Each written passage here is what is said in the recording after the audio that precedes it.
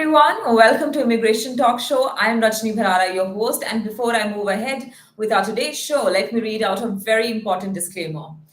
By watching our videos, you agree and understand that the information provided by our experts and attorneys, including comments and replies from users, is not legal advice. Use of information is at your own risk.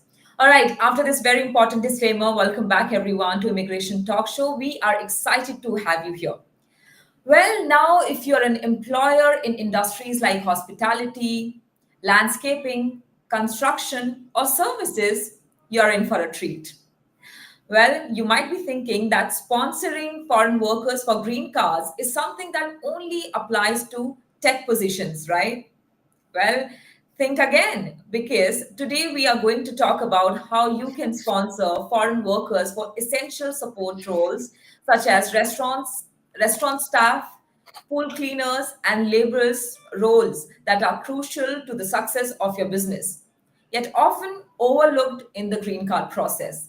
The topic is incredibly timely, and we are about to dive into the details you need to know. Whether you're a small business owner, a part of a large organization, well, the show is all for you.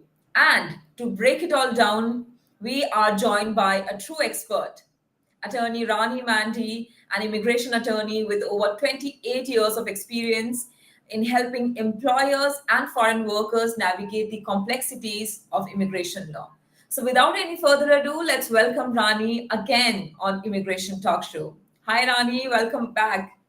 Hi, Rajni. It's a pleasure to be here to provide some information that might be interesting and informative to your viewers. Of course, it was such a great show last time, and we were so excited to have you back. So it's a pleasure having you on the show again. And, I'm sure our viewers must also be really excited to ask you all the question about today's topic because, our topic for today is quite interesting, and I'm sure it's going to be also very insightful. So, yes, the topic is displayed on screen. How can non technical professionals benefit from perm process and other green card options too? So we are going to get into the nitty gritty. But before we do that, guys, I would like to tell you that we are live on YouTube, LinkedIn, Twitter, X, Instagram, and also on Facebook. And our handle is Immigration Talk Show. So don't forget to subscribe to us. And yes, if you have any questions related to the topic from Attorney Rani Mandi, make sure to drop them in the comment section. We'll be more than happy to take them. And yes, but now, Rani, I would like to come to you again. And, we have so many questions prepared for you, and we would like to ask you so many questions. But before you answer them, I would like to ask you that, what would you like to tell our audiences? What can they expect from today's episode? I think that the traditional roles for green card, everyone is aware of them. Those are the professional workers, such as technology workers, software engineers, financial analysts, doctors, healthcare workers who, these are the H-1B specialty occupation workers who are typically sponsored after they're being on their work visa for up to 6 years. They want to obviously continue to be in the United States. And I'm so sorry, Rani. I'm so sorry to interrupt. Can you hear me? I see. I'm actually facing some audio issue. Can you hear me? I don't know. Oh, Yes, I can hear you, but I can see some audio problem. okay. If you can please fix that, maybe you're facing some problem. Probably, yeah. Maybe the microphone got disconnected. Can you testing? So Can you hear me?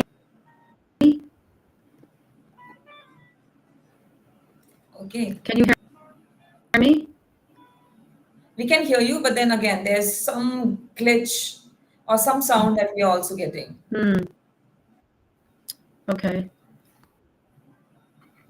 Let me try this again. Testing. Yeah, Rani, I can hear you fine, but still there's some noise or Okay. there's some problem. Let me know what you want me to do. I mean, it was fine before, but now, suddenly something has went wrong.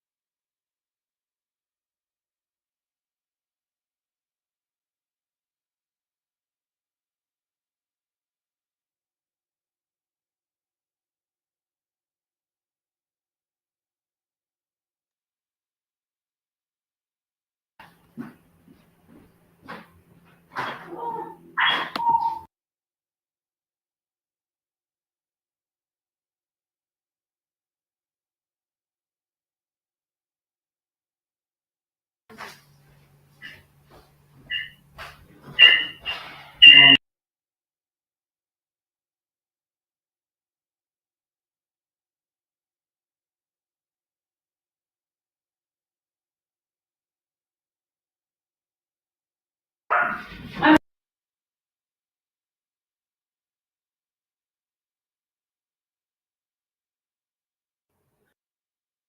Okay. Rani, can you hear me?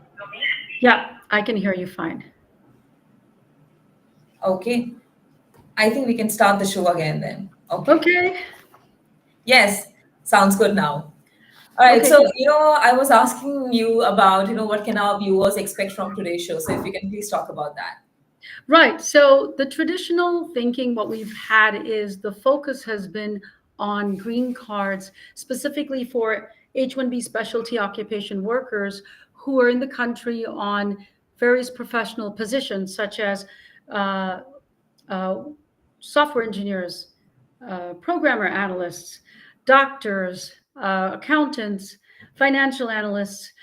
So there have been many. There's been the focus on the green cards for such individuals because they're here on that 6 year period for the H-1B. And in order for them to go to the next level and stay in the country before their work visa runs out, they need to transfer to a green card. Now, the issue with that is that it's not been it's been fairly easy or traditional to step into the green card. Now, when we look at other positions, such as you've got cook positions, specialty cook positions, you've got other positions that are at issue. For instance, you've got construction workers. We've also been successful with pool workers. We've been successful with landscape maintenance workers also in terms of the green cards. And these are non-technical positions. So people need to know that these positions are available for the green card process. People need to know that.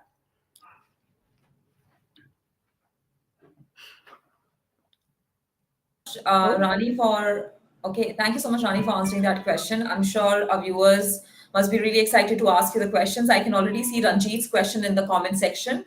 He has posted a long question, which we are going to take in a bit. But before we get into the viewer's question, I would again like to come to you and ask you that if you can please, because I'm sure our viewers know that what perm is, but still, I would like to ask you that if you can please explain what is perm labor certification and why is it relevant for non-technical roles like pool cleaners or restaurant staffs? right. So the normal method of obtaining a green card involves the perm labor certification. And the perm labor certification is is the main. There are three stages for the green card. The first, the perm, involves the employer demonstrating that there are no available jobs for the position. Mhm. And the way that they do that is demonstrating that they've run advertisements for US workers, but these no qualified U.S. workers were available for the position. This process involves a prevailing wage with the U.S. Department of Labor. It involves filing the perm application, but prior to that, running advertisements for a period of uh, 3 to 6 weeks, 6 weeks to even like for 3, 4 months. So that's called the recruitment process. And after the employer is able to demonstrate that there are no U.S. workers available for the position, you file the perm application. And so this total processing time takes about 1 year, up to 2 years time for the entire perm process. After that, the second stage is the employer demonstrating their financial ability to pay the prevailing wage for the worker. And that processing time can run anywhere from, it can be as quick in premium processing as, within 2 to 3 weeks, or it can take up to another year. After the perm process is approved, then you have the adjustment of status application, where the individual is able to ultimately file for their green card and receive it within a year and a half to 2 years. But the processing time varies according to the national, in which country the person is from, because different nationals in different countries have longer wait times. So that's it in a nutshell. That's the green card. But the fact is that you can actually file the same sort of position for the same process, which is the perm. What you do for a tech worker, any other individual goes through the same process. That's going to be a cook.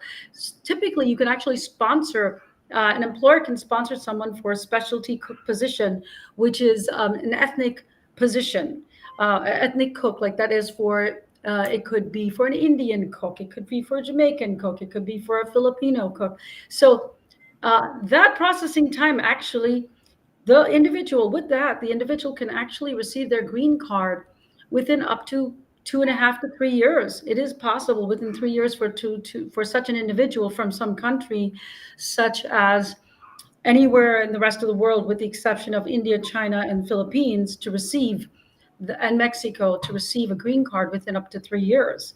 So the processing time is fairly good in that regard. And we have been successful with these different types of workers.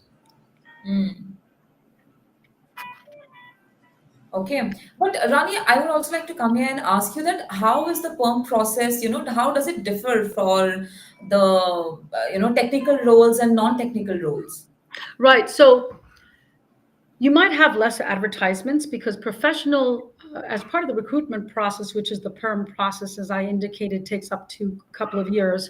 The first stage is the advertising, which is which for professional workers requires a U.S. Department of Labor ad. It requires a prevailing wage. It requires a job order with the U.S. Department of Labor. Then it requires 2 Sunday newspapers in addition to 3 other recruitment methods. So for professional workers, the recruitment period and the steps are lengthier and greater. With the non-traditional positions, which only require they may only require 2 Sunday ads and additional ads. So non-professional positions require less advertisement, interestingly enough.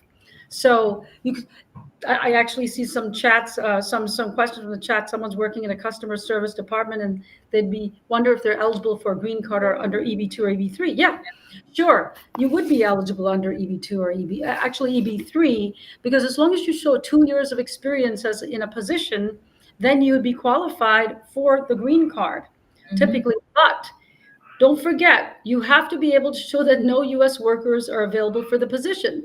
So why would, for instance, a pool cleaner be able to get a green card? They would not be able to get a green card in Florida because there are enough pool cleaners over in Florida. So we have been successful in obtaining these positions approved in maybe Long Island, because that's not traditional what you can find, the type of positions that you can find there.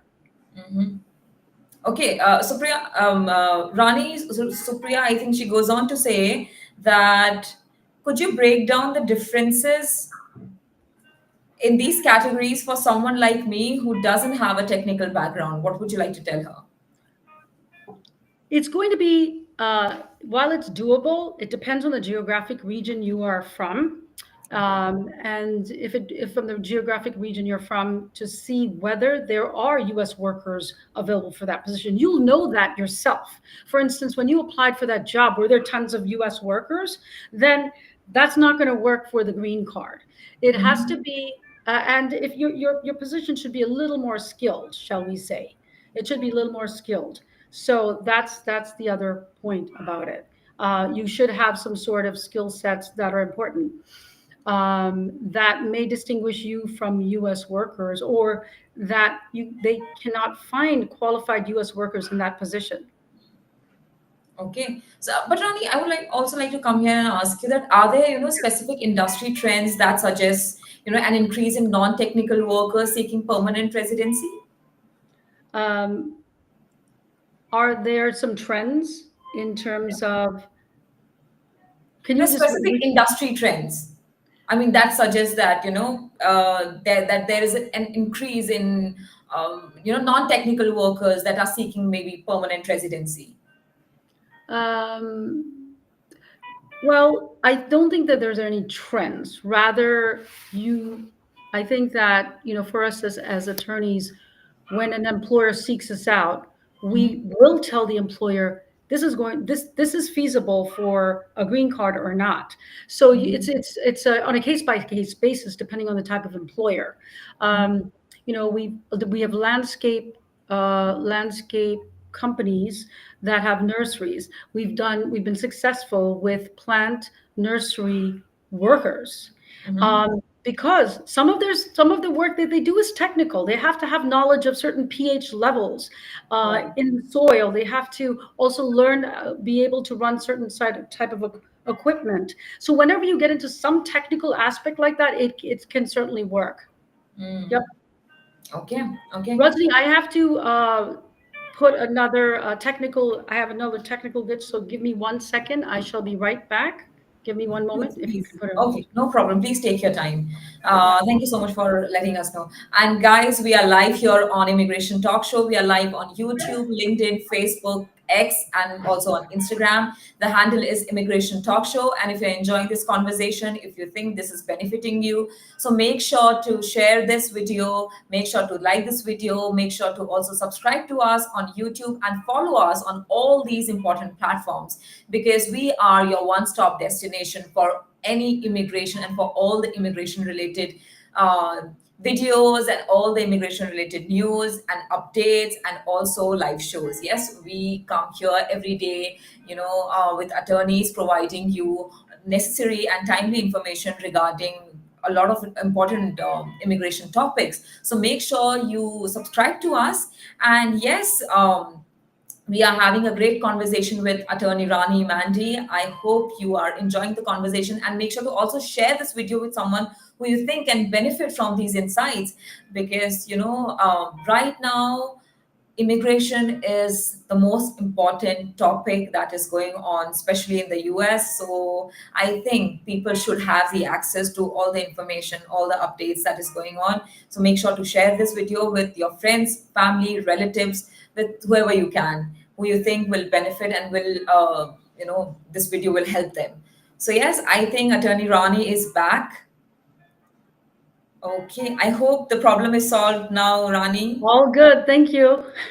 Great. Thank you so much. So, yes, the next question I wanted to ask you, that is it actually legal and common to file perm for, these type of roles? Oh, of course. It is, because as long as the purpose behind the immigration law related to supporting green cards for foreign nationals is if the employers are able to demonstrate that there are no US workers available for that position, then it only makes sense that to demonstrate that the foreign national is not displacing US workers. If you're not displacing US workers, there's no negative a negative impact on the US economy. Rather, you're helping the economy become more competitive in the world market. So that's why this test has to take place. It takes place through the green card labor certification process, through the perm. The employer also has to be able to demonstrate their ability to pay this foreign national. The first stage, I go back to the first stage of the perm process, and that involves obtaining a prevailing wage from the US Department of Labor. When you obtain a prevailing wage, for that particular position, the employer is presenting this is the position that he or she is seeking, Mhm. and they're trying to find workers for that position because they can't find anybody to meet that position. Then the US Department of Labor will issue a salary that has to be paid for that foreign national based on that specific skill set, education or lack of education, and job title and duties. Mhm. So the US employer has to end up paying that full prevailing wage, which is the same that a US worker would have received. And the employer has to be able to demonstrate the ability to pay the salary for that US worker. And in doing so, this again shows that number one, you're not displacing US workers because you're paying the same salary. And first off, you can't even find any US workers for that position. So yeah, it is perfectly within the guidelines of the Immigration and Nationality Act and the guidelines of the U.S. Department of Labor to engage in this process so that employers can find qualified qualified foreign nationals to perform duties and the position that they can't meet uh, through the normal market. Mm. Okay.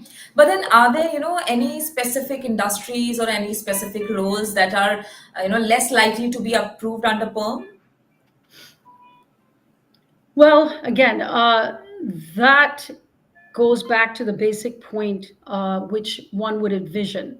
If I one the easiest way to handle this is just someone can say, okay, I work as the manager of this store, of a shoe store. Okay, so let's pick that.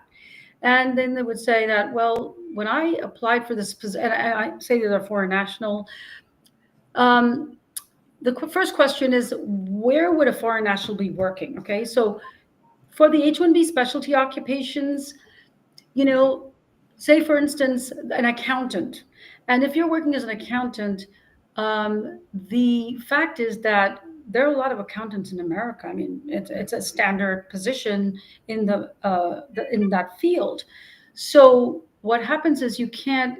It's understandable that if you apply for a job as an accountant, you're going to get tons of applicants. So that may not be the best position. That's not going to be a position that you may very well find as a green card sponsoring position. Rather, we have, instead of accountant, there's a position called an accounting consultant. An accounting it's an accounting consultant position, and they may have different skill sets and technical programs and that they may possess. And somehow we've seen approvals for accounting consultants. So there's certain nuances in different fields that work. For instance, technology that is in high demand in the United States. Yes, you have individuals who you have US workers, but you know what? The demand far outweighs the supply. And what we are seeing is, more than 90% of positions for tech in the tech field uh, are worth green card processing. So in the professional field, you're fine. But once again, if we're talking about other positions, which, uh, a good number of the country are in, and foreign nationals, if they're in that position, then you do have to ask the question, are there other US workers applying for the same position? And if they are, then it's very unlikely that it's worth sponsoring for a green card. Okay. Wow. Okay. All right. Thank you so much for answering the question, Rani. With this, I would also like to ask you that, what factors actually influence that whether a non-technical role is, will be eligible for perm or not? It goes back to the same criterion and the questions that I just now stated, Oh, that if I would tell if an employer contacts, if an employer contacts any immigration attorney, oh, the attorneys are going to be able to say, that's not going to work. uh-huh. You might have to be a little bit of a subtle change in the position because there are going to be qualified US workers for this position. So we cannot encourage you to file a green card.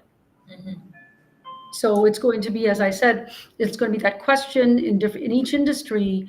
Uh, we would ask that question as to, is this a viable green card position or not? So it's along those lines. Okay. So also, Rani, I would like to know from you that what kind of businesses should be paying attention to this right now? Well, it would be employers who are struggling to retain and find workers. And we're seeing that in every industry across the board. You are seeing companies struggling now. That could be restaurant owners, it could be construction businesses, it could be landscaping companies, it could be the plant nursery sort of companies. But it runs the gamut, and it's a matter of the employer reaching out to an attorney and saying, okay, can I sponsor this foreign national because they do great. Now, we've had a lot of interest from the traditional H-2B visa workers, where their employers are like, this person's works amazingly for me. And the H-2B visa category is a category for a lot of unskilled positions. It does include the group that I told you, the plant nursery worker. It could be the specialty cook.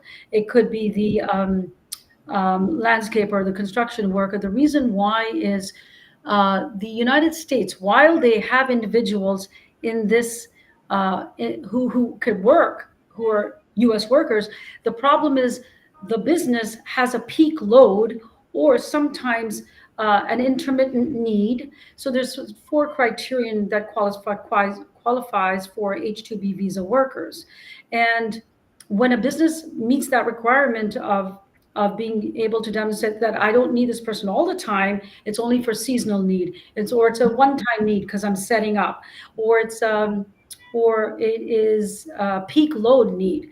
Along those lines, that's when the H-2B visa worker positions are available. Now, we have been successful with such positions for green cards because there's a process where you can actually show that these individuals or these positions cannot the employer can't find any real U.S. workers for that position, and we've been successful in filing green cards for those individuals, and they're getting their green cards for these unskilled categories. For instance, a cook, a specialty cook in a specific nationality, kind of, if it could be an Indian cook or a Chinese cook. Well, we can get their green cards within. It depends on the nationality because some countries have a backlog, but you can sponsor such individuals for green cards, and they run through the entire process.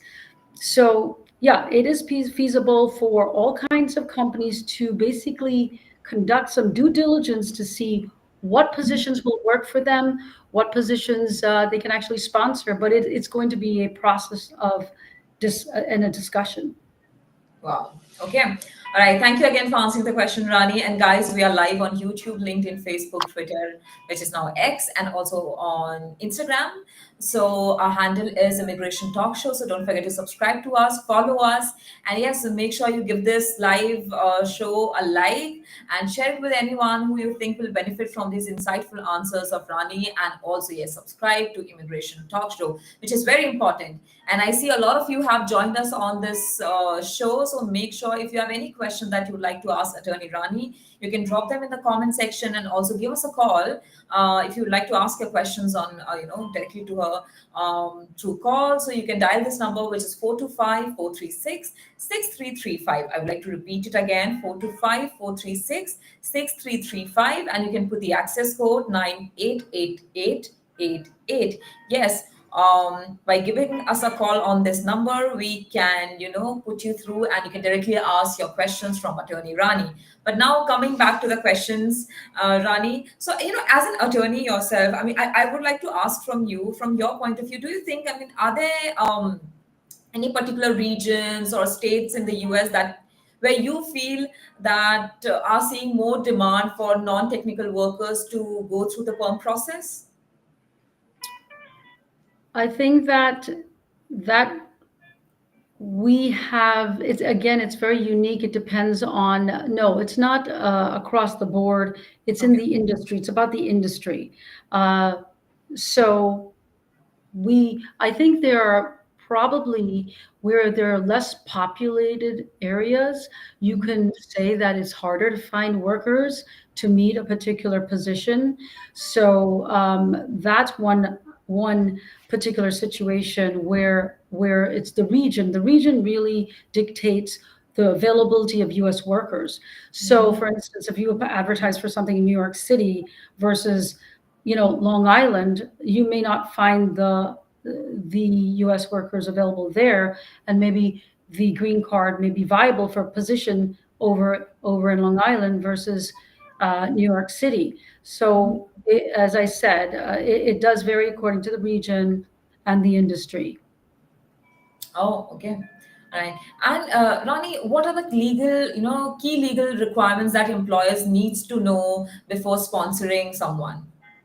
Well, it's important to know that the employer can number one be able to pay the prevailing wage of the foreign national, and the prevailing wage is one of the first steps that are taken with the United States Department of Labor, where the employer submits the job title, degree, the job title, duties, and the requirements for the position, and that prevailing wage request can take up to from 4 to 6 months right now. Mhm. The Department of Labor will issue the salary that needs to be paid to that foreign worker. It's not a salary that has to be paid now. It's a salary that has to be paid upon approval of the green card. And that's so we always evaluate with an employer, this is what we estimate the prevailing wage to be. And if that's the case, let's take a look at your financials, your tax returns for the last year to see if you qualify for that position. So you were able to pay the prevailing wage, because the second stage of the green card is the immigrant petition, where the employer actually has to submit the tax returns of the company to then demonstrate they have the financial ability to sponsor that individual with that prevailing wage. So that's one of the most important steps that have to be taken. And once again, you're demonstrating that no U.S. workers are available for that position, and that the prevailing wage will not harm U.S. workers, because it's a higher wage, and it's in line with what U.S. workers are paid. So it should not be something that's lower than what U.S. workers are being paid. Okay. So, and let's say, if an employer is not following all these rules and regulations precisely, then, are there like bad consequences for him? There are many. When you're working with an attorney who ensures the validity and the legitimacy of the process, Mhm. you do have steps along the way. The first is clearing the perm application. Mhm. So that's, once you're clearing the perm application, you've got obtained the prevailing wage. You place the advertisements. All those steps have to be placed and surpassed and crossed in order to file the perm application. If there's something that is not in line with the process, then the perm application could get denied. If you didn't do the right advertisements, if you didn't engage in the full recruitment period, etc.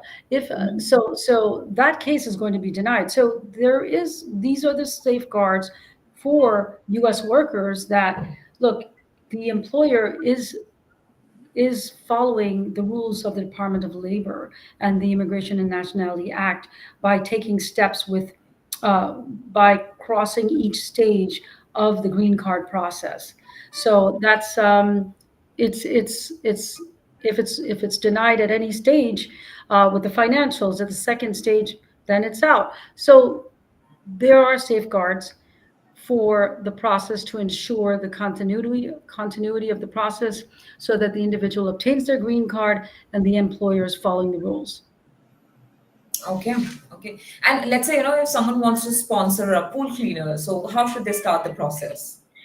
So again, what first off, we would evaluate, look, which region are you in? We ask Okay. the employer, have you placed ads? Are you getting any results? And they would say no, no, we can't find anybody. Mhm. And then that means that, okay, let's move forward. Let's check your financials to see that you can sponsor the prevailing wage. What do you think a pool cleaner should be paid in that particular region? And and then we start the prevailing wage process, where we check with the employer, they submit the position and the duties to us. And then that is submitted to the U.S. Department of Labor electronically, and that can take up to 4 to 6 months. So that's the first stage. Here's the salary that you have to pay the foreign national once they receive their green card. And if the employer is fine with that, that's at stage two, the advertisements begin. So Okay. that's really the first step to take. And then you have the other stages to take. Okay. So, like, is this an option for part-time workers or only full-time roles? The perm process is specifically for a full-time worker. It cannot be processed for a part-time worker. That would be probably hurting U.S. workers if we try to get away with that. But it's not available for part-time. It's only for full-time workers. Okay. But then, can part-time workers be sponsored through perm process? I mean, if they later transition to a full-time employee? That's a good question.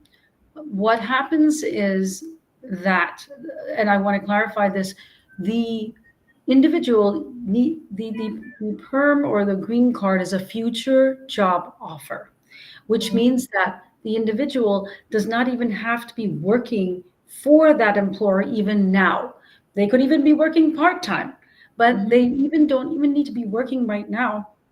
And then the question becomes, well, why are you sponsoring him? Well, we know he or she's qualified. We know that they fit our bill. We're willing to wait for them.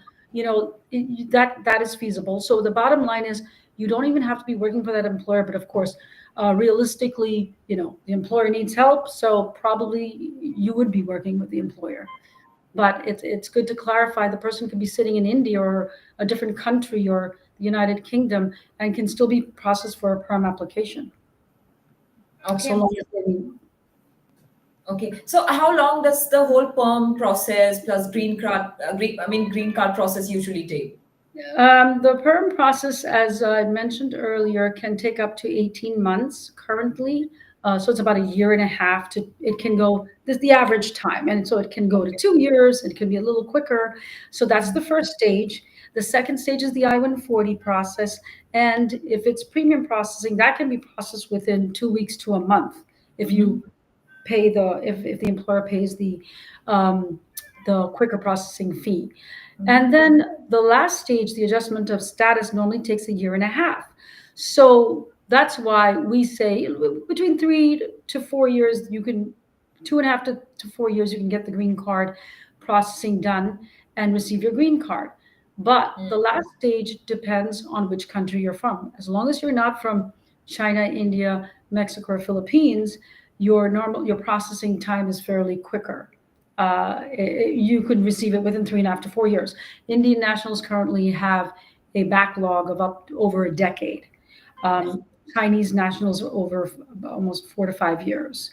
I think Mexican nationals maybe a couple of years backlog. So that means they cannot file the third stage until they check to see if visa numbers are available based on the visa bulletin, which is a monthly bulletin published by the US Department of State that indicates for each country, for those four countries, what the backlog is Mhm. and when you can file for your last stage. Okay. But it doesn't differ, depending on the roles or the industry. There are different categories. Okay. Di- good question and good point. EB2 is, so they have EB1, EB2, EB3, and then they have other workers. So uh, the EB2, EB1 is for individuals of extraordinary ability and or who are able to, yeah, who are able to demonstrate extraordinary ability. They have a different processing time for EB1. Mhm. EB2 are individuals who possess a master's degree or a bachelor's degree and 5 years of experience. So those are professional workers. EB3 is for anyone who possesses a bachelor's degree or 2 years of work experience. So Mhm. some of these categories fall under EB3, and then otherwise they fall under the other category, and the processing times vary accordingly. Yes. Okay. Okay. But Rani, I would also like to know that what factors could influence the process, could delay the process for non-technical roles?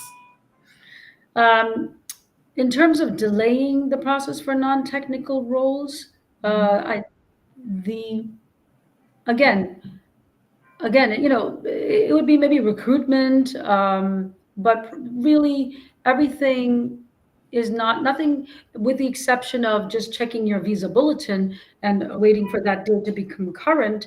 Really, Mhm. there's no real delays as long as you are following the procedure. Okay. And also, very important question, can employers file perm for someone who's already working for them? Yes, you can always process for individuals who are working for them as well as individuals who are not working for them. So both ways you can sponsor and process green cards for. Yes. Okay. Great. Thank you so much for answering those questions, Rani. I still have a little more questions lined up for you, but before we get into that, let me just quickly take maybe some of our viewers' question. So I think you were answering to Supriya. So Supriya has another, like she posted one more question. She says, "What type of skills, if you can elaborate on it?" That is, the skills for a position are very much, it depends on the type of position. So if for a green card position, if you can then figure out, like if I'm working as this manager of this phone store, for instance, now if I'm working in this position, the question is, what visa am I working on? Maybe you have a tech background. So the more skills you demonstrate, if they are more technical, you always have a better chance of success. If you're doing something that is different from the normal workers, if you have these skills that make the company more competitive, and in doing so, when you have these skills, you are then you are able to distinguish yourself from the rest, and the employer has a need for your particular skills, and that's what's going to separate you. So see where you are different. What are the skills that you have? If it's technical, if it's a programs, if it is some sort of yeah, if equipment based that the others do not have, that can distinguish you, and you may be viable. It may be viable for a green card position. Okay. So Priya, I hope you have got your answer. If you did, make sure to like this video, share this video with your friend who you think can benefit from these insightful answers. And yes, make sure to subscribe to Immigration Talk Show. And guys, we are here for maybe another 20 minutes. So make sure to post your questions in the comment section, and we are waiting to hear from you. You can also give us a call on the number, which is 425-436-6335, and you can put the access code 988888. Yes, dial this number, subscribe to Immigration Talk Show, and yes, let's get back to our viewers' question. But before I ask the viewers' question, Rani, I would like to again, I have one confusion which I would like to clear. So, what if an employee has been working under, maybe a temporary visa or is under a work authorization? Does this affect the perm process? Typically, no. The status of the individual is not does not impact the perm process. What's important is the person is in status in the United States. If they're on a work visa, whatever it may be, typically they should be here working. And or they worked and then they returned back to their home country. Typically that happens with the H-2B visa workers. They're here only for like 9 months at a time, 9 to 10 months, and then they leave the country. So it's okay if you left, but if you're here and you want to adjust status in the United States, you do have to be on a legitimate work visa. We've got the H1, we've got the O1, we've got the L1. There are many, the TN, well, the TN visa and the E3. There's the E3 visa for foreign nationals from Australia as well as Canada. And the TN and the E3 do not permit, and Mexico, sorry, the TN is also for Mexican nationals who are professionals. And well, most likely they've had some specific education and experience. But there are some visas that do not permit dual intent. Dual intent is the ability to work and also have the ability to be sponsored for a permanent position in the United States. So the TN visa holder and the E3 are not permitted to do not have dual intent. So they cannot be sponsored for a green card. But what we typically recommend to such nationals is to switch to the H1 visa whenever they make the lottery, and then they'd be eligible for green card sponsorship. Okay. Okay. Thank you again for answering the question, Rani. Let me now quickly take Ranjit's question. So Ranjit says, I am a non-technical professional working in a managerial role at a small business. I have been hearing a lot about perm process, but I'm not exactly sure how it applies to me. Could you explain how the perm process can benefit someone in my position, especially when my job doesn't require technical skills? What would you like to tell him? Well, Ranjit, It could work depending on, we'd have to discuss what your position is. And if it has certain special aspects to it that you think, again, are different from the others, if it's not technical, um, you really have to distinguish yourself from the other U.S. workers. What is it that makes this position unique about you while you're in it? Do you have these special skills? It doesn't have to be technical, but sometimes if it's a small store and if it's sort of maybe has some ethnic kind of paraphernalia, you sometimes we can incorporate the fact that the person has to have a language, a second language, because 50% of it's, if we're able to demonstrate that 50% of the customers actually speak a second language, we're able to incorporate the language requirement which you may possess. So that's one way someone can be sponsored, is also by having this language requirement where the individuals also, the customers are predominantly in a particular, speak that language. But aside from that, if you don't, if you do assess your position and you know, well, I really don't have much more that is different, and then it's going to be unlikely to be sponsored for a green card perm position. Okay. Okay. Ranjit, I hope you have got your answer. Thank you so much for your question. If you have any more questions, please continue posting them in the follow up in the comment section. Oh, okay. So I think Yuri is also here, and Yuri says, what alternative green card options such as EB1 or EB2 NIW might be available to non technical professionals, and how can they leverage their skills and experience to qualify for these categories? So the EB1 is definitely something that it doesn't require. There's the EB1A that is for like a scientific position, but you don't have to have education and to be qualifying for that position. You could be a top. It works for the theater. It works for being a top actor. It works for being a top model. You have to demonstrate, out of 10, there's about several criterion, almost 10 criterion, and you have to meet 3 of the 10 criterion. One of those criterion is having a very high salary, number one. Another criterion is having a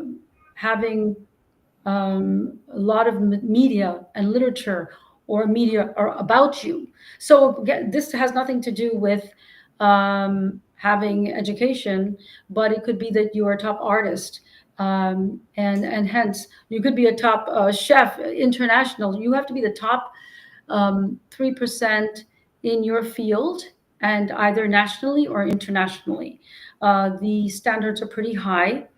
So if you have the high salary, if you have all this, you won these competitions, if you're a judge of other competitions in your field, and in order to be that judge, you had to be selected, and or you had to be the top in your field. That was another criterion. So you don't have to demonstrate for the EB1 that you have a bachelor's degree. So you don't. Okay. All right. Thank you again for answering the question, Rani. Yuri, I hope you have got your answer. In case if you're looking for more, please continue posting your follow-ups in the comment section. We'll be happy to take them as well. Meanwhile, I think Jadhav is also here, and Jadhav says, I am a non-technical professional looking to sponsor my green card through perm process. Can you walk me through the specific steps I need to take and how my employer can support me in this process given my unique job role and qualification? Sure, Yadav. Regarding the perm process, regarding the green card process, there are 3 stages. The first is the perm application process, which incorporates demonstrating recruitment for the position. And we said you had to obtain your prevailing wage. That takes 4 to 6 months. The employer has to advertise for the position and that particular salary. And then once the perm is filed online, it's taking up to 12 to 14 months for approval right now. That's why we say the entire process can take up to 18 months for the first stage. The second stage is where the employer has to provide the tax returns for the company and show that they have the ability to sponsor the position based on that salary.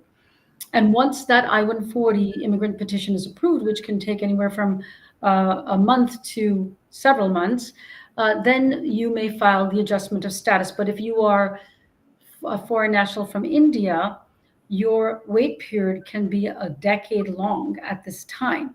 However, if you're from Pakistan, Bangladesh, or any other country other than China, Philippines, your wait period may only be I think it's only a couple of years behind right now. So you can get your green card fairly quickly if you're not an Indian national or a Chinese national. In terms of the non-technical aspect, that has to be discussed carefully. It has to be a very a detailed discussion to first assess that your position. How does it fare amongst U.S. workers? Are there many U.S. workers for the position? So that's the way that it has to be assessed and discussed. Your employer and you can be on a call with an attorney to discuss that. Okay. And Rani, also I would like to know from you that, I mean, while filing the perm, what common dress code mistakes that people usually make? I think that if the position is not carefully drafted to reflect the true skills of the individual, then if this person really has great skills and is unique in some way, and it is not translated properly into the actual position, and then that position is advertised for, and then you get U.S. workers, then that's it, game over. Your case is you have no perm application, and you don't have an opportunity for the green card. Mhm. So this is that's one common issue, is when it's not carefully drafted. A second common issue would be that someone failed to conduct the full recruitment required. That's why it's very explicitly identified. What is the type of recruitment? How many steps are required? A third thing is the advertisement may not, right, the advertisement, even if the ad draft was sent and it does have everything, somehow the newspaper didn't put in the right type of ads. So every aspect has to be carefully monitored. Our team is so analytical, and so we're looking at words to see if one thing is missing amongst all these technical skills. It is very detail oriented and requires such a team like that. In our firm, we are our my senior paralegal is working with an advertisement team with the newspaper, double checking what's being placed. Mhm. After that's done, I'm double checking what has been placed, and then when we file the permit, it's so painstakingly detailed that that process has to be carefully supervised. Wow. Okay. So, guys, if you're looking for, if you're looking for an attorney, so you can also get in touch with Attorney Rani Mandy herself. I mean, you can directly give her a call on the number 212-686-7782. Yes, you can give her a call on the number 212-686-7782. You can also email her. Her email ID is rani@imandilaw.com. You can also visit her website, which is www.imandilaw.com. So make sure to give her a call, write her an email, or also visit our website. She'll be there to help you with your immigration related cases or your immigration related concerns. So now, Rani, I still have one more question from one of our viewer. His name is Sunish. And Sunish says, if an employer has multiple locations and the perm labor certification was approved for a specific job role at one location, but the employee is currently working at a different location with slightly different job duties, what are the potential implications for the I-140 petition and subsequent green card application? Well, Yeah. the the fact is that the perm is a test of a geographic location in a job market. Mhm. If the new location is in, it's called a different metropolitan statistical area, called an MSA, than what was envisioned for the perm, the case will probably be unapprovable. If you're, however, able to demonstrate the metropolitan statistical area is something within a 60-mile radius of that area. So if the position was just a move from one to another within that area, it's going to be fine. If the position is a different state, forget it. Your I-140 is not going to be approved. So these discussions related to the employer must be carefully thought out. Are we going to be here? Is the employer moving also? If the employer is moving, to what location? But so the answer is, if the position is within the same metropolitan statistical area, then the case will be approved at the second stage. But if it's not, it's unlikely to be approved. Okay. Okay. So, Sunish, I hope you have got your answer. Thank you so much for your question. If you have a follow up, please, you can still post it in the comment section. We'll be glad to take it. And now it's time for the Facebook questions. So, I would request the control if you can please share the screen and show the Facebook questions.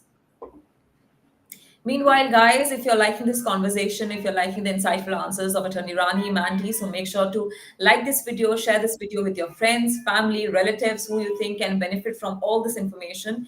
And also, yes, subscribe to Immigration Talk Show on all the platforms. Yes, it's not possible to subscribe to all other platforms because there you won't be having the subscribe options. So make sure to follow them, follow us on all those platforms, and subscribe to us on YouTube. Now, coming to the Facebook question, let me take my very first one, which is from Sheku. So, Sheku says, my friend's details EB1, EB1B, I-485 application date 31st January 2025, fingerprint 26 Feb 2025, priority date May 2020. What is the likelihood of getting green card by June 30th? Any information? Or would you like to tell Sheku Rani? I'd have to check the visa bulletin because it's not something I memorize. That changes monthly. But for the EB1, what was the priority date? What was the priority date? I think it says 31st January 2025. No, that's the 40. No, no, May 2020. Well, is he or she a Oh, foreign national? Which country? We need to know which country.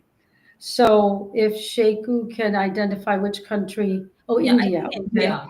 Hmm. Yeah. So January 2020. Oh, well then. We also need to know, these are the things you need to know. Okay, it's EB1. They're currently working on, yeah, EB1B, they're currently working on February 2022 cases. Hmm. So if that's the case, that means that he filed in January 2025. So then that means that any time now, he or she would receive the green card if the priority date was so if the priority date was May 2020 and the visa bulletin states that Indian nationals are currently being processed for EB1 at February 15, 2022, any date that is prior to that date means that you can file for adjustment of status, which this individual did. And typically within a year and a half to 2 years, the person will receive the green card. So if they filed, when did they file the 485? I think that Uh, was, yeah, January 31st January. 2020. Oh, yeah. It could happen anywhere within 6 to 8 months to a year. Okay. So June is possible. It could be possible into December. It's, Mhm. there are thousands and thousands of applications. When they give you a particular date that is being processed, you have to estimate there are thousands of applications before that date. There are thousands of applications, tens and thousands of applications after that date. So no one can indicate that, or everyone needs patience, a little more patience towards the end because it just drags on a little more sometimes. Right, right.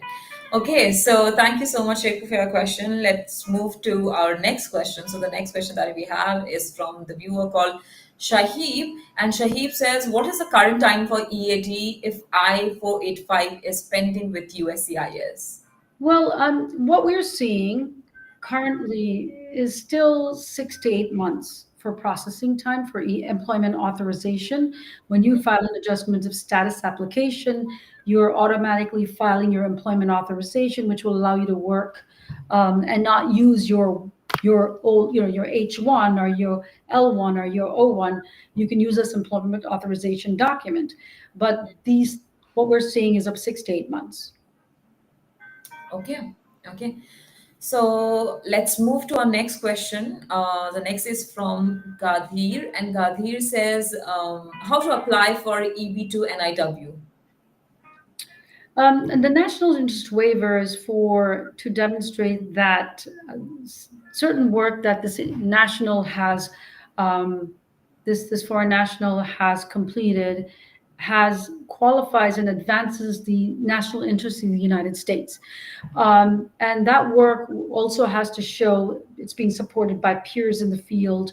You also have to show that you've done something, which, for instance, say there's a person who's doing research in the field of for COVID, right? And that person has published several publications in journals of noteworthy or prominence. We're not just talking on the internet, we're talking about for the Journal of American Medicine, or multiple other prominent magazines. And then they've been speakers at numerous conferences. So it has to be promoting the national interest in the United States. Another interest may be someone who's promoting diabetes, who's not promoting, but who's done great research on diabetes or cancer. So again, it's something that the United States finds to be valuable for them, for the country. And that's what the national interest waiver is about. That falls within the category, the second EB2. And EB2, if you are not from China, India, Mexico, Philippines, if you file your case, they're right now working on June 2023 cases. And that means that if you file your NIW, I think the processing time might be 18 months or 12 to 14 or 18 months to process the case.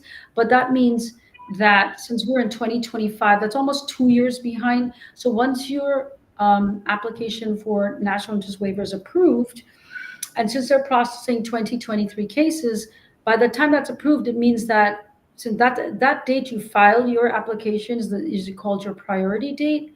And once it's approved, you may have to wait another 6 more months, because as I said, if it takes 18 months and they're working on 2023 cases, wait 6 more months, and then you can file for your adjustment of status application, which again is another probably 6 to 18 months before you get your green card.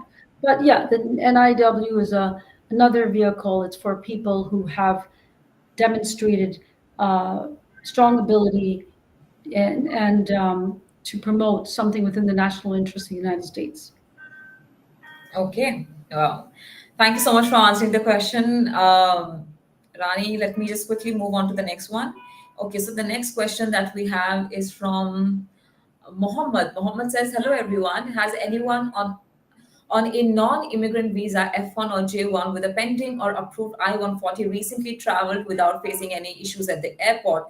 I'm talking about the current time. Well, I think this question is for maybe just the public who has traveled. But as an attorney, what would you like to suggest, Mohammed?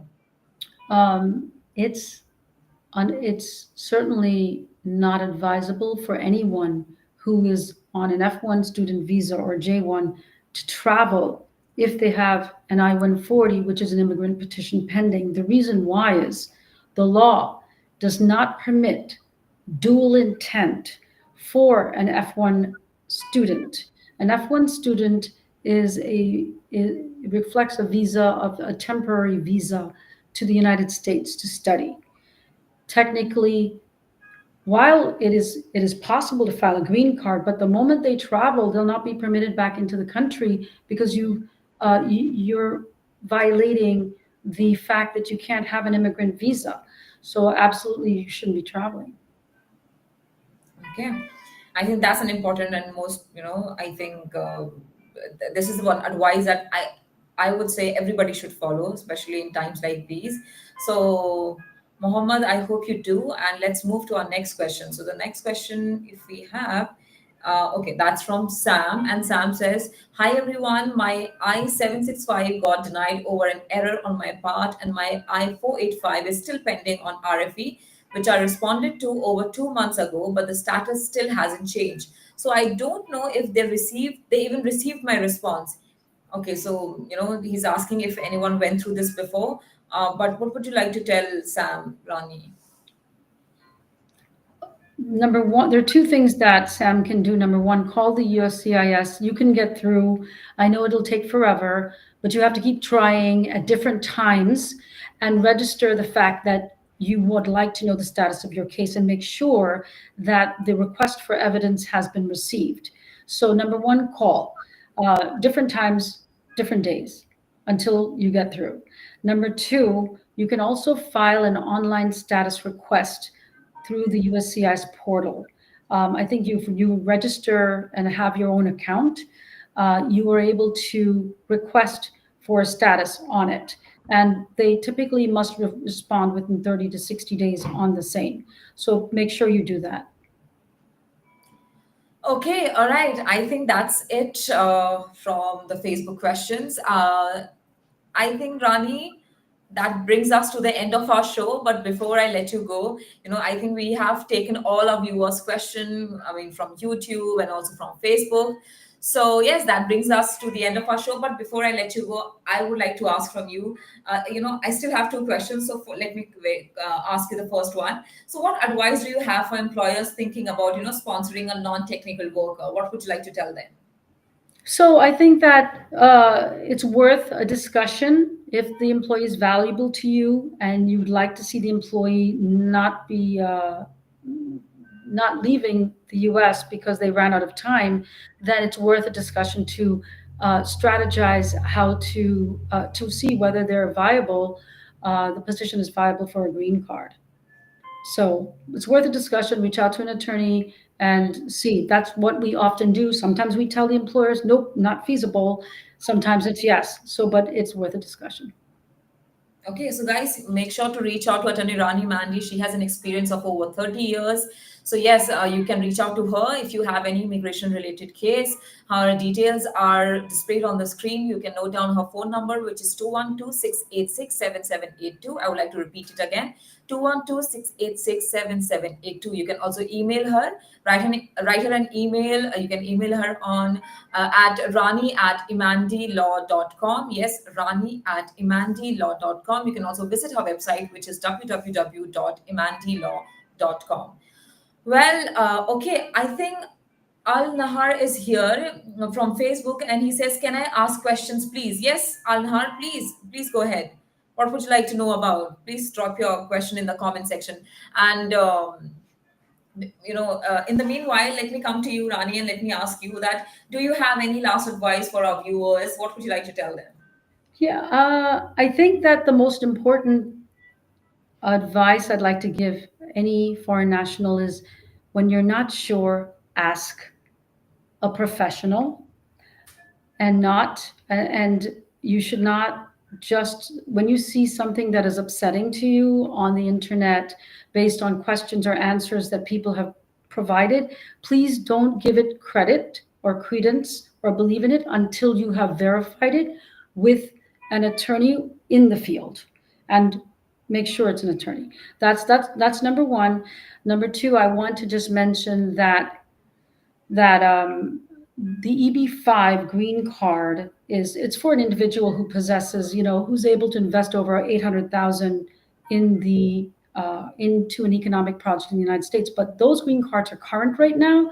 That means that anybody with viable funds or family money where different family members can contribute to reach that $800,000, if they invest, the priority date is now current for nationals for the world, which includes India and every other country.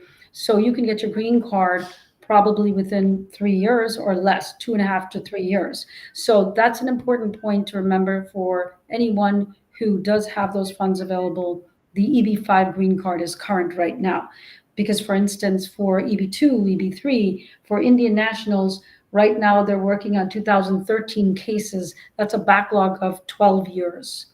So here you can get your green card. Of course, it's a very high requirement. So anybody, and of course, you've got the gold card that has been proposed. That's a $5 million capital requirement. So in any event, you do have options. You do have options. But yes, does he have a question? It's okay to file tax while I'm on F1 visa. So the tax aspect is something that needs to be clarified with an accountant because there are certain taxes that are exempt that an F1 student does not have to pay. Probably it's a social security tax, but because I'm not sure because it's more of an accounting question and we don't focus on that, unfortunately. But please check with an accountant. Okay. Alhar, I hope you have got your answer. In case if you're looking for more, you can continue posting your follow-ups in the comment section. We can take this when we have our next show with Rani. So yes, and we can also reply to your comments. So make sure you continue asking your question. Coming to you, Rani, again, it was such a great episode, very, very insightful. So thank you so much again for being here. And how about, because you have already, you mentioned about the gold card visa. So how about we do that and we take that topic maybe for our next show? Yeah, we can certainly do that. There's not so much information released on it, frankly speaking, but we'll Okay. definitely touch upon it. Okay. Absolutely. Okay, sure. Great. Thank you so much again, Rani, for being here. It was, lovely speaking to you. And again, I can't wait for the next episode. Thank you, Rajni. It's a real pleasure. It's wonderful to be able to provide some information and working with you as well. Thank you. Thank you so much. Thank you for your kind words. And guys, make sure to get in touch with Rani related to your immigration cases. You can directly contact her for a detailed consultation. Her numbers and her details are displayed on screen. You can note it down. Let me read it out for you. You can call her on 212-686-7782. I would like to repeat it again, 212-686-7782. You can email Rani at rani@imandilaw.com. Yes, rani@imandilaw.com. And you can also visit her website, which is www.imandilaw.com. Yes, and thank you so much for joining us on this webinar. It was a great one, and I really enjoyed taking all your questions. So thank you so much for also participating and asking your questions in the webinar. And hoping to see you real soon. And we are going to come up with another show at 4 o'clock, Daily Immigration Dose. So don't forget to join us there. But for now, I'll have to take a leave. I'm going to see you all very soon. Until then, take care and yes, subscribe to Immigration Talk Show.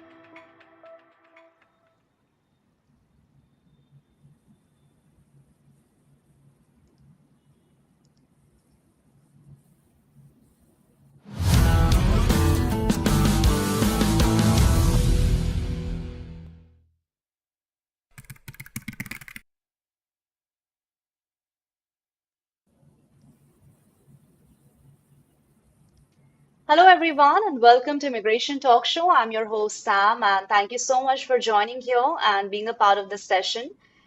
Before diving into the topic, friends, here's a very important disclaimer that I would like to read it out, and that is by watching our videos, you agree and understand that the information provided by our experts and attorneys, including user comments and replies from users, is not a legal advice. So, use of information at your own risk. All right, friends, once again, welcome back everyone to Immigration Talk Show. I'm your host, Sam. And let me tell you, friends, that today the session is really going to be exciting and very interesting because the guest we have here is joining us for the first time in Immigration Talk Show. Soon I'll be introducing her. And also, let me tell you that we are live on YouTube, available on LinkedIn, Facebook, X, and on Instagram as well. So follow us on these many platforms and stay tuned and watch this webinar till the end because the topic is employment-based visas, myths versus reality. What's the truth? So of course, it's a very important topic and very interesting one. Lots of questions will be there, of course, I know. And lots of confusion are also there regarding the employment-based visas. What are the myths and what are the realities? But let me tell you, friends, the guest, the attorney who is going to join us for the very first time, it's an absolute honor to welcome a true leader in immigration law whose name is Nandini Nair. She is a partner at AY Strauss and leads their immigration practice with over 25 years of unmatched expertise. So let me tell you that what makes Nandini, truly exceptional is not just her deep legal knowledge, but also her personal connection to immigration. She understands the journey very well and also her legal knowledge, and the personal connection to the immigrants is truly exceptional. She has successfully guided top companies in tech, healthcare, and finance through complex US immigration challenges, also shaping careers and futures along the way. Her insights have been featured in the New York Times, CNN, Bloomberg, and more. And she has been recognized as a trailblazer in the legal field, and that's a great one. So, Nandini, first of all, welcome to Immigration Talk Show. We are really, really happy and honored to have a show with you. So, welcome to our channel, and once again, thank you so much for joining us. Thank you so much, Sam. It's a pleasure to be here. It's wonderful. I'm so honored that we can get together and have this discussion today. Wow, that's great. So, Nandini, as this is your first time to our channel, our viewers are really excited to know about your little background, like what inspired you to become an attorney. If you could please let us know about it. I always wanted to be an attorney. From when I was a kid, 13 probably, I wanted to become a lawyer. My parents were not very thrilled about it. Indian parents. I'm an immigrant, and so we were one of those first immigrants who came to the United States. Those 60s and 70s. So it was very new. And for a woman to become a lawyer, it was not something that my father, especially, was happy about because he thought I wouldn't be able to get married and stuff because if I became a lawyer. But it's something I was really passionate about. It's one of my proudest accomplishments in my life, besides my children. It's so for me, immigration lawyer. Also, it just marries who I am as being an immigrant, looking for the law, looking for justice, being an advocate for people, understanding that journey. So it's all combines together for me. Wow, that's great. That's really great. Okay, so I think now as we got your background and that too very interesting one, and of course you are very passionate about your working. So that's really inspiring, Nandini. And once again, welcome to Immigration Talk Show. And we all are so happy to have a show with you. So I think now let's directly jump into our today's topic, as the topic is very important for our viewers because lots of confusion and lots of different perspective, different thoughts everyone hears and everyone get involved in lots of confusion. So, Mhm. of course, you are an attorney and that too with 25 years of experience, a pretty long time. So, Yeah. according to you, if you could share some common myth that you have Mhm. encountered about the H-1B visa, because H-1B is highly Mhm. demanding and highly popular. So, let's begin with that. All right. I mean, there's a lot of myths out there. There's a lot of untruths. There is a lot of discrepancies. One of the things that makes me laugh sometimes is I'm on a lot of forums with other, H-1B people, right? And, you have Telegram, you have WhatsApp, all this. And sometimes when I see the flow of the things that are being said, I'm like, oh my God, where did this all come from? But some of the common things I think out there about the H-1B program is that it's like a cheap labor program. Like, companies are just hiring individuals to bring in cheap workers. And that's actually not true. Like, that's one of the biggest faults or one of the biggest myths out there. An H-1B worker actually has to be paid a certain base salary that's issued by the government, not by the employer, not by me, not by them, by the employer, by the government. And so they are not allowed to pay them minimum wage or any of those type of things. They're actually very high, higher paid salaries and stuff. So Mhm. there is this unfortunate thing out there that, when they see somebody who is foreign, that they automatically assume that's some sort of cheap labor coming in. So that's one of the biggest myths I have seen, just in the environment, not necessarily with the people who are on these visas, but just the environment that, hey, they're coming in, they're doing this type of cheap work, and that's what the only reason that employers are sponsoring them. The second thing I really find very interesting that people don't understand is it is very expensive to file an H-1B. So it costs money. It's not like you're paying $10 to file something for someone. It's thousands and thousands of dollars. An H-1B, depending on certain things, can cost anywhere between 7,000 to 8,000 to hire this person. So why? Why would a Mhm. company want to expend that kind of money if this is cheap labor? Wouldn't that mean that is an exceptional person? That is talent, Yes, they're foreign talent, but they are still talent. So why would we not bring those kind of people in? Wow. That's lovely. And that too, in the beginning of the show, Nandini, you have put a lot of things, and that too really eye-opening. Because, when people are outside the US, they are not understanding that how the H-1B workers are really being represented as. They are just seeing the luxurious life, they are just fascinated with the life that they are having over there. But I think, of course, the attorney are the one, those who can show the real mirror to everyone. Okay. So I think that's a really great one. And of course, cheap labor, it's really sad. It's really, I would say, a very discriminating kind of Hmm. thing. But that's okay. And let's move ahead with my next question Hmm. also. That Nandini, many people say that the H-1B visa takes job away from Americans. Hmm. So do you think it's the reality or is it just a That's myth? absolute myth. That's 100% myth. I mean, there are so many studies out there that show that the H-1B program and various work permit programs, whether it's the L1, the TNs, O1s, they don't, take away jobs. They actually complement the American workforce. A lot of these work permit jobs are for professional positions. They're not for restaurant workers or receptionists or people of that kind. They are actually high level, high professional, highly educated individuals who are coming here to work.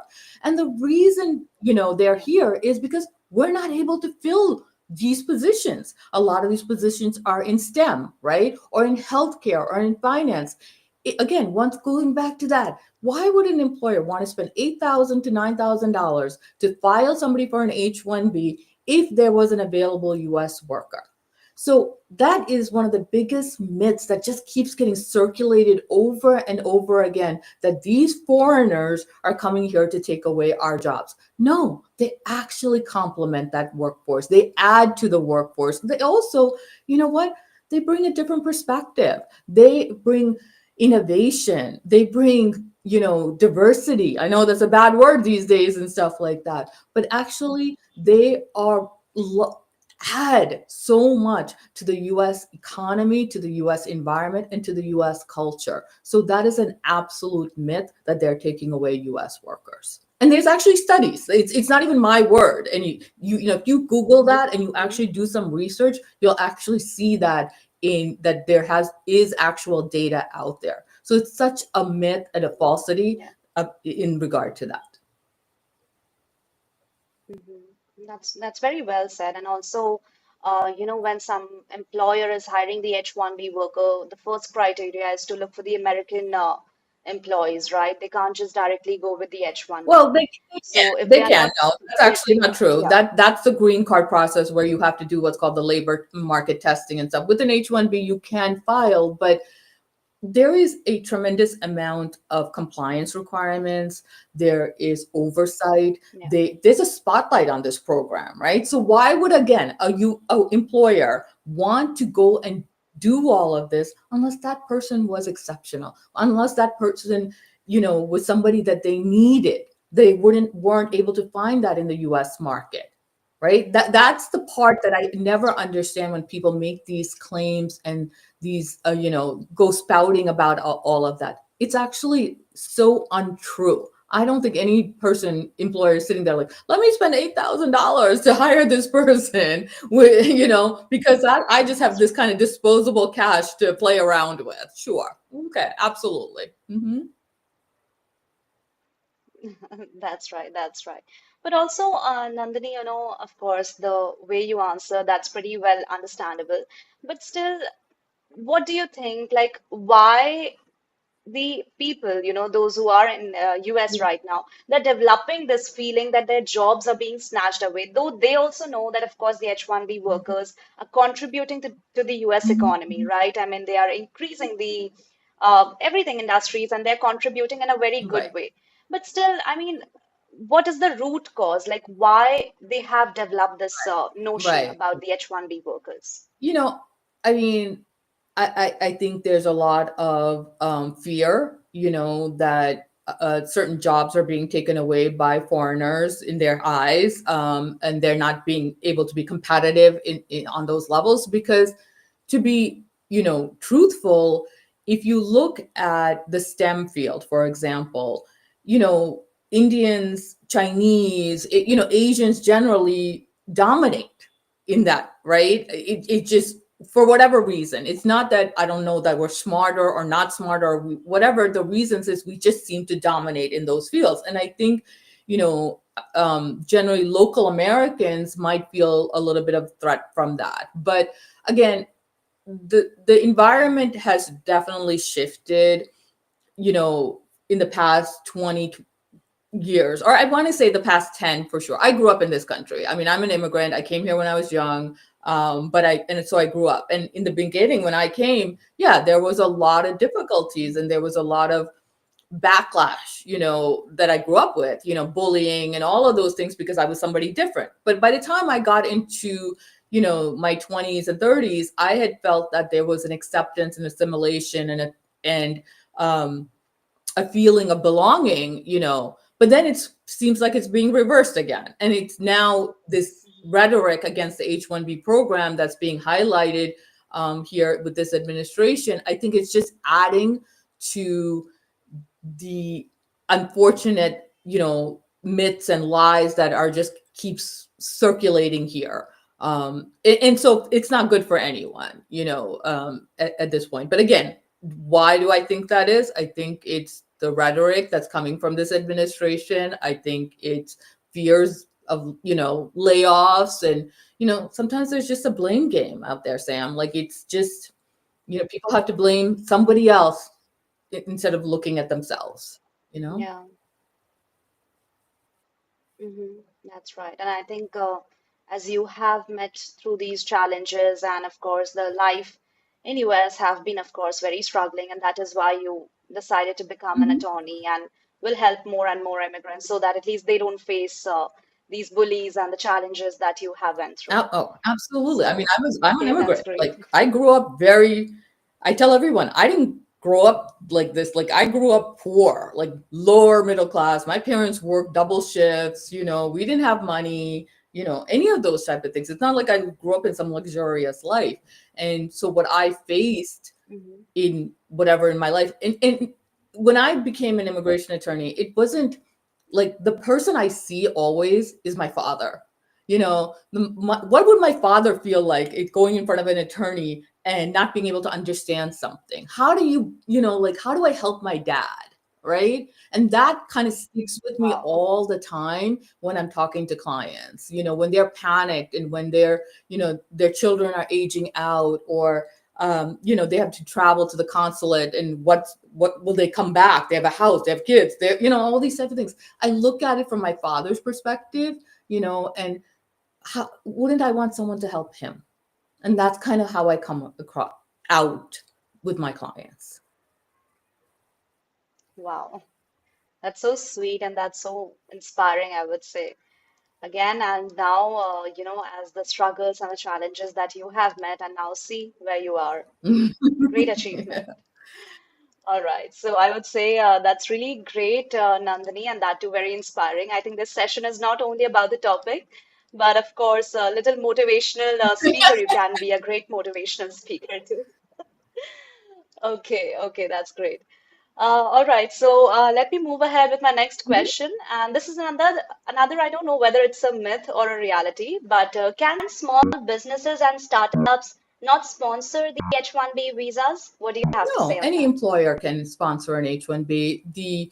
The employee count, the financial viability of the company does have a play in getting it approved, maybe, but they can definitely file. So, and a small employer just needs to be aware of certain things that needs to be in place prior to filing. Maybe you don't start, if you have your business starting out of the basement of your home, that may not be helpful for showing that you can actually sustain the H-1B salary for this individual. Maybe if you incorporated a month ago and you're like, hey, I want to file somebody for an H-1B today, that's not going to be necessarily um, give you the potential for an approval. It doesn't mean you can't legally. Of course, you can. If you're a valid employer with a valid federal ID number, other various corporate things in place, of course, you can sponsor an H-1B. Now, when you do that, you want to make sure you get an approval. So that's where sometimes people have this thing like, oh, I'm a small employer, I can't sponsor for an H-1B.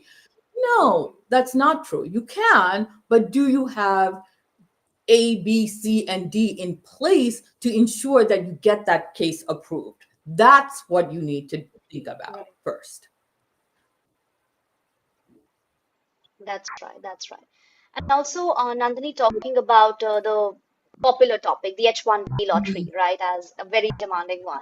I would like to know it from you that most of the people say that the H-1B lottery is truly random.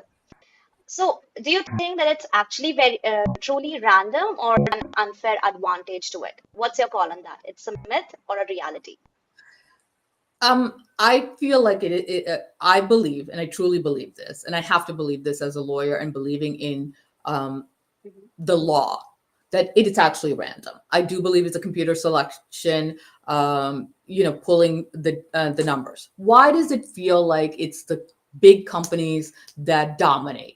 Right, that's the whole thing. Why is it the TCSs, the Wipros, the Cognizants, and all of them? And even if you look at Facebook's numbers and stuff, right?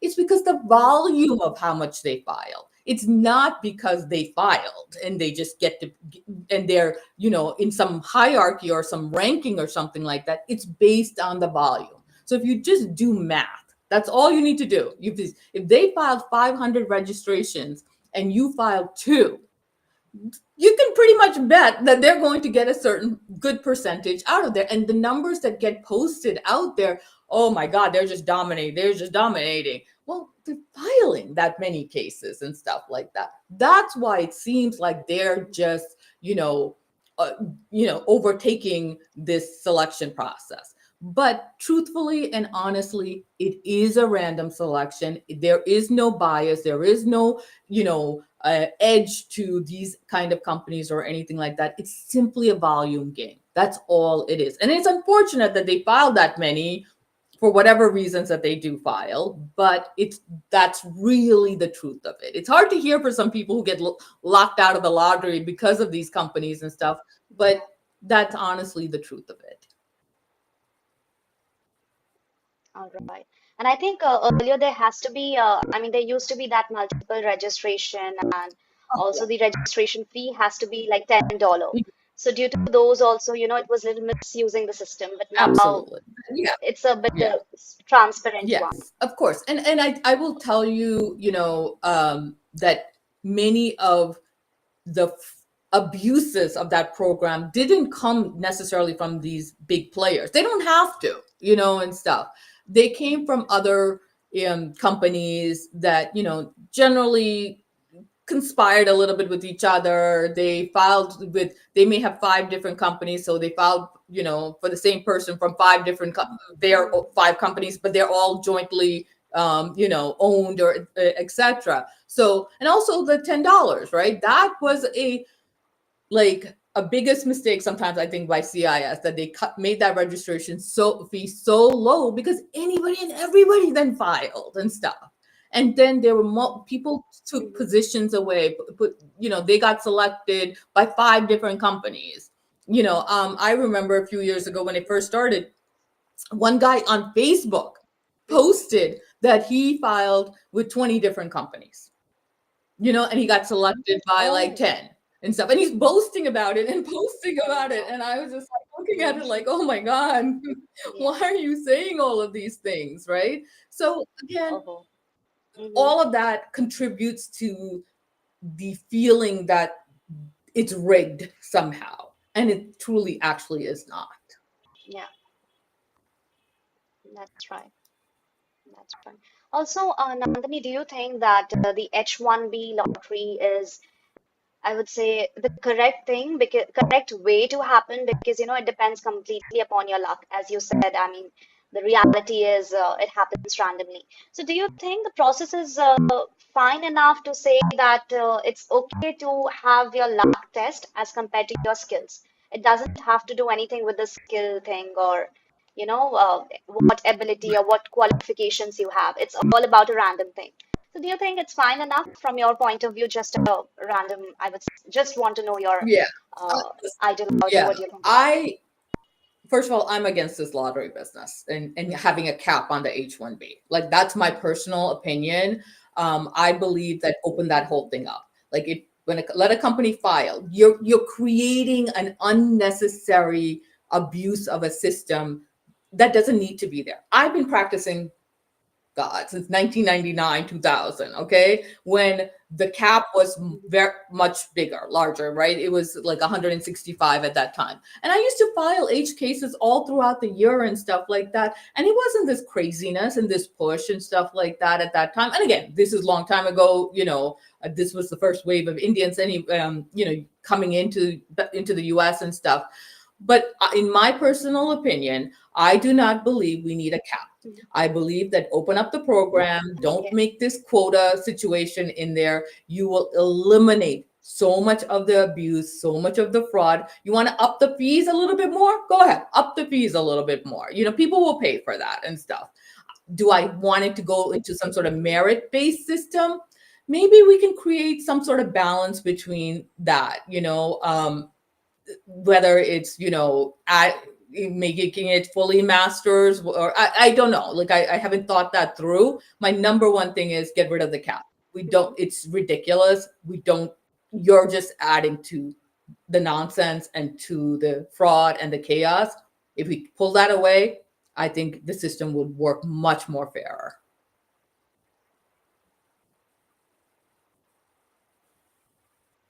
Wow, that's great. That's a great way to say, and also a very good point of view also, Nandini. So thank you so much for letting us know about it. And that too, I think I completely agree with it also.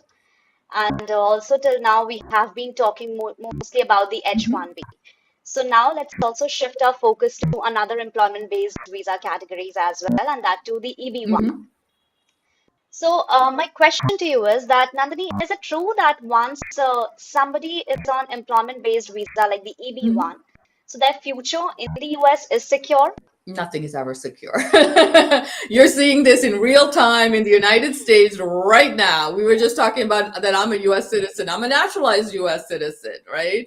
So Yeah. And I can be, there's a little bit of tension within myself, like when I'm traveling now, like are they going to pull me into secondary? Is there something that's going to happen to me because I'm a naturalized US citizen? Are they going to look into my file? So you're never safe. It seems like we're in a time where, you know, everybody is on the radar. So I don't believe that. But let's talk about the EB1. So EB1 is a green card process. It's not a work permit. Okay, so the H1B, O1, TNs, L1s, those are work permits. That allows you to come into the United States and work for that employer or sponsor.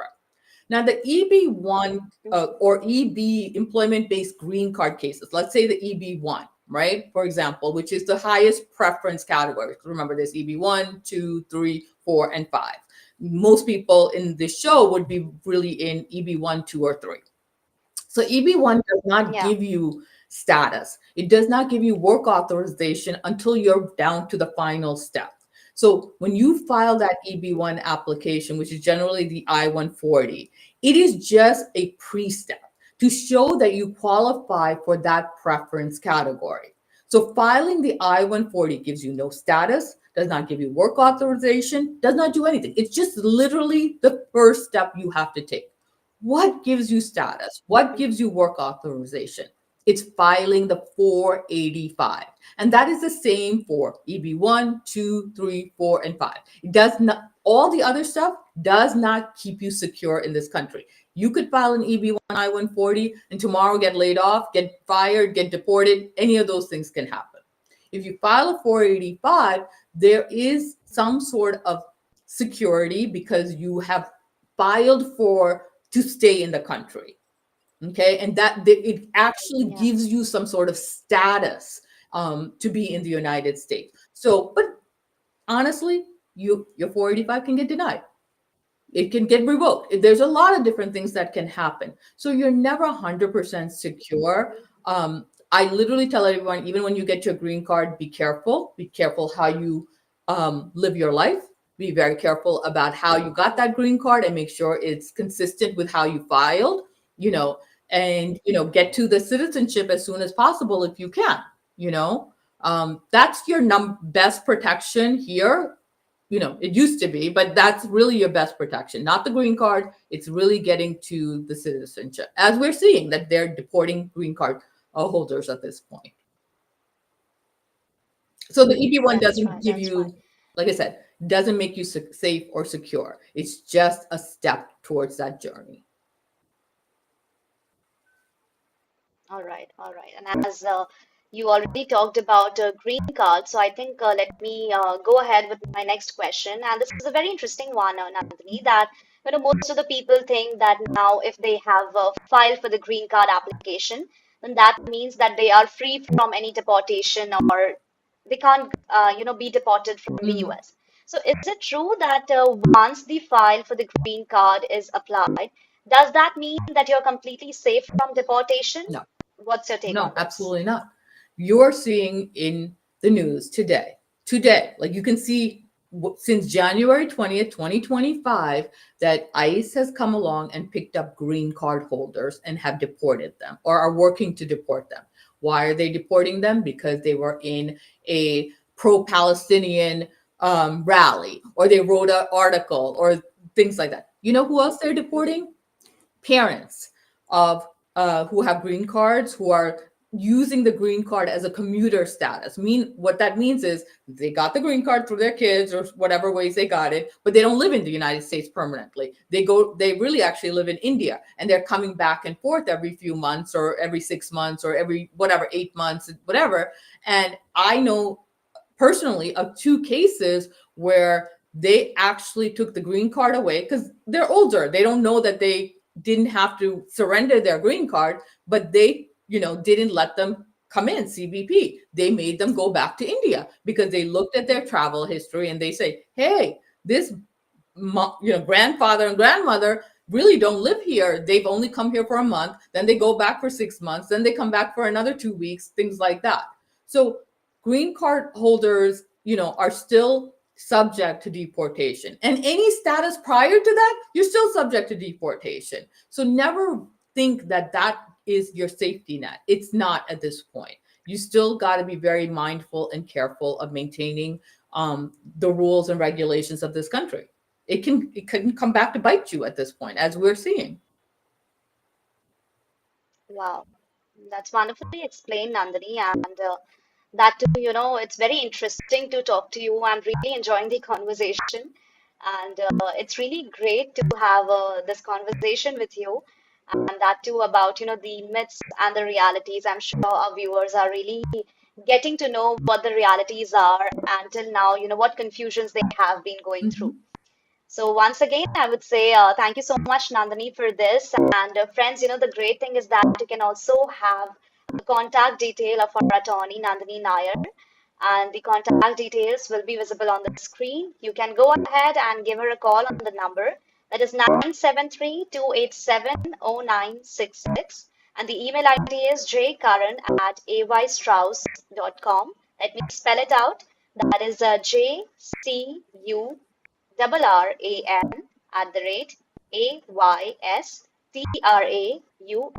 The website is www.aystrauss.com. So friends, go ahead and reach out to Nandini, and I'm sure she is going to help you out in whatsoever case you are there, and she is going to navigate the complexities or the issues that you're facing right now in your immigration journey. And Nandini, I think this was the first part of our session, and now it's time to have a short break because till the after the break we are going to have we are going to take the comments from the viewers. So thank you so much everyone for being here and joining us. Don't go anywhere.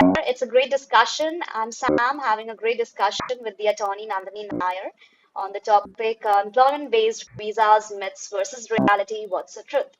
So stay tuned and keep watching Immigration Talk Show. I'll be right back, so stay tuned.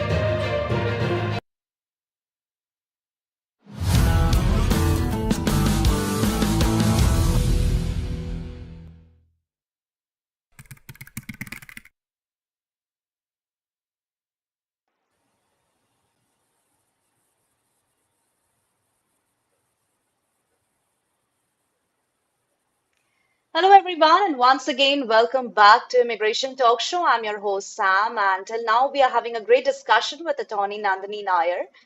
And the topic that we are having a great discussion on is employment-based visas, myths versus reality, what's the truth? So till now, we have covered H-1B visa, also EB-1, EB-5, and more myths and realities we have discovered. I'm sure you guys have a lot of questions till now. And of course, this time we are going to we are going to take up your questions. So make sure to participate in this session more and more, and also put up more and more questions so that we can utilize this session and can have a wonderful one. So now, Nandini, I think let's take up some of our viewers' question. Sure. Yep. Okay, so let me Absolutely. see which question can I take firstly. Okay, I can see a lot of viewer. Okay, let me take a Rajendra one question firstly. So Rajendra is here, and hi Rajendra, thank you so much for joining. He's asking what role do wage determinations and prevailing wage requirements play in the employment-based visa process, particularly in the context of H-1B and perm applications? Okay, let's Okay. answer this part first. Yeah. Okay. So this goes back to that initial question where we were talking about the cheap labor, right? When I was talking to you about, you know, I can't just, as an employer, arbitrarily pick a salary to pay the individual. There is a minimum threshold that is issued by the government, actually the Department of Labor. So the prevailing wage does play an important role in the H-1B process.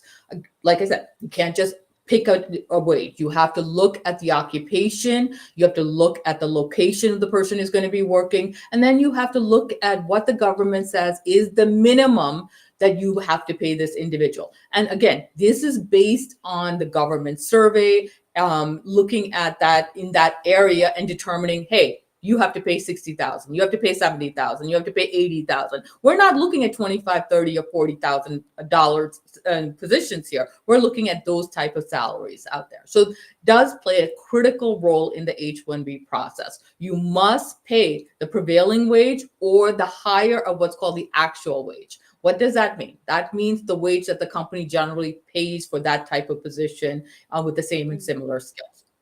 Now, what does that mean for the green card process? Well, for the green card process, it's the same theory. You can't just sponsor somebody for a green card and say, I'm only going to pay them $25,000 when they get their green card. No, the government says, if we're going to allow you to do this process, you're going to pay this individual a decent salary or a high salary. And so we're going to tell you what you have to pay this individual by filing an application called a prevailing wage determination, and that will be the salary you have to pay.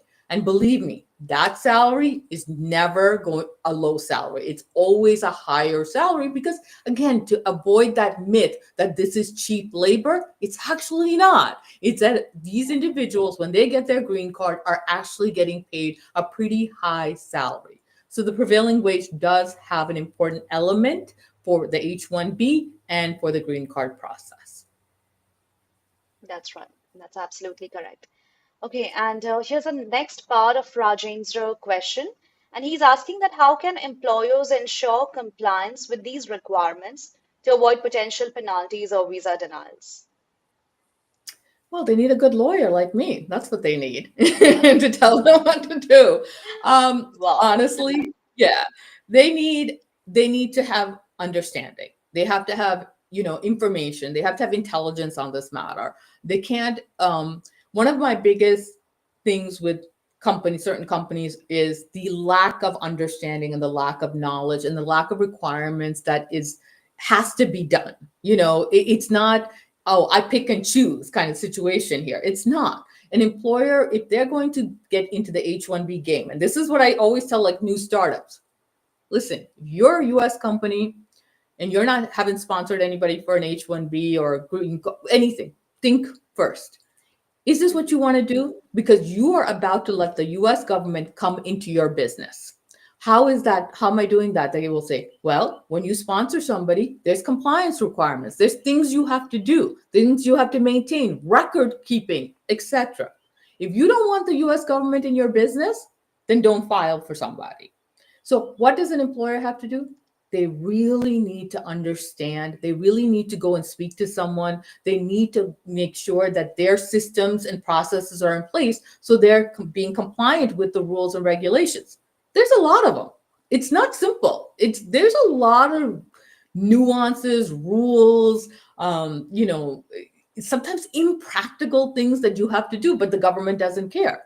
So Mhm. to anyone who's out there as an employer representative, or just, what my number one thing is, make sure you understand first what you're getting yourself into and how you can actually do it within your company. A lawyer should be able to, walk you through those kind of things and strategies. Hey, this is what I've done in the past with other employers. Can you follow this? This is going to be the easy way for you to do stuff. So guidance is really what's important here for an employer. That's right. That's absolutely correct. And I love the confidence, Nandini, that you said to have a lawyer like me. Wow, that's really a great statement. And Rajendra, as we have already shared the contact details of Nandini, and at the end of the show also we are going to share. So please go ahead and you can directly, give her a call or uh, share the email ID, or you can also check out her website. That will be great. Okay, now Nandini, I have this very interesting comment from Dan Nandan, and he's our president. And that's what he said, that I agree with Nandini. The abuse stems from the lottery system. Keep the program open, but enforce strict criminal penalties. That Mhm. alone will clean up much of the system.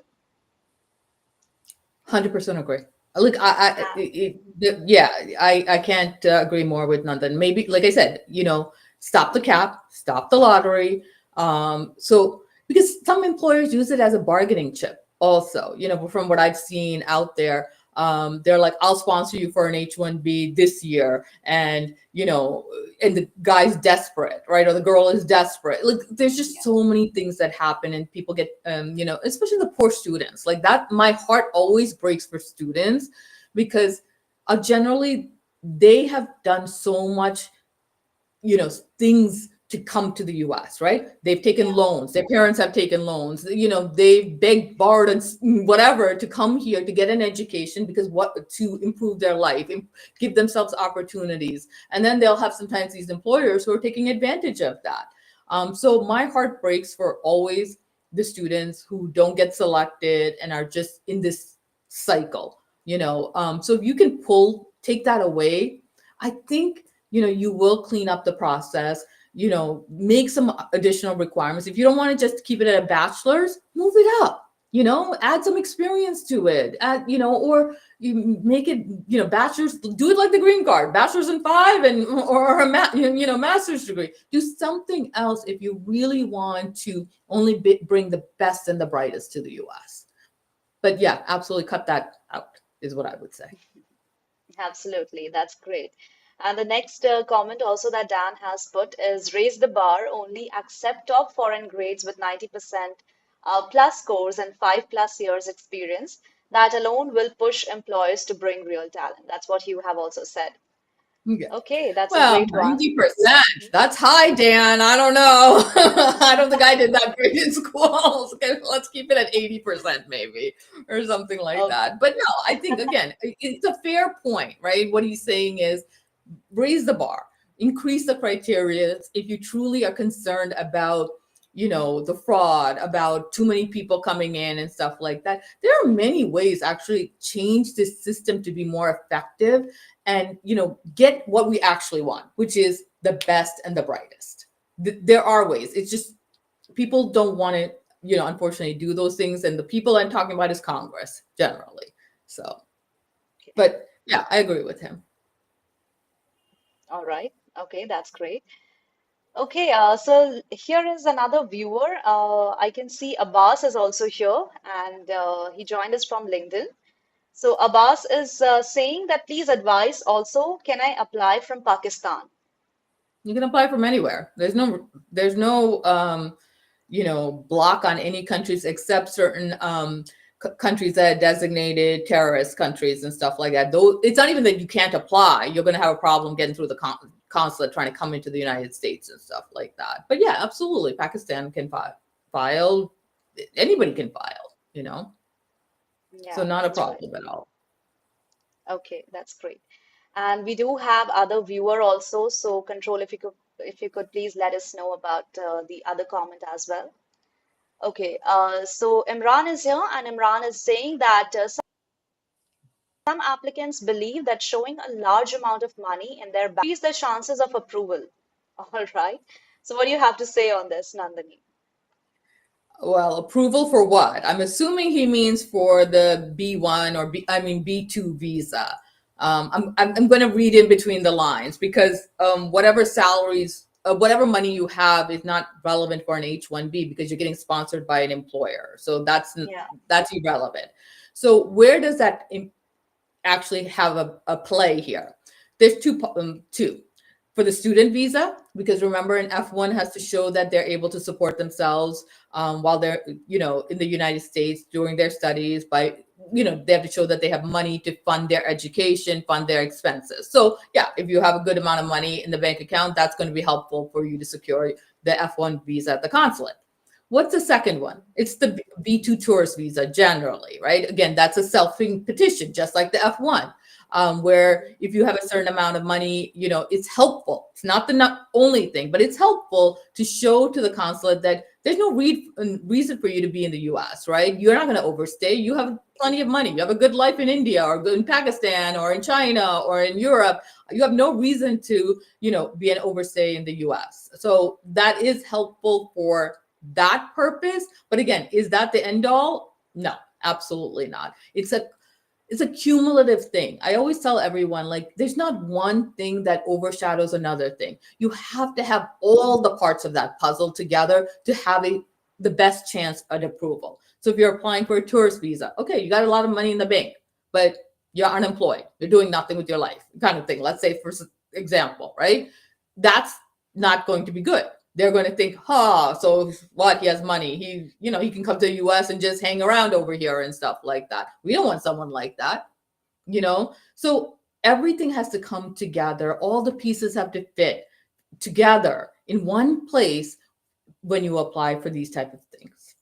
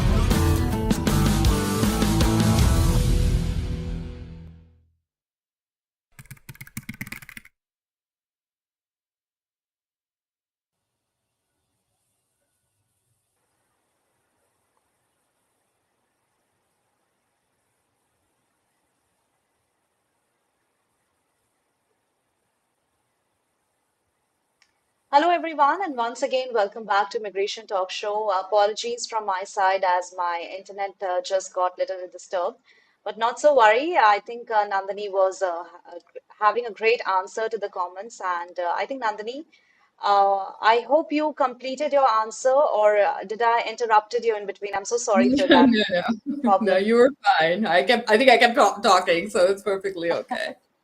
Okay, that's great. That's great. Okay, so I think let me take up Richard's comment quickly.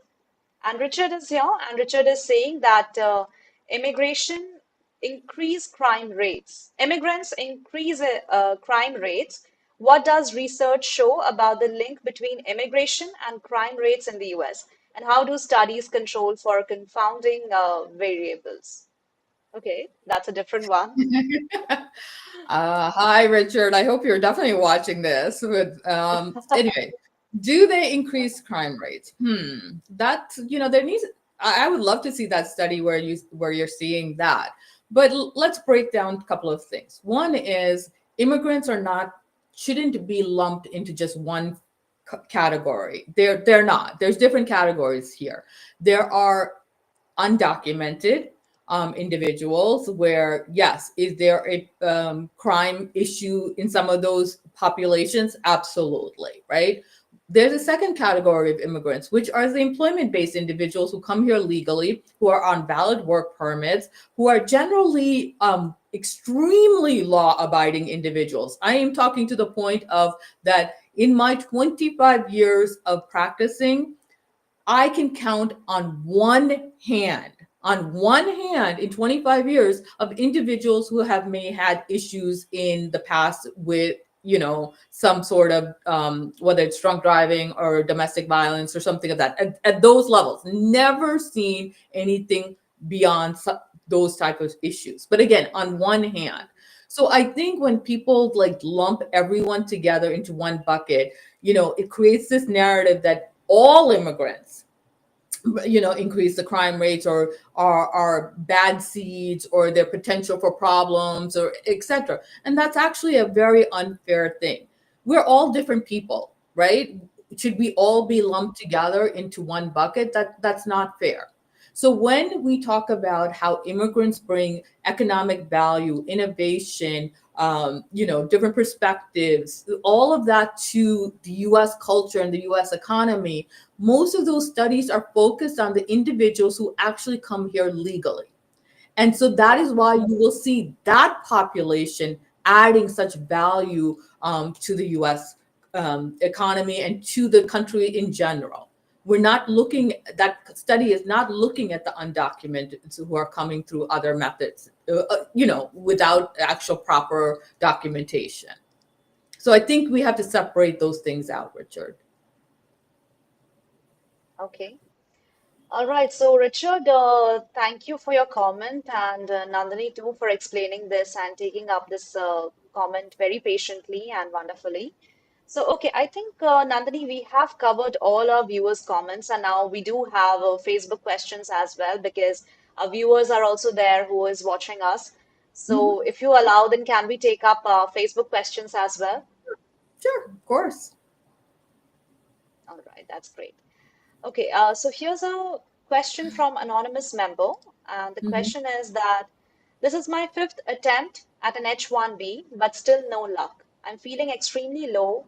I applied for an EAD in February 2025, and by May, it will mark 3 years since my 11-year career in IT was put on hold. Hmm. What do you have to say, Nandini, on this?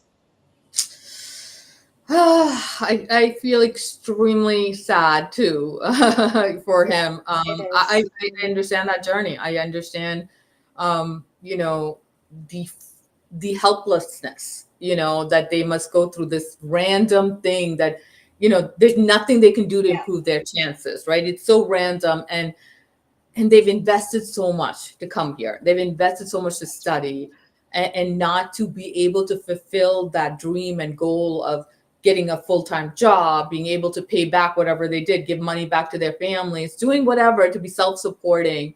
Mhm. I truly understand that. Is there options? Very limited, unfortunately, when you're from India. Like, if you were Canadian or Mexican, obviously I'd say go, do the TN route. Maybe there's an O1 option out there, but that's again a very difficult threshold to meet. But I don't have a great options for you, and that is the worst part of this H-1B program. This is why I so much would love for that cap to end, because he must be, a highly educated professional individual, Yeah, and this is the situation he's under. that's right. That's right. And it's really hard and it's really sad, Nandini, but this is only the first comment, that we are getting. There are millions of comments or millions of thoughts that people have been going through these situations. But Hmm. friends, at least by letting us know, at least by commenting and by asking up the questions, at least not for everything, but something, at least you'll get the answer, you'll get the solution, and that will definitely help you out. So that is Hmm. why it's very important to put up these questions and get in touch with the attorney so that she can personally help you out. And of course, for sure, Nandini is a very confident attorney, as we are getting to know right now. And the great thing is that she also motivates everyone in a very great way. So of course, you'll feel that support and you'll feel that moral support from her side. Okay, so let me take the next viewer's comment. And Yeah. the comment is, hi friends, need expert suggestion here. I lost my job and my last paycheck was 1st Feb to 15th Feb, and the payroll date was 28th Feb. So as per H1B, there is 60-day grace period. So my question is, when would my 60-day grace period ends? Will it end on April 15th or on April 30th? Yeah. Okay. Yeah, this is a big question, that a lot of people don't understand the nuance of. So let me walk this individual through this. First of all, the 60-day grace period clock starts the day after the last day you worked. It is not related to your paycheck. The law, that is how the law is written. Okay. So if your last day was, you were physically wherever you were working, February 1st, that clock starts right after that, the 60 days. So it's not the February 15th. It's not the payroll date. It's from that last day you worked. Now, Yeah. people will say, but I heard it's about the paycheck. No, it's not about the paycheck. Yes, the evidence that the government will look at when you apply for a change of status or you apply for a transfer, based on the 60-day grace period or whatever you're doing, they'll want to see the pay stubs, and they may not pay attention to the fact that, hey, really, your last day was February 1st. They're looking at maybe that pay period or maybe the payroll date. But here's the problem where you get caught. That Yeah. employer generally will, and they should, if they have good counsel, will file a withdrawal of your H-1B. Once they lay you off, they will be recommended by lawyers to file the H-1B withdrawal. And on that H-1B withdrawal, they're going to note that your last day working was February 1st. And that's how the link will come back up. So you may get that H-1B transfer approved today because that officer is not paying attention. They're just looking at that paychecks and stuff. But could a year from now, when they finally put two and two together, realize, hey, actually, you were not in your 60-day grace period. You were actually beyond that 60-day grace period. And Yeah. we gave you an I-94 incorrectly. And then they send you an intent to revoke on that petition. So Yeah. be mindful. The questions are like, well, how will CIS know? Here's the link of how they figure it out eventually. They may not figure it out when you get that first approval, but eventually they may. And where then tomorrow does it hit you? When you file that 485. When you have to give your employment history and dates of employment. It will then, they will pull your H cases, they will look at the history, they will look at your 485 application, they'll look at any other correspondence that's in the file for you, right? Or that employer that you used to work at, and they will do a charting to see, Yeah. hey, what was going on here with this guy.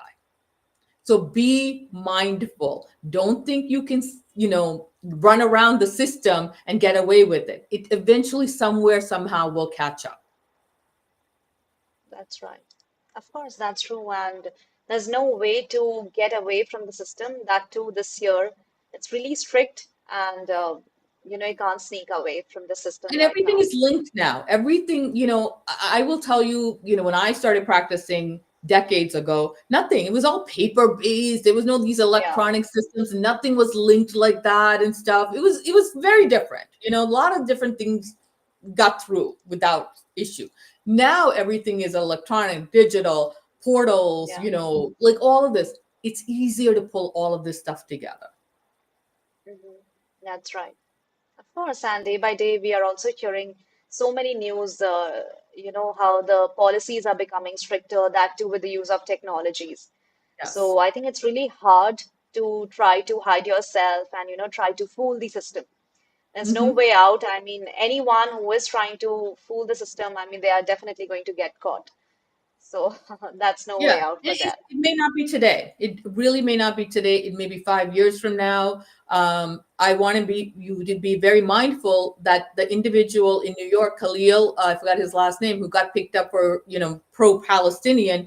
Um, he's a green card holder, and you know what they're pulling now? His 485 application because of how he got, and they're seeing that there's discrepancies in his 485 application, and they're going to use that to deport him. Oh God. Hmm. Okay. So it's not like this won't come back to haunt you. It will come back to haunt you after you've put a life together in this country, after your kids are being raised here, after you have a home and two cars and things like that. That's when it could come back and bite you. So be mindful of whatever you're putting on that paper. You are submitting documentation to the US government. You are not submitting this to me. You are not submitting this to Sam. You submitting this to the US government. And they can use it against you if you make any mistakes. That's right. That's right. Okay, so I think Nandini, it's almost an hour, and in fact, we have crossed 1 hour, 5 minutes without even realizing it. So I still have so many questions, but I think it's almost time. So I don't want to stretch this out. But again, I would love to have another session, another very lively session, this great conversation to continue with you. And first of all, I would say thank you so much for being here. It was really a pleasure having you. And now I would like to know from your end also, how was your experience? How did you feel? How was the interaction with our audience? Please let us know about it. No, I thank you so much. It was really, honestly, a pleasure being here. I love making, one of my biggest things is I want to make sure everybody understands the immigration journey correctly. And I am more than happy to provide this type of information and advice and make sure that, people are not stuck out there.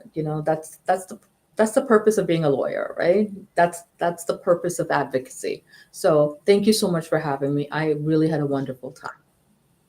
Same here, same here. And soon, I think, friends, there's no need to be sad because, of course, soon we are definitely going to have another very great session with attorney Nandini Nair.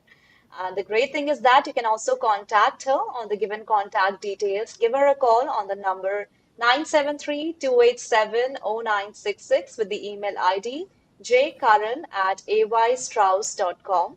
And the website is www.aystrauss.com. So thank you so much, Nandini, and have a great day, have a great time. And once again, we are definitely going to look forward to another show. Till then, thank you so much for being here. It was lovely having you. Thank you. All right. So, friends, everyone, I hope you guys enjoyed this session as this was really informative and very interesting too, with a very interesting topic. In case if you still have any question or you didn't get the chance to upload in the comment section, don't worry. After the live stream ends, you can still put up those questions, and in the next webinar, we are definitely going to take up those questions for you.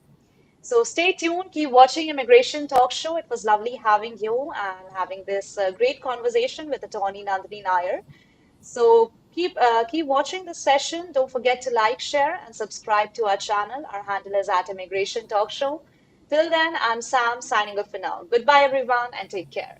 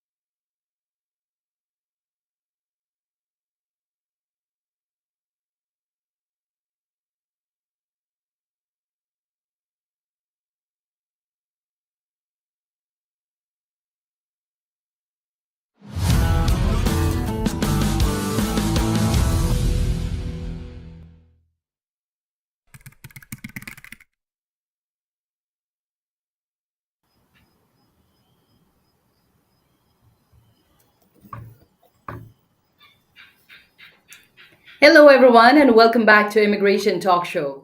I'm Napasa, and I'm going to be your host for this session.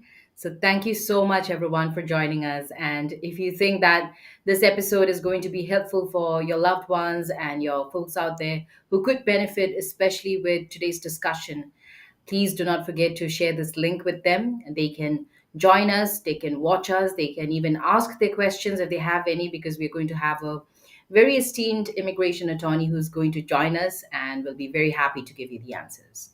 But before we head on to welcoming our guest for today, I have this very important disclaimer. And that is, by watching our videos, you agree and understand that the information provided by our experts and attorneys, including comments and replies from users, is not legal advice. Use of information is at your own risk. So I hope that you'll keep that in mind and feel free to join us. And you can do that by commenting wherever you're watching. We are live right now on YouTube, LinkedIn, and also on Facebook and on X. Check us out and do not forget to connect with us also, follow us, subscribe to our channel at Immigration Talk Show. That's our handle. And also, you can check us out. We are on Instagram. So join us, friends. And that said, today's discussion is going to be on what legal protections do international students have at US borders. Yes, students are really facing a lot of situations right now, I would say, with their CVIS, and also some of their visas are being revoked. We'll discuss all of that. And, to join us in this discussion today, it's my honor and a pleasure to, welcome one of Canada's top immigration minds, none other than David LP Garson, with over 30 years of experience. David is the managing partner at Garson Immigration Law and is certified as a specialist in immigration law by the Law Society of Ontario. So, yes, recognized by the international who's who of corporate immigration lawyers as one of the top 10 most highly regarded immigration attorneys in Canada. David brings unmatched insight into cross border business immigration as well. And he has advised everyone of multinational tech giants to senior executives and is a past chair of both the Canadian and American Immigration Lawyers Association. So, really very honored to have you with us today. Welcome, David, once again. How are you doing today? I'm good. Thank you so much for having me. It's a pleasure to be here. Always a pleasure. I mean, we met last year. So much has happened since we last met in I would say November. so. I think that's an understatement. Yeah. So true. Every day we are waking up to new updates, new rules, and things to keep in mind. So David is going to help us, with most of our questions today. I have some, and I'm hoping that viewers out there watching us are also going to drop their questions, since we are lucky to have David with us now for an hour. So, David, what would you like to tell folks out there? What can they expect in today's discussion? Well, I think obviously there's been a lot of media with regard to everything that's been going on. It has become far more, um, I guess, prevalent in the sense of you see stories all the time of people that are going to the port of entry. They're having issues at the port of entry. Um, a lot of it is certainly true, and a lot of it is, I think, generated a bit of anxiety and nervousness. So I think what we want to discuss or go through is, okay, so what's true and what isn't true, what's happening and what's not happening. Certainly there's headlines every single day as to what immigrants and non-immigrants are facing, not only at the port of entry but when they're inside the United States, and things of the sort. So I think that we have to look at this kind of carefully, and we have to understand that while things have changed, certainly it isn't the same as it was a few months ago under the previous administration. I don't think anybody would acknowledge that that's the case. But at the same time, is it quite so severe as we are seeing now? So I think that's what we have to talk about, and we have to take a look at.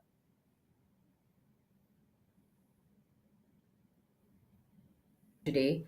And friends, stay with us. We are going to, discuss all of this. In fact, with all these news, with the 300 students and having their CVIS terminated, it's crazy. Having a normal day and getting sort of shock like this news.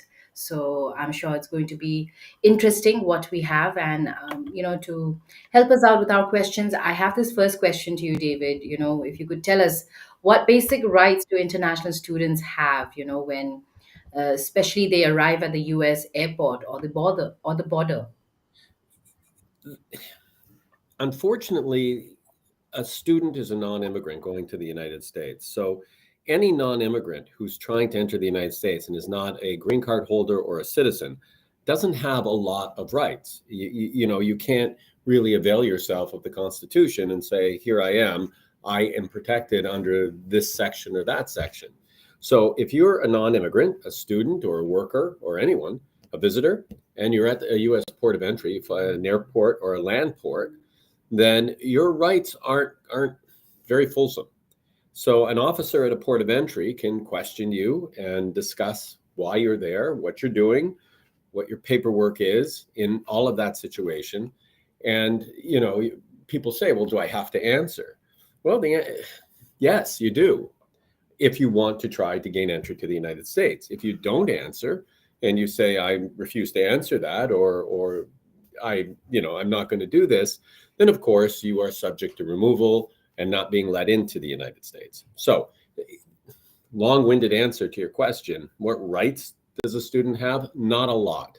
I mean, you in a polite way can request to clarification if you think that things are going badly. You can ask for forbearance or patience. You can try to speak to the officer and determine why things are going this way or what can be done to rectify that situation. But in terms of availing yourself of, a law or the Constitution, unfortunately, not a lot. Okay, so I think there's not much, but it's always best to stay informed. I think knowledge is power in this case, especially when you talk about immigration. It's always good to stay updated because things are changing and we have to adapt every day. And So, I think it's important to self-assess too before you go to a port of entry, right? You have to self-assess your risk. You have to take a look at, okay, well, this is what I've been involved in, or this is what I've been saying, or this is me on social media. And so before you go to a port of entry, you have to take a look at that and say, well, am I putting myself in a position where if somebody looks at my social media or looks at my tweets or, you know, in where I've been, am I going to have a problem? I think this is such a shock to the system because this has not happened before in this type of numbers per se. I mean, there's always been people who've come to ports of entry and been refused entry to the United States. I mean, that happens daily, hourly, wherever it is. But I don't know that this has happened to such an extent, or certainly the media hasn't publicized this as happening to such an extent. So it is a very popular topic. And that being the case, when somebody goes to a port of entry, especially now, and they know that they've been doing things or saying things or being involved in things that the US would consider to be anti-nationalistic or anti-US, then you have to take a step back and assess, okay, so what could happen to me at the port? And is this a good idea for me to travel at this time? yes, I mean, I hear so many immigration attorneys saying it's best to not travel right now. If you're in the US, stay in the US and stuff like that. Well, that's an interesting point. We know that there have been many students who got emails from the Department of State recently who basically who asked them to self-deport based on previous activities or minor criminality or things of the sort. So being in the US doesn't necessarily help you either. If depends what you've been up to. But to your point, if you don't need to travel, then outside of the US, then probably not the best plan to travel in that regard. That being said, if you're a student who's going to school and you're in the US to study and you haven't been doing anything that would be considered untoward, then you shouldn't come, and your F1 is still valid, and nobody has sent you an email to self-deport, then you should be fine. I mean, you really should.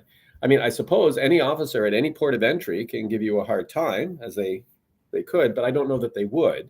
I mean, we still have to consider that there's probably 1 million people or so traveling to the United States on a weekly basis, and the CBP doesn't have time to be obstreperous or stop people from going in, for frankly speaking, for the sake of it. So I think you do have to, as I say, look at this in that if you don't have to travel, maybe not a great idea to travel. But if there is something you need to go to, then I think that as long as, going back to our self-assessment again, as long as you are satisfied that, you know what, I'm here to study, I'm in my whatever STEM field or medical field or whatever you're doing, and I'm too busy to get involved in anything that I shouldn't, then I don't know that travel would be a problem.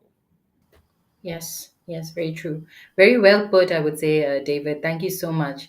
So, and also, about social media, like we were speaking, many are advised to also deactivate or even delete their accounts. So, that's it. Because, nowadays, social media has become everybody's part of life. They wake up to that, they put an update with everything.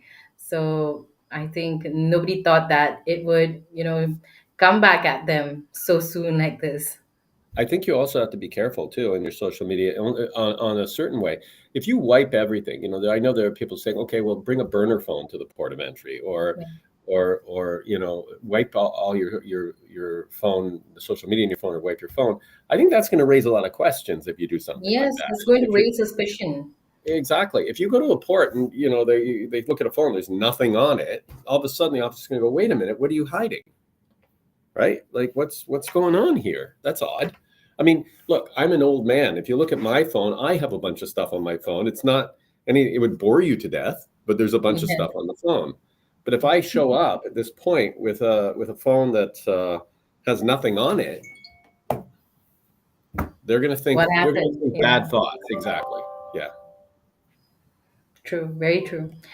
Yes, that's it. Folks out there, thank you so much for joining us. I do hope that you're enjoying this content and are able to, resonate. Do not forget to subscribe to our channel. Our handle is at Immigration Talk Show. Also, yes, like, share, and subscribe to our content. Hit that bell icon so that whenever we have, discussions like these, you're also notified and can join us by participating. Also, you can ask your questions, you can even contact attorney David Garson here. So also you can join us on call. You can call in this number, where you can call in is 425-436-6335, and the access code is 988-888. Okay, so David, I have more questions, and if you could Sure. also help me with a few answers, as in, like, even if with a valid F1 visa, can a Mhm. student still be turned away at the airport? And if so, why would that happen? So, yes, the port of entry has ultimate responsibility for entry to the United States. So anybody can be turned away. So, for instance, people can get I'm a Canadian, and as a Canadian, for example, I don't need a visa from the consulate. So I could go to a border. I could say I'm applying for an F1. I have my I-20. I'm going. Can you give me the status? And they can say yes, or they can say no. I can go to a consulate if I'm not a Canadian and I need to get a visa, and I go to the consulate, and the consulate issues the visa, and then I travel to the port of entry. But ultimately, it is the port of entry that has final decision-making power. Okay, so the U.S. immigration is run by several different departments of government. The consulates are run by the State Department. The port of entry is run by the Department of Homeland Security. If you file at a service center, it's USCIS. I mean, it's still under the Department of Homeland Security, but there's the Department of Labor. I mean, there's different organizations that have different purviews. So if you go to a port and you say, okay, I have a visa, whether it be an F1 or an H1 or any other kind of visa, and the port can say, sure, more often than not, they're going to let you in, right? You just got the visa from the consulate. Everything seems to be fine. Consulate was satisfied. You're attending the school you said you're attending, satisfied that your documents are in order. But when you get to a port of entry, that officer can ask a lot of questions. They can ask questions about where you've been. They can ask questions about what you do. They can ask questions about what are you studying? What clubs do you belong to? What are you interested in? They could ask to see your phone. They could ask to look through your computer. So they can ask all of these questions, and during that time, they may come up with something that they find is either, in their view, makes you inadmissible, or a possible problem, or expressing anti-US sentiment. And if they see this, then yes, they can stop you. They can put you, if they want, into detention, or they can turn you around where you would have to leave. So ultimately, yes. Again, long-winded answer to your question, but the port of entry can absolutely stop you from entering, and they can cancel your visa at the port as well if they want to. Yes. I think what we need to do is raise no suspicion at all. You have to give them the idea that, what you're telling them you're going to be in the US for, you have to come here to just do that. Nothing else. I mean, even you may be That's it. That's passionate about exactly. Korean. Yeah. I mean, that's the debate, right? We can sit here and discuss this, but the absolute debate on this is, you're a student. You've had to go to great lengths to get that student visa. It's not easy to get a student visa to the United States, right? I mean, you have to prove temporary intent. You have to prove you have the funds available. You have to have been accepted at an institution that is notable and is able to issue an I-20. It's expensive to travel to the US. It's expensive to live in the US. I mean, there's a lot of stuff that goes into getting a student visa. And a lot of people want to get student visas to go to the United States because they think that will help them in their life and their career. And certainly there's no shortage of people who are applying. So as you're saying, I think you owe it to yourself to make sure that if you're going, that you're going for the reasons that the US intends you to go for. The debate is free speech, right? The debate is that are you able to say what you want and do what you want? You're a person, you're entitled to have the ability to speak out on causes that are near to your heart. But you have to temper that, and I'm going to be practical here. Okay, this is a sort of a practical look at it. You have to temper that to the knowledge that you are not a US citizen or green card holder, and therefore you have gotten permission to go to the United States and to go to school. So with that permission, the US would argue you have responsibility. And the responsibility is to abide by their terms and conditions. Meaning, you want to come in here and study? Great, we're happy to have you. That being said, you have to play nicely with how we want you to play. And I appreciate that there are many people who find that wrong or annoying or stifling, but it's not a case where you're on equal footing here. It's a case where, again, you're asking permission to do something. And whenever you ask permission from someone to do something, you know what? You have to abide by Yes. the rules. Exactly. You have to prove that you are worth it. I mean, why you ask that permission for, that you're allowed. So why do anything otherwise, right? So I Hmm. think we have to respect both I mean, we have to respect their decision that they have allowed you to come in to study. So just do that. And David, I would also like to know, there in Canada as well, are you facing anything in the borders, anything with regard to students you want to tell us? It's interesting. I think that there are many people. It's an interesting time. I've never seen a time like this. I'm dual license. I'm licensed in Canada and the United States. So I see people coming to Canada and I see people going to the US. And it's an Yes. interesting, it's an interesting dichotomy. It's an interesting comparison because the people going to the US are going, and a lot of Canadians want to go to the US. I mean, since the election in our office, our inquiries to go to the US has tripled, because a lot of people are attracted to the sense of maybe capitalism and ability to get further ahead in the United States. And at the same time, you have people in the United States who are unsure about themselves there, and so they want to come to Canada. They feel that it may be easier for them in terms of the life they want to live. So we have seen people wanting to come to Canada to go to school, or people wanting to come to Canada to work or stay. There was a case, I think, and I don't know much about it, and I'm going to even talk, it's kind of hearsay, but there was a lady at Columbia university or was quote unquote self-deported to Canada, meaning she doesn't have status in Canada, but came to Canada to avoid having issues with ICE in the United States. So you do see incidences of people who will come to Canada to try to avoid what they think may be problems for them in the US. That being said, Canada is well aware of that. And with the issue of tariffs and some combustibility between the two nations right now, I think Canada's being careful not to roll out a welcome mat, in the sense that, first of all, we have our own issues with regard to our economy and our ability to house people and all that kind of thing. And our immigration system has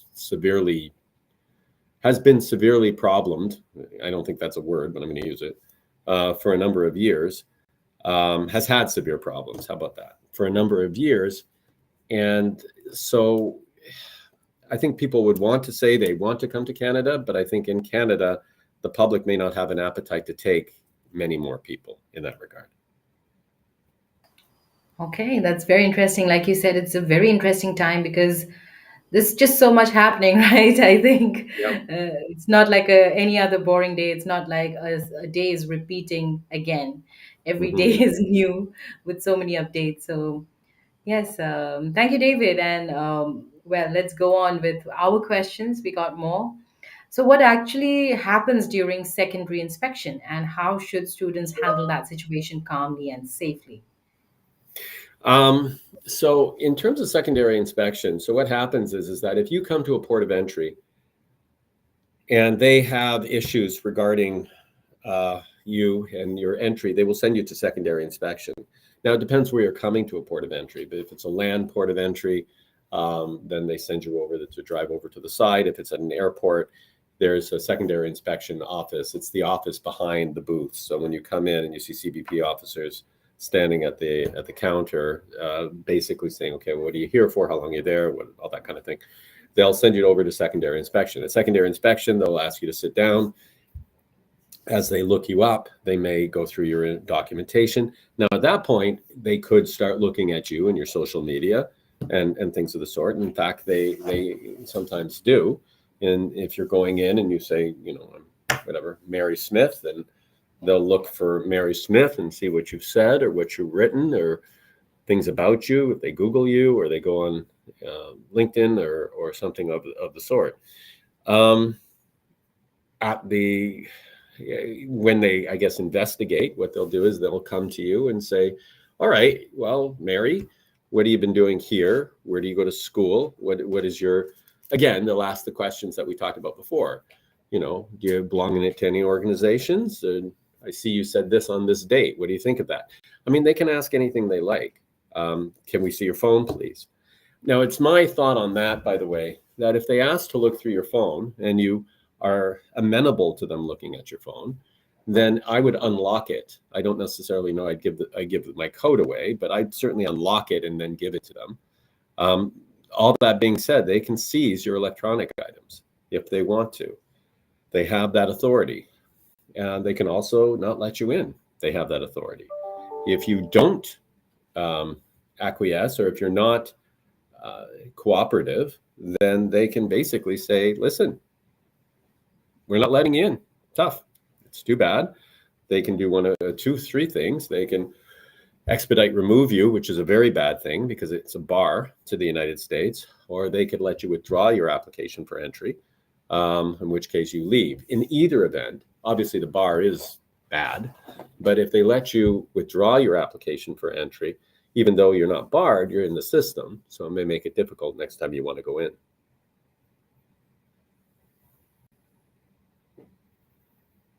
There you go, friends. Try not to, create any sort of suspicion ever. And thank you, David, for taking this up as well. So, moving on, I have more questions. But Mhm. before that, I would like to tell folks out there you can keep commenting, you can ask your questions, and we are going to address to them very, very soon. So, you can comment wherever you're watching. We are live right now on YouTube, LinkedIn, X, and also on Instagram. So do not forget to also subscribe to our channel. Our handle is at Immigration Talk Show. So that's it. Thank you, David, once again for joining us. In fact, you can also contact attorney David Garson, and that you can do by, emailing him as well. Sometimes, you have your questions, you don't want to ask it here so publicly. You can leave him a message or email him at david@garsonil.com. Yep. Yes.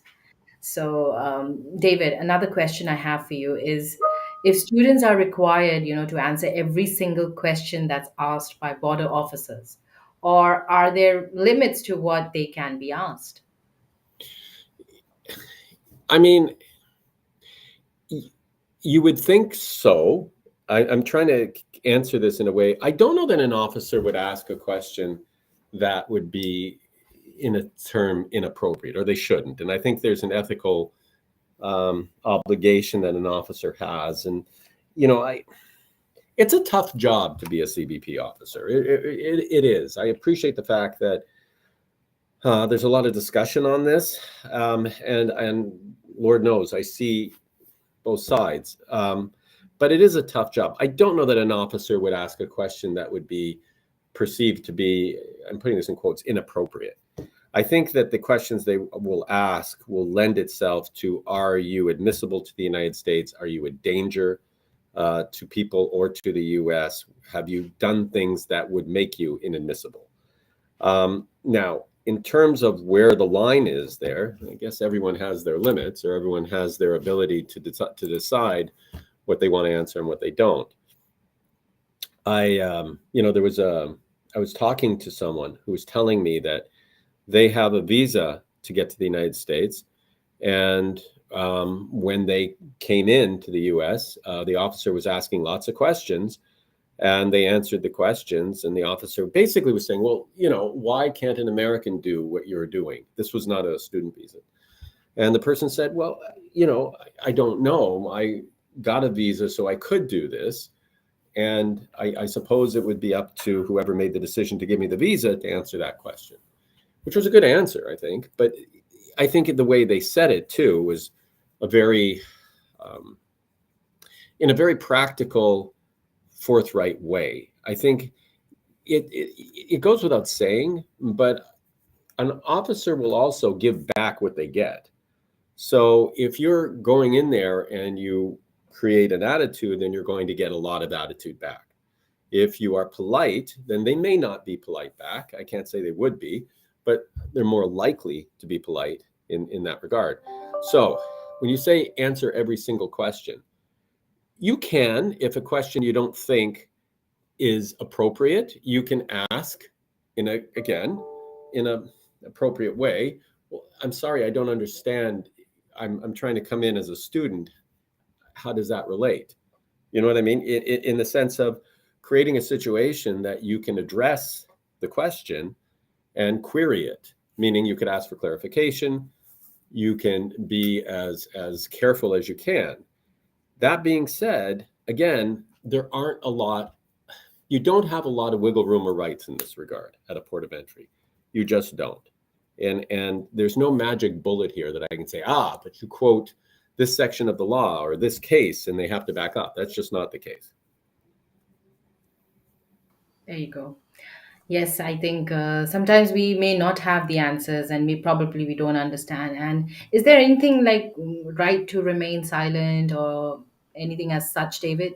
I mean, you can certainly do that. They can't force you to answer questions, but again, that will go towards you being able to get in. You know what I mean? You're talking about, you take the Fifth, which is a part of the U.S. Constitution under the Fifth Amendment, but at the same time, you as a non-immigrant, again, you really don't have constitutional rights in the United States. Okay. Right. And especially at the entrance, I guess, in the airport or anything as such. Yeah. Right. Thank you. Thank you, David, for taking that up. And we have Drive 10. Hi, Drive. Thank you so much for joining us on YouTube. So let's take up his question. I am an international student and I'm planning to travel to India for a short trip. Mm-hmm. But I've been hearing about students being stopped or even sent back at the airport when they return to the US. What kind of legal protections do I actually have at the border if something like that happens to me? You have to be able to, as I said, you self-assess and you try to be as fulsome as possible with the documentation that you have and the information that you have.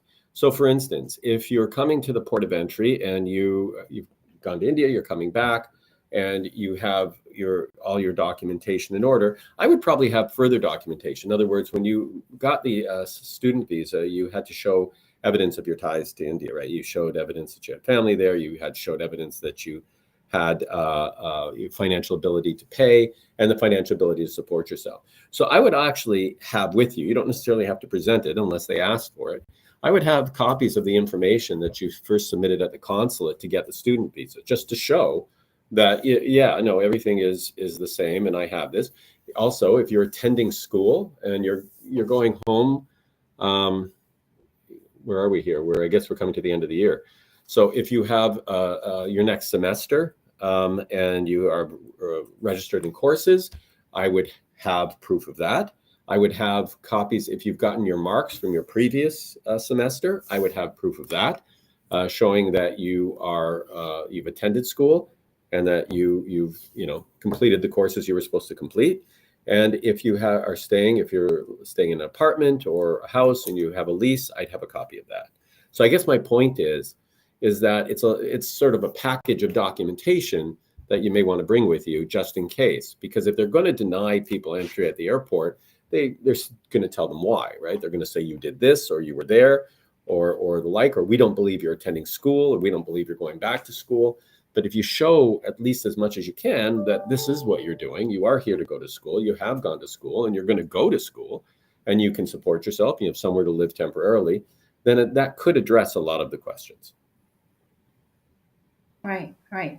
Thank you so much, Drive 10, for joining us with your question. And thank you, David, for addressing this. So, coming back to our questions, if you could also talk about the important documents these international students should always carry, especially when entering the US to avoid any sort of problems. Yeah, I mean, I think in terms of when you say always carry, you should always carry the documentation that you are a student, meaning you have the electronic. You should download a copy of the I-94 card. If they didn't give you the paper copy, you should have a copy of the I-20. You should have, as I said, if you're going to the school, you should absolutely have information that you're attending. If you're leaving the US, everything I just talked about, you should have with you, just because. Okay, if you come back just without any kind of real proof of anything else, then I think that you can invite more questions. They could say, well, how do I know you're going to school? Well, here, I have this. So you have somewhere how do I know you can support yourself? Well, here. And shows you have ties at home. What were you doing? And be prepared to answer questions. I mean, I think that's the case. I mean, if somebody asks you a question, be prepared to answer the question. What are they going to ask you? What are they concerned about? This goes back to our self-assessment. They're concerned that you are coming to the United States to do what you said you're going to do. You're going to go to school. Show proof you're going to go to school. Show proof you've been in school. What if you belong to clubs? My advice, join clubs like the chess club. Okay? Join the yearbook. Don't join organizations that would be considered to be problematic organizations. And I think that if you're quite plainly, if you're smart enough to get a study permit, a student visa to go to school in the US, you can figure that out. You should know that, there are organizations that may not help you with regard to your US activities or your US student visa. And yes, I appreciate the fact that if you were a US citizen or you were a green card holder, you could do certain things. Sure, but you're not. So keep that in mind. Yes, absolutely. Thank you, David, for making that clear. And when you talk about studying in the US, I mean, whether it's just academia or so many co curricular activities that you need your grades on, it's going to really keep you so busy. I don't know how do people make time for any other things. Well, um, anyway, we got Kritika also who joined us. Hi, Kritika. Thank you for joining us on YouTube. So let's take up her comment. I came here on a B1 visa that was valid for 6 months, and I ended up staying 8 months due to a medical emergency. I didn't Mhm. file any extension. Am I already in trouble? And is this $998 per day something I could actually be charged now? I think I'm this is not a sure newer about the $998 per day, but in terms of in trouble, you overstayed. Unfortunately, you did overstay your visa. Yes. I would leave immediately, to be quite honest with you. I would not stay longer. Being out of status in the United States is never a good plan, especially now. Yes. So this isn't something you should play with. In that regard. And I'm sorry, I don't know what the $998 per day is. Yes, actually. And Kritika, I understand it was a medical emergency, but I mean, it's crossed over 2 months. I really hope that you were not in a situation where you couldn't have informed. So if you were, it's going to maybe backfire at you again. So, but I hope that you're fine now, Kritika. Thank you so much for joining us with your question and all the best. Let's go on to our next question. And if you can tell us, can border officers go through a student's phone or laptop? We've already discussed this. If that happens, what can the student do? I mean, unlocking the phone and giving it to the officer. But yes, tell us more. Yeah, I just and just to go back on Kritika's, uh, I lost you here for a minute. I'm sorry, I'm trying to find you. Do you see No me? problem. Or, Yes, we can. oh, okay. Going back to, yeah, there I am. Going back to Kritika's question too, the longer you stay, the worse it is. And if you get to that 180 days, it's a 3-year ban. So, you know, leave. That's the best advice I can give there. Now, sorry, in terms of can they go through your phone? Absolutely, they can go through your phone. Yes. They can go through it. I mean, if you go to a port of entry and they say, I want to go through your phone or go through your computer, yes, they can do that. They can look through it. Now, you can, if you don't give them the access code and you refuse to open it, then they have 2 or 3 options. The first is they can say, fine, they can stop you from going into the United States and turn you around.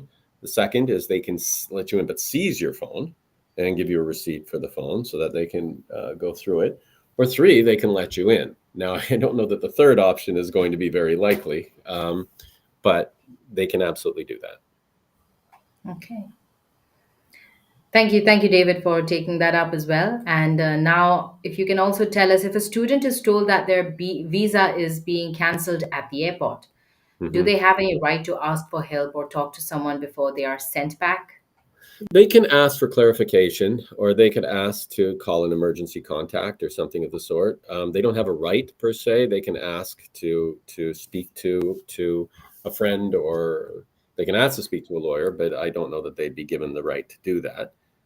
If they're going to be canceled at the airport, they would have to be told why. I mean, they're going to be canceled at they Okay. normally would be told. There'd probably be an affidavit that they would have to sign. They'd be asked questions.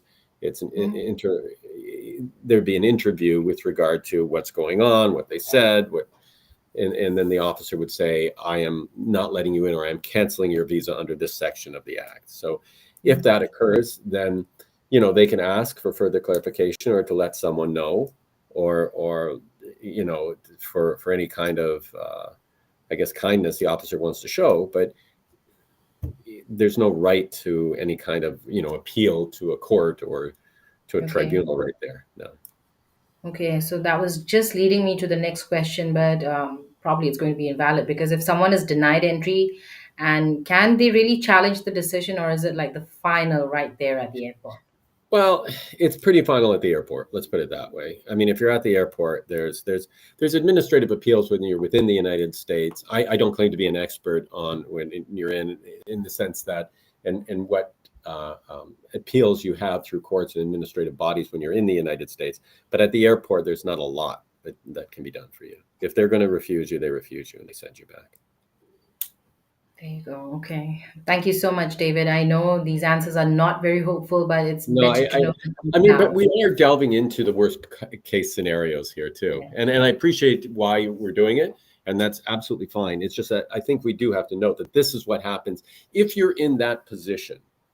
Okay, if you're in the position at the port where things are going south, then I think you have to be in a position, or as I say, try to have the presence around you to figure out, okay, what can I do or say to this officer that would make a difference for me?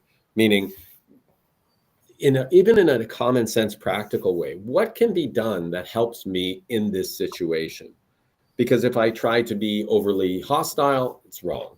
If I try to get overly nervous and so I can't speak and it becomes sort of, I get hysterical, that's wrong. That's not going to help you. I think the best thing you can do is to try to keep your wits about you and me, if I'm there, and understand what is going wrong and what I can do to try to remedy it. It always helps. I keep going back to this, and I'm sorry, and I know I'm being repetitive, but it always helps to sort of be on the side of the angels, meaning be on the side where, okay, look, I haven't done anything wrong. I haven't said or belonged to organization. I haven't said anything that's going to be construed to be problematic, and I don't belong to organizations that the US is concerned about. So why am I having a problem? Okay, because if you start in that premise where you are involved or saying things or doing stuff, then right away you're starting on the wrong foot, right on your back foot, and that could be an issue. Okay. So I think you really, really need to consult with an attorney, because right now, you may think that it's going to be okay to speak of few things, but I think it's best to know what to speak, what not to address, and yeah, how to stay compliant and safe. It's most important to play safe at this moment. So thank you so much, David. And yes, folks, you can also contact attorney David, and that you can do by emailing him. And his email address is david@garsonil.com. And go visit www.garsonil.com. So, David, we do have more folks who have joined us with their questions. So let's take up. This is Sonia. Sonia is asking, I'm still in the US on an H-1B, but my I-94 expired 20 days ago while my employer is working on an extension. Can I still fix this without leaving the country, or does this situation now count as an overstay? I mean, after your H-1 expires, normally you can remain in the US for a maximum of 60 days or until the authorized validity period. But if it's expired, I mean, realistically speaking, there's not much you're going to do. I mean, in the sense of staying there that I can think of.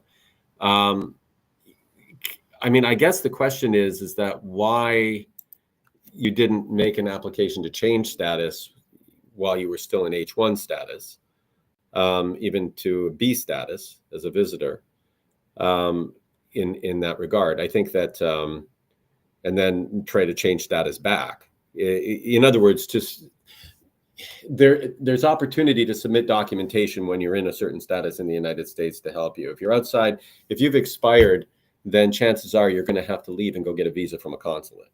So your employer would have to get an approval, but then that goes into the cap too. If it's not an extension, then you may be subject to the H-1 cap, and then you may have to leave. If you get it, you then can go and get a new H-1 visa, but the extension itself may not be possible.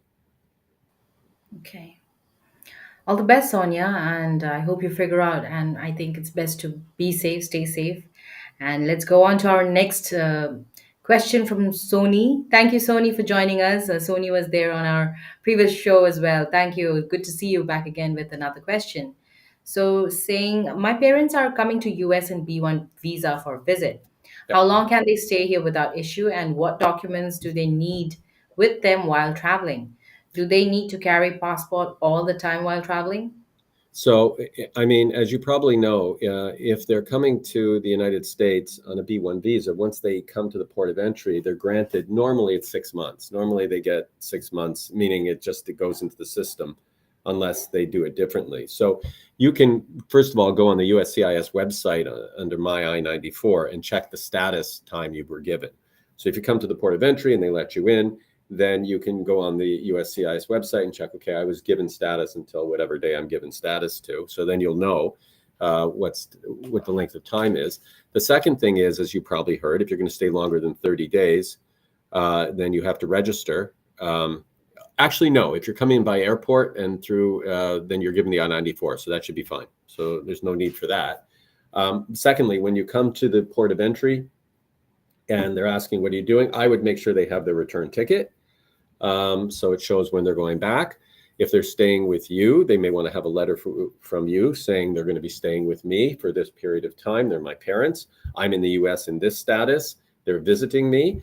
If they're coming here, they should have, if you're, just have it with them. They don't have to present it unless they're asked to present it. But if they work, they should have proof that they're employed. If they live somewhere, proof that they have a house, in that sense.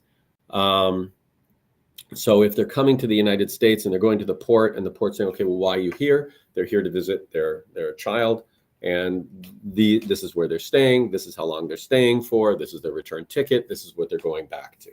Again, I think you want to bring copies of the documentation that you use to get the visa itself to begin with, and have it with you. You don't necessarily have to present it to them. If you can pick them up at the airport, maybe a good idea to show up at the airport and pick them up. But what they want to know when you come to a port of entry is that you're here for a temporary period. You can pay for yourself when you're here. You're not going to do anything. You're going to work without status or anything like that. And you have means to go home and a way to go home. So that's what they're going to look at. Yes, and I think what has lately become very important is also your return ticket. So this Mm-hmm. is something that you might want to have it with you, even when you're entering the US. The proof that you're actually going to go back on that date. So Yep. yes, Somi, thank you for your question. Thank you for participating. And we have Rahul. Hi, Rahul.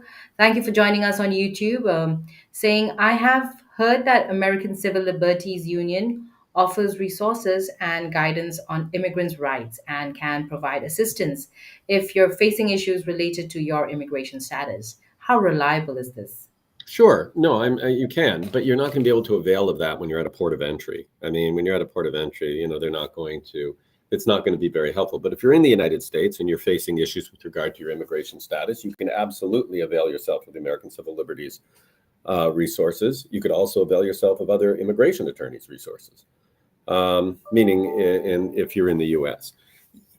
I have a unique type of practice in the sense that because I sit in Toronto, so we do a lot of border work. So I've been doing a lot of media myself with regard to the border and what happens at the border, because that's a lot of what I see.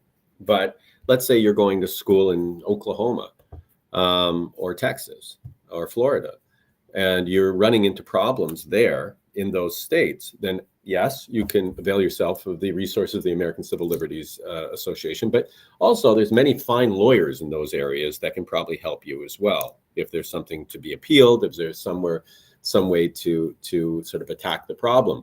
I think that, and it wouldn't be I mean, obviously, it's not me. It's people who are there on the ground, who you can see, who can give you a lay of the land. What I believe is that if, for instance, you are told to self-deport, or there's issues with regard to your status, then the first stop you should go to is somebody that knows what they're doing and what they're talking about. It's easy to go online. It's easy to go on Quora or Reddit or something and ask questions, but you don't know who's answering those questions. If you can afford it, then you should see someone who can assist you and give you reliable information. Very true. And it's best to consult with an immigration attorney and have one personal one for yourself always, because they will know your case in and out. They know where you were born, what you're doing, what you need to do, what your status is, and everything. So, yes. And in fact, if you need an attorney, especially if you're in Canada or the US, or, you keep shuffling in these two countries, then why not contact Attorney David? Also, Attorney David Garson is going to be available on email, and you can email him at david@garsonil.com and go visit www.garsonil.com to get to know more about immigration attorney David Garson. So, well, David, we do have some more people who have asked their questions on our YouTube channel, so I would like to address to them as well quickly, Okay. because I feel like they are a little related to our show right now. So this is like, I'm a business owner from Canada. Do you think I can self-petition and apply for L1A? So if you're a business owner in Canada and you have a company in Canada and then you want to establish a business in the United States, you can look at it's called a startup L1, meaning you're starting up a business and you're transferring there. That being said, you can't be you can, but it'd be a very difficult L1 if you're the only employee, right? So in other words, if you can't, let's say I have a small business in Canada, I'm the only employer, myself and my spouse are the only employees, and I'm going to establish in the US, and then do a startup L1 there. It's possible theoretically, but I would look at it, if you came to me, I would look at it and say, well, how strong is this case? Because I don't know it would be especially strong, because they want to know that both companies are still going to be operating, that the Canadian company can support the US company. In those types of situations, you need a business plan. So I guess in answer to your question, yes, it's possible. That being said, the conditions and the criteria have to be met, and it has to be somewhat clear and precise. Thank you, David, for taking that up. And folks out there, don't forget to subscribe to our channel, especially if you're resonating with all our content and what information Attorney David is here to give out to. I mean, it's very, very interesting so far. Been discussing from a different point of view, I would say also. So yes, subscribe. Our handle is at Immigration Talk Show. And also check us out. We are not just on YouTube, but also on LinkedIn, Facebook, X, and on Instagram. Connect with us. Let's go on to our next one. This is from Status saying, ma'am, F1 visa refusal slots open or not? I'm That's not the sure I question. understand the question. Is F1 visa refusal slots open or not? Sorry, what do you The- mean F1 visa refusal slots open or not? If exactly. you're Okay. refused an F1, if you're refused an F1, then it's, you can reapply. If that's what you're asking, if you can reapply for the F1, yes. But frankly, if there's not a lot of documentation that's different, it would be a pretty tough application. So I don't know how that would go. Yes. But thank you, David, for taking that up. Now we have Paulo asking, when you apply as an international student in Canada, you are required to write a letter stating you will return to your country once you complete your studies. Mhm. That was the agreement they signed. Is that true, David? What do you want to say on this? Yeah, there's a temporary intent requirement. I'm not sure if they're referring to immigration to Canada or immigration to the United States, but there is a temporary intent requirement. And when you're making application for an F1 visa to the US, or a student visa, a study permit to Canada, you're absolutely saying that you will return to your home country. Where that became, if we're talking Canadian immigration, where that became, I guess you could say, almost hypocritical, is the fact that a lot of Canada's immigrants came from the student population. So while you had to say that and prove that, at the same time, you could still enter the express entry pool to apply for permanent residence and everything of the sort. So it was odd. You're saying I'm going to go home, but at the same time, I'm applying for permanent residence. And in the US, it's kind of similar, right? I mean, you have to prove temporary intent when you apply for the F1, and then you do the OPT. And if you are in the STEM field, you have a longer term OPT, but then your employer, is trying to get you an H1, and then from the H1, possibly labor cert and then perm. So while again, the dichotomy, or the separation, is interesting. You're proving temporary intent because that's what you have to do. And at the same time, a lot of the immigrant population is taken from students who have had to prove temporary intent. Okay. Well, that's interesting. And thank you so much, Paulo, for your question, and also David for taking that up. And we got this one from Shreya. Quick question. What would be the RFE for someone who's working on job duties? Isn't much related to their master's degree. Would that be a specialty occupation? And my company gives very detailed job duties, roles, responsibilities, qualifications, etc. The only issue is my master's degree in information systems, MS, with data SC courses, and job in network engineering. However, I have STEM OPT Indian work experience for 2 years, BTech in CSC approved. So, and I, is specialty occupation is judging the role by company or the candidate who's applying? Seems like USCIS judges the role rather than the candidates. well, for this, I'm assuming you're talking an H1. If we're looking at that, then I think that, yeah, they look at both. When you're doing the H1, your degree should be in a closely related field, in the sense that it makes sense that you could do this job and you've been trained to do this job, and it does go to the role as well, with regard to the duties and responsibilities of what is something that is clearly professional in a specialty occupation. So I mean, in terms of what would the RFE, that's a request for evidence, be in that regard? It depends upon what is written in the submission, but the degree should be in a field that is related to what you're doing, and the role itself should be in a field that's related to the degree or something that they're satisfied you can undertake. Okay, okay. Thank you so much, David, for taking that up for Shreya. And Shreya, thank you once again for your question. And I think we have taken up our YouTube questions with that. So thank you, David. I still have more questions, so probably I'll quickly address to them since we are running short of time.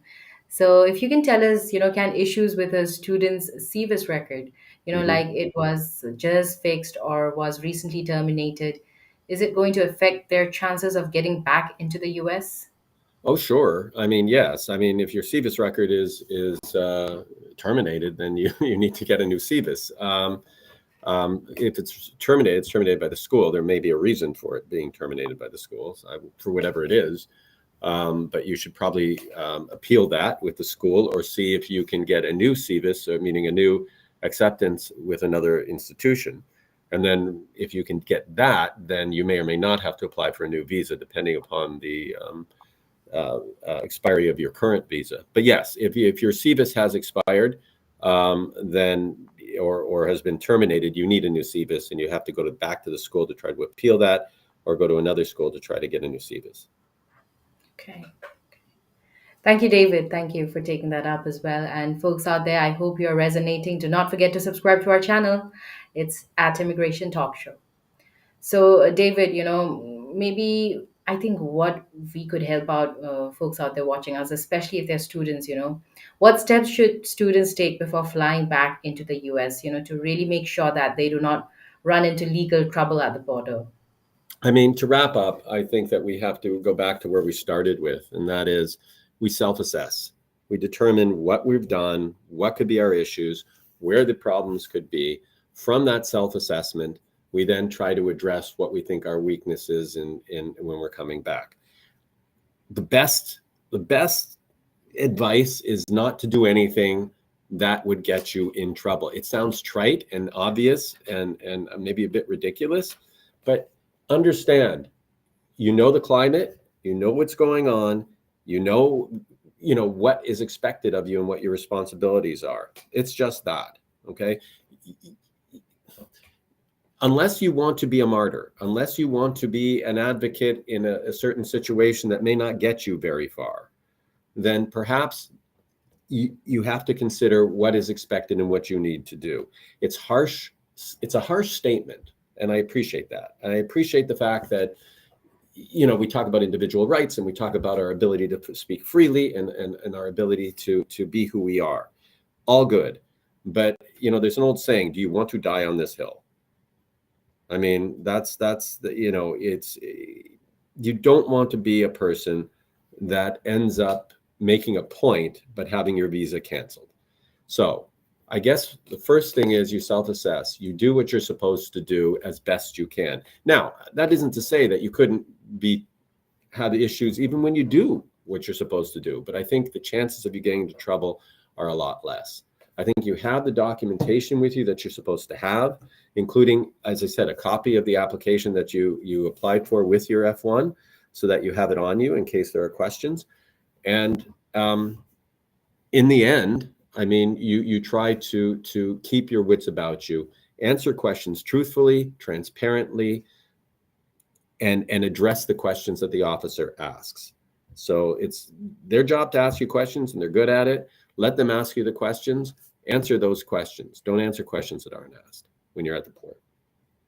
Exactly. Everybody's doing their job. And I think if you're going to be here in the US, you should also just come here and do your job.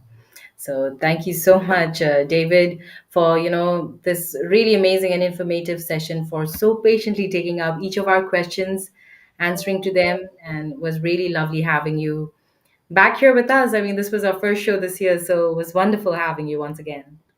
Pleasure being here. Thank you for having me, and be well.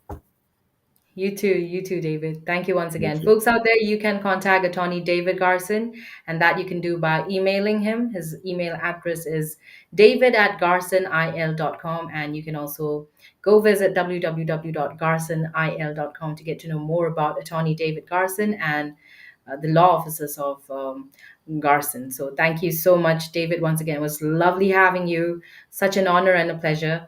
And I'm looking forward to having you back again soon. Thank you so much. It's great to be here. Thank you, folks. Thank you for joining us. Do Bye-bye. not forget to subscribe. Bye bye, David. And our handle is at Immigration Talk Show. Subscribe to our channel, hit that bell icon so that whenever we have these webinars, you're notified and you can join in by asking your questions or sharing our content because there's so much people can benefit from all these amazing webinars we have because they're very informative and they're free. So subscribe. I would say it's free of cost and just be so let's support each other, I would say. So check us out not just on YouTube but also on LinkedIn, Facebook, X, and on Instagram as well. On X we are at Immi Talk Show, that's our handle, but everywhere else we are at Immigration Talk Show, so check us out. Also, friends, you can message me or call me on my number. My number is 408-335-6444. This is also my WhatsApp number. So, in case you have any questions which we can address to our attorneys and guests who join us, feel free to leave your questions on messages. I will definitely check each one of them and yes, addressed to them. Also, you can email me at nipa@staffingme.com. And once again, stay with us because we have another very interesting session lined up just after less than an hour at 4 p.m. Eastern Time. I and my co host Sam are going to be back again with Daily Immigration Dose, where we're going to have another very interesting session, I would say. So stay with us. And until then, of course, keep enjoying your day and check our space out at Immigration Talk Show. Bye for now.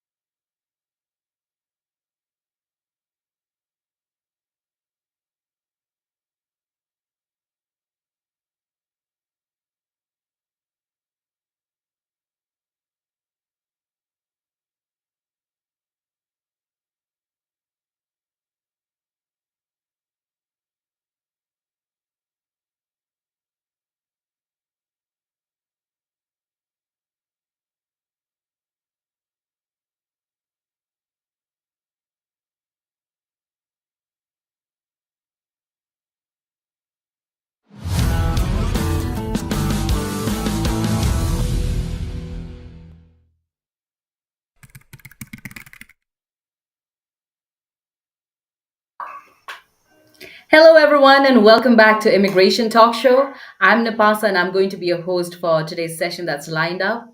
Thank you so much for joining us, friends. We are streaming live right now on YouTube, LinkedIn, Facebook, and on X. And join us. But before we head on with today's discussion, and I have our guest to be welcomed, I have this very important disclaimer, and that is by watching our videos, you agree and understand that the information shared by our experts and attorneys, including user comments and replies, is not legal advice. Use of information is at your own risk. So, friends, I hope that you keep that in mind and you can join us to even share what you think. All you have to do is comment. Just come watch us, and you can also join us in this conversation or ask your questions by calling in. And the number you've got to dial is 425-436-6335, and the access code is 988-888. And joining us in today's session is going to be none other than attorney Justin Rivera from Wasden Immigration Litigation. So, yes, without further ado, hi, Justin. Welcome back to our show. How are you doing? I'm all right. Must be busy and it's Yeah, crazy the situation. So, I can only yeah, imagine. yeah. It's a lot going on for sure. Yeah. It's a very busy time if you work in the field of immigration law. So, we're working through it, and hopefully we're able to get through everybody's quota cases as quickly and as positive, with a positive outcome as soon as possible. But yeah, just kind of getting the LCAs in, getting the docs in, getting the initial reviews done, sending everything for signature, bothering companies repeatedly that won't send LCA details. The typical stuff that you do during CAP. Right. And it's funny, or I don't know what, but there is no monotony, I guess, because every day is a different day with all these new updates, and there's just so much happening, right, Justin? So, Yeah, we're definitely kept on our toes. It's a constantly evolving situation. It's definitely a time where you have to be prepared to kind of shift gears and strategy based on what happens with the administration, and the changes that are being constantly made by USCIS or ICE, or even CBP, the consulates as well. It's just been a big upheaval. And we're working our way through it. Most of the clients that we're working with are having successful outcomes, which is fantastic. But there's definitely still, couple situations that we're not able to get the resolution that we want, and that's unfortunate. We're continuing to work with them, but yeah, it's been a difficult couple months, and it's going to become difficult couple years, to be blunt. But we just have to be ready to put in the work. for sure. And folks out there, you can check out Attorney Justin Rivera, and definitely go check out on LinkedIn Walston Immigration Litigation. There's a lot that has been happening and you do not want to miss out on. And so you can also contact Attorney Justin Rivera. Maybe you have a case that you don't want to make it to public or join us to talk to us about it right here, but you can call him up, and yes, his number is 844-592-7336, and his email address where you can contact him is support@walston.law. And definitely go visit www.walston.law to get to know more about Walston immigration litigation and Attorney Justin Rivera. Also, that said, I hope that you're going to have I don't know, fun or not, but very informative, and you're going to benefit from this session that we're going to continue today. Don't forget to subscribe, and don't be too selfish. Share this content and ask your folks and friends to join us, especially those who could benefit from this content, as we're going to speak about: is your company H-1B compliant? What do you know could hurt you? What you don't know could hurt you. So I hope that you are here to know more about this. And thank you so much. I can already see Yuri join us. So stay with us, Yuri. We are going to touch up on your comment very, very soon. But Justin, I think very important to stay updated, and knowledge is power right now. Ignorance can't be bliss anymore, because every day there's new updates. So how are you keeping up, really, and what are you doing to help out your folks out there who have been, your clients, your contacts? Uh, just making sure that we're in touch, and what I mean by we, as in touch, not just on my clients, but my colleagues. The profession of immigration law is fairly tight knit. To specialize specifically in business immigration, there's just not like a whole lot of individuals in the field when you really look at it compared to all types of law. And it's really been about just staying informed, between ALA and consular updates. And, there's resources that we have available to us as attorneys. But the best resource, I think, is just the anecdotal information that you procure from your colleagues. I think that over these past couple months, I in group chats that have been more active over these past few months than they've probably been in years.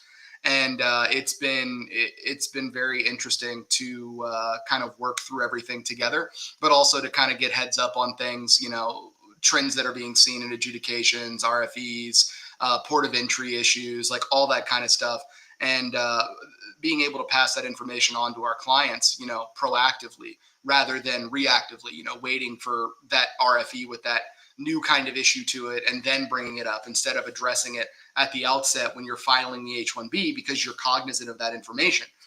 So that's really what I've been doing to try and stay informed. We are keeping track. We have some people who, through litigation, had fraud findings removed from their records. and they've for the most part gone abroad for visas, and we've been tracking, what's the success rate of the visa, what's the success rate of the port of entry, what kind of issues are they seeing if they're put in secondary inspection, and all of that allows us to document, track, and then pass on that information.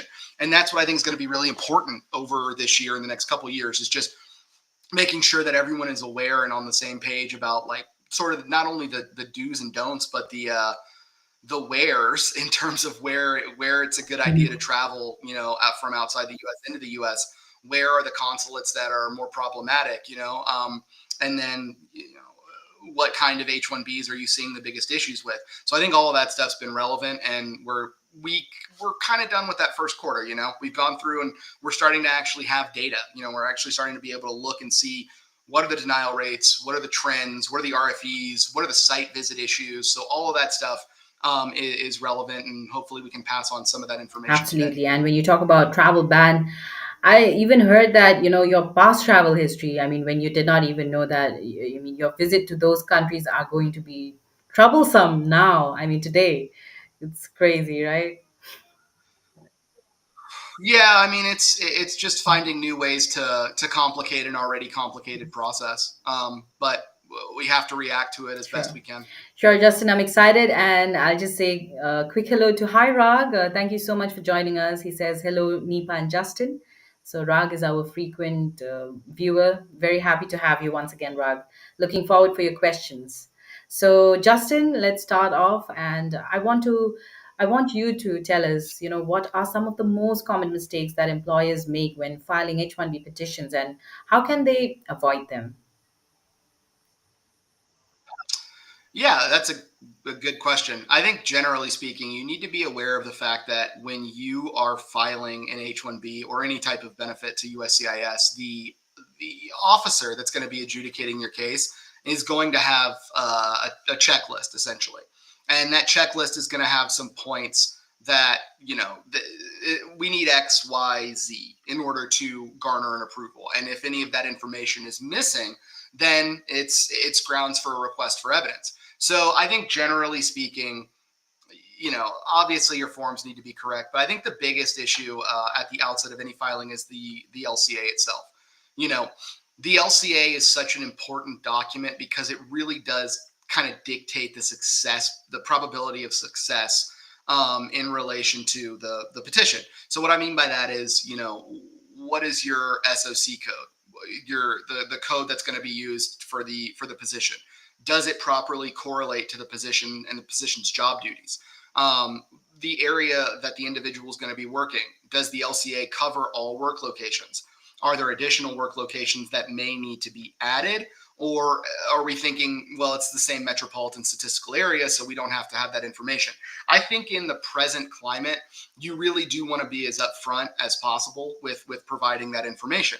And then I think what you're also thinking about is the wage level is obviously going to be important again this year. Would not shock me in the slightest if the level 1 RFE was very prevalent in CAP cases this year for anybody that files in level 1. And so the wage level is going to be important, and that's going to be something that people need to look at and really look at the position and say, does this position require 0 to 2 years of experience? Is it legitimately entry level, or is this more of a level 2 position or a level 3 position? And that really, that takes somebody who's well versed in the process actually making that determination. So I think all of those things are important from a filing perspective. I apologize, my allergies are killing me here in Texas. Right. But I think all of that is important. And in addition, the documentation that you provide is essential. If you're working in-house, meaning you're working at the premises for the company you're working on, or you're working on their projects, you're not going to have a lot of contracts usually. You're not going to have contracts, work orders, vendor letters, client letters. You maybe have an end user, if anything. So in that circumstance, what really becomes important is the support letter. Are you properly explaining the position? And are you giving enough detail for the officer to make a determination that the position qualifies as a specialty occupation? I've definitely seen an uptick in specialty occupation RFEs. And those specialty occupation RFEs, first and foremost, are attacking the job duties. And I think this is something that was done during the previous Trump administration as well. But it's basically this idea that, if you have 8 to 10 job duties and the job duties are, carbon copies of what you're pulling from ONET or just slight variations of that information, you're going to see RFEs where the officers are basically saying, these are generalized terms. These aren't specific enough to explain to me what you're actually doing for the company. And so I think we're going to have to be a bit more detailed with what the individual is going to be doing and how it specifically relates to where the individual is working. Another big thing I think is going to be, for whatever reason, USCIS has an obsession with percentages, a weird obsession with percentages for position time. There's this idea that you're supposed to somehow be able to tell them that, for example, as an attorney, 15% of my day is checking emails, I guess. But then to say, okay, I check emails, and then within that, what's the percent, what's the breakdown? How do I check the emails? How does my knowledge make me specialized to check the emails? It's silly when you think about it in a specific extent, but for USAS, it's something that they want to see. And so I think we'll see that as an issue for requests for evidence. Now, if you're working at a third party, I think the BFJO is going to be your big hit issue this year, the bona fide job offer. This idea, this notion that, if you are working as a contractor at a client, not only do you have to show up front that the client actually has need of your services, but does the client attest to the idea that the position requires a bachelor's degree in a specific specialty? And so I think procuring that information is going to be pretty vital this year, and we're going to have to see how it ends up working out. So at the outset, I would say try to prepare a petition that is as strong as possible. I know that there are attorneys who, in their opinion, they think like, well, if we can't get the client letter, it's okay, we'll wait for the RFE. I would try to push to get client letters up front, because what I think is going to happen is you're going to see those RFEs, and those RFEs are going to be dense. It wouldn't shock me if the majority of requests for evidence that are issued for CAP cases this year are 2 to 3 issues, maybe more. So yeah, I mean, that would be kind of my general advice. The mistakes usually occur with the SOC code, the wage, and then not being detailed enough about what the position requires. And that brings me to my next question about specialty occupation. So, how important is the job description to tell, especially when filing the H-1B petition, and what makes a job description strong enough to meet the specialty occupation requirement? Yeah, I think that you're going to be dealing with a lot of borderline psychotic officers this year, because a fallback that they are seeming to begin utilizing is the notion that the job duties are vague. Okay, well, if you hone in on what the definition, the actual definition of vague is, it's like, okay, we're not providing enough detail in what regard. If you're a if you're an officer, USCIS officer, and you maybe have a degree, a general business degree or whatever, unless you're an IT specialist, you're really going to sit there and tell me when you look at these 8 to 10 job duties for a software developer that you think that they're vague. What is even the analysis of that? I mean, I actually got a request for evidence, a second request for evidence, by the way, where they actually attest specifically that the job duties were not detailed enough. Well, the job duties were, I think 6 or 7 job duties, specific time percentages, sub duties to each job duty. And despite all of that, they claim that the job duties were vague based on the idea that one of the job duties contained the phrase collaborate with. And they basically said collaborating with other individuals is not a detailed enough description of what the individual is doing. So that's I'm letting you guys know now, that's what you're dealing with. So I think what you're going to have to do is really eliminate soft skills and get as technical as possible. If you're, coding XYZ, I would go into the technologies being used to code, how the coding process works, what part of the process you are you on the front, are you on the back, and just get really, really nitty gritty into the details of it.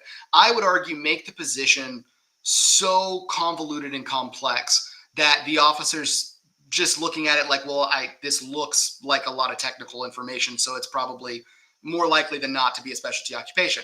But that being said, I mean, you got to be careful this year, because I don't think the generic stuff is going to cut it anymore. I don't think we're going to be able to get away with parroting ONET language and making small changes so that it says, something that's slightly different from what's contained in the ONET.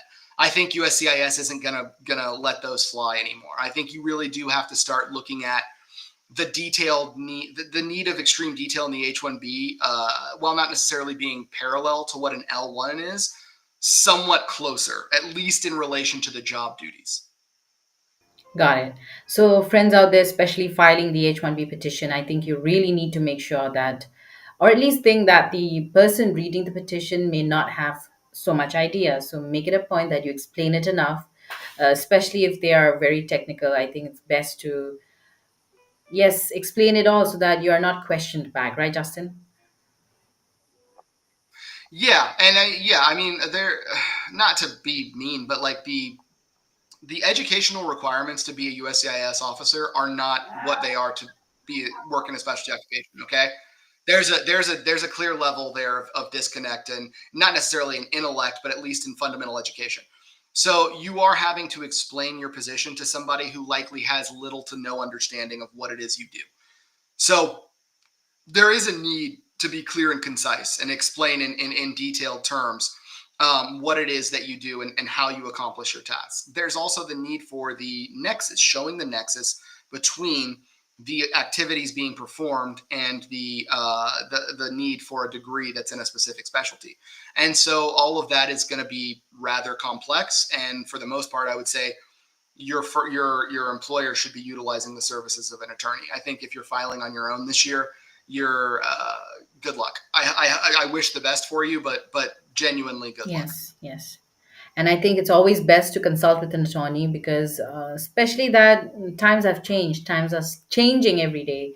So, just to be updated, just to be more sure, always consult an attorney and discuss your case. And for that, you can also discuss or consult with attorney Justin Rivera from Walston Immigration Litigation. Go email him at support@walston.law, or you can even call him up, especially if it's urgent. You can call him on 844-592-7336 and go visit www.walston.law.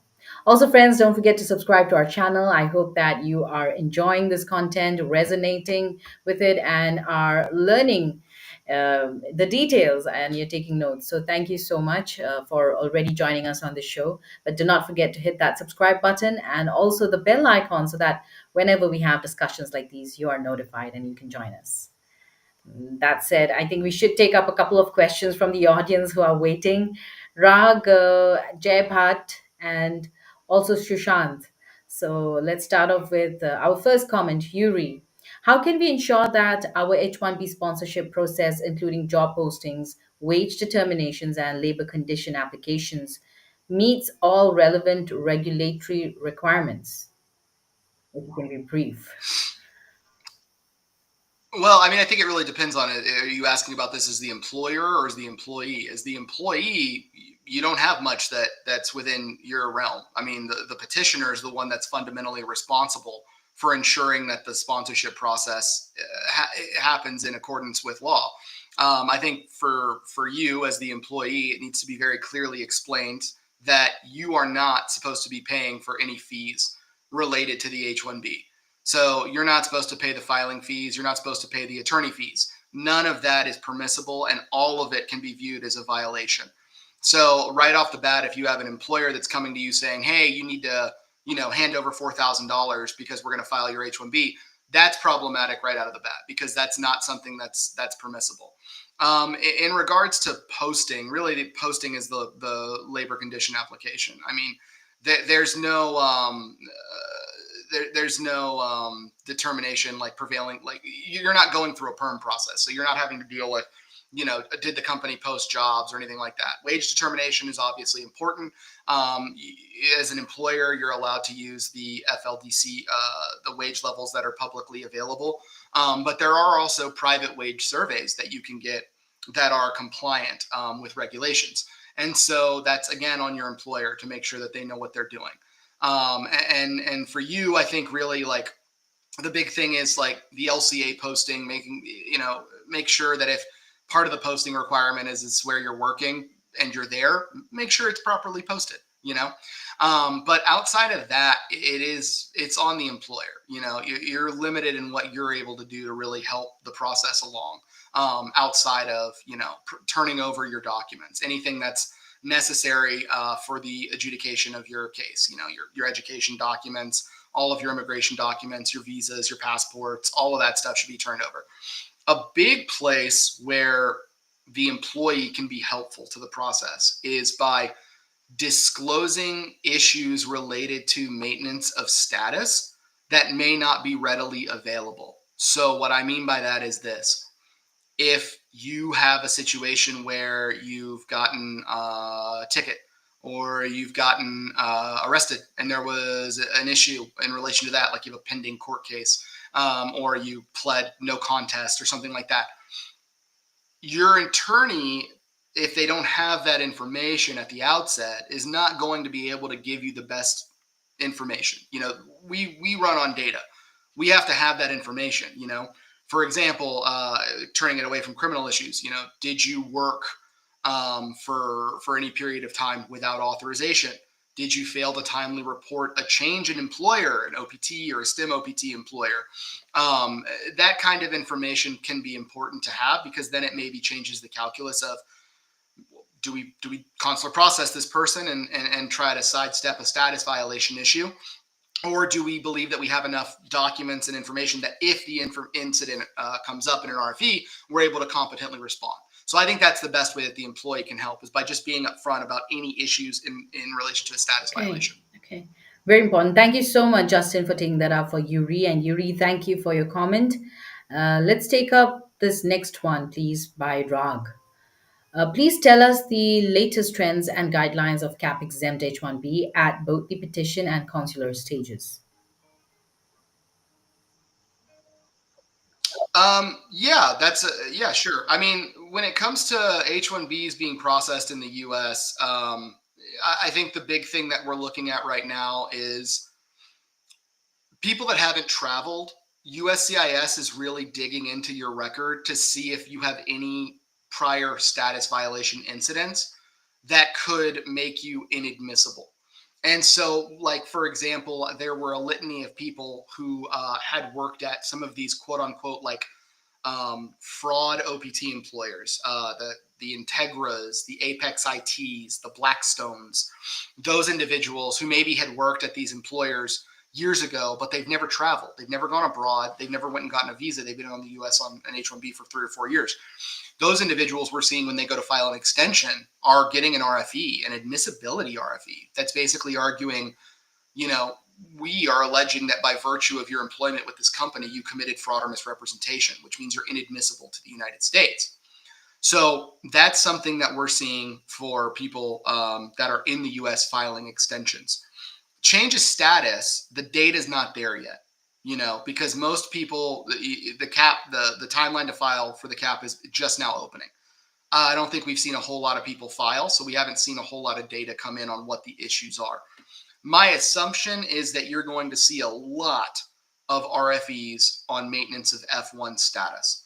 I think they're going to really look at going after OPT compliance. And what I mean by that is, are you working at an employer? Are you actually working or receiving training? Or are you just working with that employer and hanging out in the US? Another trend that has been popping up is this idea that if you worked on OPT and it was unpaid work, whether or not that position should really be an unpaid internship. Basically, USCIS trying to argue that you should have actually been paid. What's their basis for this? It's actually law that is outside the scope of immigration, but it's something they're bringing up because they're trying to basically say, well, why aren't you getting paid on OPT? Under the regulations, you're allowed to not be paid on OPT, but it's still something that I've seen come up as an issue. STEM OPT, reporting requirements. Is that I-983 getting filled out and submitted? Is there compliance with the I-983 that can be backed up by evidence? And are you being paid? Because for STEM OPT, if you're not being paid, that is a violation of status. So I think that's an issue that's going to be cropping up as well. CPT, did you do CPT after STEM OPT at the same degree level? USCIS may hold that as a violation of F1 status. So I think that that's going to be an issue too. If you went to one of these quote unquote day one CPT schools, did you comply with regulations for maintaining a full course of study and taking only a set number of online classes? All of those things are going to be coming up for people that are changing status this year. When it comes to consular processing, the way consular processing works is you're just applying for the H-1B. You're not applying for the change of status. So all of your status issues are sidestepped. However, that does not mean those issues won't come up when you eventually go to the consulate to apply for the visa. So while you are delaying the issue, it's still an issue that's going to have to be tackled in the event that you want to go activate the H-1B. So I think what you're probably going to see a lot of this year is consular processing recommendations based on issues with status, and then kind of kicking the can down the line to say, okay, let's see if this person can get their visa at the consulate. For a status violation, if it's not an issue that invokes fraud or misrepresentation, if a status violation is disclosed at the consulate and you're upfront and truthful about what happened, odds are the consular officer that's reviewing the case is going to end up granting you the visa. At least that's been the trend prior to now. So, that's really the difference. But with consular processing, I think people are understandably scared to travel because you have two hurdles in that circumstance. You have the first hurdle being the actual obtaining of the visa, and the second hurdle being re-entry to the United States. I think it's no secret that people have been able to been explaining in extreme detail that there has been enhanced CBP issues where there's a higher probability of people being placed in secondary inspection and being questioned for anywhere up to 5 hours, maybe even more in some unique circumstances. So that all being said, I think that it is important now more than I think it has ever been, at least in my history of practicing, to make sure that the law firm that you're working with is not only guiding you through the H-1B petition process, but is also providing some level of assistance with the visa application process and even some sort of counseling or guidance in regard to CBP reentry. So I think we're no longer in a world where it's just, I got your H-1B approved, I'll see you later, and I know you're going to be fine. It's really just having to offer that full array of services, which, hopefully the petitioner is engaged in and trying to participate in paying for, to make sure that the asset that they've invested in is able to get back into the United Right, States. right. Thank you so much, Justin, for really that detailed explanation for Rag's question. And Rag, I hope that you liked the answer. And do not forget to share this content with your folks who could benefit and check out Attorney Justin Rivera for sure. So now let's come back to our questions, and we're going to take up Shishant's and Ranjit and Pedojo's questions very, very soon. Stay with us, folks. And now, Justin, if you can also tell us, when it comes to the salary, what do employers need to know to make sure that they're paying the correct wage and staying compliant? So yeah, I think the wage level is going to be very important. Fundamentally, the LCA, the labor condition application upon certification, once the petition is submitted to USCIS, basically binds the individual, the company, to the statements made. Once the employee is placed on H-1B, they are required to pay that wage. If they pay under that wage, then you have a violation issue. Now, ideally, that violation would be related to the employer, but I can't sit here and tell you that it's not something that has ended up being an issue for the employee. And not only in the immediate future, but also down the road if that individual is lucky enough to be able to adjust status. So obviously, compliance with paying that wage is important. The other part of that, though, the calculus is we're really looking at the wage level that's being paid to the individual and to the position. Years ago, the move essentially was to file level 1 out the door. Everybody that's coming out of college is a level 1 position. You file a level 1 H-1B, you get to pay them the lowest wage possible, still stay within the parameters of the regulations, and get the benefit of having the employee. That was attacked pretty hard under Trump 1.0 by the level 1 wage argument. Essentially, this argument that unless a position can be verified as entry level, the petition is not level 1. I think that that's likely going to be the case again. I think most companies have adjusted to that and have, kind of just moved up into that level 2, level 3 range because they know that it's better to do that and pay more than to end up getting a request for evidence. That being said, if you're going up to that level 2 wage, you still have to be compliant. You still have to actually be paying that wage. And I think we all should be cognizant of the fact that while we haven't seen a massive increase in FD&S, I think it's an inevitability that it's something that's going to happen. And when that FD&S those visits start to increase, which I feel very comfortable will correlate to around when H-1Bs are submitted, and once H-1Bs kick in on October 1st, I think that's when we're really going to see that push. Are the employers able to provide evidence to show that they are in fact compliant or will be compliant? And I think that's going to be really important. I think that now more than ever, you're in a circumstance where when you're dealing with the government in any capacity, be it a filing or an FD&S site visit, I think it's imperative that you invoke legal representation, because if you don't, then you're kind of leaving yourself open for enhanced scrutiny, but not only enhanced scrutiny, but an opportunity for the FD&S officers to move themselves firmly outside the scope of what they are and aren't able to ask about. Because once you comply, you kind of open the door, and they're just going to keep hounding you for more and more information. So yeah, I think that you have to obviously pay the LCA wage. That's required, but you also have to be able to document it and provide evidence backing that up. And you have to be careful about ensuring that you do have documentation on hand or available, in the event that there is a site visit. And just a really quick thing before we move to the next question.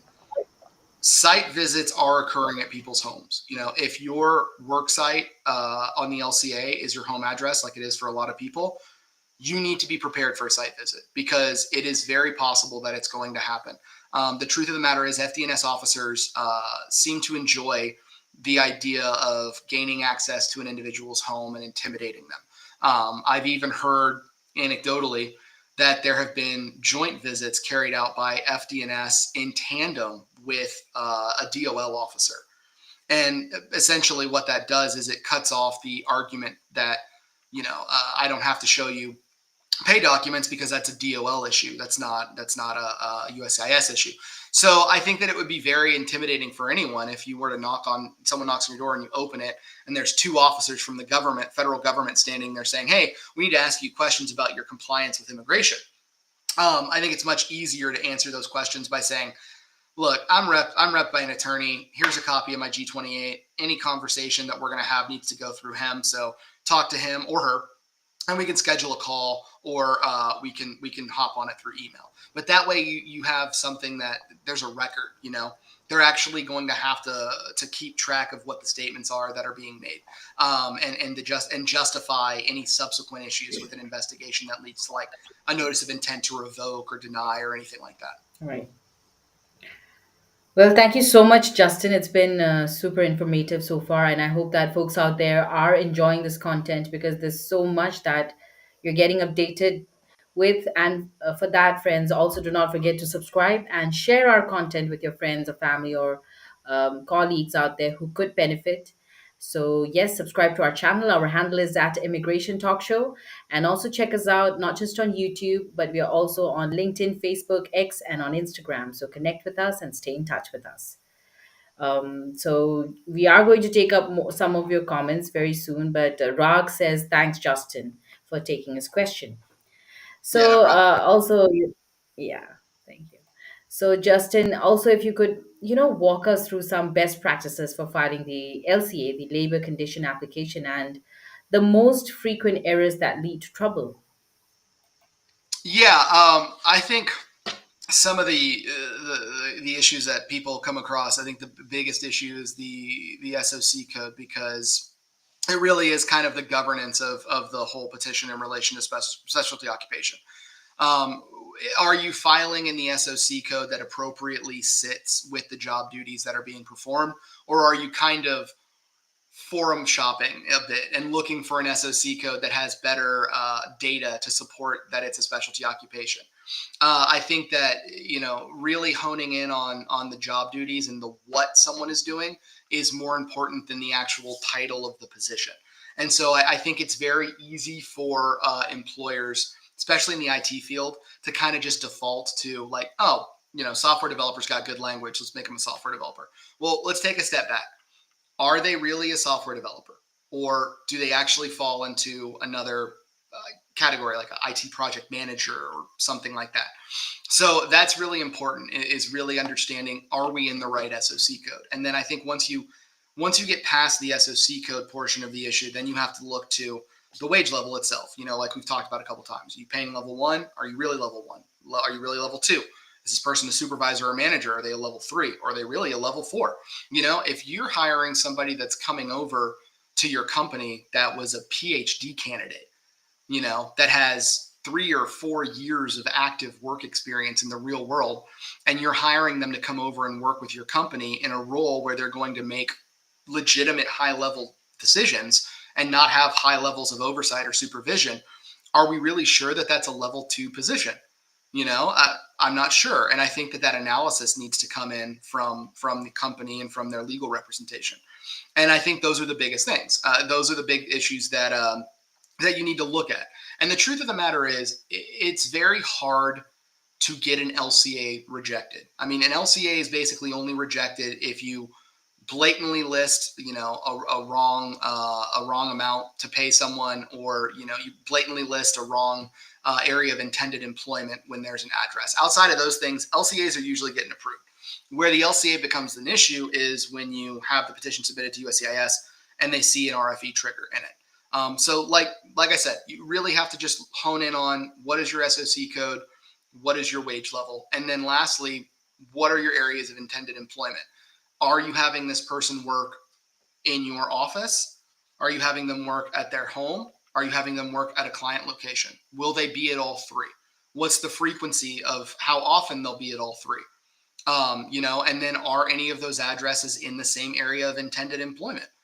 And so I think all of that needs to go into the calculus, because, I think with the site visit increases that we're anticipating seeing, if you have a person who's 95% working from home and there's a 5% that they go into the office and then they site visit the office and there's nobody there, they might use that as a pretense on its face to start inquiring a little bit harder into the petition. So I think all of that information needs to be taken into consideration. It's going to make every petition unique. It's going to be very hard to carbon copy file cases this year. Correct. I'm sure, Justin. Thank you so much. And maybe you could tell us about some of the RFEs that you've seen in some of the H-1B cases that you're dealing with right now. Yeah, I've definitely seen some weird stuff that is indicative of what we're probably going to be looking at with the Trump administration. Like I shared earlier, the biggest one for me was job duties. I was very surprised to see job duties RFE for special occupation for someone that had a fairly detailed job description. So I thought that was kind of odd. Another one that I've been seeing is the beneficiary qualifications RFE, where they're basically trying to come back and say, we see you got an evaluation for work experience, but we don't like the letters, the work experience letters. We don't understand how these letters show that someone had progressive responsible experience. How did they move through their professional path? We don't know. All we're seeing are job duties and bland nonsense like that. But that's what I've been looking at is those issues. Another thing that I think is really interesting and telling is that I did have a case where we provided an expert opinion letter to show that the position qualified as a specialty occupation. A very thorough expert opinion letter that I believe was about 18 to 20 pages by a professor from the school. And they issued an RFE where they're basically saying, we think that the professor did not do any actual analysis into the position's requirements, because we think that the professor is only making conclusory statements without explaining or justifying the basis for the statements. There was even a line in there that I'm smiling about it now, but I will be repeating it a lot in the RFE response. They had a line about, we don't know what material this professor has cited to reach their conclusions. And since we don't have that information, we can't give credibility to the evaluation, which is fundamentally preposterous. You're basically saying an expert in their field who has the qualifications of an expert is attesting to the validity of this position as a specialty occupation, and you as a USCIS officer who is by no means an expert or even close to an expert within the field are going to give less weight to the opinion of the expert based on your unprofessional opinion that the expert doesn't know what he's talking about.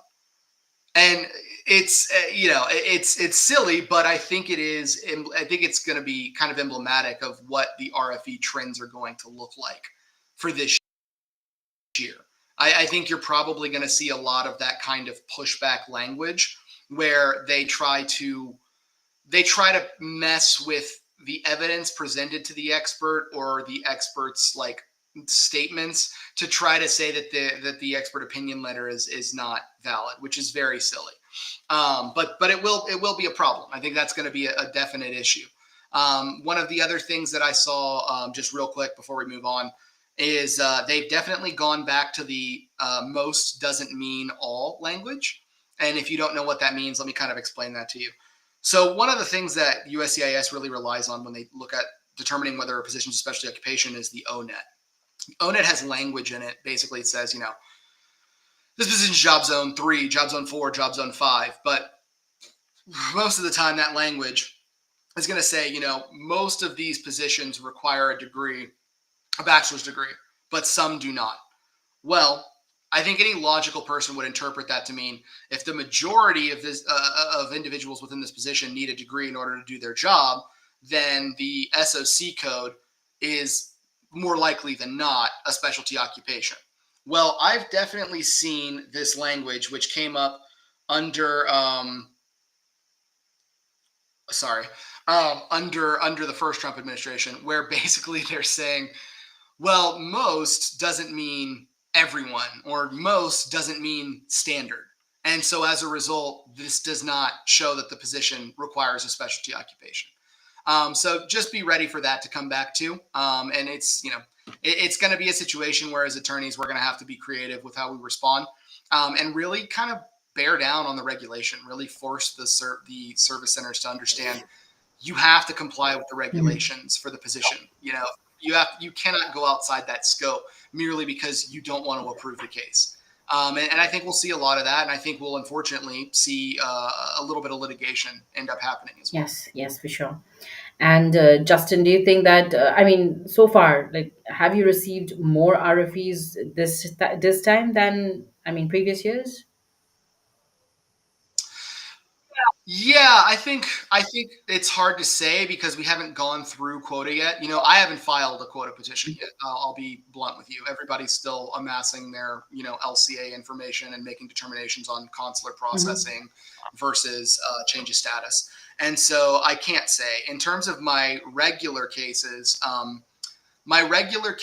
think are pretty much getting RFE'd at the rate I would expect them to be, which for the Trump administration, I would put it around 30%.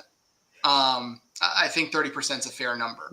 Now, that being said, I genuinely believe that there will be a significant spike in RFE issuance rate for cap cases. Now, that is a prediction. It has to actually happen in order for us to see it.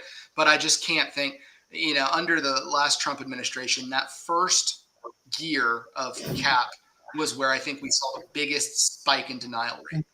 And it would very much shock me if that doesn't return this year. Right. Well, thank you, Justin. And I think we should quickly address some of our viewer questions. And let's take up Pedoju. Hi, what are the chances of H1B second lottery fiscal year 2026? What is present position for IT job market? So I can kind of speak towards the first question. I can't speak towards the second. I don't know what the IT job market looks like. I don't work in that field, so it's not something that I'm able to give you sound advice on. The second lottery thing, I think the consensus is that there's going to be a second lottery borne out, and that's based off of the idea that there's probably going to be a higher denial rate. And I think that that means there's going to be more unused visas, which is going to open the door for that second lottery to occur. So I would say, yeah, it's probably a pretty high probability that there's going to be a second lottery probably happening in July or Hmm. August. So yeah, I mean, if you weren't selected the first time, there's still some level of hope for you to hold out on. Don't put all your eggs in that basket, but yeah, it's very possible. Yes. Pedujo, I hope you keep yourself updated and do not forget to subscribe to our channel because if we hear the news of a second lottery, we're definitely going to update you first. So subscribe, hit that bell icon, and our handle is at Immigration Talk Show. So next up, we have Shushant. As an employer, what kind of employee verifications are needed? I-9 forms versus E-Verify. Do we need to do both? Also, how can be done remotely? So you need to I-9, obviously, and that I-9 compliance rate. The regulations for I-9 are readily available online, but that's something your company's HR should be very well versed in. There's no reason why they shouldn't be able to do it. My understanding is that you're still able to I-9 remotely. There are specific requirements related to that. It has to be with a certain number of days after joining the position. I believe that the representative of the company has to do an actual like physical inspection of the information once it's been received. So I think yeah, I think I-9ing is going to be important because it's just a small thing that the government can hit you on that can be problematic for you as the employee, not so much, but really it's the employer that has the issue. You know, if you end up getting an I-9 audit where the government comes in and finds a bunch of not examples of non-compliance, they can hit the company with significant fines. But as the employee, when it comes to I-9ing, I would just say think about every time there's a change in what you do. I think it would be important to ask the employer whether or not I-9 a new I-9 is necessary. You know, if you file an amendment, do we need a new I-9? Or is it okay because I'm still working with the same employer and I'm maybe being paid the same or slightly different? When we have an extension, is there an I-9 issue? Transfer, of course, there's an I-9 issue. Changing status, is there an I-9 issue? All of those things are relevant quandaries that should be presented to your employer, especially if you're working at some of these smaller companies that don't offshore their HR to a third party. If it's just, one person that's doing it for a company of 45 or 50 people, they may not be as familiar with the I-9 process as a large organization would. So I definitely think that matters. So yeah, I would say stay on top of I-9ing as best you can. And it's not that hard, I-9 compliance. It's something that's pretty blatantly spelled out. And as long as you're following that, there shouldn't be any issues. And that's kind of all I have to say regarding that. E-Verify, my understanding is that's for employers. So I think employers are supposed to be in E-Verify. I'm not sure how much that actually relates to. Oh, as an employer. Oh, my bad. What kind of employee verification? Yeah. So yes, I mean, you need to be in a E-Verify in order to utilize certain workers. I mean, certain types of work visas. So I think as a rule, I would make sure that you're in E-Verify, especially if you're working with kids that are on OPT. I know that it's completely necessary. And then I-9 compliance, yes, as the employer is going to be important. You do need to do both. And I would just say look to the regs for the I-9 issue. If you really need to get into it when it comes to I-9 compliance, I would just have a conversation with an attorney and let them kind of take you through the A to Z of how the process works, when you're supposed to do certain things, what triggers what. Because I think that's a conversation that we could probably spend an entire webinar on, and we just don't have as much time as necessary to go into all that So detail. true. And Shushant, make it a point to subscribe to our channel and all you folks out there so that you don't miss out on any of our important information that we share here, all for free, right, Justin? So I hope that everybody is enjoying this and share this content at Immigration Talk Show. So I think we'll quickly address some of our YouTube questions. Justin, if you have just 5 more minutes. Yeah, Okay. sure. So this is from Burma. You are not clearing one specific. What if someone got a tourist visa interview call, but before that their biometrics? I don't know if that had anything to do with what we're talking Yes, let's go about. on to our next one. Where, I mean, That looked like a B2 tourist visa question. right, no problem. But let's go on to our next one. Yeah, this is an H1B one. Hi, my employer is willing to sponsor H1B but doesn't want to pay for fees. An attorney is there. Anyway, we can share payment, or is there any legal way we can do it? No, your employer is the petitioner. It's their petition. It's their responsibility. You, as the H-1B holder, are the benefit. You're the beneficiary. The employer is paying for the benefit of being able to employ you in the United States in an H-1B on an H-1B visa. So no, you're not supposed to take on any of the fees. There's a very, very nuanced situation in which an argument can be made that an employee can pay the premium processing fees. And that is basically if the employee is the entity that has need of the adjudication occurring immediately. So, in that very nuanced circumstance where a reasonable argument can be made that the employer does not need this person urgently, they don't need to premium the case, the employee could subsequently then be able to pay for premium processing. Now, that being said, there's also a level of analysis that has to go in to reviewing the actual case itself to determine whether or not the payment of premium processing would actually lower the person's in what it's a nuanced situation, but basically you got to look at the person's wages and see if that charging them for premium processing could create a situation where they're somehow driven below the wage that they're making. It's a formulaic thing, but I would just say as a general rule, no, you can't pay for anything. Very rare circumstances you can pay for premium processing. I would recommend you at least speak to an attorney first, just so they clear the case and you're able to do so. That all being said, I think, if your company doesn't want to pay the attorney, what they're going to do is file the case and then turn around and pay the attorney to do the RFE. So if that's the route that they want to go, that's their choice. But I think it's going to be very tough sledding for petitioners that are filing on their own this year. Right, right. Well, I think we should take up this question now from Gopal. Thank you, Justin, by the way, for taking that up. Gopal is asking client letter and agreement is mandatory. Otherwise, small employers' H1B visa will never be stamped. Visa officers following the same steps since 3 years. I mean, I'm not sure this is a question as much as a declaratory statement, but yeah, I would just say for this, in relation to this statement, there is definitely validity to the notion that smaller employers are receiving a different level of scrutiny Right. than the bigger companies. Your Intels, your Metas, your Teslas, those larger companies, they're going in for visa interviews, and usually they're getting an approval just based off the fact that they work at these large companies. Your smaller entities, especially your small consulting companies, I think you can expect a very, very high level of scrutiny in relation to your petition. I have one client who they don't have that many H-1B employees. I think 7 or 8. They've gotten 3 221Gs this year. All 3 of their employees have gotten 221Gs.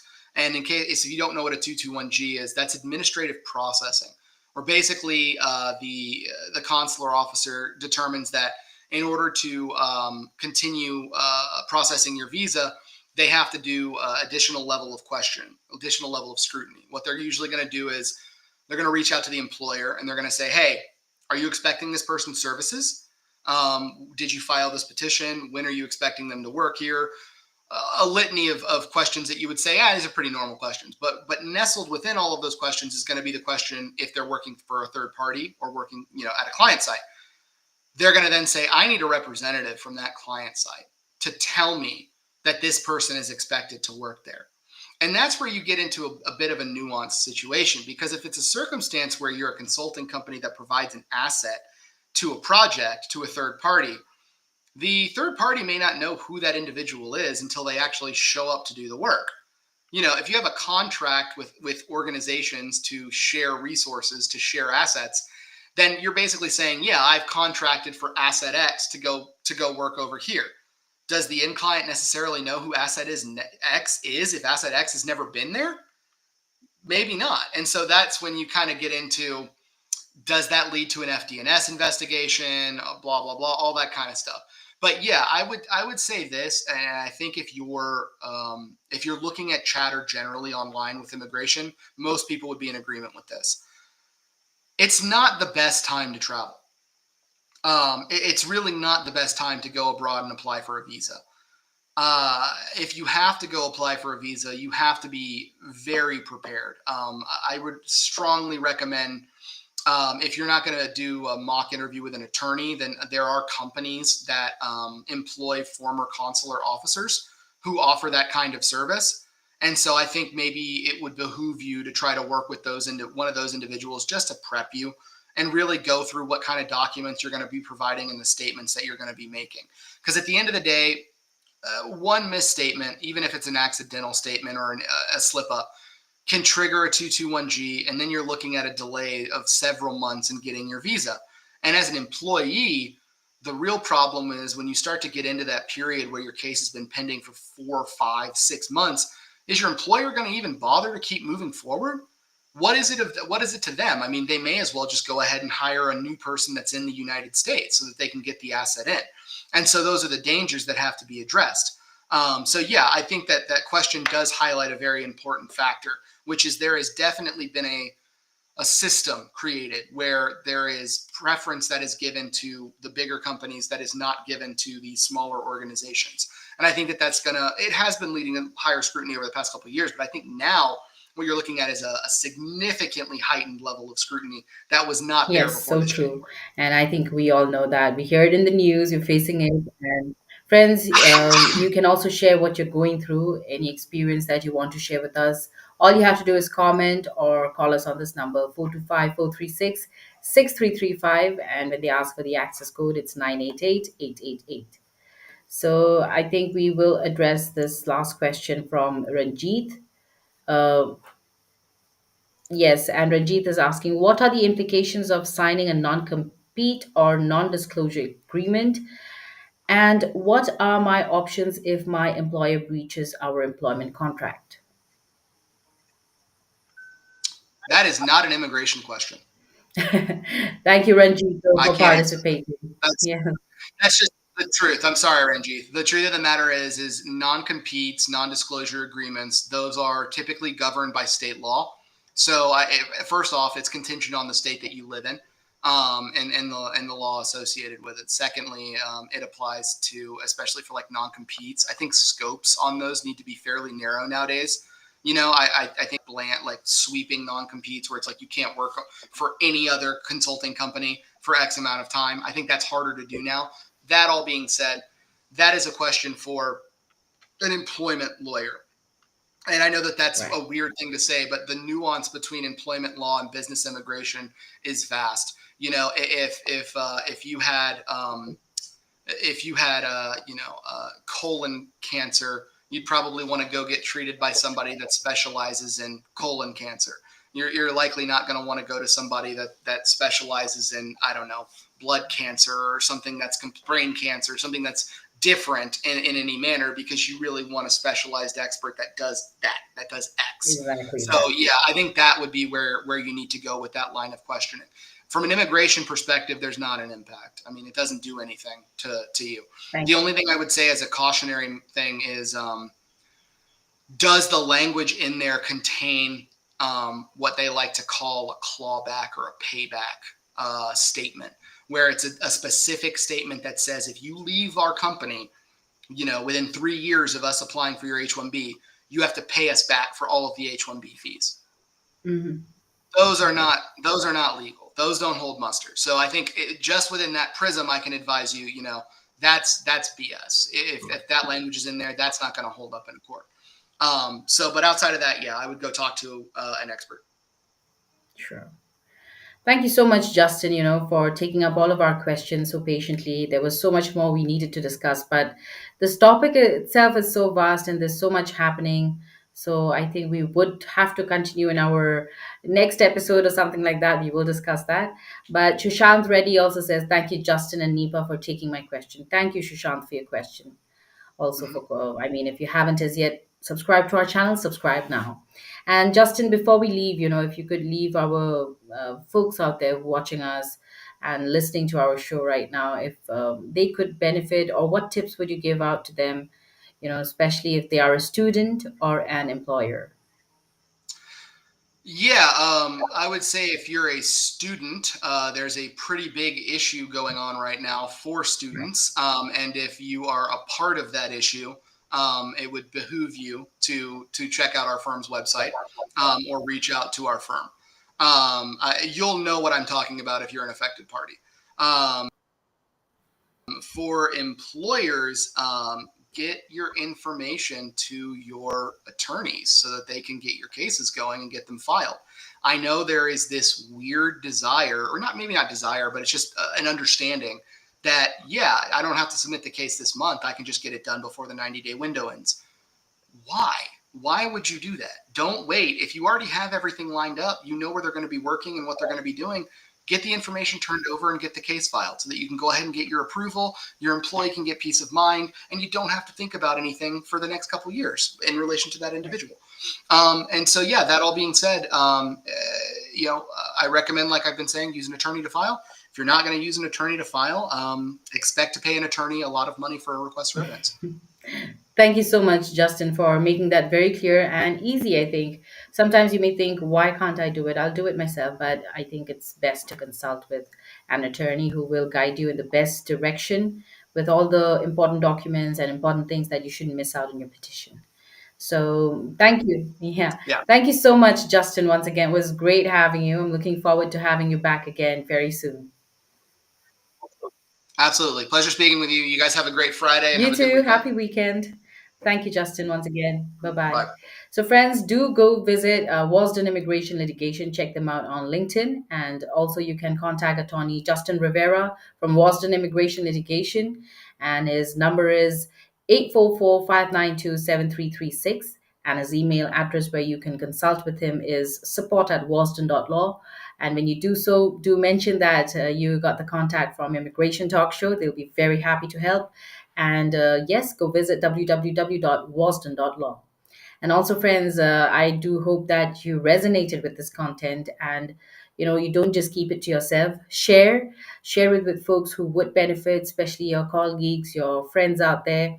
And subscribe to our channel. Hit that bell icon so that whenever we have discussions like these, or we have these attorneys, experts in their field of work, join us for discussions. You can also join us to watch or even comment, ask your questions. Don't need to miss out on any of these important information.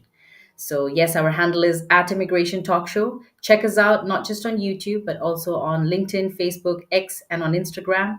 Connect with us, and well, you can also get in touch with me in case you have questions that you want to write to me personally or ask me when to join in.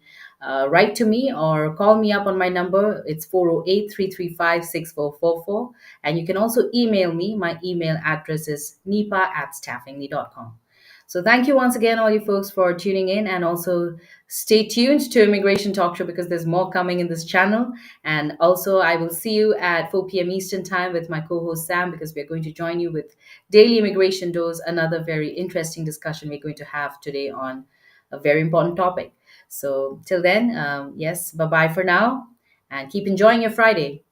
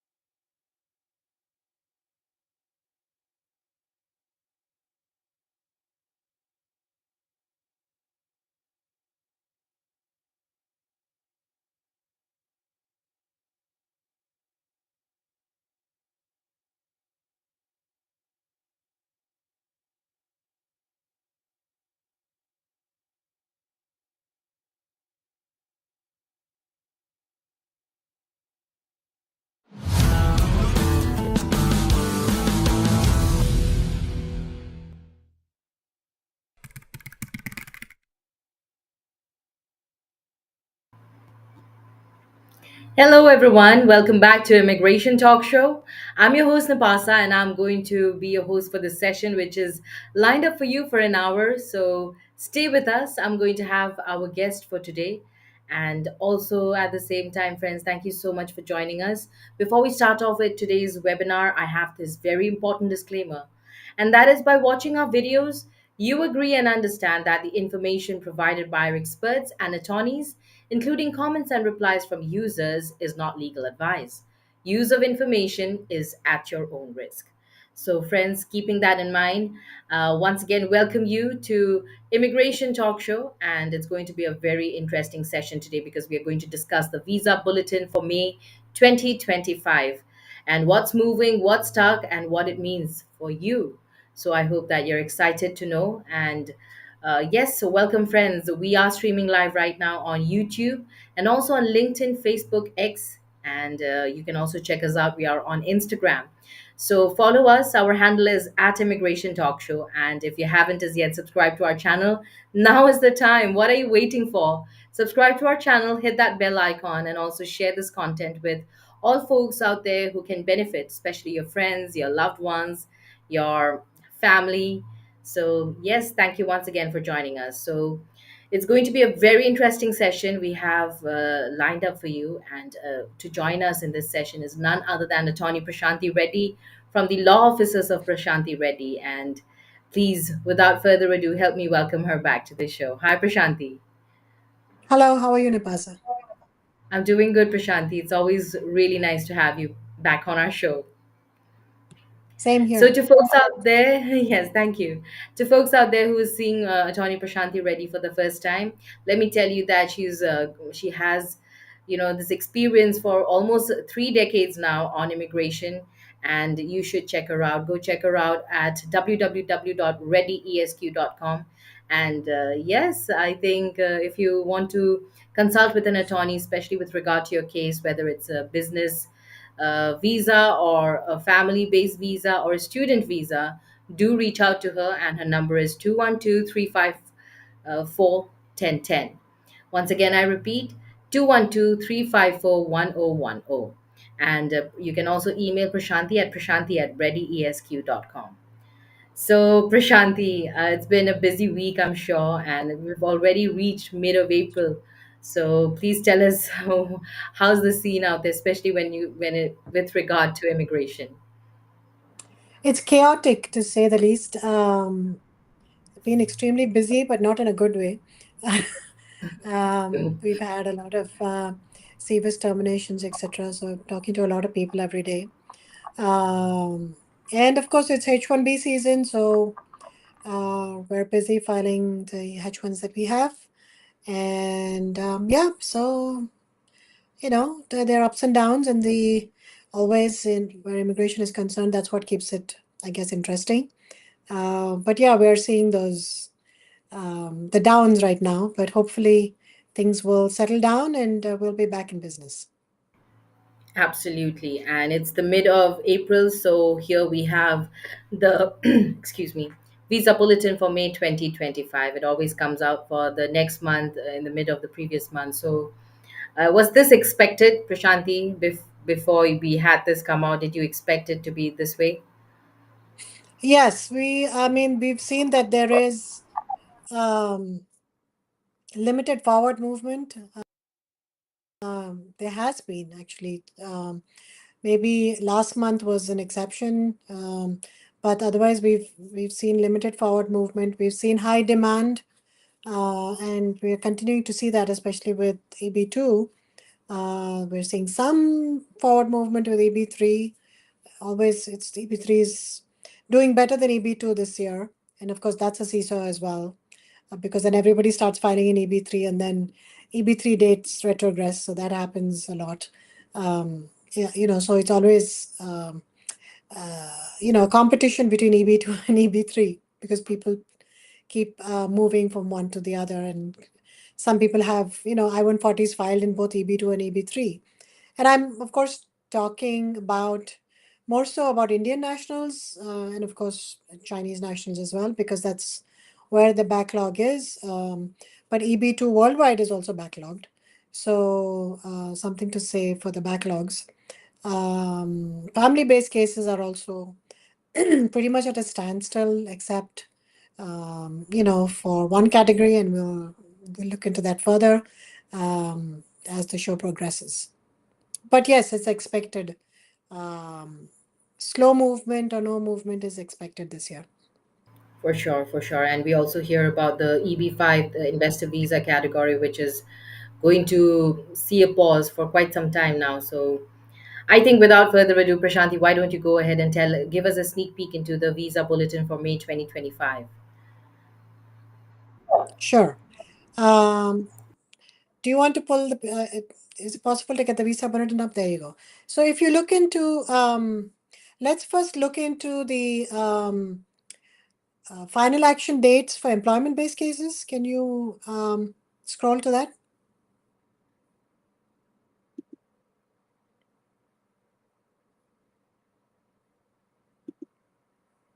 Okay, good.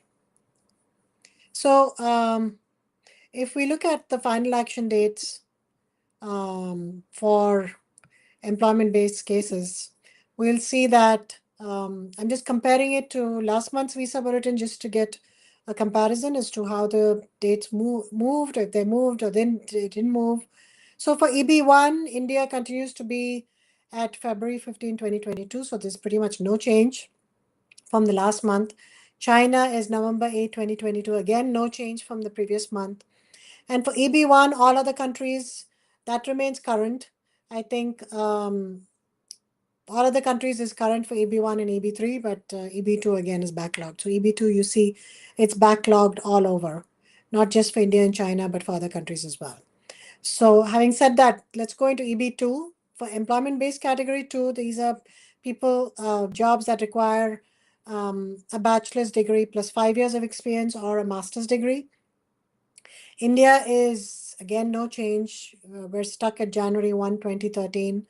China also, we don't see any change, October 1, 2020. And all other countries also is backlogged, but it's no change from last month. It's still June 22, 2023, June 22nd, 2023. So all other countries always fare a little better than China, and China always fares a little better than India, and India is the most backlogged. So those are the dates. Let's look into EB3 professionals and skilled workers. EB3 category is for those the jobs that require a bachelor's degree. Skilled workers is for those jobs that require less than a bachelor's degree. And EB1, since we didn't discuss EB1, EB1 is multinational executives, so people who qualify for an L1 or EB1. Extraordinary abilities, EB1. Researcher categories, EB1. So those are EB1 people, and as you can see from the terminology that I'm using, not many people qualify for EB1, and therefore the backlog is also lower for EB1 when compared to EB2 and EB3. So let's go into EB3. The only movement that we see for the visa bulletin, I shouldn't say the only, but one of the movements that we see is for India. India advances marginally by 2 weeks. There's a 2-week progression, and it advances to April 15th, 2013. It was April 1st, so it's April 15th. So that's a 2-week progression, 2013, April 15, 2013. China, no movement till November 1, 2020. All other countries, no movement. They remain at January 1, 2023. So EB3, all other countries is also backlogged, and EB2 is also backlogged for all other countries. So only EB1 is not backlogged. So you see, all other countries usually is current in EB2 and EB3 sometimes, but this year we've seen that even all of the countries have a high demand, but 2023 is not as bad as 2013 or 2020, so still good, but not current. EB1 is current, but EB2 and EB3 for all other countries is not. EB5 is where we see backward movement, that is retrogression is what we call it, for the unreserved category. For China, there was no change, January 22, 2014. India retrogresses by 6 months. This is a huge retrogression for India. It's moved back to May 1, 2019, and this retrogression is because of the high demand in the EB5 category for Indian nationals. Indian nationals never used to use EB5 categories as much as China would, but now it seems that there is no change in China and there's a retrogression in India, so it's catching up with China. 2019, China is 2014. All other countries remain current and for EB5, and India was current not a long time ago, so the retrogression is really surprising. Set aside categories, that is, jobs which are located in rural, high unemployment, and infrastructure areas, they remain current for all countries, including for India and China. So AB5, we've looked at all the different categories. Now, if we can look at family-based, if you can go to family-based, dates for filing, not final action date, but dates for filing. So if you look at dates for filing, because we need to look at this because USCIS has said that for employment-based categories, they're going to look at final action date. But for family-based categories, since the backlog is not as much as employment-based categories, they're still looking at dates for filing category. But this, of course, might change, and they might start looking at final action dates. The advantage of dates for filing table is that usually they're more advanced than the final action date table because they're allowing you to file in advance. The premise is that USCIS is hoping that the dates will soon become current, and they're thinking that by the time they process your case, they're expecting the dates to become current, and that's what the dates for filing table is. So you're being allowed to file your adjustment of status ahead of time, before your priority date becomes current. So for the for the family-based category, the only significant change that I wanted to talk about is the F2A, so spouses and unmarried children under the age of 21 for permanent residents. So if you're a spouse of a permanent resident or a child of a permanent resident, you will see forward movement next month. So there's a movement of 3 months and 2 weeks across the board for all other countries, China, India, Mexico, and Philippines. So for India, the previous cutoff date for last month was October 15, 2024. Now it's moved up to February 1, 2025. For China, it was October 15, 2024, same as India. And again moved up to February 1, 2025. So India and China are exactly the same dates. For all other countries as well, it was October 15, 2024 and moved up to February 1, 2025. So same thing with Philippines, same thing with Mexico. All the dates are exactly the same as India and China. This is an anomaly because usually India, China are way behind on everything, all the dates, but here they're pretty much the same as all other countries and Mexico and Philippines. So February 1, 2025, folks, is the priority date, whichever country you're from, moved up by 3 months and 2 weeks. So if your priority date has been reached, please reach out to your attorney and file that adjustment of status application ASAP because the dates may not remain the same, may not move forward, may not remain the same, and may actually retrogress. So you never know until the beginning of next month what it'll look like for June. So be prepared, get ready to file your application next month. And what to be expected for the following month? For June, as I was telling Nipasa, we don't see any major forward movement, maybe a slight forward movement for EB3 category, and maybe some forward movement in the F2A family-based category, that is green card holders, spouses, and children. But otherwise, I'm not expecting to see a big forward movement in any other category.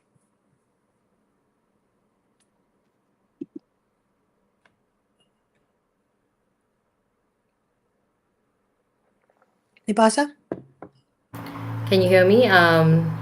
So I was just saying Yes. thank you so much, Prashanti, for highlighting those major changes in the F category and the E category for family and for employment-based categories, respectively. So those were the changes, friends, and the final action dates that you need to keep in mind and prepare yourself. So, yes, I also can see a lot of folks, who have joined us with their comments. So, hi to Hemant, Aduro, Jadav, and V2.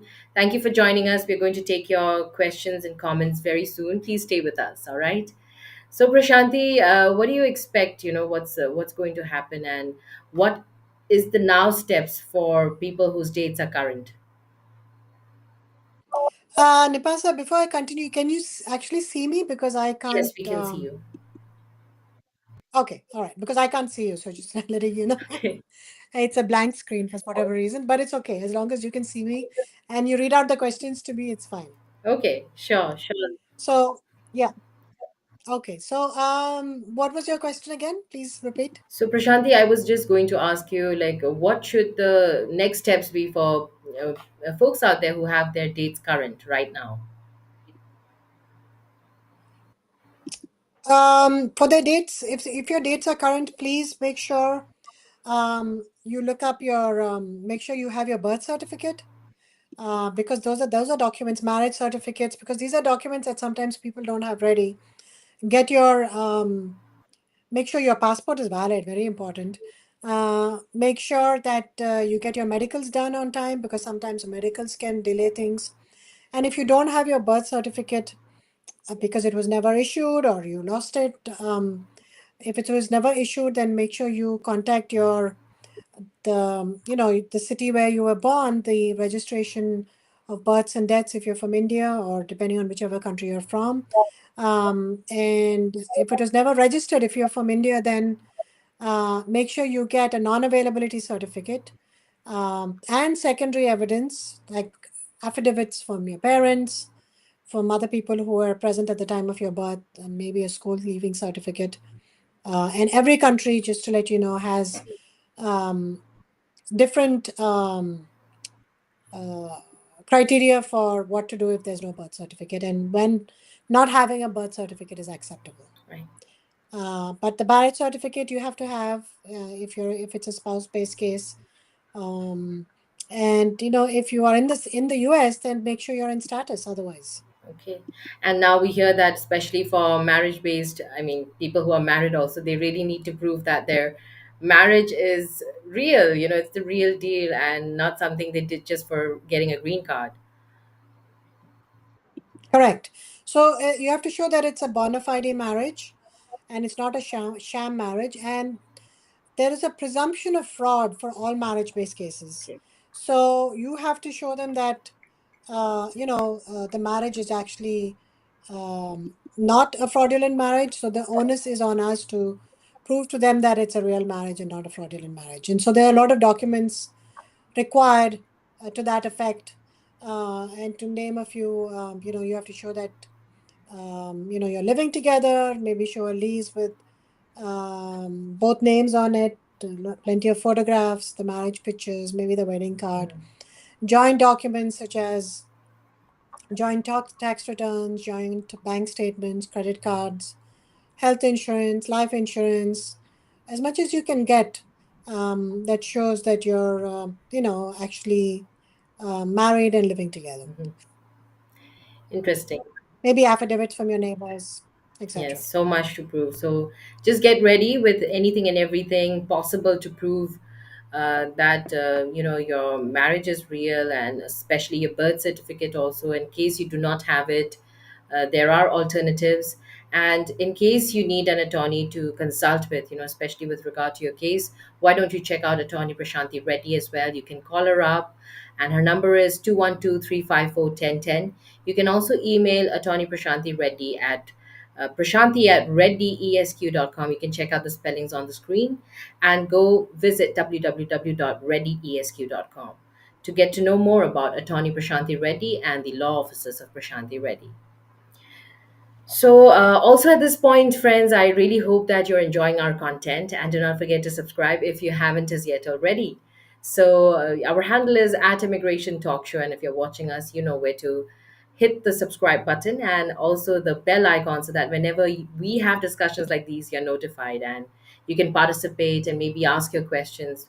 Where we have the attorney, with us for an hour, and it's take it as your opportunity, as your privilege, because this is all for free. So join us, and don't forget to subscribe to us. So, Prashanti, I would let's take up some questions from the audience quickly before we hit our questions. Hemant is saying F2 to H1B process. So, I think if you can highlight a few steps. F2 to H1B. Okay. So F2 is basically student visa, a dependent student visa, I must say. And he wants to move to a H1B, right? Hello? Visa to H1B. Hello? Can you hear me? I couldn't. Now I can. So is it an F2 to a H1? Yes, F2 to H1B process. Okay.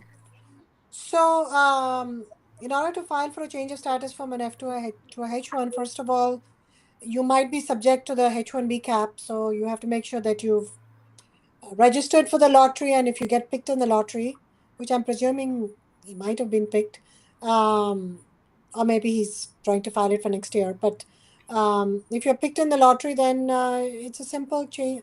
Not simple, but it's a change of status process. You can file for a change of status. You don't have to leave the country. You can, if you want to, you can do consular processing, leave the country, come back on a H1 visa, or you can just file for a change of status from F2 to H.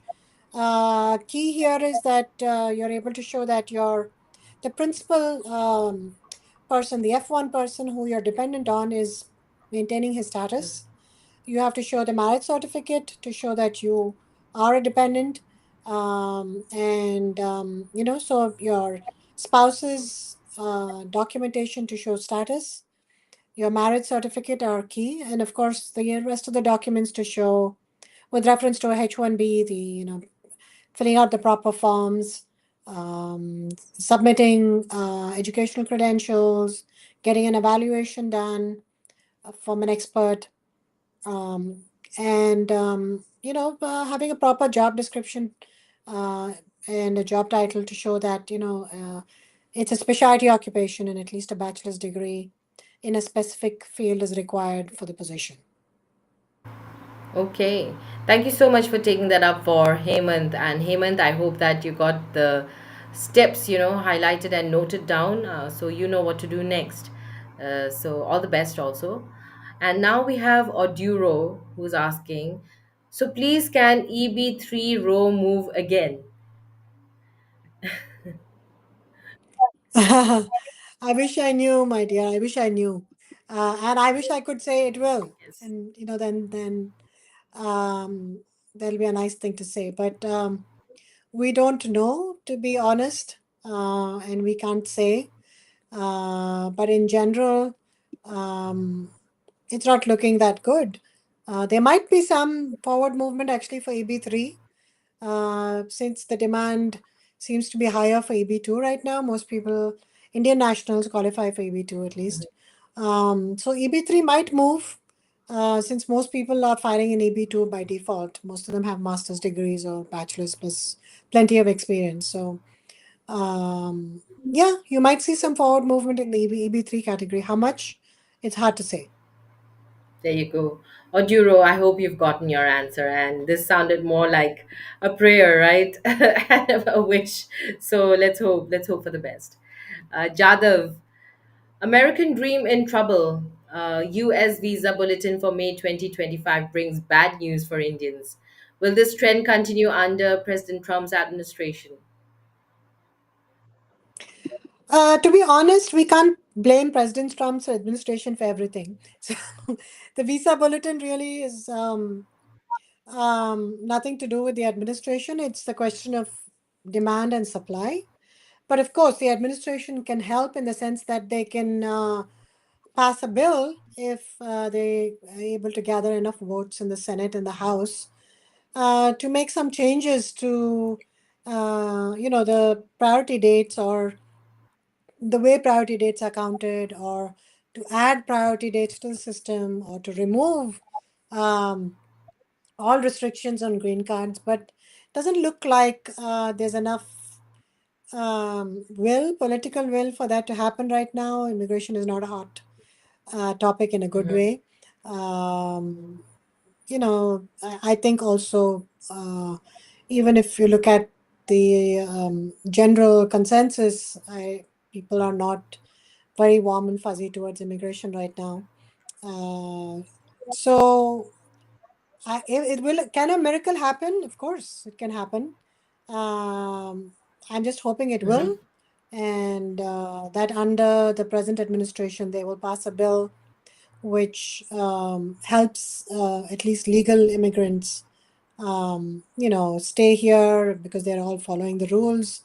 They're doing everything they need to do, so it's only fair that they should be allowed to stay if they're following all the rules, and that they should have, at least the same opportunities that people from other countries have, right? So it seems unfair that Indian nationals have to have a much, much longer wait while other countries don't.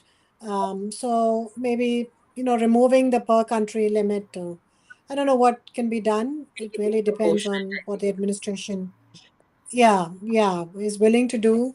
So we have to wait and see. Let's hope it's good news. Let's hope so also. Thank you, Jadav, for your question, and thank you, Prashanti, for taking that up. So now let's take up V2. V2 is asking, I have been laid off on H1B. I have a pending I-485 marriage based and approved EAD. If I can't find a job in 60 days, can I change status from H1B to B2? Will this impact my pending 485 petition? So I don't understand why you want to change to a B2 if you have a pending 485 application. First of all, you will not get a B2 if you have a pending 485 application because you have a pending immigrant application, right? And for B2, you have to show that you have no intention to immigrate.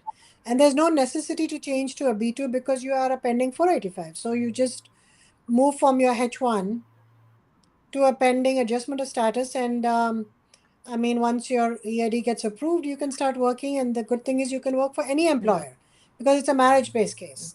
It's a family based case. It's not an employment based. So you don't have to stick to the employer that, filed the green card for you or worry about AC-21 or moving employers, etc., etc. So, I mean, just get on to the your green card adjustment of status unless you are worried that your 485 might get denied for some reason. Then I would advise you not to move, of course. But filing for a B2 may not be the solution because getting a B2 while your 485 is pending, because there's a question in the form.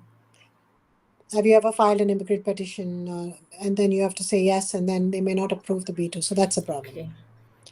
Okay. So if you don't foresee any issues with your family-based case, you should just move to that.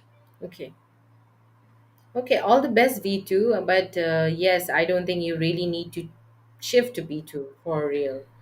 So thank you, Prashanti, for that good advice and for taking the question up for V2.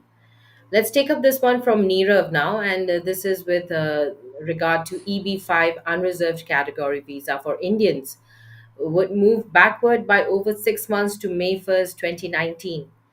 China, on the other hand, remains on January 22nd, 2014. I think there is no question, it's just a remark, a statement. Yeah, correct. Yeah, but China is much more backlogged than India. But now, as I said, India is catching up with the demand for EB5s. As EB1, EB2, and EB3 categories backlog, you will see EB5. There'll be more demand for EB5 as well, right? So, because a lot of you professionals who have been here for many years are willing to, invest in the country. It's not just it's not just businessmen or companies.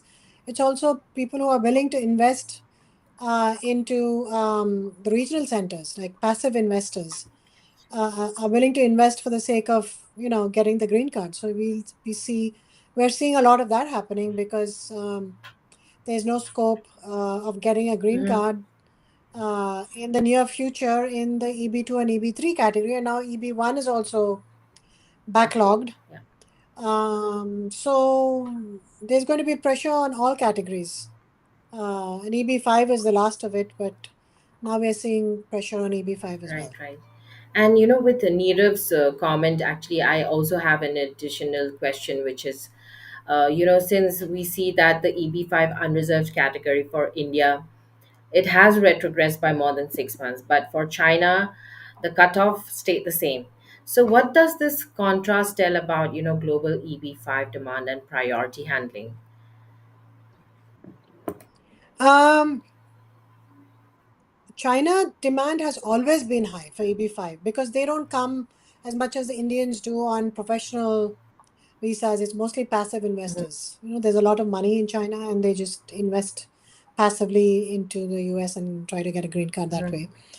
India traditionally follows the employment-based route, the student route, employment-based, and then employment-based um, EB1, EB2, and EB3 category. Um, so now with those other categories failing, or because of the backlog, now people are looking into other ways of remaining in the country, and I think that's why EB5 India has the demand has increased for EB5 India. And I mean, as long as the other categories are backlogged, we will see more and more demand for EB5 India. And I think that is it. I don't think, I mean, the US has always been, um, you know, a place that everybody wants to be, right? Anywhere in the world, people want to come to the US. And there's no exception with reference to Indians. But with reference to EB5 specifically, I think the demand is more because of the backlog in the other categories. Right, and thank you so much. But Nirav is back asking another question: why there is a huge difference between the two countries? Because China always, the China EB5 program has always been backlogged for many years. Because as I said, I guess I just answered that question, right, Nimasa? I said that Chinese investors, they have a lot of money and their traditional route is business and investing. They don't come in the employment-based route as much as Indian nationals do. That's why you see a huge backlog for EB2, EB3 in Indian nationals. In China also you see a backlog, but it's not as bad as the Indian Right, nationals. But EB5 backlog, you'll see the roles reverse and you see a much bigger backlog for China right, versus India. right. So there you have it, Nirav. I hope you've gotten your answer, and thank you, Prashanti, for taking that up. And V2, by the way, says thanks, Prashanti, for reply. Thank you too, V2. So, coming to our questions, Prashanti, with employment based categories like we are discussing, EB1 and EB2, also they remain stagnant for India, China, and even other backlogged countries as well. So, what can applicants, realistically expect in the next few months? If you can just predict, maybe. I know it's hard. Yeah, and I think we discussed this a little bit, but we're not expecting any, um, surprises. I don't see why we will be surprised. I mean, um, so expect more of the same for the rest of the year. And we always see that by September, things become retrogress or they become completely unavailable. And then by October, um, the start of the new year, again, things come back to normal. Um, but generally, the trend has been since COVID. During COVID, we saw that the dates became available. There was a lot of forward movement for EB2, EB3 in India, and EB1 as well, and rest of the world. But we've seen after COVID, when the demand at the consulates went up for family-based as well as employment-based, went up to normal levels. We've been seeing um, year after year that the number of visas uh, becoming available, the extra visas, usually the number of visas is always same, but the extra numbers becoming available because of other categories not being used, or the other categories falling down into, EB2 and EB3. Family based falls down to employment based. EB1 falls down to EB2 and EB3. EB5, Hmm.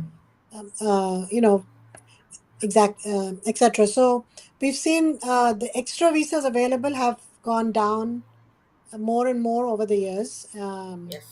and we've seen that trend. So I guess, um, I mean, for next year also it'll be the same, or you might see some lesser number of visas available. So I guess the time is ripe for some legislative action to happen, and I hope it does. Yes, we all do. Really, really, Prashanti. But thank you so much for taking that up. And now, if we look at the family sponsored categories, they haven't moved much either for whether you say Mexico, Philippines. And if you can tell us what's really holding back these family based green card approvals, and do you think there'll be a relief soon in the horizon? So the same thing for family based. I mean, Mexico is always backlogged because, I mean, of its proximity to the US, and they don't use employment based very rarely. They mostly immigrate through family based Okay. green card. So always have a higher backlog, and Philippines is the same, though they do use some employment based, but mostly they immigrate through family sponsorship. Okay. That's traditionally been the route that those countries have taken. So you can expect that family-based cases will be backlogged for these countries, Mhm. Mexico and Philippines. Um, and Again, I don't see a potential for forward movement unless the demand decreases, and maybe with the stricter vetting that the present administration is doing, people may not want to come to the Mhm. US. That's the only way the demand can decrease, or are scared to come to the US. That could be a way the demand would decrease. But for these kind of, I mean, I think that works more for asylum cases and people coming, undocumented people coming to the borders and applying for asylum or refugee status. Not so much for family based categories because they come with a green card. They apply, and then everything gets approved at the consulate, and they come with a green card, so they're not worried about their status. But in general, obviously there is some kind of negative impact on immigration on the whole when the vetting increases, and that could lead to the backlog decreasing. We have to wait and see. Right, Prashanti, right. And also, maybe if you could tell us if there are new paths or legal workarounds, that they should explore while they wait for especially Mexicans and the Philippines out there. So the other thing, Nipasa, again, what I remembered about reducing the number of cases, what could cause a reduction is also the public charge rule. During there was a public charge rule, then during Trump's administration last time, he really restricted who qualifies for a green card, and he expanded the public charge rule uh, quite significantly. Basically, to the extent that family-based cases, if you didn't have a job, then it's most likely that you could be denied a family-based application because they would say that you are likely to be a public charge and you didn't have an education, etc. So a lot of people from Mexico, Philippines, these who are not professionals, may not actually have jobs or an education, etc. Right? Um, so that could decrease again the amount of filing if he again restricts the public charge rule. But last year when he tried to, expand the public charge rule, the courts interfered, and it was put on hold. So the same thing could happen, but that's one way if the present administration tries some measures to decrease legal immigration as well, which I mean they are doing in certain ways. That could decrease the demand, but we have to wait and see. Yes. What was your other question? Other ways, right, for Yes. New Mexicans and pathways. Philippines? I mean, they are. It is what it is. It's nothing new. And for Mexico, of course, you can do a TN visa, Mhm. That's a non-immigrant visa. So that's the additional visa available for people from Mexico. Philippines doesn't have a specific visa available. They just are like the rest of us. We make do with whatever visas they Mm-hmm. are. Um, so yeah, it's either the H, the L, F. um, or you get the F, the student visas, or apply for employment-based or family-based green card. So those are the ones, those are the pathways. EB-5, of course, if you're an Mm-hmm. investor. There is an investor visa, but no one seems to be using it because it's not, doesn't lead to a green card. It's more like a humanitarian. It's like a parole, not humanitarian, but it's a parole. So not many people are using that investor visa category. Um, so yeah, that's all there is. Any news on I mean, Trump's there gold card? are pathways, but any news on what? Trump's gold card, the 5 million gold card. The gold card is not going to cause a significant influx of people into the country, and neither is it going to be helpful for 99.9% people because not many people can afford that 5 million. True. People who can afford the 5 million may not want to come to the Yes. US. Or they have other ways of coming to the US because they can apply for an L1, they can apply for EB-5. Correct. So with reference to the gold card, I think it's a good thing, but it shouldn't replace the EB-5. If it replaces the EB-5, then it's a bad Mm-hmm. thing. But if it doesn't, then I think it's good because that provides an additional pathway for businesses to come to the US and investors to come to the US. Right. But there's no further news on it. We've not heard anything except for the proposal that we heard, last month. Yes. Yes. But yes, let's hope for the best. Let's see what options we have, and folks out there, keep staying subscribed to us, and if you haven't as yet, subscribe now. But also at the same time, watch out our space, because we keep coming up with the latest updates on all immigration based news and updates that you don't want to miss out on. So yes, subscribe now. Our handle is at Immigration Talk Show, and you can also check us out not just on YouTube, but we are also there on LinkedIn, Facebook, X, and also on Instagram. On X, we are at Immy Talk Show. So check us out. And if you have any questions with regard to immigration, you can also tag us. All you have to do is write to us at Immy Talk Show. So we also have a few questions from our Facebook groups, right? Control, if you can also display them, please. But meanwhile, we can answer Prashanti, if you can tell us.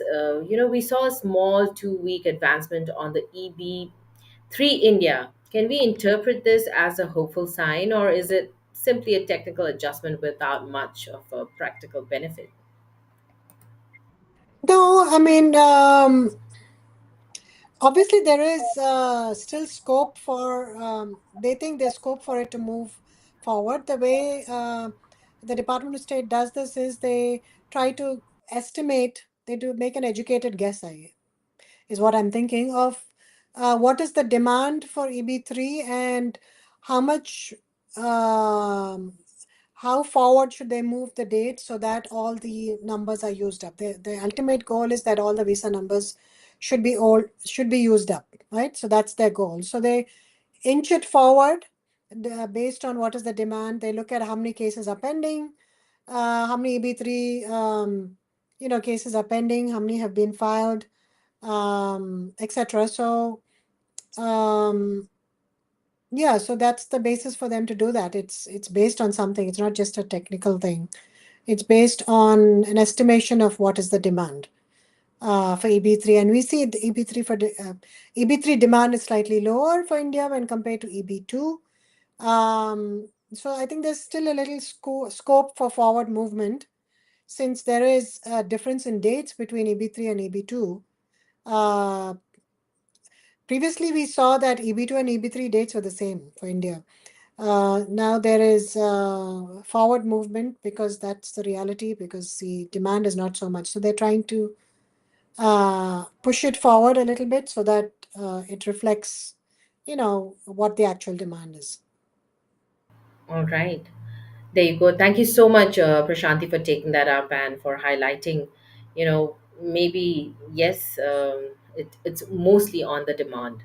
So now we do have some questions from our Facebook groups. Let's address them also, Prashanti. Let's take up this first one. This is on the screen from Sheku. My friend details EB1B I-485 application date is 31st of January 2025. Fingerprints were on 26th of February 2025 and the priority date is May 2020. What is the likelihood of getting a green card by June 30th? Any information? It's hard to predict um, how the dates will move, and sometimes it's hard to predict whether they'll move or not. Also, we've seen, EB1 has not moved at all for several months, and that's been the case with, a lot of the other categories as well. Mm-hmm. So it's not like every month it moves a month. It doesn't work that way. For several months, it doesn't move at all. So difficult to predict whether it'll reach that date or not. That's all I have to say. Okay. Well, thank you so much, Prashanti. Let's go on to our next one. And this is from Shabib. What is current time for EAD if I-485 pending with USCIS? EAD is taking about 6 to 8 months, but again, they are not uniform in their processing times. Sometimes I've seen EADs getting approved faster, and sometimes they take longer. But I always tell my clients an average of 6 to 8 months, Okay. which could be 2 months this way or 2 months that way. But I know it's a big, it's the gap is wide, but that's what it is. Okay. Thank you so much, Prashanti, for taking that up for Shabib. And now we have from Ghadir. How to apply for EB2 NIW? How to apply? You have to file an I-140. Um, you have to show that how you qualify for a national interest waiver. You have to show that your work or whatever you've done is in the interests of the nation to give you a green card. So you have to show that you have exceptional ability in the STEM field, or it could be arts, or it could be science, math, whichever field, in sports. So whichever field you excel in, you have to show that you have that exceptional ability, and this is documented through awards, through memberships in prestigious organizations, through your research, if that's the basis for your qualification, through your publications, through press. Uh, if you have press on your name, because if you have extraordinary ability, exceptional ability, I would think that people would know about it and they would write about it. So there's many ways of documenting this, but you provide all the documentation, maybe reviews from people that are top in your field, saying that your work is exceptional, um, and also you have to the basic document that you have to provide other than the I-140 application is a memo, a brief showing how you fit into those categories. So there's several categories, and under each category you have to give information as to how you fit into that category and provide documentation to supplement it. Okay. Documentation has become definitely very, very important. So, friends, I hope you're keeping a check that they're all updated, by the way. So, God, now let's go on to our next one. We have up there question. Hello, everyone. Has anyone on a non immigrant visa, F1 or J1, with a pending or approved I-140, recently traveled without facing any issue at the airport? I am talking about the current time. Yeah, so that is always could be problematic, because if you are an F1 or a J1, there's no dual intent. So you're not allowed to file a green card and be on that status, because you have to show that you do not have the intent to immigrate. And that is true even if you're on a B1 or a B2.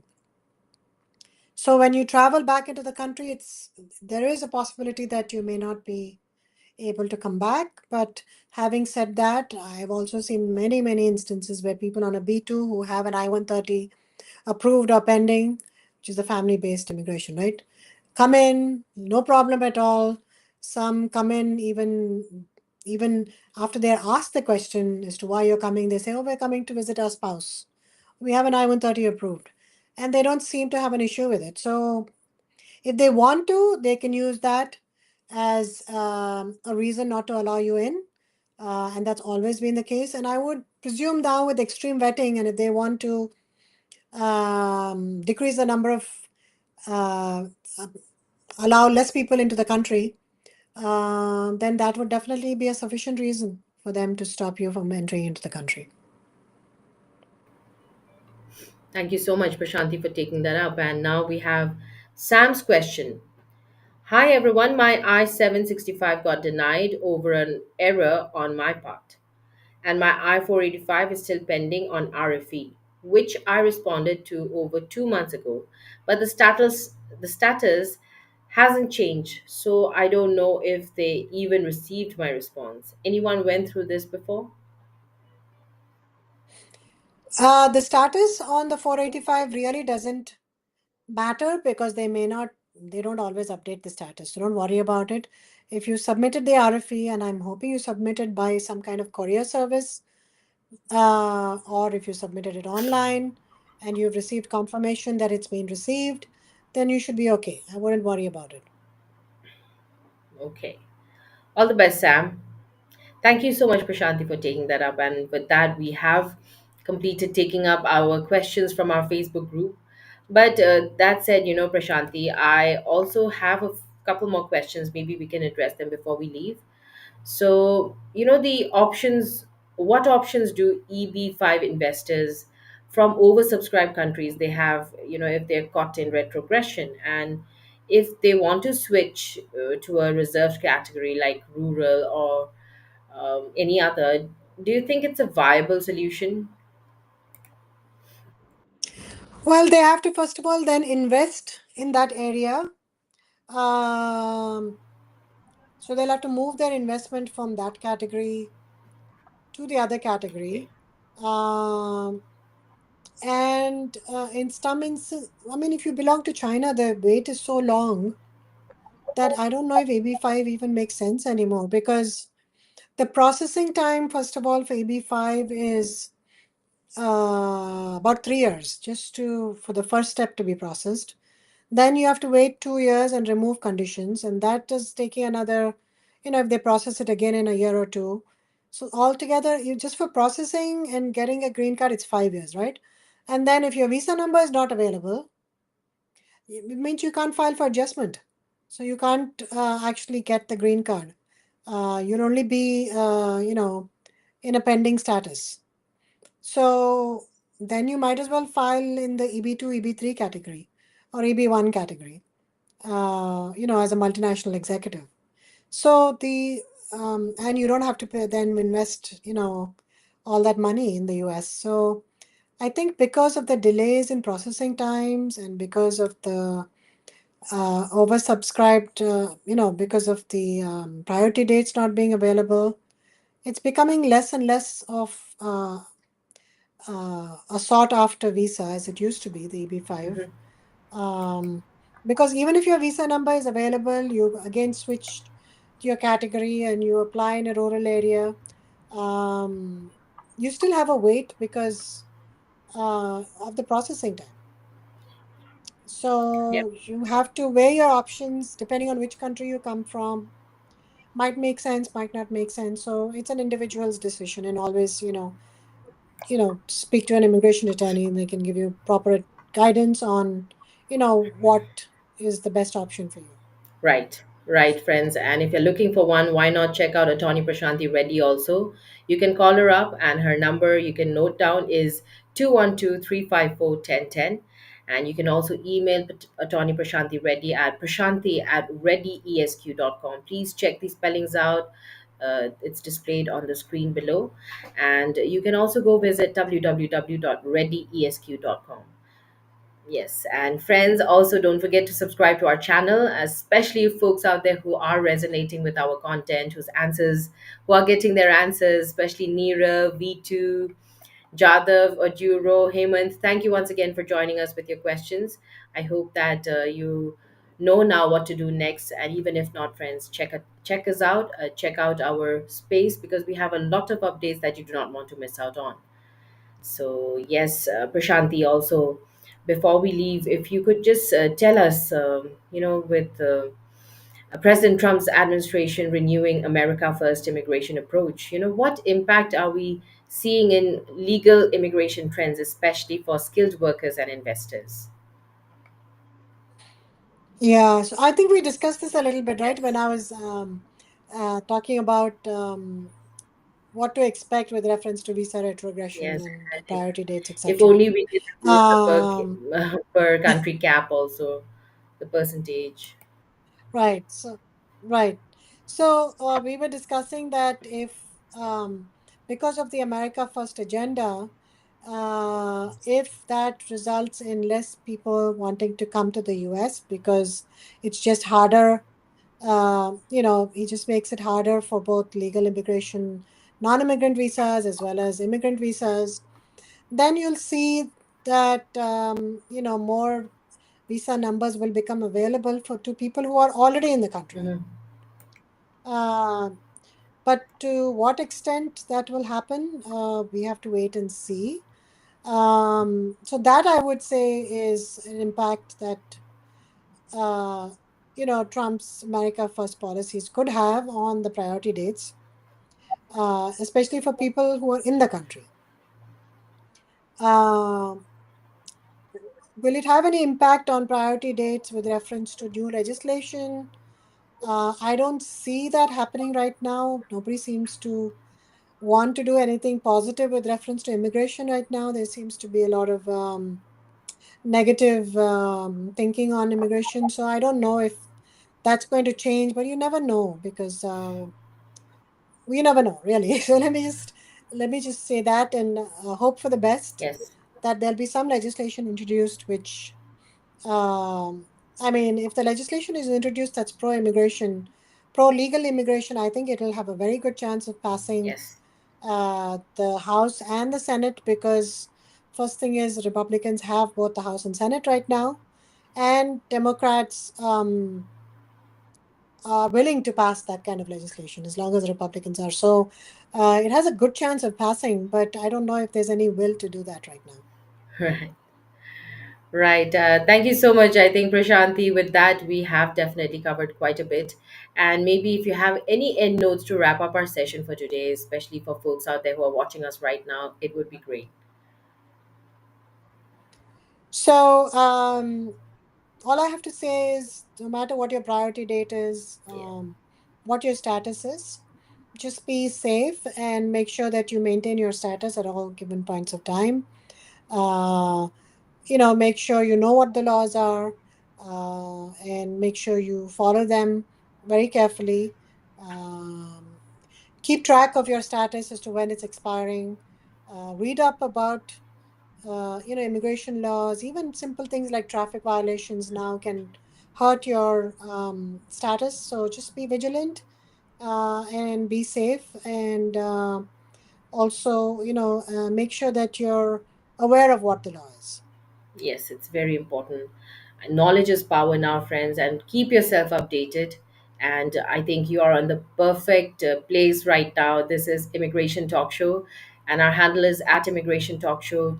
Subscribe to our channel, hit the bell icon, and keep watching our content because there are so many updates you don't want to miss out on, especially with new changes coming up and new updates every day. So, we do have a lot to share with you.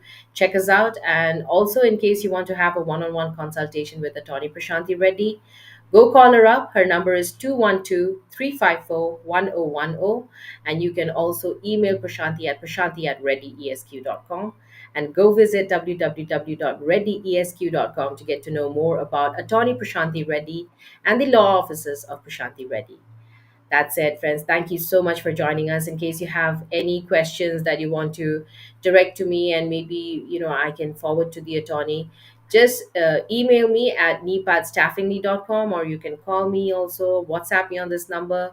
This is my number, 408-335-6444.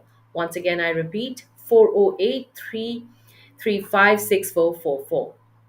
Thank you so much, everyone, for joining us today. I hope you had a good time. And once again, do not forget to subscribe to our channel in case you've forgotten or you haven't as yet.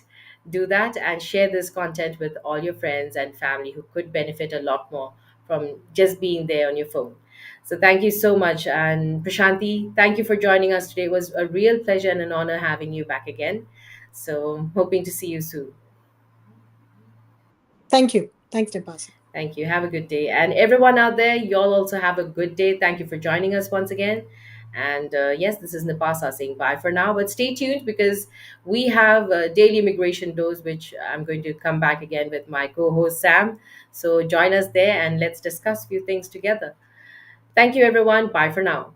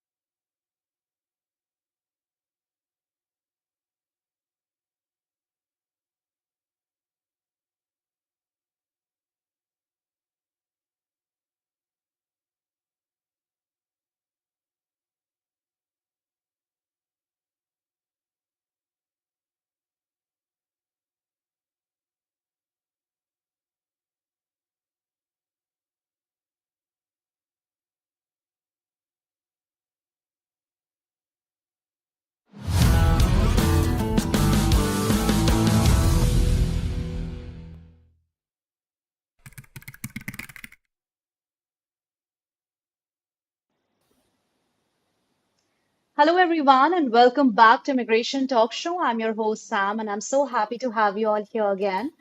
And before diving into the topic and also inviting our today's very special guest, let me read out this very important disclaimer. By watching our videos, you agree and understand that the information provided by our experts and attorneys, including comments and replies from users, is not a legal advice. So, use of information is at your own risk. All right, after this very important disclaimer, once again, welcome back everyone to Immigration Talk Show. I'm your host, Sam.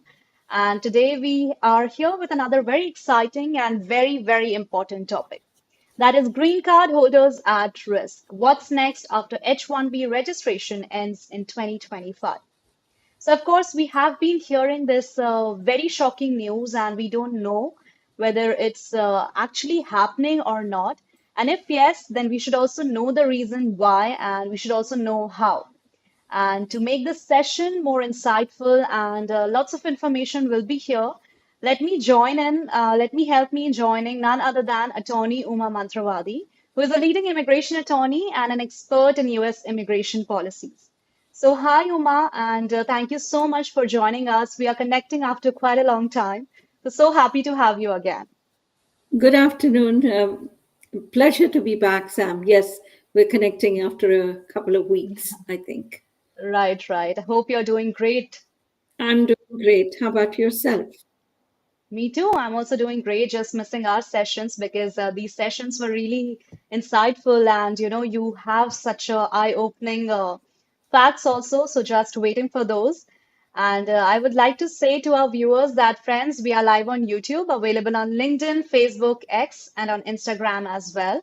So follow us on these many platforms, and also it would be great if you could participate in this session by posting your questions in the comment section. So we are here for an hour and make sure to participate this in this session and also ask as many questions as possible. So Ma, I think let's directly dive into our today's topic because this is very Sure. shocking. We have never expected that green card holders will ever face such problems in their status. So let's start. I mean, are green card holders really at risk after the H-1B registration in 2025? Well, before going to that topic, Sam, if you'll allow me to bring up some most current Sure. information, which is also kind of very alarming to many of us. And, All right. this was on March 21st, on Monday. The Trump administration has shut down the USCIS Ombudsman's office together with the Civil Rights Division of DHS. What that used to do was the Ombudsman's office was like in between the people's complaints versus reaching out to the USCIS and trying to solve those issues. If there was a problem, whether it's an H1 or a green card or a citizenship, if we felt as attorneys or as citizens, we could write an email to the ombudsman's office and they would take up this matter and connect up with USCIS and make sure that this was corrected if it was a mistake on the part of the USCIS. If it was a mistake on the part of an individual or an attorney, they would come back and say, well, you made this mistake, so we can't help you. But it was very nice to have that facility and the ombudsman, who could be a balance between the Department of Homeland Security and also the citizens, the people. When I say citizens, it is can be non-immigrant or an immigrant or a U.S. citizen. But now that's been taken out. So we can't really, reach the USCIS through a third party who's not taking anyone's side. Basically, he's not supporting the person who's had the problem or the USCIS. They were like the mediator in between. They were the go-get people Yeah. in between. That's gone now. So that is going to be a very difficult thing for many people to resolve issues. And we as attorneys, we've been trying to reach the USCIS through the toll-free number. And other than a recorded machine, now we don't get a hold of anyone. We could sometimes go to a tier 1, tier 2 officer to talk, but they've taken that out as well. So, they're kind of shielding themselves. There is no way to communicate with them. So this is a major step where we see, the due process is being denied to the people. So this is something extremely alarming for me and many attorneys, and I am not very happy looking at this. So I just wanted to bring up that. And of course, our sessions cannot be all bad news. The good news is that we've started seeing some H-1B lottery registration pickups. We have received quite a few today, probably about 5 or 6 of them that were picked up for That's our great. employers. So the good news is we are seeing the H1 lotteries coming through as much as they promised. They said 31st, but we typically see a few days before that. So we're seeing that. So at least that's some good news. And we just don't have to count how many applications they've received. They haven't put that information as yet. So these were the most, current information that I wanted to share with you before we could actually dive into the topic. And also, there is a very important thing. We'll get to that as we are talking about the topic is does the CBP or the people at the port of entry have a right to take anyone's cell phone, iPad, their computers, their laptops? Do they have a right to do that, or do they not have a right to do that? Do they have a right to search your electronics, or do they not have a right to search you? We'll get to that as well. And I thought that is very interesting. And how does one respond to those issues at the port of entry? That's right. That's right. I think that was really a great start. And as usual, Uma, you always come up with the latest updates. And I think that's really important. So once again, thank you so much for, letting our viewers and also letting me also know about this very alarming issue. And I think that's all about the latest update. And now our viewers are eagerly waiting for our topic. So I think, shall we start now, or would you like to add on something to the topic? I can start on the topic. I All just right, make that's sure great. that I'm being heard or not being heard. Okay, you can hear me, right? Of course, I can clearly. Yes. Okay, Let's so let's begin. Yeah, with the very first question, Uma, that everyone is having in their own mind and wants to know the answer that are green card holders really at risk after the H-1B registration ends?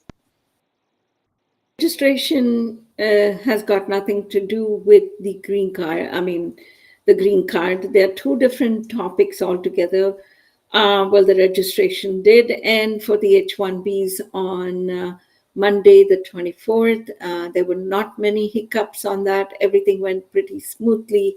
So, that is done. But there is no correlation between the registration and the green card. So I just wanted to clarify that so that, there's no correlation. Now, why are we talking about green card holders? Whether, can they be deported? Uh, can they lose their green card? Will there be any entry issues when they come into the United States? This is something I wanted to talk about. What are your rights as a green card holder, as a permanent resident? I mean, what can you do? And what can be the problems that you can face.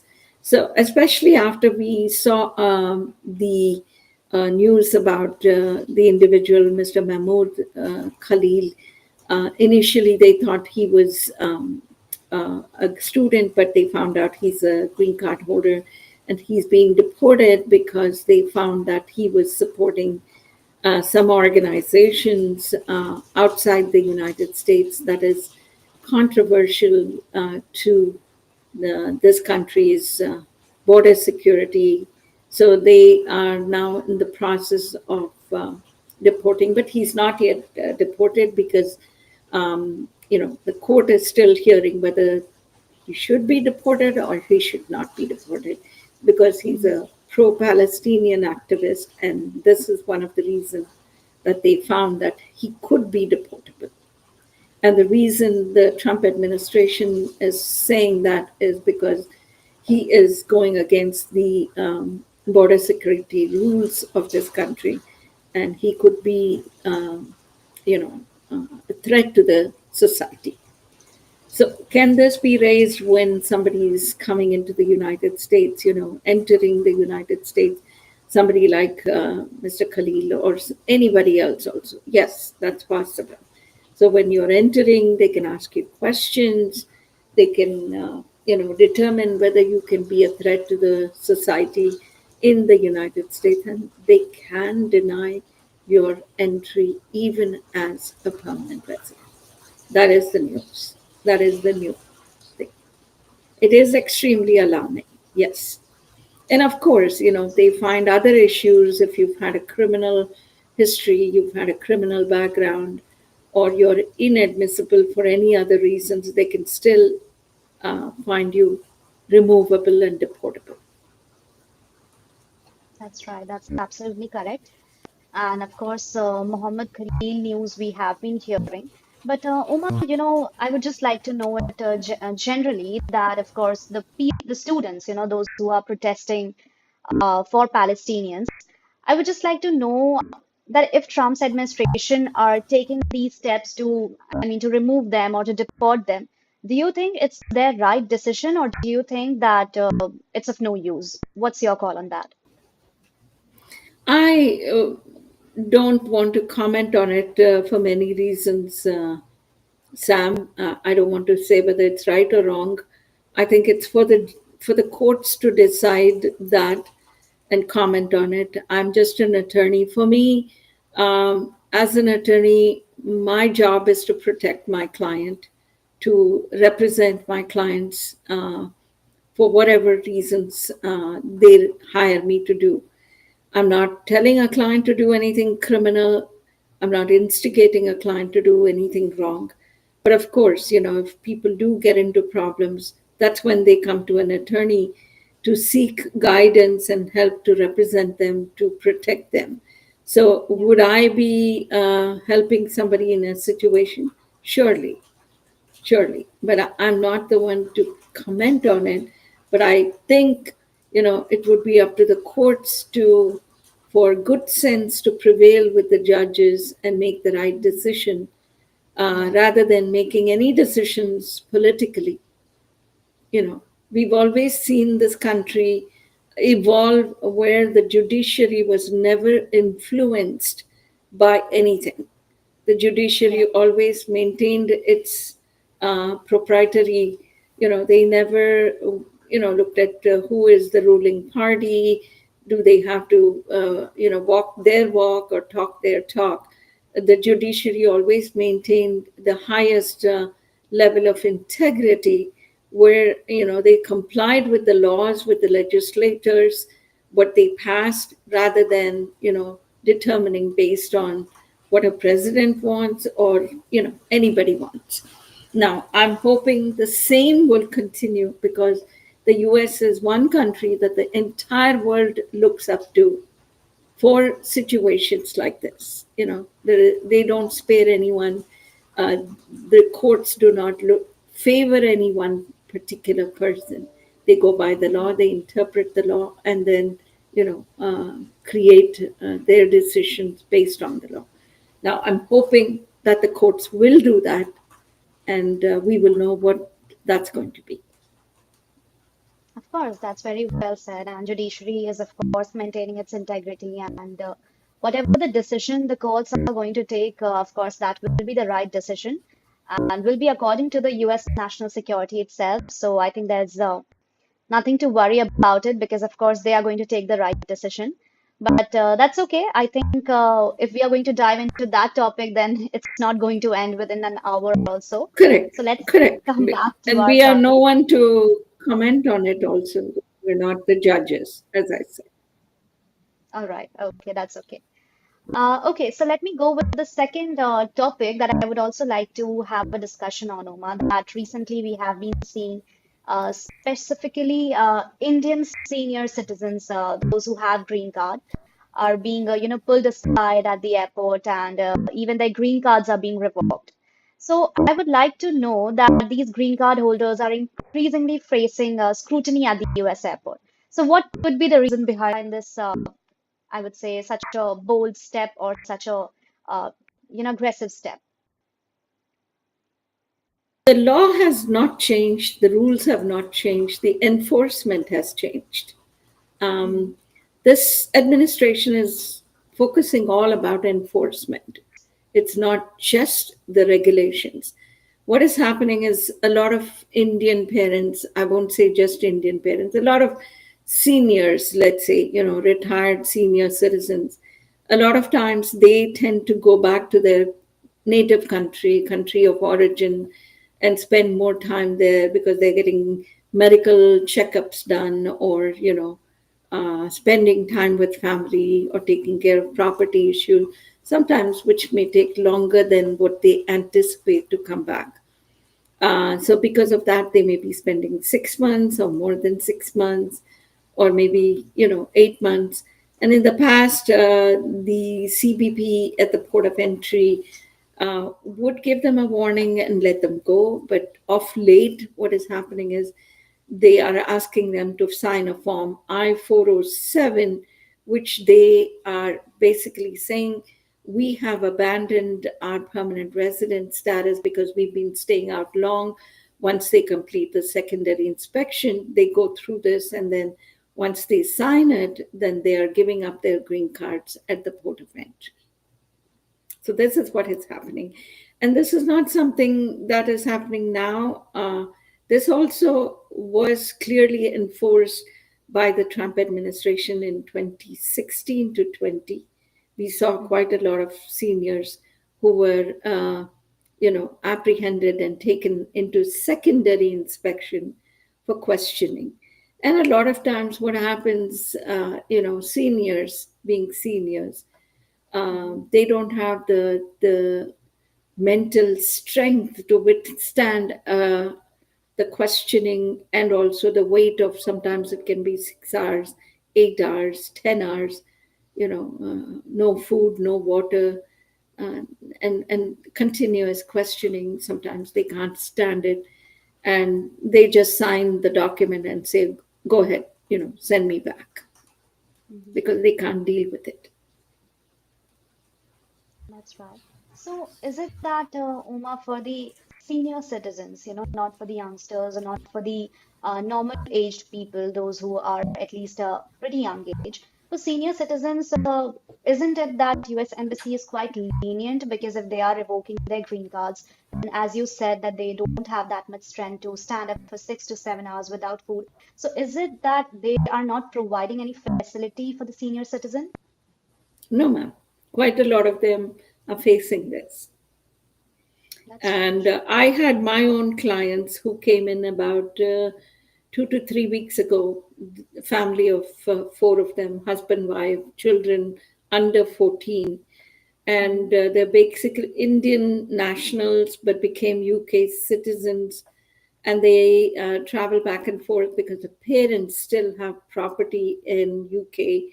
So they keep going back and forth. And because of that, their travel is quite intense to UK, then come back. So they were traveling about 3 weeks ago and they were pulled over and they were given an option. Do you want to Mm-hmm. sign the I-407, or we can take you before an immigration judge? And the parents asked them, how long is it going to be before we see a judge? And the CBP officer told them that they could be in detention for 9 months before they can see a judge. And the mother even asked, I have two young children, will you be keeping my kids as well? They said yes. So, based on all that, they just signed a document saying, we give up our green card. Oh God, that's really disturbing also, and And it's such a these are bad people in news. 40s, not even Mhm. 45, not very old.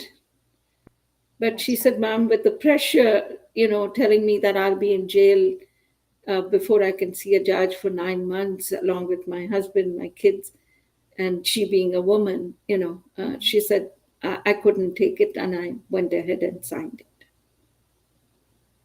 It seems like people are giving now. I mean, they are not trying to, try so hard because earlier what used to happen, people will keep on trying, trying because they at least had a hope. But Yes. now we also got to know that H-1B registrations are also, people are decreasing the interest.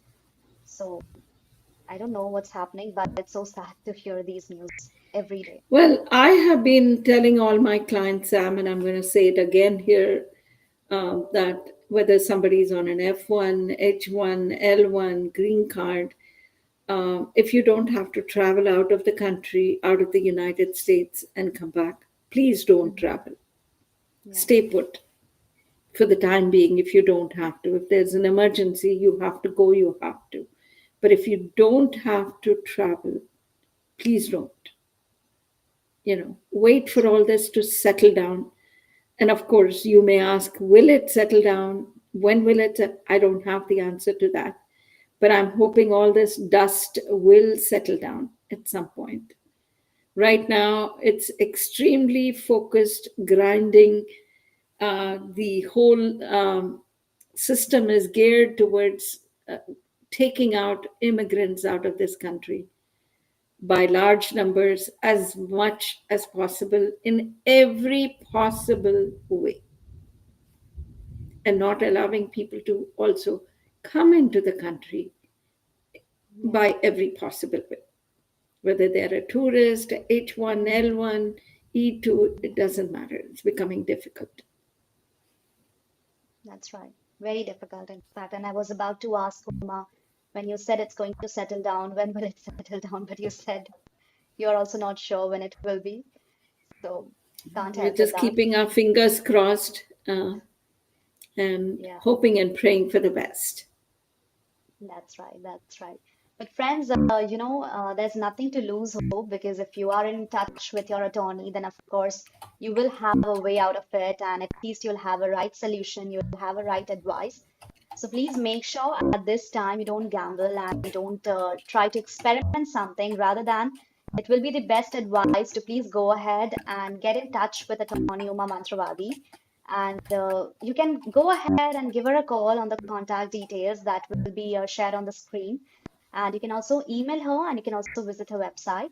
Let me read out her contact detail. The number is 713-787-5297.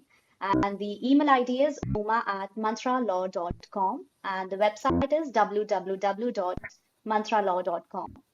So for today's episode, I would say that this is one of the best advice. You can contact her, reach out to her, and can directly, ask your query, and she will definitely going to help you out and will provide you the best solution. With that, Uma, I can see a lot of viewers have also joined us. Yuri is here, Shashi, Ram, Asim is here.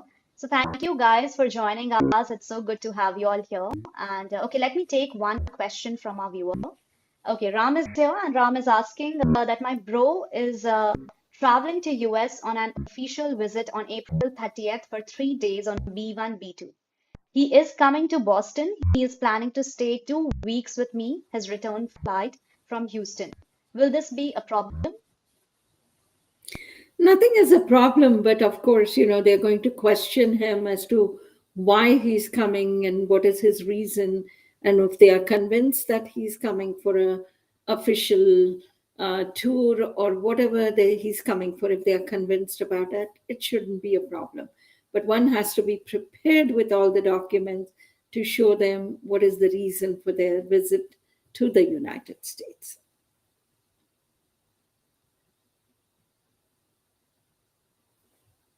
And in case if you want to know anything else, then please go ahead and put up the follow-up question. And we are here for another half an hour and we will definitely take your question.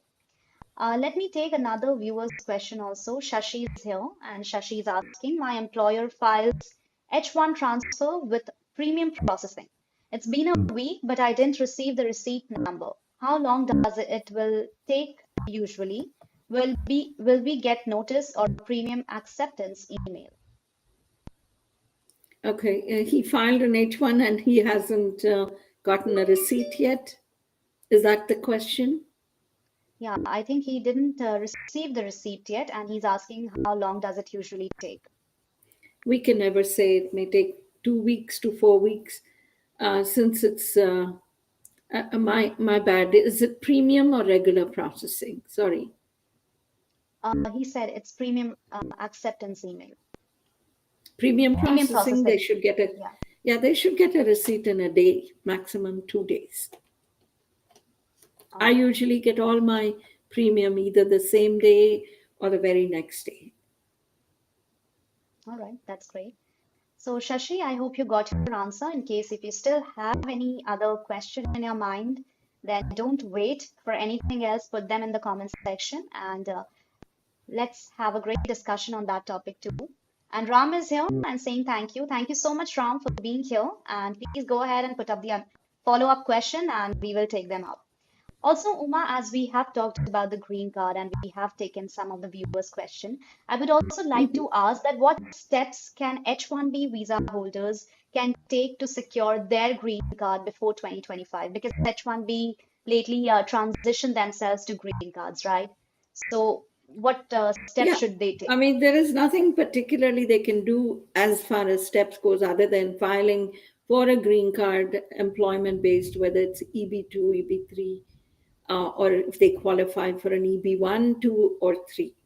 And if they Mm-hmm. don't, but there is, for Indians, as you know, for India, there's a long, long, long line. We Yeah. are looking at 20 to 30 years. So, what are the options? They can come on an L1A, and then if the employer is willing to file for an EB1C, they can get a green card within about maybe 3 to 4 years. But not Mm-hmm. everyone has an employer who's got a multinational company with branches in different countries. So, that is one option. And if you have the financial means, you can definitely file for an EB5. If you have 800,000, you can invest that and get a green Mm-hmm. card. So, what All are the right. plans anyone can take? Not a whole lot of planning other than this. Hmm. Because, as you That's know, the rules are changing rampantly under this administration. So, it's very, very difficult even to plan something way ahead, because things can change. That's absolutely very well said. And I think this time we can't also suggest that friends be prepared, be planned, because anything can change. And if the rules are only changing every day or every month, then what our viewers or what immigrants can do. So, My advice I to think, people, Sam, is talk to an attorney, yeah. keep all your options open, and don't give up. Keep filing for your EB2, EB3, EB1, whatever you qualify for. At least you get grandfathered into the old law, because no president can ever bring in a law that is retroactive, you know. Hmm. So if you file something, you're still grandfathered into the old law. So they cannot then impose any new law onto the applicant who's already filed, whether be it an H1 or be it a green card or be it your citizenship, whatever it may be. Yeah, that's right. Okay, so I think till now we have been getting a lot of information, and Uma, here's another question that I would like to have a discussion on, and this is a case study that I went through a few days back, and that was about Fabian Skimmed, who was a long time green card holder, and who was detained at Logan International Airport in Massachusetts, and he had his green card, but what happened that he was stripped, he was violently interrogated and even denied the medications that he used to have. So this was such a disturbing, I would say, incident that happened with him, though he had his green card, and his case has actually raised fears about how green card holders, especially older people, are being treated, and some are even being forced to give up their residency status, and that's what we have been already discussed. So, Uma, I would like to know that these happenings that's so happening with the especially the Indian elderly people. What legal rights do these green card holders have when facing threats of detention or forced surrender? Well, it's interesting that nobody has any legal rights when they're coming into the country at the CBP. Oh God. There is something called as expedited removal. Not even an attorney can represent them at the airport. These are the rules. So So it's nothing like they can typically, contact to attorney also? no. Many a times we try to talk to an officer when we get a call from the family that they have been detained and kept in secondary inspection. Hmm. We send our G28 to the officer, but still it's a discretionary. So 9 out of 10 times they don't allow an attorney to come and represent them, because that is considered expedited removal processing. If they feel a green card holder has violated any rule, then they Hmm. have the discretion to remove that person or allow them to come into the country. And if they are, allowed to go before an immigration judge, then they go before an immigration judge. Oh God. That's really shocking And this because, can happen even at a port of entry at yeah. Mexico, Texas border, or somebody's coming from Canada. It can happen Hmm. even there. These Oh are all God, considered expedited removals, and typically they don't have a right to an attorney at that point. oh God. So they don't have any legal rights, right? And this This is so bad. happened to a client of mine who was coming in uh, on March 8th, exactly, probably 20 Hmm. days before. Yeah. He was granted a U visa. He got a U visa stamping at the US consulate in India based Hmm. on all the documents. And he was approved of his U visa and he was traveling in. Hmm. And the officer took him into secondary inspection, and they literally threw him down on the floor. He was beaten up. His eye was all swollen up. They canceled his U visa, didn't give him a reason why he was being sent back. He was in the secondary inspection questioning between 6 to 8 hours. He was Oh not my. allowed to talk to his family. His family is living in Houston. And Mm-hmm. when he went back and his phone was taken away, once he got back on the plane, he was able to take some pictures and send it to his wife and children. And they shared that with me. And, it was very devastating. And why did he had no criminal background? Uh, Mm-hmm. because the consulate already ran his biometrics before issuing his U visa. So he had That's no right. criminal background, and we have no idea. So I'm trying to get a complete copy of his documentation from the Customs Border Patrol to determine what went wrong. So is he deported or is he still in the Yes, ma'am. interrogation He part? was reported the same day, Oh, the same day. same day Okay. on the return flight. And that too, his family wasn't informed that he is being deported, or he No, deported just once in case. he got on the plane and he was able to, text them that they deported me, that's when they found out.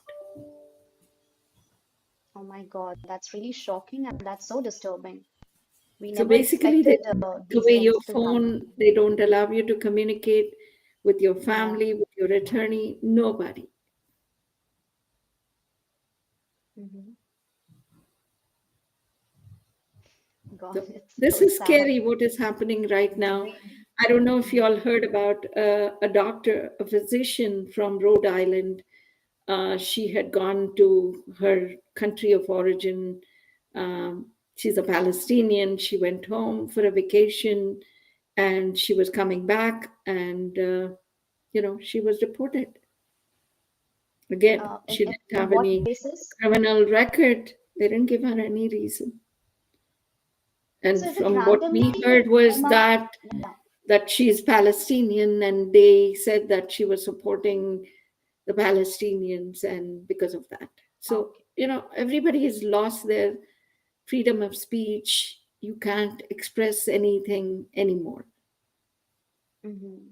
That's right. And we also went through that news also, where 200 Venezuelans, those who were involved in Tren de Aragua gang members, administrations are also just targeting the Venezuelans, not those who are in the Tren de Aragua gang members. So I think it's not something, Uma, any targeted people are there or somebody who did something wrong in their history when they stayed in the US, or is it just a random pickup to the immigrants? I don't think it is random, but definitely there is some, Mm-hmm. animosity for people who support the Palestinians or Yeah, Hamas or any of those groups. So definitely those are being targeted. All F1 students who even stood up against the protests, yeah. they are being targeted, whether they were directly involved or indirectly involved. They have gone after them to make sure that they are being deported. And the Secretary of State, Marco Rubio, today announced that if they find out anybody's obtained a visa, be it a tourist visa, H1, L1, F1, Mm-hmm. fraudulently, if they did not disclose some information and they obtained it, they will definitely revoke their visas and send them back. Yeah, that's right. That happened. So, as I said, this administration is all about enforcement, and they are making sure that, immigrants are Mm. being deported back for one reason or the other. That's a big statement. But all right. We will, of course, think about it, and there's a lot to process, Uma, as these news are really disturbing, and still we don't know why it's happening and what can be the reason. And where are But we sure, heading we'll figure to? out. That's right. I've been given the numbers that there are at least 12.8 million green card holders living Yeah. in the United States. That is the estimation provided to us by the Homeland Security. approximately. Yeah. And people are very worried, even as a green card holder, if people are being deported, they don't know what else to do. I understand if somebody's committed a crime, they are deportable. As I mentioned to you a few months ago, we talked about the Larkin Riley uh, bill that was passed by Congress, wherein they said if you are merely charged with a criminal activity, you don't have to be convicted. You're just charged with a criminal activity. You are deportable. Yeah. That's It's right. not like you're guilty only when you're found guilty. Now they're saying you don't have to be found guilty. You just have to be charged, and we can deport you. All right. That's And really the broader shocking. perspective that the Trump administration is using is anything when they deport a person, they say this is in conjunction with the border security and the safety of the citizens of United States.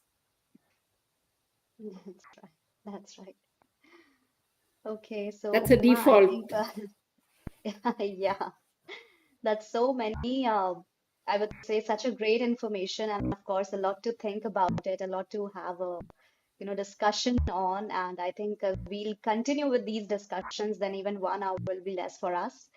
But that's okay. I think let's not wait. I mean, keep on waiting for our viewers also. I can see Yuri has a lot to ask. Then Shashi, we have taken. Asim is also here. Yash is also here. And Ram is again with the follow-up question. So let me take up Ram's question. Ram is asking, my wife and daughter are traveling to India from May 21 to July 26. Daughter is a citizen and wife has a GC. Will this be problem while coming back as she is traveling more than 2 months? Her employer is okay working from India. If you ask me, generally by law, it is not a problem. Now, it all depends on the CBP officer, what they are going to question, what they're going to do, and whether, they can inspect her cell phone, laptop. Of course, they're not allowed to go into work emails. Definitely not, because that has confidential information. So, based on this, there is the Fourth Amendment called the search and seizures. Under the Fourth Amendment, you can conduct a search and seizure only after the person allows you to conduct. But what they are saying is if you're within the 100 miles of the border when you enter, you're within the 100 miles. So the Fourth Amendment doesn't apply to anyone, and hence the CBP or ICE officer is allowed to conduct any kind of investigation, including taking your cell phone, iPad, and laptop. The only thing they cannot get into is your work emails because it has confidential information. So I So was is it telling okay you, that, can yeah, they yeah, please. actually inspect your electronics without a warrant or a suspicion? The answer is yes. So is it that photos and WhatsApp chats, will that also they can go Anything. ahead? Social media, absolutely, they can go into it. That's strange. And if they find anything, any stories that surface on your phone that leads them to believe that you violated, for example, students, sometimes they work in gas stations and they have their own pictures working. Now, if they look at that, that is a deportable. Okay. Uma, have you gone through any case, because this is the very latest news that officers are taking away their cell phones and tablets. So is there any case that you have went through? Many. Or can you please let us know one? Well, basically they took my client's cell phone, went through the social media, whether be it Instagram or Facebook. My client is a student, Mm-hmm. and they asked her questions initially whether she has ever been employed in the United States, and she denied it. And when they went through the phone and flipped and found that she had worked in some ice cream parlor and they immediately canceled her F1 visa. In fact, she was returning back from a break.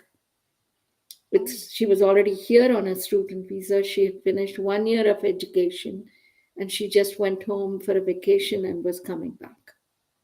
So they took her into secondary, went through all this, and they revoked her F1 and she was sent back. oh my God.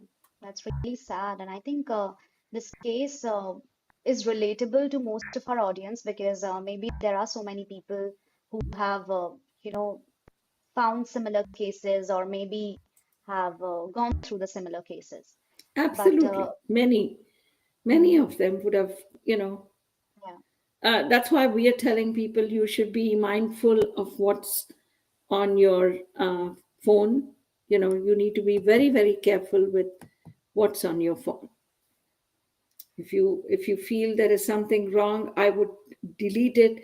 And mind you, they can even go into your deleted folders. oh my God. That's So if you there's want to no other way to, completely yeah, put it onto your cloud based where they cannot go to cloud, or save it onto your laptop or a hard drive, that's what you need to do. If you want to and completely delete all mhm, that information, you may want to go to a phone provider to see how best you can delete all this information and still store it somewhere else. that's something really And difficult and difficult also. they can Mhm. also misinterpret things. Let's say a Of person course. is really not working in a gas station or not working in an ice cream parlor or a Starbucks. But sometimes we all take selfies.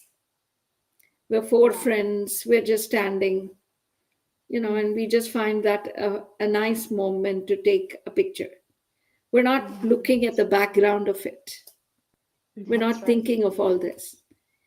Four friends or three friends, we're just standing, we're in a good mood, eating an ice cream or having a Coke. We just That's feel right. like it. You do it randomly these days when it comes to Yeah. pictures. Gone are the days when you had to go to a studio and stand and take pictures, right? People Yeah. just randomly, is sitting, having lunch.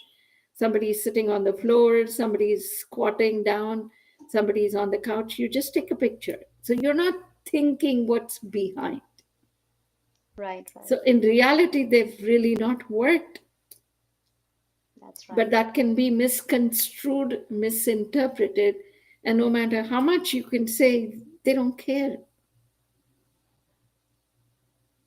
Mhm. For example, Sam, if I come from a lower middle class family and I'm coming to the US and I'm staying in a small hotel, Motel 8 or Motel 6, it's not a very expensive hotel.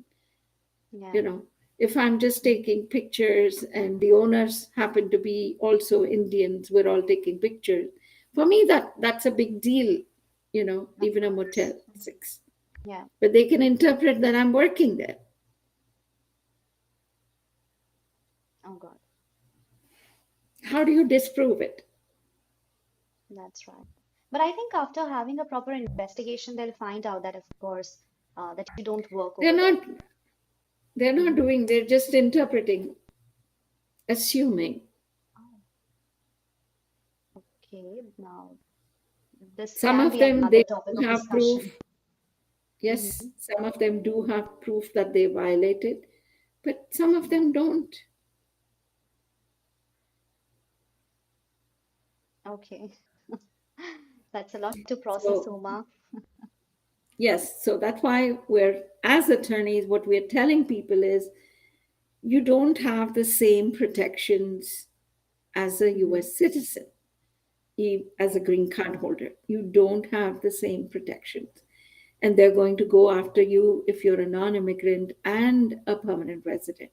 So be careful what you carry in your phone, your laptop, anything that could be disturbing to a CBP officer can put you in trouble.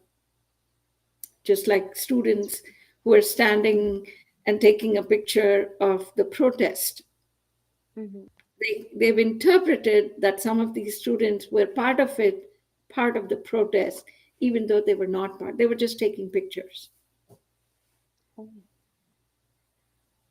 okay. I know. That's strange. That's really disturbing. And that's can't say anything right now, but it feels so sad for those students or for those people who are innocent or who have nothing to do with any of these situations, but still they are caught up and feel trapped right now. So travelers should clearly know that when anyone is entering the United States, they're subject to device or electronic equipment inspection. That's right. All right. So Now, I so if think, somebody refuses to give their password of the phone, they're saying that we can deny your entry, we can put you into removal proceedings, or we can refuse your entry, or we can deport you, or we can put you in jail. Any of the options. oh my God, these options are just ultimately to deport those immigrants and nothing else. Okay, so I think let me take up some of the questions from our viewers also. And Sure. Yuri is here. So Yuri is asking, I'm currently on an H-1B visa and have been working for my employer for several years. With the H-1B registration ending in 2025, if I decide to switch employers, could that jeopardize my green card process or cause delays? I don't know where your green card process is right now, so I cannot answer the question about delays. Will it jeopardize? No, it's not. Okay, all right. Let me take up another question of Asim. Asim is asking if a GC holder is stopped for questioning at the airport, is it typically a random check or does the questioning officer usually have prior information or intelligence about the individual? That's really interesting. Well, sometimes they can because the CBP does have, knowledge of uh, information about people arriving. Now, if they are warned about, let's say, somebody who's coming and that individual is supporting some terrorist groups, you know, anywhere outside the United States, and they get the warning that this individual is flying, they CBP could be warned about that individual, and yes, they can definitely target that individual. But sometimes it's got nothing to do with any of that. They randomly pick people based on their information. Once again, if a So, green card mhm. holder parent who stayed more than 6 months outside the United States, they can just say, well, you abandoned your green card. You didn't have a re-entry permit. Now they can put them into secondary inspection with questions like, do you have a job? What do you do here? You do nothing. Then you basically abandoned your green card. So they already have some information of those individuals who are coming to the Some airport. Am they I do, getting it? some they don't.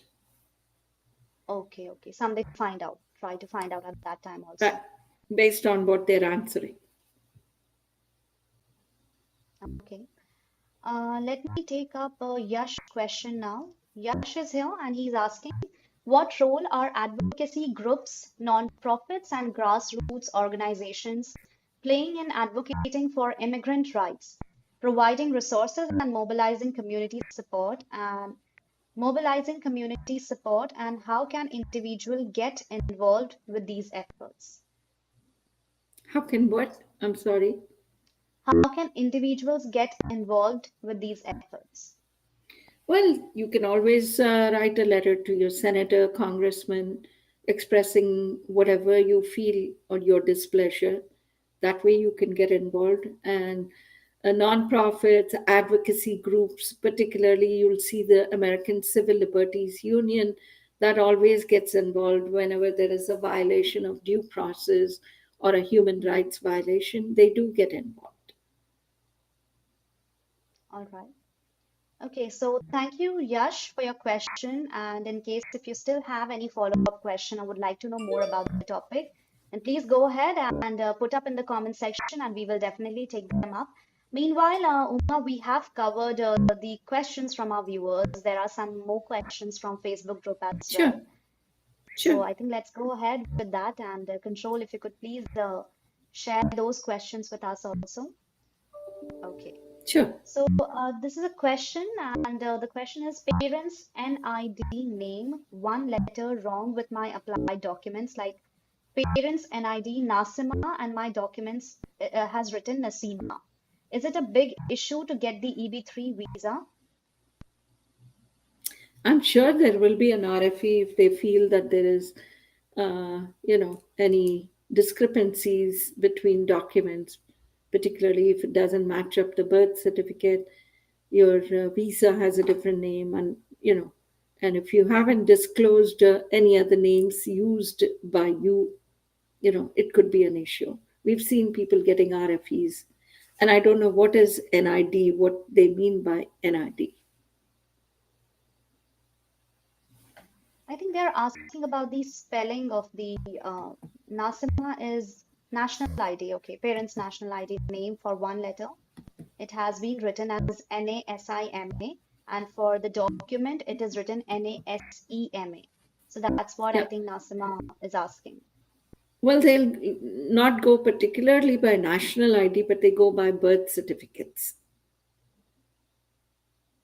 Okay, Okay. all right. Let's move ahead with the next question that we got from our viewer. The next is EB3 other worker. My PD is January 17th, 2021, Philippines. When do you think will I receive my interview letter? Mhm. I wish I could give you a timeline, but I can't. But all you can do is go by your visa bulletin and check if your priority dates are getting current. Then you may see that once you've completed all the process, you will get an interview notice. But I cannot predict the timelines. Okay, that's all right. Let's And move I ahead with the also, next question. Yeah, yeah. yeah, before we go to the next question, I also forgot and I wanted to mention that a couple of days ago, President Trump had signed an executive order where he's going to halt processing of green cards for asylees and refugees. Oh, So, okay. for those who've already been approved of their asylee status, meaning, Mm, they've gone through a lot of pain and suffering from whatever country they come from, and they're requesting for a green card after they've been approved of their asylee status. But he's going to stop the process of their getting the green cards. all right. Okay. And I think that's another very alarming news. So thank you so much, Uma, for letting us know about that as well. And let me quickly take up another question as well from our Facebook group. And we got from an anonymous member. And the question is, hello guys, I just got my perm certified last month. Would be hard to issue a tourist visa being already in this step. By the way, I had a valid tourist visa until August 2050. So do I have a big risk to get the tourist visa denied? Also, I have had a couple of H-2B visas valid until October 2024 and a J-1 in 2021. Thank you in advance for the advice. I wouldn't be able to advise this individual because the question is extremely confusing. I'll need more information. I don't have all that information to give him an answer on this. So, if whether it's a he or she, please reach out to me. I won't be able to answer this question until I get more information. All right, that's Or completely fine. advisors, reach out to your attorney if you already have an attorney. All right. Okay, let's move ahead with the next question. And okay, he's asking, hi everyone, I hope you're doing well. I'm currently in the process of the perm, but I have encountered a problem with the ETA 9141 minimum wage. The issue is that the company pays by the mile and percentage. So let me know if you have any idea. Again, I won't be able to answer without knowing the entire case information. I don't know how they can pay by the mile and percentage. That seems more like a commission based. So I don't know if that's going to fly by. So Mhm. I can advise this individual to reach out to me. Of course, and we will definitely share the contact details with him also, and at the end of our show also. So, friends, stay tuned and let's move ahead with another question also. And Sure. okay, so I think these were the questions, Uma, that we got from our viewers and also from our Facebook group. And with that, I think it's almost time, and we didn't even realize, having conversation with you 1 hour is just passing like knowing only 5 to 10 minutes, not more than that. But any last message, Uma, that you would like to give our viewers about today's topic? One is be very cautious when you travel, what documents you carry. If you're an F1, H1, L1, E2, whatever, TN, make sure you carry hard copies of all your documents. Mhm. Because once you give your phone, they have a right to go through everything in your phone. So carrying hard copies is advisable, and follow the rules. Make sure you comply with everything, and if you don't, you'll have problems. And the USCIS, I mean the CBP and ICE does have the authority to go through your electronic gadgets at the port of entry. So what you carry is important. And if you feel there is unimportant information that you can delete or back it up to a hard drive somewhere, I would do that. Right. Okay. And last but not the least, everybody is coming up with Eid on Sunday. So wishing everybody a happy Eid. And also it's Telugu, Kannada, Maharashtrian New Year. So wishing everybody a happy Ugadi. That's also on the 30th. Sunday is a big day for lots of people celebrating. So, I mean, we are all worried about our immigration, but hey, guys, ladies, don't forget we have a life to live. Let's celebrate what we have. Let's not always worry about what we don't have. So, let's enjoy what we have.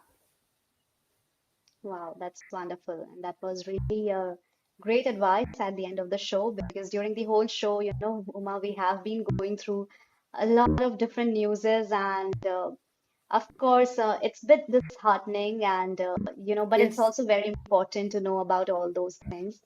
So I would just say that again, thank you so much, Uma, for being here and making this session a very insightful one. I'm sure our audience really loved your insights and they are eagerly waiting for our next episode. So once again, thank you so much, and I hope to see you again on next Thursday. absolutely. Thank you, Sam. It was great catching up with you. It's always a pleasure to come back to Immigration Talk Show because you provide so much of platform for people to go on the right path, to learn what is right, what is appropriate. I know we're not giving legal advice to people here, but at least we're giving them basic guidance through this platform, how to formulate their cases, and how to make sure that they are doing the right things and following the law. So that's what we do here, and I'm happy to come back next Thursday, be with you, and wishing you a great weekend. Same here, same here. All Thank right. So you. thank you so much, everyone, and thank you so much to Attorney Uma Mantravadi. Friends, here are the contact details of Uma, and you can directly go ahead and give her a call on the number that is 713-787-5297. And you can also reach out to her by emailing her on the email ID uma@mantralaw.com, and the website is www.mantralaw.com. With that, thank you so much, Uma, for being here, and I'm hoping to have you again on next Thursday. Thank you. All right. So thank you so much, everyone, for being here. It was lovely having you, and I have to say that I got a lot of comments here also, and really enjoyed having all those questions from our viewers. In case if you still have any doubt or any other question that you would like to know, then after this live stream goes on end, please you can also go ahead and put up the questions. We are definitely going to take them up in our next session. And don't forget to like, share, and subscribe to Immigration Talk Show. We will come up with these very exciting webinars every week so that our viewers can get to know a lot of information about the latest updates. And also, happy weekend to everyone. Happy Eid and happy Ugadi. Don't forget to connect with us on Instagram, Facebook, X, and on Twitter, formerly known as X as well. So thank you so much. Meanwhile, I'm here, Sam, signing off for now. Goodbye, everyone, and take care.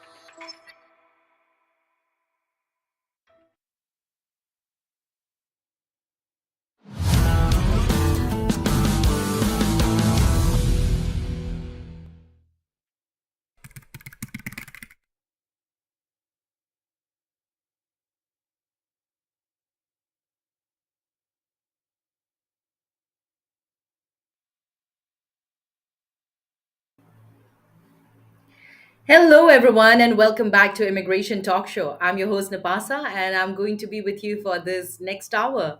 I hope you're very, very excited about today's session, just like I am, because we are going to be joined by attorney Chand Parvathaneni from SPB Law Firm, Dallas, Texas, very, very soon. But before we welcome him officially to our show, and also, we start off with today's discussion, I have this very important disclaimer. And that is by watching our videos, you agree and understand that the information provided by our experts and attorneys, including comments and replies from users, is not legal advice. Use of information is at your own risk. So, with that in mind, friends, I hope that you will enjoy this whole session that's lined up. And also, if you haven't as yet already subscribed to our channel, don't forget to subscribe now. I wonder what you're waiting for. Subscribe to us and also share this link, share this content with your friends and family who can benefit most from this. So, yes, and also our handle is at Immigration Talk Show. Check us out on YouTube, and we are also there on LinkedIn, Facebook, X, and on Instagram. So, connect with us, stay in touch with us, and stay updated because we provide you with the latest updates on immigration. So, that said, yes, today we're going to discuss on a very important and a very relevant topic. And if we can see, it's going to be about how can H-1B and F-1 visa holders stay compliant with US laws. I mean, laws are laws, and we really need to abide by each one of them. And every day there are new updates. I'm not saying rules are changing, but there are additional things to keep in mind. So we are going to discuss all of that today, friends. And yes, without further ado, please help me welcome Attorney Chand Parvathaneni from SPB Law Firm, Dallas, Texas. Hi, Chand. How are you doing today? Thank you so much for joining us. Thank you so much for the invite, and hopefully we'll have a very productive session where we educate all the users, uh, all the non-immigrants and immigrants who are in the United States on the laws and recent changes and what's going on. Because the goal is we want to stay compliant with all U.S. rules, laws, and regulations, and laws keep changing all the time. And saying that I'm not aware of a rule change is not really a defense. And what that means is we just want to make sure people are educated, people know what's going on, and doing so, they follow what the government wants, and then that way they're not jeopardizing their careers, and then just keep moving ahead. Correct, correct. Absolutely right, Chand. It's so important to abide by the laws, and telling the officers that you didn't know, it's not going to be an excuse. You're never ever going to be excused for, even if you unknowingly did something that was against the law. So I hope that you're staying alert, keeping yourself updated, watching the news, and also watching our space, because here at Immigration Talk Show we keep updating you with the latest. So check out our content, check out our channel, and yes, stay in touch with us. So Chand, from today's session, we are expecting a lot because H1B, it's definitely the season. F1 visas also, because, yes, as you know, there are quite a bit of students out there who are also facing some changes in their lives. So, all that in mind, what's happening around uh, SPB law firm, and also what can we expect from this session? Sure. And so I think the last 10 days, I would say last probably 2 weeks, starting from the first April 2nd, what we've been noticing is a lot of students, all of a sudden, they started getting emails from the consulates saying they have to self-deport. And then the universities saying their service has been terminated. So all of a sudden, we have seen these issues. We don't really have a precedent for these kind of things in the past. And then when we saw what's going on, we started talking to a lot of students who got caught up in this unfortunate situation. What we found out is uh, they had some brush with the law, and maybe they're innocent, maybe they're guilty. But what happened is, anytime somebody has a brush with the law, so for example, somebody caught up in some incident, they gave their fingerprints, and eventually the case got dismissed, or maybe they got convicted. So in all kinds of circumstances where somebody had any kind of a brush with the law, what started happening is the consulates, Department of State, has started revoking the visas. Schools started saying that, hey, your service is terminated, you might have to go for a visa stamping. So what this means is, in immigration law, we have crimes which make people deportable. People can be removed for certain offenses. And recently, what we have started seeing is, it is not about just those offenses. It is zero tolerance. And zero tolerance means any kind of a crime. If you are involved in some kind of an infraction, you could be removed. And that's the message that's going out. And from our perspective, the government makes the rules. The executive body has the power to make rules. The courts have power to make the rules. The legislative body has the power to make rules.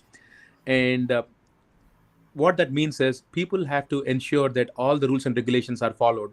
And if it is zero tolerance, we can't take a chance. And what that means is, people have to be ever cautious. Even simple things like speeding, reckless driving, driving without a driver's license.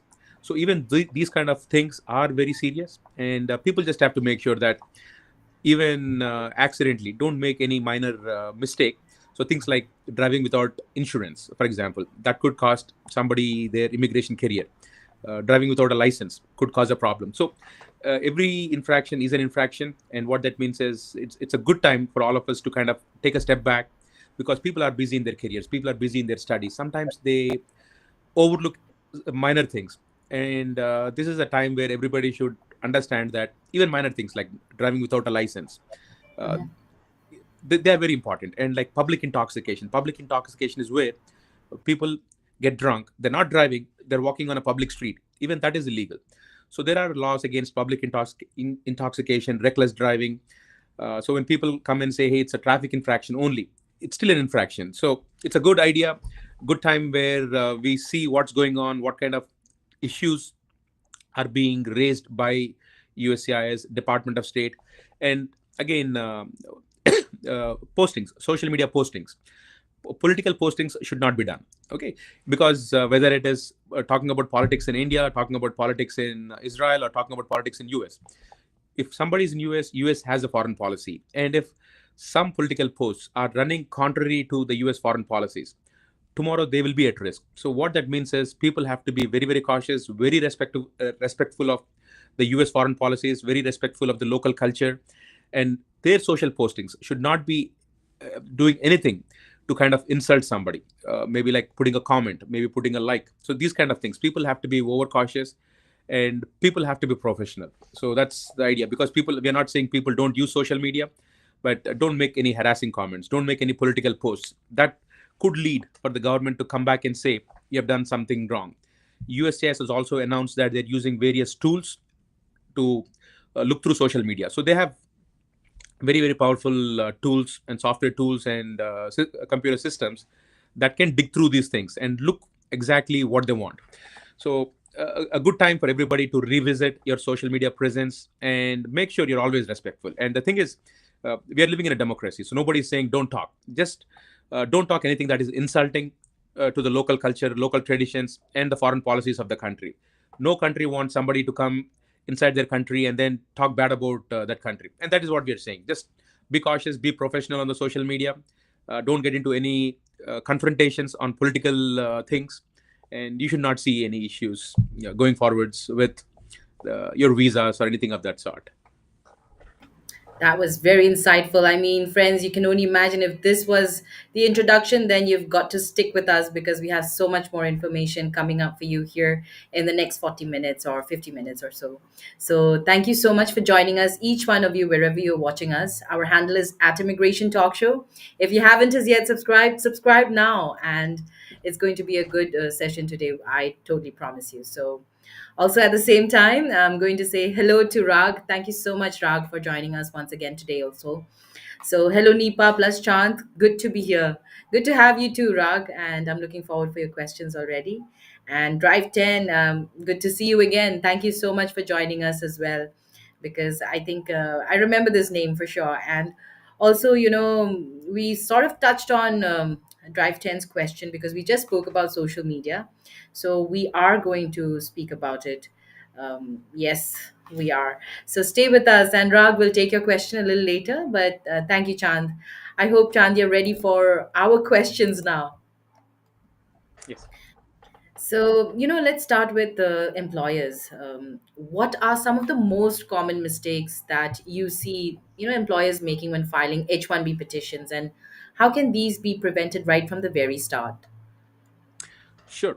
Sometimes it is not just criminal infractions, but also sometimes mistakes done by the employer could come back and haunt the employees. And when somebody is filing an H1B, the company is filing an H1B, the first and the foremost thing that the company has to do to even start the process is to file a labor condition application called the LCA. And this LCA is very, very, very important. And pretty much this is the first step. And if employers make a mistake in the LCA, it could come back and haunt the employees, because if there is an FDNS site visit, if there is a USCI site visit, things don't line up. The employee is going to be having a problem. And how do you prevent it? So you always have to triple check your job locations. So what happens is when the company is filing for a H1B, on the LCA, the work location is a mandatory thing. And people sometimes make an accidental mistake because sometimes people are working at third party locations. So the company accidentally puts the wrong address. So things like putting a wrong address or sometimes putting a wrong job, because if the employee is working as a software developer, for example, if the company filed an LCA saying a database administrator, and tomorrow when there is an FDNS visit, they go to the client side and the client confirms, hey, this person is a database administrator, and the LCA says software developer, it could lead to a problem, could lead to the H1B getting revoked, which eventually means that the employee is going to face problems. The next most important thing is wage levels. Every LCA will have the wage levels. So if some employer is using the wrong wage level, so they're saying it's a wage level 1, for example, a junior level position, file it as a wage level 1. Tomorrow there is an FDNS visit, and the officer is visiting the client, and the client says, hey, this position requires 3 years of experience. We have seen, I mean, again, this is first-hand information, I have seen notice of intent to revoke, cases getting revoked, because the USCIS gave this notice and proved that the wage level is wrong. So inaccurate wage levels are also causing problems. So sometimes you have to make sure you check your LCA. And the good thing is, by rule, by regulations, every employer has to provide a copy of the LCA to the employee. So it's a good idea that employers and employees are looking at the LCA, because if one accidentally makes a human mistake, the other side is catching it. So employers and employees, always take a look at your LCAs. Just make sure there is no mistake. And employees should have a copy of an LCA, and this is a mandatory thing. Every employee should have an LCA copy. No employer can refuse that, because it's in the regulations. The rules say that the employer has to provide a copy of the LCA. If not, they're not complying with the H-1B program. Okay, so the first and the foremost thing, ensure you have a copy of the LCA. Next thing we see is mismatch in the job requirements versus beneficiaries' qualifications. So USCIS might deny petitions if the job truly is not a specialty occupation job, or the employee's degree does not align closely enough with the job duties. So when you talk about employee's degree, USCIS fortunately lets us use either the degree or the combination of degree and work experience. So theoretically, the degree plus work experience, or the degree, the equivalent of these things, should be relevant to your job. And your job should be a specialty occupation job. So what the company has to do is, you clearly define the job duties. You clearly define how you require a specialized degree, not like any random degree, like say a business degree or a regular engineering degree. That is too generic.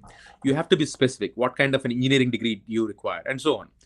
So how do you prevent it? Always clearly define the job duties, and that is something what the employer will have to do when they file the petition. Make sure they define the job duties. If not, tomorrow you might get an RFE, you might get a bad RFE, the case could get denied. And next most important thing is, every employer, not the employee, the employer has to maintain something called a public access file. So a public access file is something where anybody in the public, like a random person, can walk into the company and say, hey, I know that you're filing for H-1Bs, I want to see your public access file. And this is something what the public can do, and the company cannot refuse. The public should be allowed to inspect a public access file. And what that means is, the company should always have a public access file. If the company does not have a public access file, again, they're not being compliant with the H-1B program, could lead to audits or penalties on the employer side. Again, public access file is very simple. All the company has to do is maintain the public access file. Public access file means employer will have a copy of the LCA, will have a copy of the wage info, will have a copy of the notice postings. And these things are available in the office for anybody to come and inspect. So the way to solve it is, have an internal compliance checklist. Every time some H-1B employee is hired, the employer should be doing this thing. If not, if you don't have public access files and the company gets audited or penalized, tomorrow it's not only the company, it's also the employees working under the company. They will be impacted. So what that means is, every company who's filing for H-1B, public access files, this requirement is a very, very, very important requirement, and companies should do it. Very important. And next major thing we see is failure to notify USCIS of any material changes. So if you're working for an employer on H-1B, if you have material changes, for example, you got a promotion, you got promoted from being a software developer to a software manager, for example, or you're moving your project from one client location to another client location. And what that means is, you're moving far. So you're working in Dallas, and tomorrow you have a new project. Your company is saying you have to work from Austin. So that is a material change. So if you have material changes, the company has to file an amendment, and this amendment has to be filed before the change happens. And this is very important, because if USCIS finds out down the line, how do they find out? Tomorrow your company is applying for extensions. Tomorrow your company might have a site visit. So multiple things could happen. So if you do not notify USCIS of a material change, tomorrow USCIS could cause a problem. And all that means is, employer, be diligent, file amendments timely. So these are some of the things that on the employer side, people take steps to ensure you're in compliance. And if employers do that, employees typically don't have a problem. So from the employee's perspective, if you know that there is a material change in your employment, always talk to your employer, make sure the amendment is done. Always make sure you know what your job duties are, very clear job duties. Make sure you only do those job duties. Make sure you have a copy of the LCA, review your LCA, And these are steps to ensure that you are in compliance. When I say you, it's the employer and the employee are in compliance. Thank you so much, Chand. I mean, though that was very descriptive, very detailed, and I really hope that folks out there took points down, took notes because they were very important. So, thank you, Chand, for taking that up. And quickly, I'll also say hello to Alicia. Thank you so much, Alicia, for joining us. We will take up your question. Stay with us.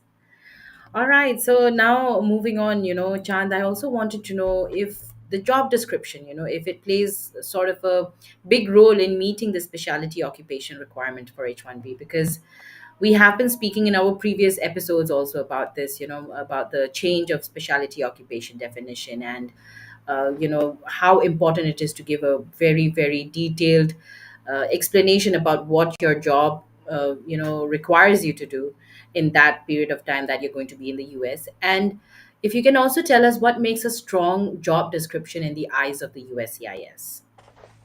Absolutely. And again, you're right on this topic. So, the job description, if you ask any attorney who does a lot of H1Bs, what is the heart of your H1B petition? It is the job description. The job description is very critical. Once you have the LC and everything right, how you go back to USCIS and present your role, the job description, that is most important because that is where USCIS gets to decide, is this even a job that requires H1B? If the job is not a specialized job, H1B cannot be given. How does USCIS know even if the job is specialized? They look at what the job description is. So the job description is most important to prove the specialty occupation requirement because USCIS looks at the job duties. That is how they know what kind of a degree this job requires. So if the job duties talk about, say, healthcare, they kind of will be able to kind of make that connection between the healthcare degree and the job. If you have a lot of if you have the duties that talk about software development, that is when USCIS will be able to make that connection and say, yes, we understand that this degree in software or IT is a requirement. So the job description, every company has to be very, very cautious. And what happens is a lot of times companies give a very, very short description. They give like 3 lines, 4 lines, and just assume that USCIS will understand it because companies typically, the companies that typically I work with, they're very technical in nature. So for them, English writing long sentences, that is not what they do on a day-to-day basis. They're more about coding. They're more about technology. So for them, what they do is they just give some very, very generic lines, which probably only specialized people like IT folks will understand. And the goal of the job description is we want non-technical people to understand. So what that means is sometimes, to give an example, the companies are not very specific. They'll simply say the job duties are the employee will be responsible for software development tasks, or the employee will be involved in software development. So, for example, that is the line that a lot of companies will give because they are technical companies. They understand. They assume that people will understand what that means.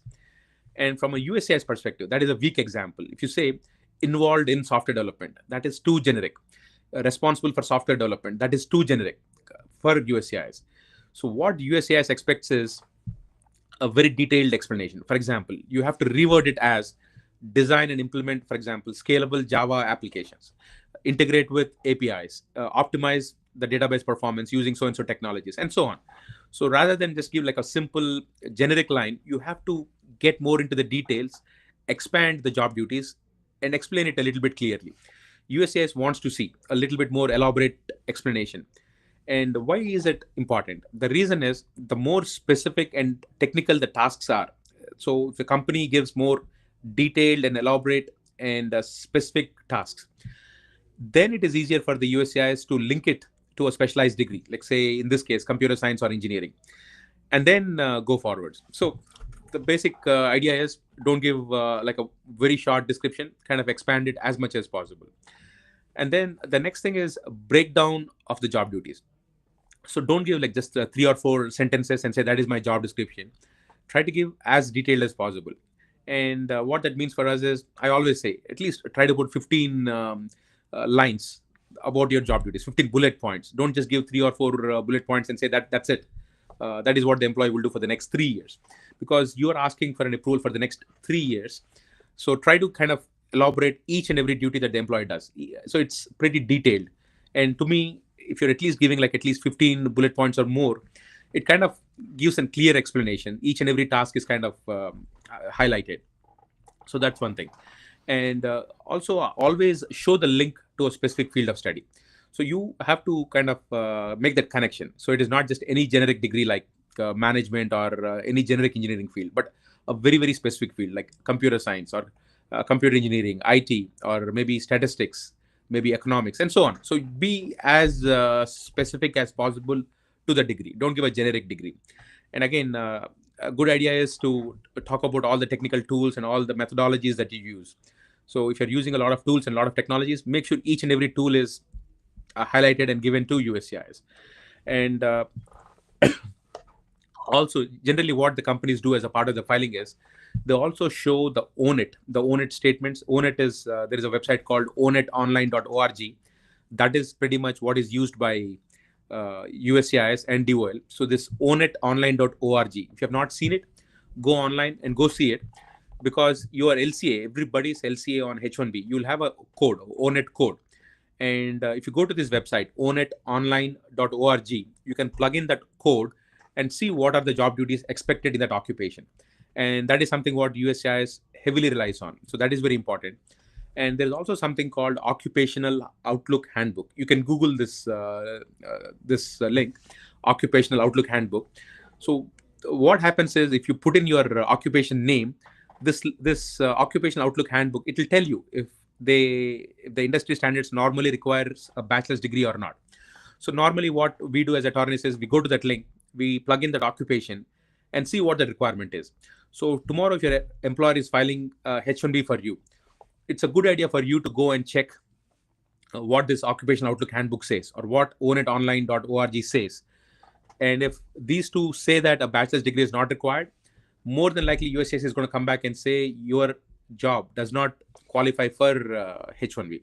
So we always refer to these two links to see if the job qualifies for H1B, because these links will tell you if the occupation requires a bachelor's degree or not.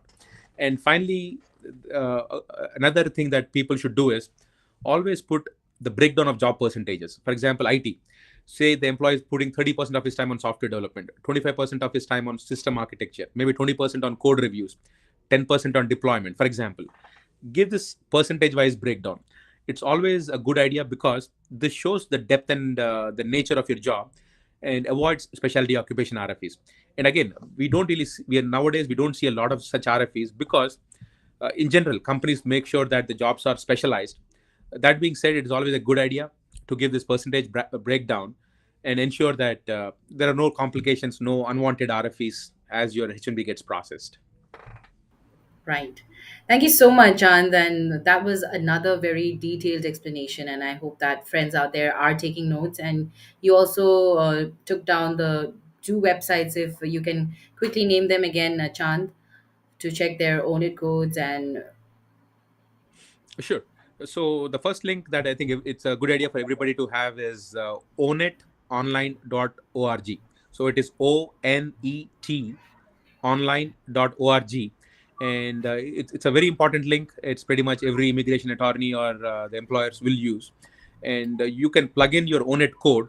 So when you have your LCA, if you open up the first page of your LCA, you will see something called ONET code. For example, software developer is 15-1252. So everybody's occupation is different. So you should know what your own net code is, and this website will kind of give you the mapping. It'll tell you what exactly are the job duties expected in that own net code, how much percentage of people in that occupation have a bachelor's degree, and what is the job zone, what are the kind of the requirements. It'll give you an industry picture and so on. So when you have this report, it is kind of easy to go back to USCIS if there is ever a problem. And in general, it is also always a good idea for you to see what are the requirements of that occupation. So you pretty much know what's going on. Your role is currently aligned to that ONET code and so on. thank you, Chand. Thank you once again. So I hope that that's highlighted, friends, and you keep that in mind before if you get confused or you think that you need a direction, I think this is the site that you need to visit. So thank you, Chand, once again. And I think right now we should take up our questions from our audience because they have been waiting. So let's start. Let's take up Drive 10's comment first. Hi, Chand. Have you heard of anyone getting into trouble because of their social media? Sure. So I talked to almost close to 30 to 40 people in the last 10 days who had their services terminated. And majority of them were from India, because we talked to a lot of people from India. I had talked to one person who's from another country, Latin American country. I talked to one person who's from Africa. So we are like seeing people from multiple countries. Uh, and when the consulate sent them an email, and when the school sent an email saying the service is terminated, so they are giving the reasons. It's a very generic reason. So the pretty much every one that I have seen, it says that you have been identified in a criminal record. That is pretty much what I have seen. And when we talk to these students, what exactly is the criminal record? So all of them, the commonality was all of them had to go to the police station or some place and give their fingerprints. So later on, some of them were proved innocent, some of them were proved not guilty. But the commonality was there was a record, and that record is they went to the law enforcement agencies and they had their fingerprint given out there. And in terms of social media, I personally have not talked to anybody, but there are news out there, and there are people like people who have been involved in Palestine protests, and it's in the news because these are confirmed news, and people are talking about just because they put some comments in the social media. Now the visas are revoked. We're also talking about people with green cards. So there was a case, Mohammed Khalil, who was involved in Columbia University protests. There was another person from Columbia University who was about to give his citizenship interview. He was stopped by the police, stopped by the law enforcement, and arrested. So social media. So we have confirmed news that people who had issues in social media, they are being having issues. Again, the thing is, generic advice is follow the government rules, follow the government regulations. Don't do anything contrary to what the government expects you. So just stay away from it. Okay, so that's pretty much what I can say at this point of time. Thank you so much, Chand. Yes, and Drive 10, thank you for your question. Now we have Rag. Rag has a question. So he's asking, what happens to a concurrent H1B if the petition is granted but goes unused? So if a concurrent H1B is approved, typically what happens is the second job. So it's a concurrent job. The government expects you to work on that job, and tomorrow there can be a site visit. And when there is a site visit, what typically happens is they ask the company, "Are you paying the employee, and what's happening, and so on." So if the petition is granted and you're not working, so what we tell is the company should probably revoke the H1, because if you don't, there could be a site visit and the officer could complain that there is an approval and somebody is not being compliant with that H1B. So to avoid issues, if that H1B is not being used, it's a good idea for the company to revoke that concurrent H1B, because if not, the company has a liability. So the company will have to pay and the employee has to work. So to avoid that liability, if it is not being used, it is always a good practice to notify USCIS that you want to withdraw that H1B. And if the company withdraws it, you should not have any problem because you notified USCIS. There you go, Rag. Thank you so much, Chand, for taking that up. And Rag, I hope you've gotten your answer. Now let's take up Alicia. Alicia is saying, Chand, I'm on H1B and planning to switch employers. How safe is it to start working on the receipt notice given the current delays in processing? Sure. So if we talk about H1, again, I think there's a lot of rhetoric going on that things are, I mean, like some things are bad, but overall for H1B, we are not seeing USCIS do anything different. So USCIS, again, they're approving cases, there is premium processing, and we're not seeing any uptick in RFEs. Again, I think people following proper rules and regulations, we're not really seeing any bad RFEs or any change in the percentage of approvals. So to me, if the company is good, if your job offer is bona fide, and you're doing everything that says that you're following the rules, to me, it is still safe to work on a receipt. That being said, personally, I would be more confident if I get an approval. And what that means is you can simply ask for premium processing, try to get an approval. So that way there is like no uncertainty, there is no ambiguity. So premium processing is still available. And in general, I mean, again, if things are being complied with, we are not seeing any changes. I mean, again, it's not like you're seeing denials. There's nothing like that. I think things are good. The only issues that we have been seeing is people with any kind of criminal records. That is the only thing that I've seen in terms of legal immigration. Otherwise, I think things are normal, and there is no issues in terms of H1B approvals. But definitely a good idea to kind of upgrade your case and get an approval. Thank you so much, Chand, and all the best, Alicia. I think you have an option there. So now let's take up Shalini. Hi, Shalini. Thank you so much for joining us on YouTube. And Shalini is asking, are H1B petitions being filed for fiscal year 2026? What is the trend? Yes, we are working on a lot of cases for H1B fiscal year 2026 filings. So the lottery happened last month and we've started filing. And the trend in general is in terms of H1B, in terms of adjudications, we are not seeing any different trend. That being said, what is different from last year versus this year? So this year, new rules went into effect in January, and the new rules require that upfront you have to show proof of bona fide job offer, and what that means is you have to show USCIS with the filing what your assignment is, and what that means is maybe you have to include contracts, maybe you have to include the client letters, or so on. So the trend again is, I think this year, I think definitely there are a lot less filings than last year. Clearly, reason for that is probably because the fee increased, the registration fees. This year it was $215. So I think in general the number of filings came down. The percentage of selections was a little higher than last year, and we are seeing people file because again there is still a lot of requirement. That being said, things are definitely a little bit different from last year in terms of the demand. uh, that being said, I think the trend is there is still time till end of June. People have definitely started filing. We ourselves are working on a lot of cases right now. But again, historically, end of May, June is where there is a lot of traction because then people realize that there is a deadline of June 30th. So more and more people start filing. But again, we are not seeing anything widely different in terms of people who've already been selected. Because if people got selected, the companies want to kind of finish off the filings. And that being said, end of June, I think we'll have more information. And if enough people do not file before the June 30th deadline, there could be a second lottery. So what USAIS would do is in the month of July, they will go through the statistics, see how many slots are not filled.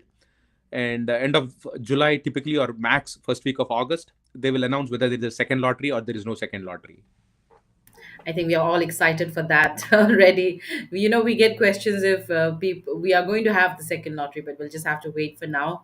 And friends, stay with us because we will keep you updated if there's going to be one for sure. So don't forget to subscribe to our channel if you haven't as yet, especially Alicia. Then we have Shalini, Drive 10. Thank you so much, Rag. I know you have subscribed, but do share our content with your friends and family who will benefit with our content here. And I hope that they can join us too.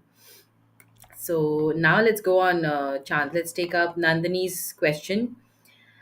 She's asking I-140 RFE received, saying received potentially adverse information about beneficiary. To process your application, we need updated address so that we may collect biometric data. Yeah, Worried and because pending, yes. yeah. Sorry, I'll just So complete. Okay, Chant, go first. yeah, I see this is a very, very recent RFE that just started last week, and we're actually educating a lot of our clients about this kind of RFE. I've seen two RFEs, one for H4 and one for a H1B application, saying the exact same thing. It's like a one paragraph short thing, and saying there is some adverse information, and saying we need your address so we can collect biometrics. So this is kind of like a new, very, very new RFE, and again, and that's why we've been like trying to like educate people on social media that rules are rules. We need to follow the government rules, and one of the government rules is AR11. AR11 means if any time your address changes, you have to notify the government immediately within 10 days. And I think these kind of RFEs, I think we're getting it because sometimes the AR11 is not updated, or sometimes there can be some pending charges. Like in this case, I think the poster feels that there could be a pending misdemeanor charge, and they want to do some more thorough background checks. So that is a possibility. And again, you're not the only one, because I did see two just in the last 1 week. First time I've seen this kind of an RFE. So we've been telling people update your AR11 immediately, because that's a mandatory rule. People tend to kind of overlook it. Okay, so that's very important. That being said, answer this RFE with your address. And when you answer this RFE with your address, what's going to happen is USCIS will take your biometrics, and they will use it to do more thorough background check on you. And they just want to make sure you don't have any crime that will make you removable, because there are enumerated crimes, like crimes such as crimes of moral turpitude and some kind of crimes where it's a big no-no. You do it, you could be put in removal proceedings, and they're going to do a background check. And if you do not have those kind of crimes on your record, more than likely not have a problem. So again, the thing is, immediately follow that. Try to answer that RFE as quickly as possible. Give the address back to USCIS and let them do the biometrics. And if they really find that there is adverse information, what will happen is you will get another notice from USCIS, because we have seen that in the past where somebody has an arrest record. They'll come back and say, it looks like you've been arrested, for example. Produce all the police certificates, produce all the court records, and so on. So maybe this is a harmless RFE, we don't know. But what it means is USCIS wants to do a little bit more background check. At this point of time, I will not worry. But if you have something adverse on your record, some kind of a criminal infraction, immediately check with the police department, the court, and try to get all your records handy. Because if at all USCIS requires them, you can immediately produce it at a later point. Okay. Very interesting. Thank you so much for this, for taking this up for Nandini. I think we just have not answered the last part, which is, if case dismissed without conviction, will it still impact? So if the case is dismissed without a conviction, what that means is you went through the court system. Yes, probably you were arrested, probably. But then when you went through the justice system, the court system, the courts proved that you're not guilty.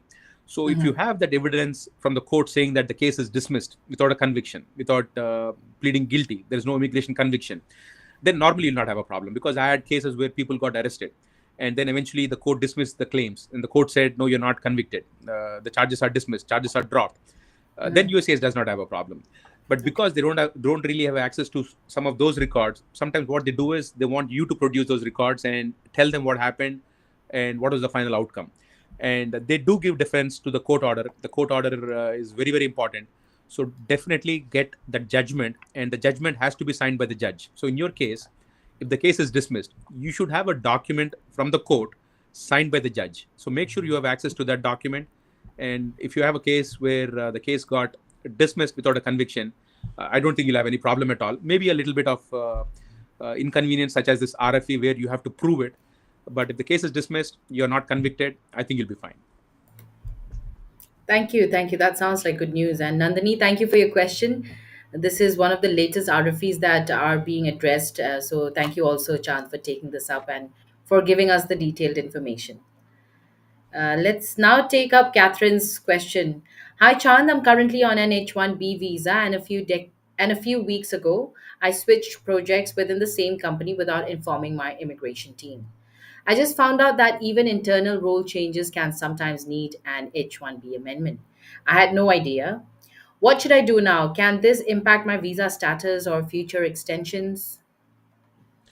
I mean, again, I think if it is less than a month, I think most of the time you won't have an issue. And again, at this point of time, how do we fix it? There is a human error. How do we fix it? Immediately, like, have your employer do some analysis, because again, just because you change the project does not mean there is a problem, because you can change assignments. But you have to do an analysis and see if it is a material change. For example, somebody is working for a third party client in Dallas, say for PepsiCo. They change their assignment. And again, for the same role, say they go to a different client, again in Dallas, say Verizon. That is not really a material change. So your company should do the analysis right away and see if that role change or the project change is material. Sometimes it is not even material. If the job duties are same and the work location did not change, it might not even be a material change. But again, because you have this change, check with your employer, with their immigration team, and see if it is a material change. And if it is a material change, even if it's delayed, file the amendment as soon as possible. Because if it's a human mistake and you file this case before USCIS catches you, sometimes they'll give leeway, and most of the time they do give leeway. So our goal is, if it is not a material change, you're fine. There is no need to file a amendment. But if the company and your immigration team determines it's a material change, at this point of time, to fix the problem, file the amendment right away. Okay, that's very important. Just so that, there's no misrepresentation of any kind. It's always best to stay safe and update every little thing. And especially if you're confused, ask your immigration attorney. That'll be best. It's best to, be guided by them. So, friends out there, if you need to have a consultation on your case as well, if you need to have an attorney, why not contact Attorney Chant Parvataneni? And his number is 817-523-8247. You can note it down, it's there on the screen below. And also, you can email Chand at law@spblawfirm.com and go visit www.spblawfirm.com to get to know more about Attorney Chand Parvataneni and SPB Law Firm. So, also, yes, don't forget to subscribe to our channel because all this content is so much good information for you and free of cost. And all we need is your support as well. So, if you haven't as yet subscribed to us, subscribe now and also share our content with your friends and family out there who will also benefit with this awesome immigration content to keep each one of you updated. So, thank you once again, everyone, for joining us. And now we have Rag's question. Rag is asking, how does USCIS view H-1B petitions filed through an EOR, employer on record option? Not sure I understand employer on record. But again, when you talk about H1B employer, I'm not sure what employer on record option is. I have not heard that word employer on record. But in No general, worries. a company will file for H1B either as a transfer or as a new H1B. If it's a new H1B, typically you come through the lottery system and then the employer will file. And again, if it's a transfer, somebody already has a H1B, so they're cap exempt, and the employer can do a transfer. So these are the normal ways a company will file H1B. And when it's an employer on record, I don't know if you mean somebody's working on OPT or somebody's working on EAD card, and then the company is filing a H1B petition. If that is the case, normally there should not be any issue. Okay. Well, thank you, Chand, and thank you, Rag, also for your question. So we will take up some more questions from our Facebook group, Chand, if you are ready for them. Hmm? But also, Sure. meanwhile, if you can tell us more about, when it comes to salary compliance for H-1B workers, what are the key wage rules these employers need to know and what could land them in trouble? Sure. So wage compliance is probably very, very important, and if the wage compliance is not maintained by the employer, they get in trouble with Department of Labor. They get in trouble with USCIS, and sometimes probably even with Department of Justice. So wage compliance is very important, and what that means is the companies, they have to pay the highest wage between the actual wage or the prevailing wage. And what that means in simple terms is you have an LCA, and they have to make sure the appropriate wage is determined, not any random wage, but an appropriate wage. And how do you determine the appropriate wage? So you have to look at the requirements for the job. How many years of experience does your job require? What exactly are the terms of your occupation? What is the right ONET code? Because you have to calculate the salary based on the ONET code. So these are the things that are very important, and the employer will have to come up with a wage. And if that wage is not paid to the employees, it's a big problem. We do see this issue a lot. Sometimes employers accidentally pay less salary because sometimes the employers do an amendment or do an extension. They don't realize that the LCA salary has changed. That is one place. Another place I see a lot of issues, major issues, are benching. Benching is very, very highly illegal. And the authorities, if they find benching, it is a very serious issue. And sometimes, unfortunately, if the company benches an employee, tomorrow the employee is stuck because to do an H1B transfer, employee will require pay statement. So sometimes employees, without their fault, if they're benched, their transfer is jeopardized. So benching is something that is going to cause a lot of problems, and benching is illegal. So the minute employee enters into the H1B status, the employer has to pay the salary. If the employer does not pay the salary, the employee's status is getting jeopardized. Employer also is jeopardizing their own company, because these things will come out down the line. Somebody's going to complain, or there's a site visit, and the company gets audited, and tomorrow the penalties are very, very huge.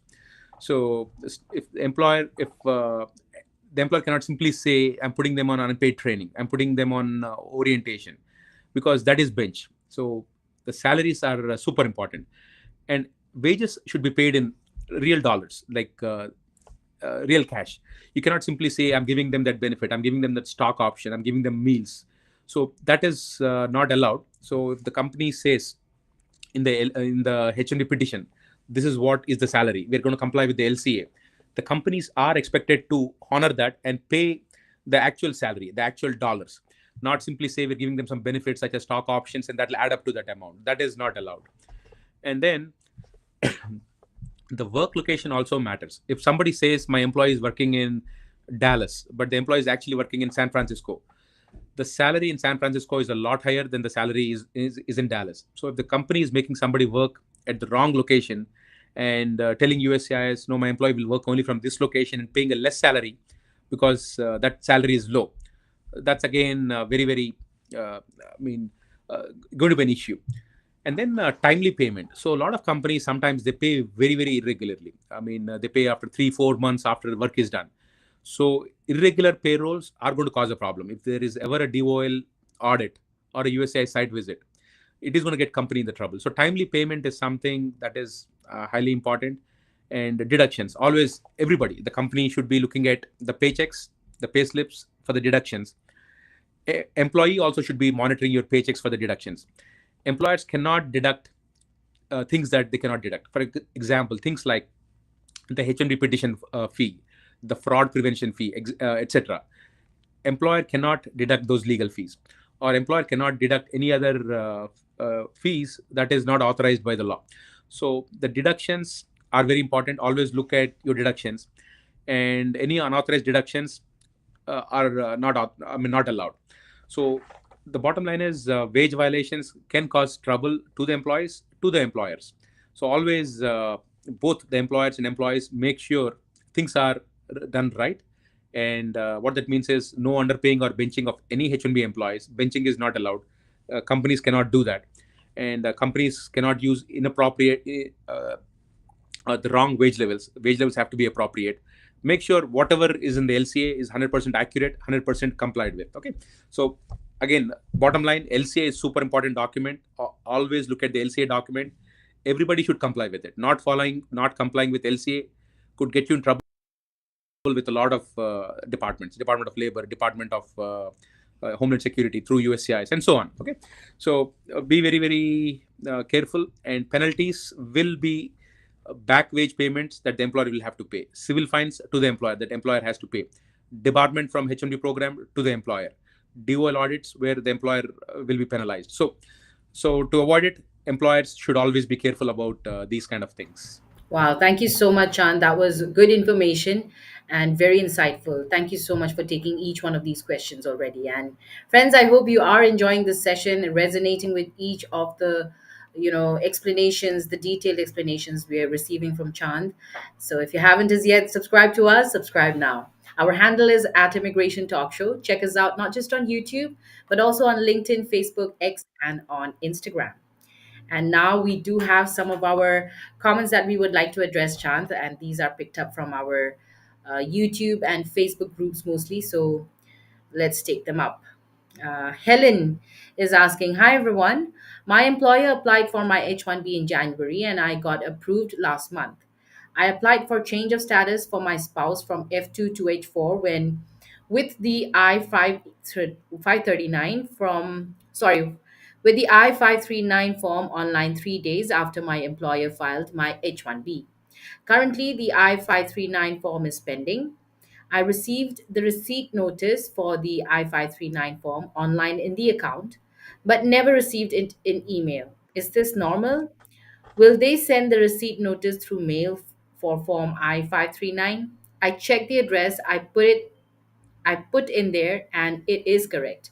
Anyone experience the same? What do you do?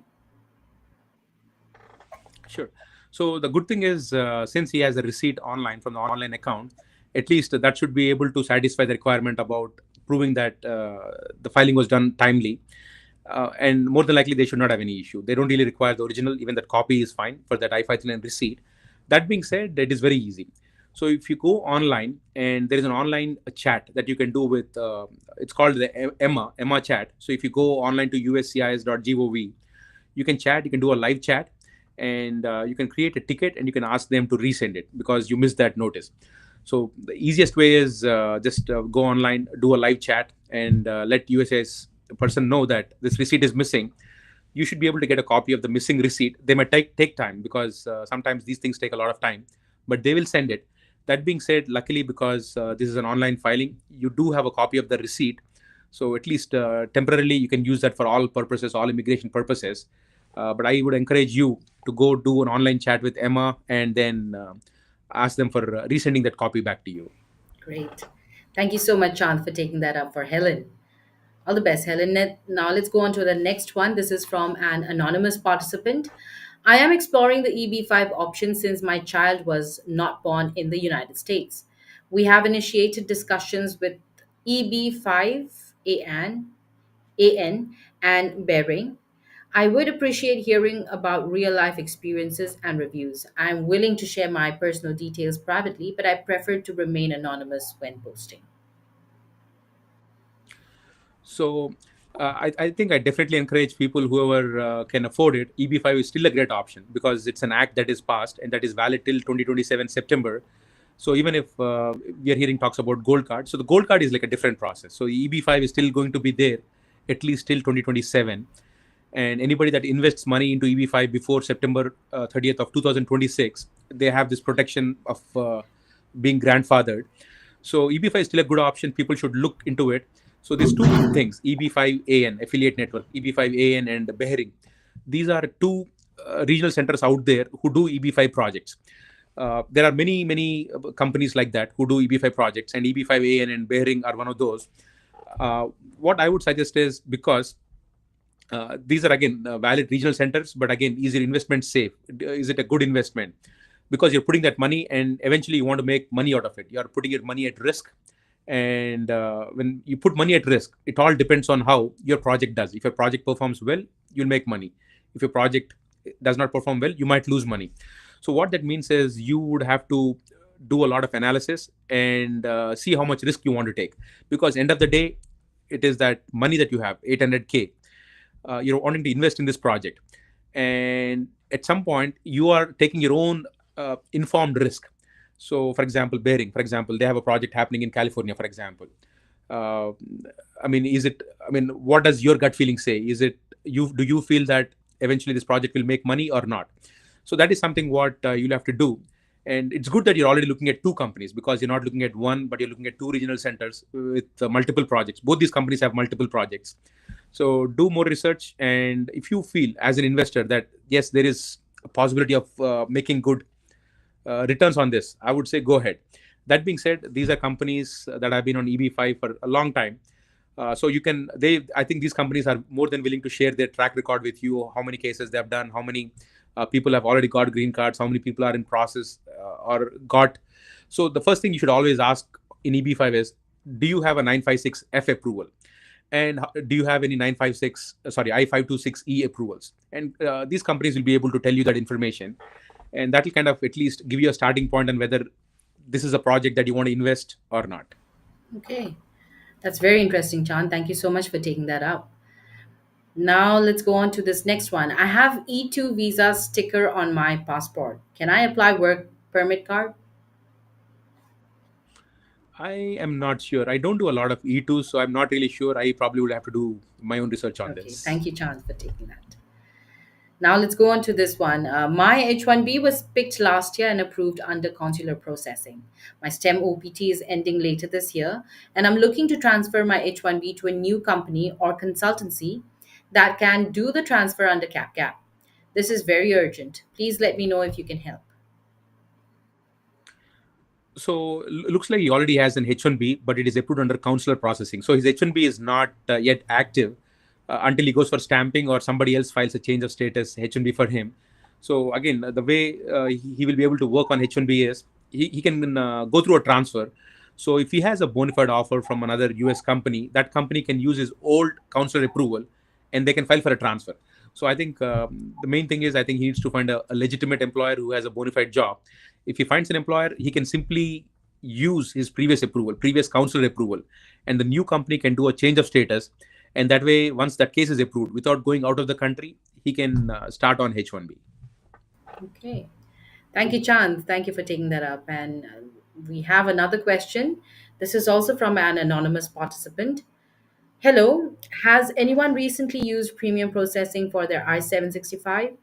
I really appreciate it if you could share how long it took for your EAD card to be delivered. Sure.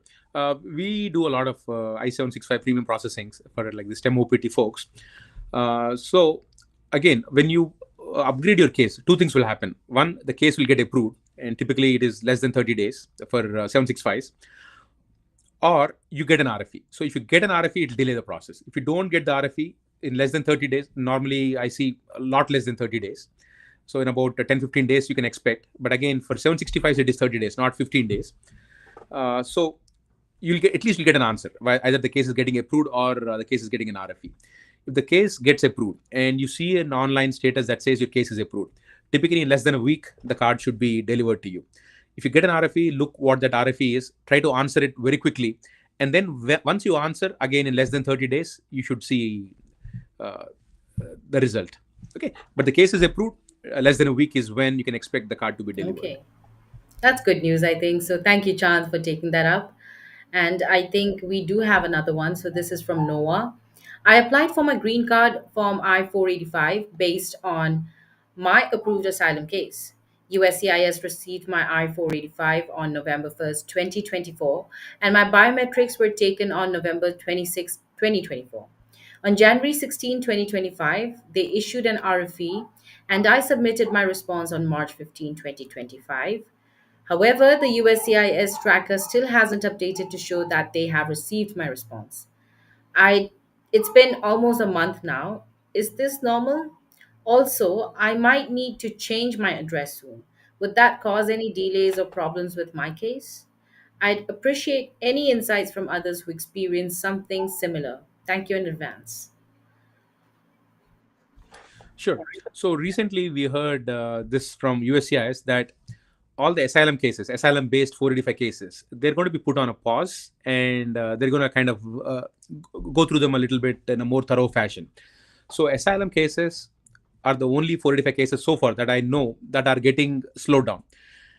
So again, that probably could be the reason why you don't see your response status updated. That being said, the easiest thing is call USCIS, or maybe talk to them on the chat, on the online chat, and confirm if your response is at least in their system. So just call USCIS or talk to them online, and try to at least make sure the response is submitted. That is one part. And the delays are probably because the asylum cases are being slowed down. And regarding the address change, everybody, not just people who have filed 485, but anybody that is a non-US citizen, even if you're on a green card, there is this AR11 address change form that you have to file within 10 days of the address move. So even if the alien registration again is not for everybody, because some people are automatically registered in the new alien registration program, but this AR11 is something that everybody has to do. So in your case, if you have an address change, the minute you have the address change in less than 10 days, go online, go to USCIS, my USCIS account, notify USCIS about your new address. Okay, because everybody needs to update. If you're not a US citizen, you have to make sure USCIS knows your address. That is mandatory. There are no exceptions. So make sure you go to USCIS website and do the AR11. And if you do an AR11, and in your case, since you have a pending application, put in that receipt number, and you'll not have any problem. Changing your address will not slow your case down. Okay, okay. Thank you so much, Chand, for taking this up for Noah. Now, this is the last one that we're going to take on. Hello, everyone. I'm a green card holder since October 2022. I filed the I 130 for my son in November 22, and still in cases being actively reviewed by USCIS. Please help me if you know what to do. Thank you so much. Sure. So the I-130 cases are unfortunately taking a very, very long time. And if you look online, currently they're talking about 2+ years of timeline for immediate relatives. So again, if you're a green card holder, you come under the categories. So you come under one of those the family-based categories. So anybody that's on a family-based categories, we are seeing I-130s take a very, very long time, and it's pretty normal. So I-130s could take a long time, and if your date is current, at least you can kind of try to call USCIS and try to expedite your case. But if a date is not current, this is kind of anticipated. This is kind of normal. So if the date is not current, even if they approve the I-130, technically you cannot file a 485. So if the date is not current, this is a very normal thing. We do see I-130s take a very, very long time. A couple of years is probably what they take. If the date is not current, if you're one of those family-based categories where your date is not current, I would say that this is probably pretty normal. Okay, that's very interesting too. Thank you so much, Chand, for taking this one as well. Thank you for taking each of our questions from our, live viewers and also from our Facebook comments. Thank you for taking each one of them. Oh, we have this one last one from Rag. Can showing spousal income go a long way in pay or salary issues?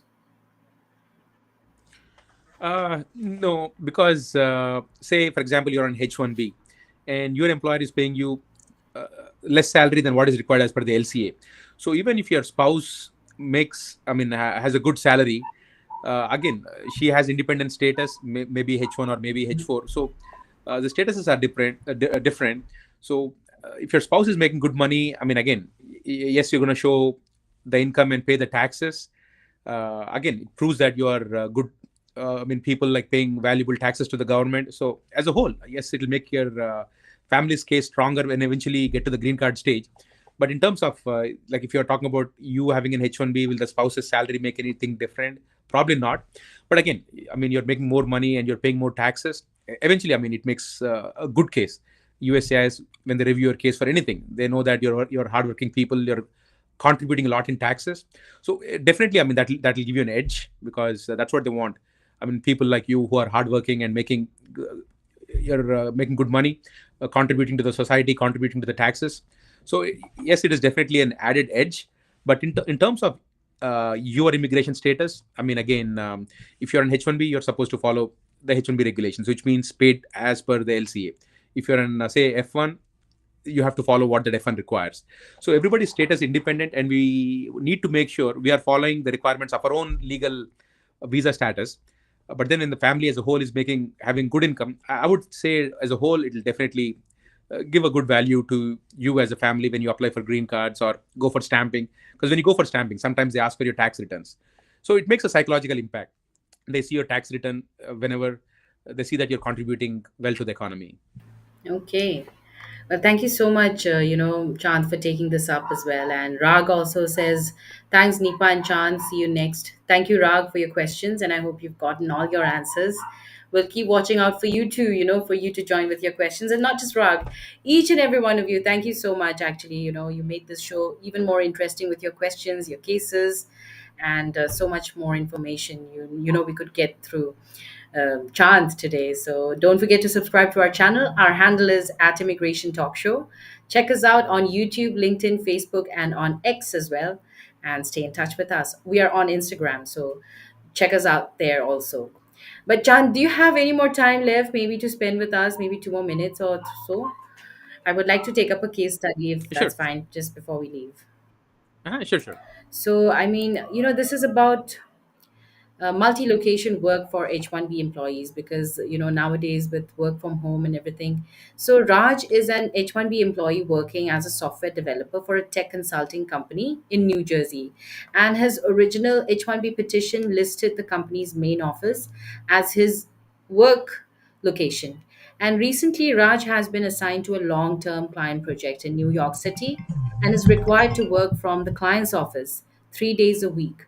So occasionally, he also works remotely from home in Pennsylvania. And well, the question is, given that Raj's new work situation across multiple sites, what steps must his employer take to remain fully compliant with H1B regulations? And does this trigger a need for an amended petition or other formal updates? Sure. So anytime somebody's doing something that is different from their LCA. So for example, in Raj's case, we have a location in New Jersey. So now the minute Raj or his employer realize that, hey, something different is happening. So in this case, the work location, a new work location is getting added. So anytime this happens, everybody should do like an analysis. And that analysis is this work location and that work location in the same metropolitan statistical area or not? If it is in the same metro area, pretty much all the employer has to do is you just post the LCA at the new work location. You just have to post the LCA because it is in the same metro area, and you don't need to file an amendment, and you can continue working. But in case we determine that the metro areas are not the same, it's a different metropolitan statistical area. This is a different metro area. Then we have to make sure that we not only file the LCA, but we also file the amendment, the H1B amendment. Once it is filed with USCIS, only then you can start.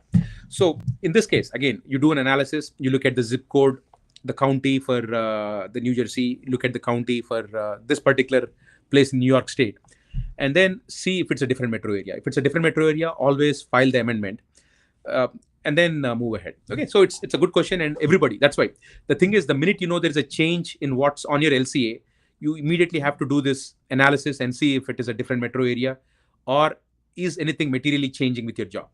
If so, file the amendment. If not, if you determine no, there is no material change because they are very close by areas, same within the same commutable distance, same metro area, you don't even have to file an amendment. Okay. Very important points to keep in mind. Thank you so much, Chand, for addressing this as well. And with that, I'll not keep you waiting anymore. But if you could just wrap up this session, since we spoke about such interesting points, both for H1B and for, students as well. So if you can just wrap up to let folks out there watching us, any tips or something you can leave them with to keep in mind. Sure. I think at least what we have seen with the students in the last 10 days, and so I think the lesson for all is, I mean, always we need to follow the government rules and regulations. And what that means is no small infraction is a small infraction. Even if it's a small offense, it's still an offense. And because end of the day, government makes the rules and we have to honor it. And what that means is this is a good time for everybody to kind of uh, reanalyze and make sure you have a 100% clean track record. Okay, so that means no traffic incidents, no public intoxication, never drink and drive, shoplifting. So shoplifting, again, sometimes some people come back to me and say, "Hey, it was accidental. I didn't even notice it was in my cart," because it could be accidental. What that means is the lesson for us is we have to be overcautious. So if you're going to a grocery store to do some shopping, always don't be in a hurry. I mean, always make sure you're not putting things in the cart accidentally, because sometimes even if it's an accidental mistake that something was in your cart, tomorrow the grocery store will say that it is shoplifting if you don't pay for that item. So a good time for all of us to understand that it is zero tolerance, and what that means is no crime is small crime.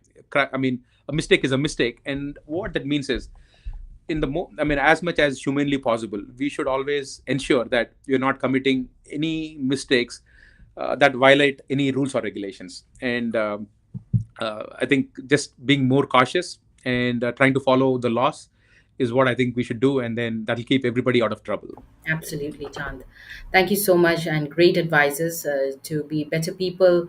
I mean, on the streets and wherever you're living, actually. I mean, drinking and driving anywhere could be dangerous. Maybe you may not think much about yourself, but for the other person, please think twice, because it's other people's lives and property is also at risk. So take care of that. I know the weekend is coming, and probably tomorrow is going to be a fun Friday for most of you, but yes, I think it's best to make plans for sleepovers than driving back from your party. So take care of that. And thank you so much, Chand. Once again, I had a great time chatting with you today in our session. Very insightful. I wish we didn't have to cut this short. But yes, thank you so much once again for joining us. Thank you, Nipasa. Have a great day, Chand. And folks out there, you can also contact Attorney Chand Parvatineni, and that you can do by calling him up on his number 817-523-8247, and his email address is law@spblawfirm. And definitely go visit www.spblawfirm.com to get to know more about Attorney Chand Parvatineni and also SPB Law Firm. Also, friends, if you haven't as yet subscribed to our channel, I really hope that you did resonate a lot with today's session, and check us out, because we have so many other information that you don't want to miss out on, because especially that we have been having so many updates lately with regard to immigration. So stay updated, and stay tuned to our channel as well, because there's more coming in. So our handle is at Immigration Talk Show. We are not just on YouTube, but also on LinkedIn, Facebook, X, and on Instagram. And also, you can contact me if, in case you want to message me or call me up directly. I have a phone number which you can note down: 408 335 6444. And this is also my WhatsApp number. So you can leave a message there. And maybe when we have another session again with attorneys, we can address your question. Or you can email me at nipa@staffingly.com. So thank you once again, friends, for joining us today. I had a great time and I hope that you too did. So have a great day ahead. Bye for now.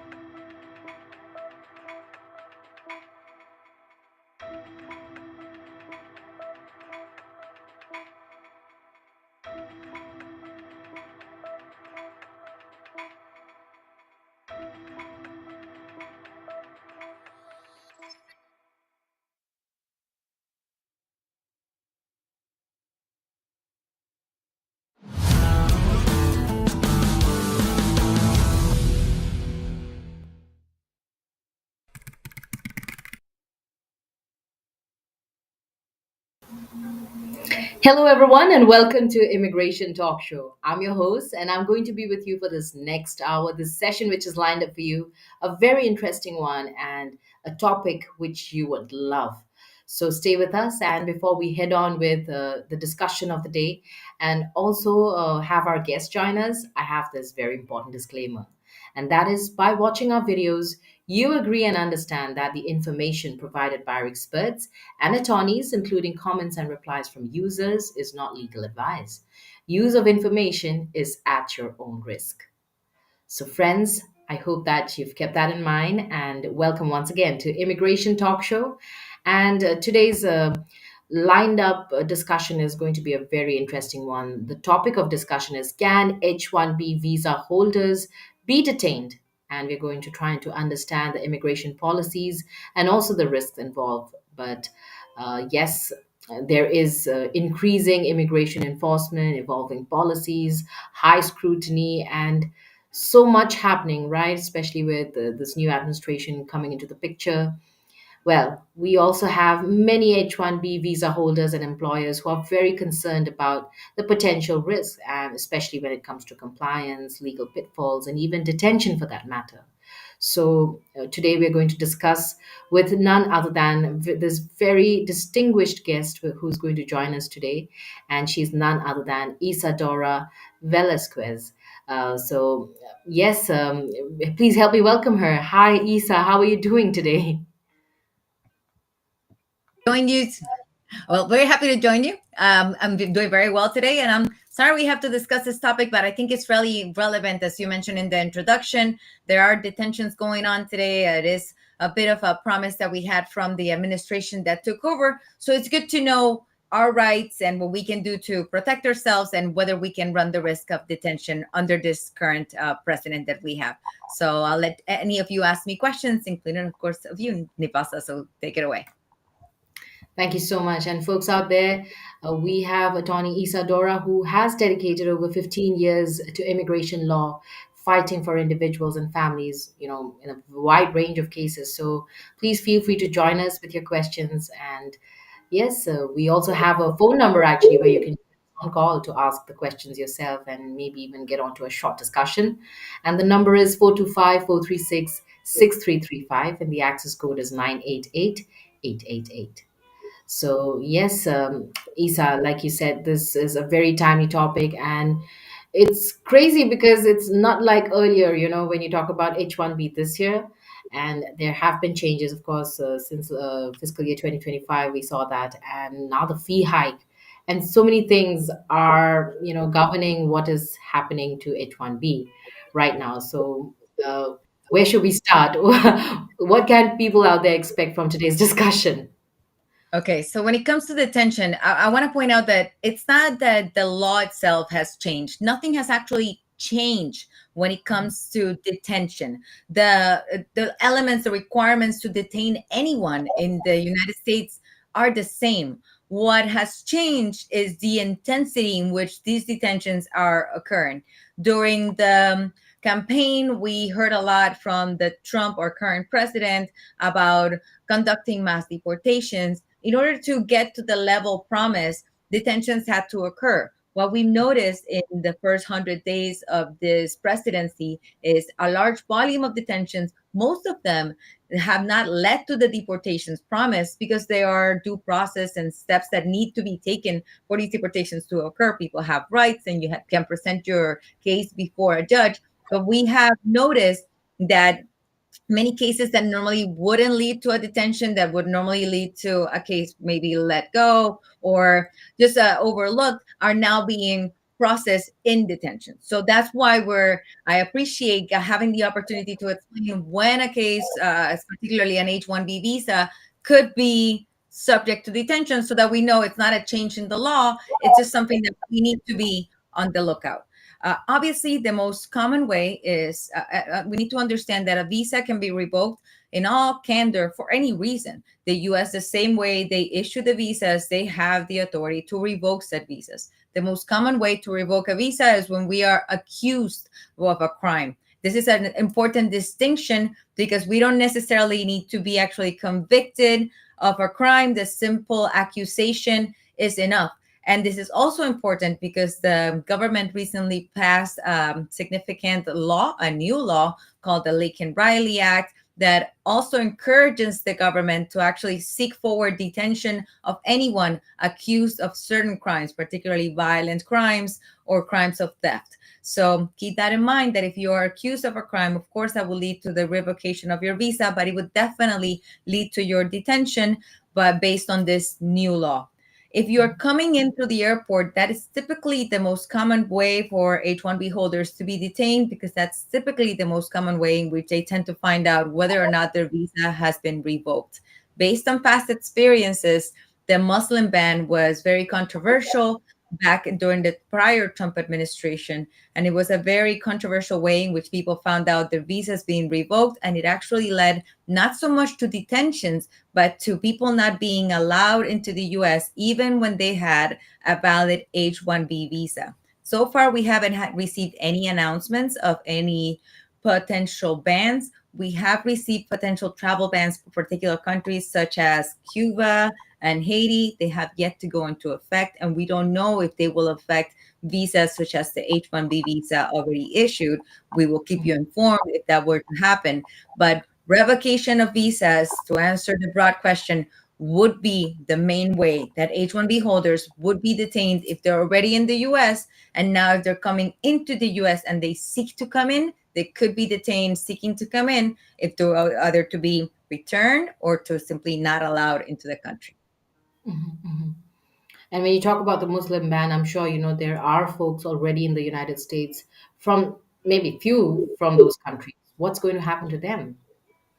Well, the Muslim ban, although it was upheld by the Supreme Court, what was interesting about that particular section is that it only affected individuals who were already out. So if you were in the US when the Muslim ban went into effect back then in the prior Trump administration, it didn't revoke your visa in the US. It simply meant that when you were trying to come in, you were not allowed into the country. It did force many attorneys like myself back then to make sure that the visa that you had, that the status that you had was being enforced, because there's a difference between seeking admission. When you're coming into the airport, you're seeking admission, and that's where people found that their valid visas were not eligible to come into the US. But for people who were already in the Muslim ban, they were already admitted, they already had a valid I-94, and although their visas may have been revoked based on the Muslim ban, meaning they couldn't no longer travel. Their I-94, which is the document we received letting us know how long we could stay in the US, allowed the individuals to stay in the country for the amount of time allowed. So for the individuals who are already here from the countries listed in the Muslim ban, they're okay as long as their I-94 allows it. That is very interesting. And I think at this moment, we should just not travel, stay in the United States. And what do you say, Isa?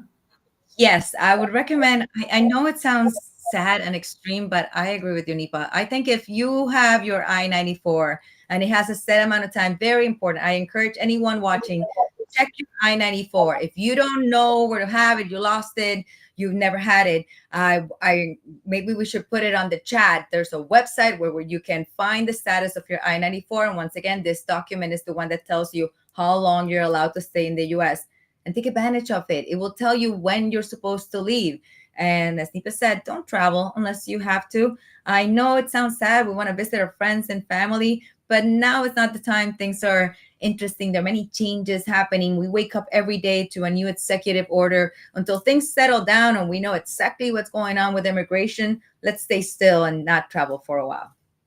Yes, good one. Thank you, Isa. And with that said, and what you were just speaking earlier, do you have any cases or examples of recent cases this year, where H-1B visa holders were actually stopped and at the airport and even detained for that matter? And what could be the main reasons? Yes, and I'm actually going to go and take advantage to answer your question and go ahead and answer Vika's question. So Vika's asked about she has been on an H-1B for 3 years and heard about somebody getting detained at the airport after returning from India. Why would this happen? That has actually been a case that I have dealt with recently. People returning with H-1B. Why would it happen? And that's why I gave the example of my clients being accused of crimes, returning on an H-1B and getting detained at the airport, and at the airport finding out that the simple accusation, what we sometimes may call an arrest warrant, was enough to have that visa revoked. So it's very important that we keep track of our visa, the same way I mentioned before, keeping track of our H-1B. We need to understand that the U.S., when it comes to visas, and this is not just for H-1B, it can apply to a student visa, it can apply to all visas. They can be revoked unilaterally by the United States government. So if a visa is revoked, you could be detained coming from any country at the airport because you are seeking admission.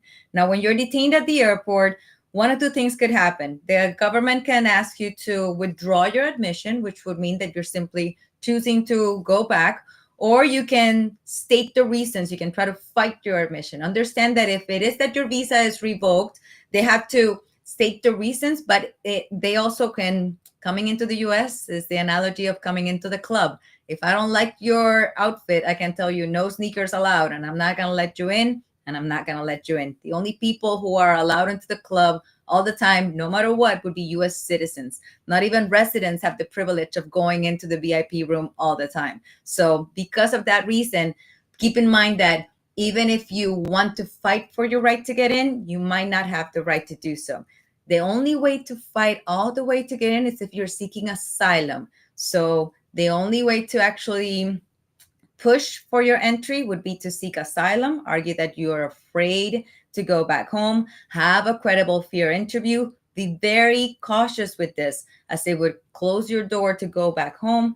Personally, I would not encourage anyone to seek asylum, to have what they call the credible fear interview, unless it is absolutely necessary. Coming into the US seeking asylum solely to continue working, I do not believe it's the best choice if in case a visa has been revoked and for any reason they're not letting you in. Yeah. The question continues to worst case scenario, if you get detained, how long could you be held in the process to get released?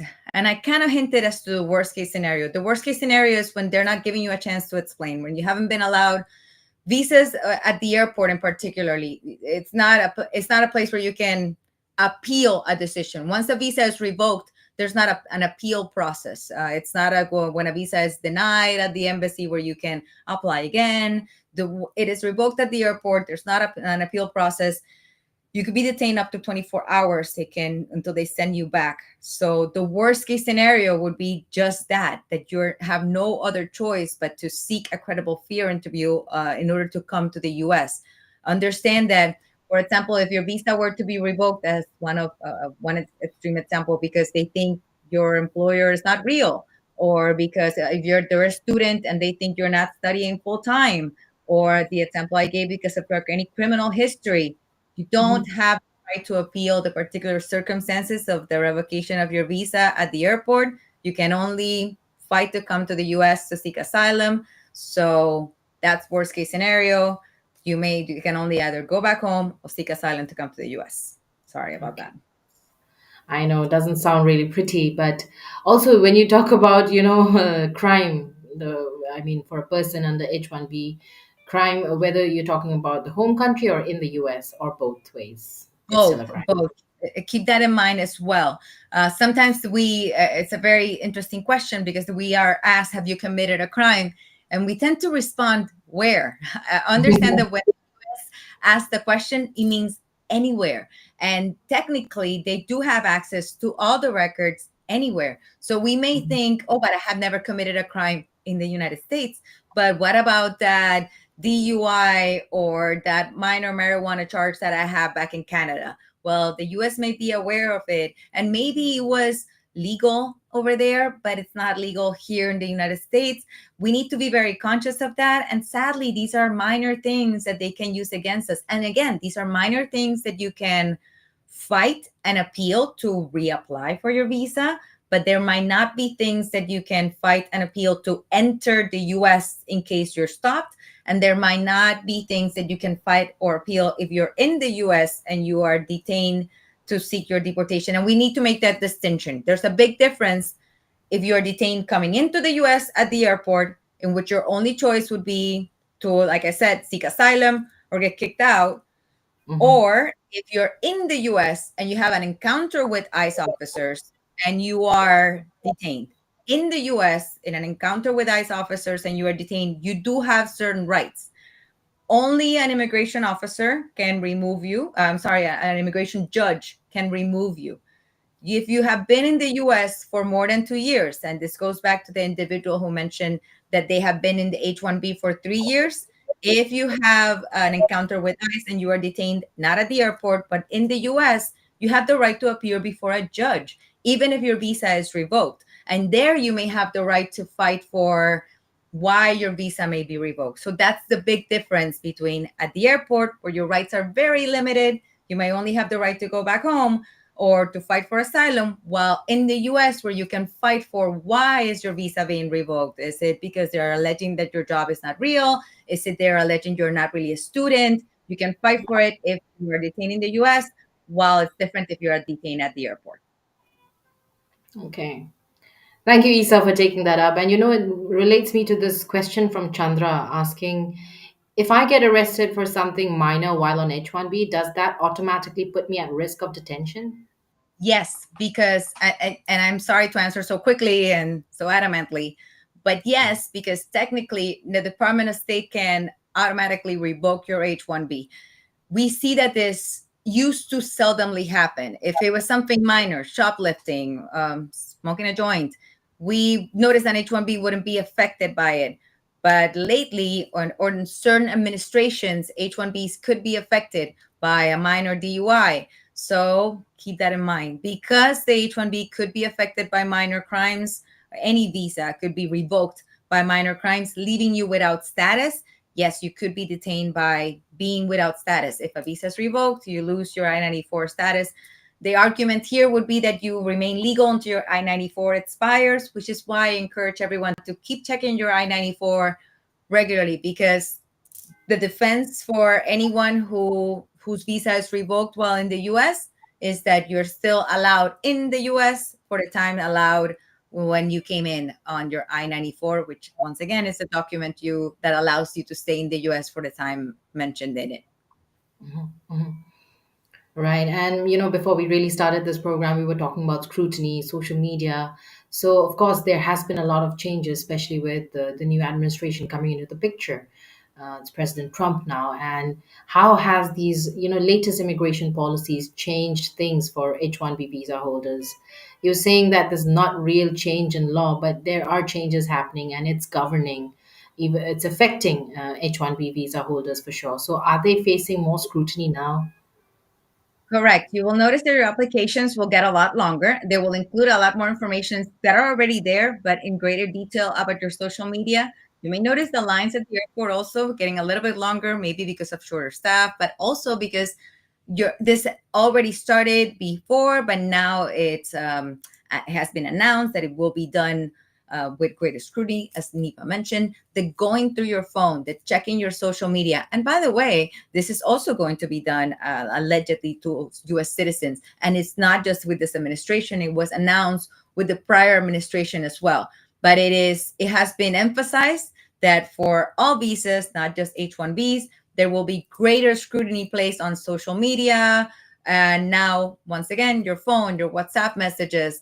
I personally encourage my clients, all of them, to delete social media when you're coming in through the airport. Then again, I must confess, officers do ask you. They find it rather suspicious that you don't have TikTok or WhatsApp or Instagram on your phone, especially depending on our age when we show up. So they will ask you about it. So just be ready to answer. Maybe you're a very healthy individual who has no need for social media. If you're an individual working on tech, it might be kind of interesting if you don't have any of it on your phone. So just be ready to explain it because, yes, there will be a lot more scrutiny on it. And we do expect the visa applications and renewals to include many more questions and to get a lot longer. They keep growing every year and they might be getting longer. If we have any repetition of the 4 years before that we had with prior President Trump, we know that a lot of money was spent investigating people, and this is probably going to be another year, another 4 years of more investigations just to make sure that when visas are approved, your background check is very clean. So true, so true.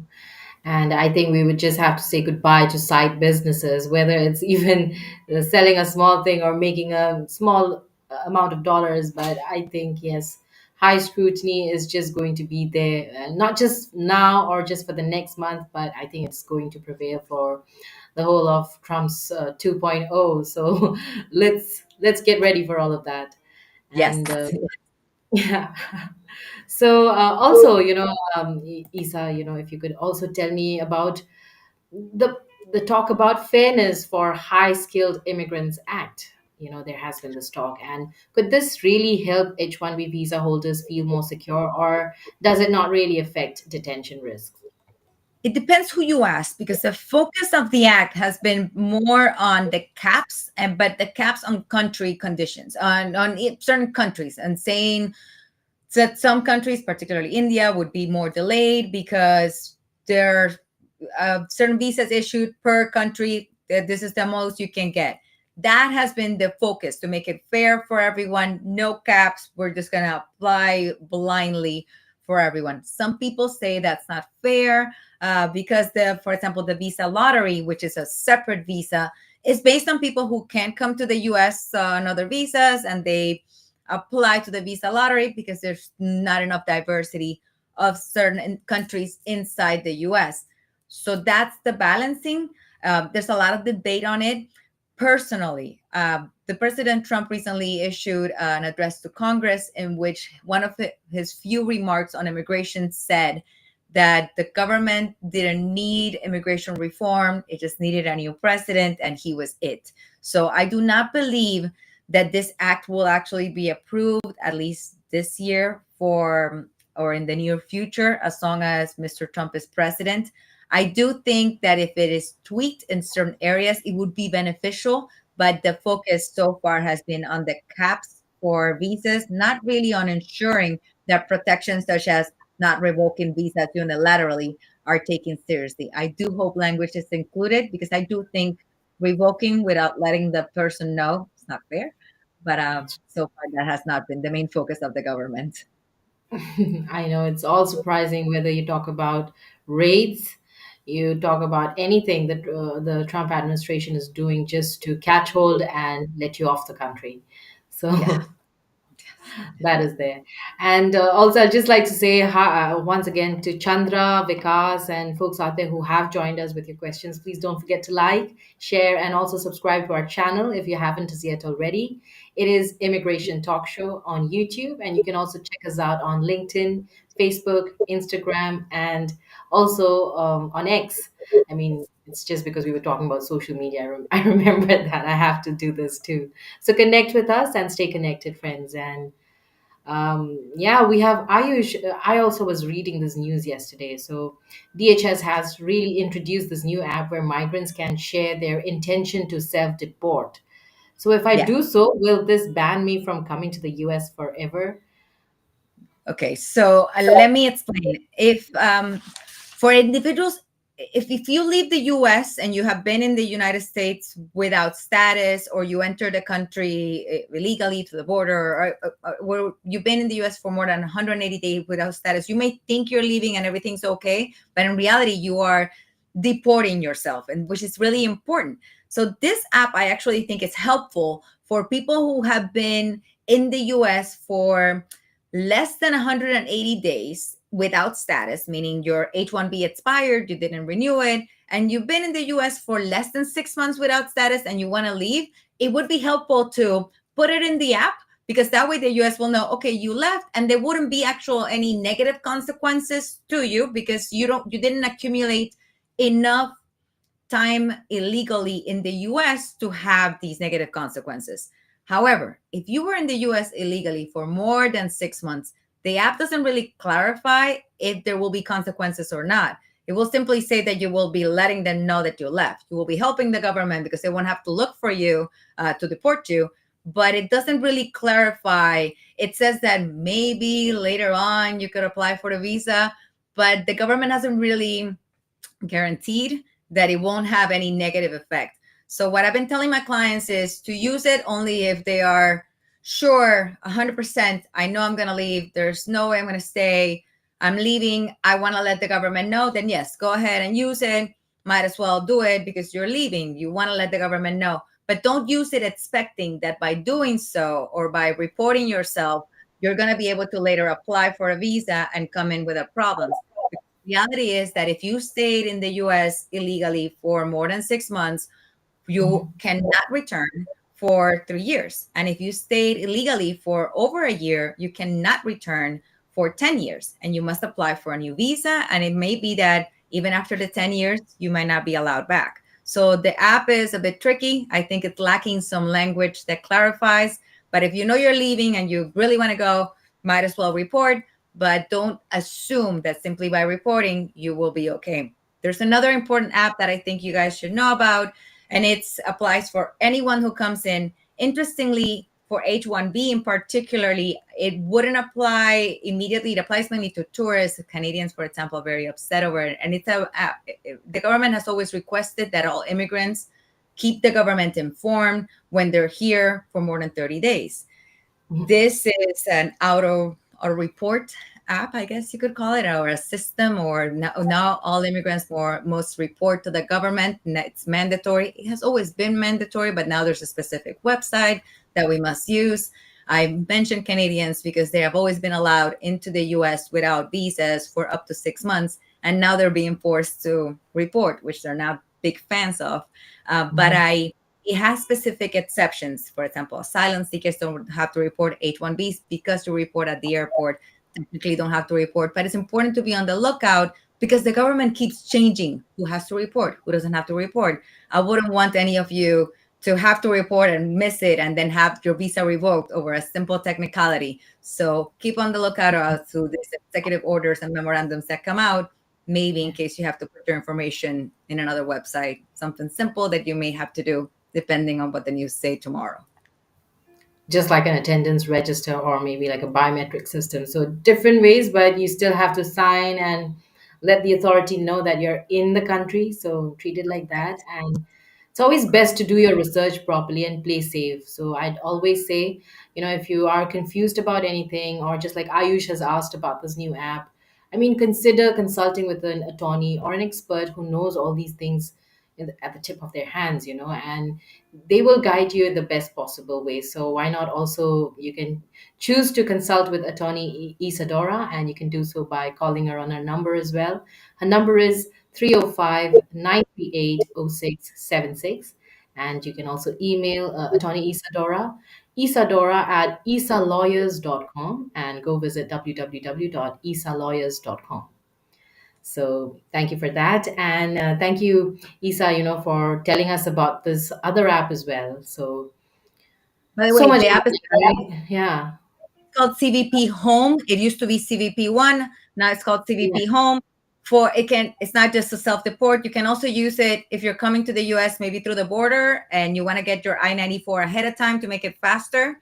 You can get it up to 7 days before, and it will make your process easier. So it has other tools besides just self-deporting. Just check it out. Yes. Thank you. Thank you. That was really a good one. And also, we have Neha who's joined in with a question. We'll quickly take that.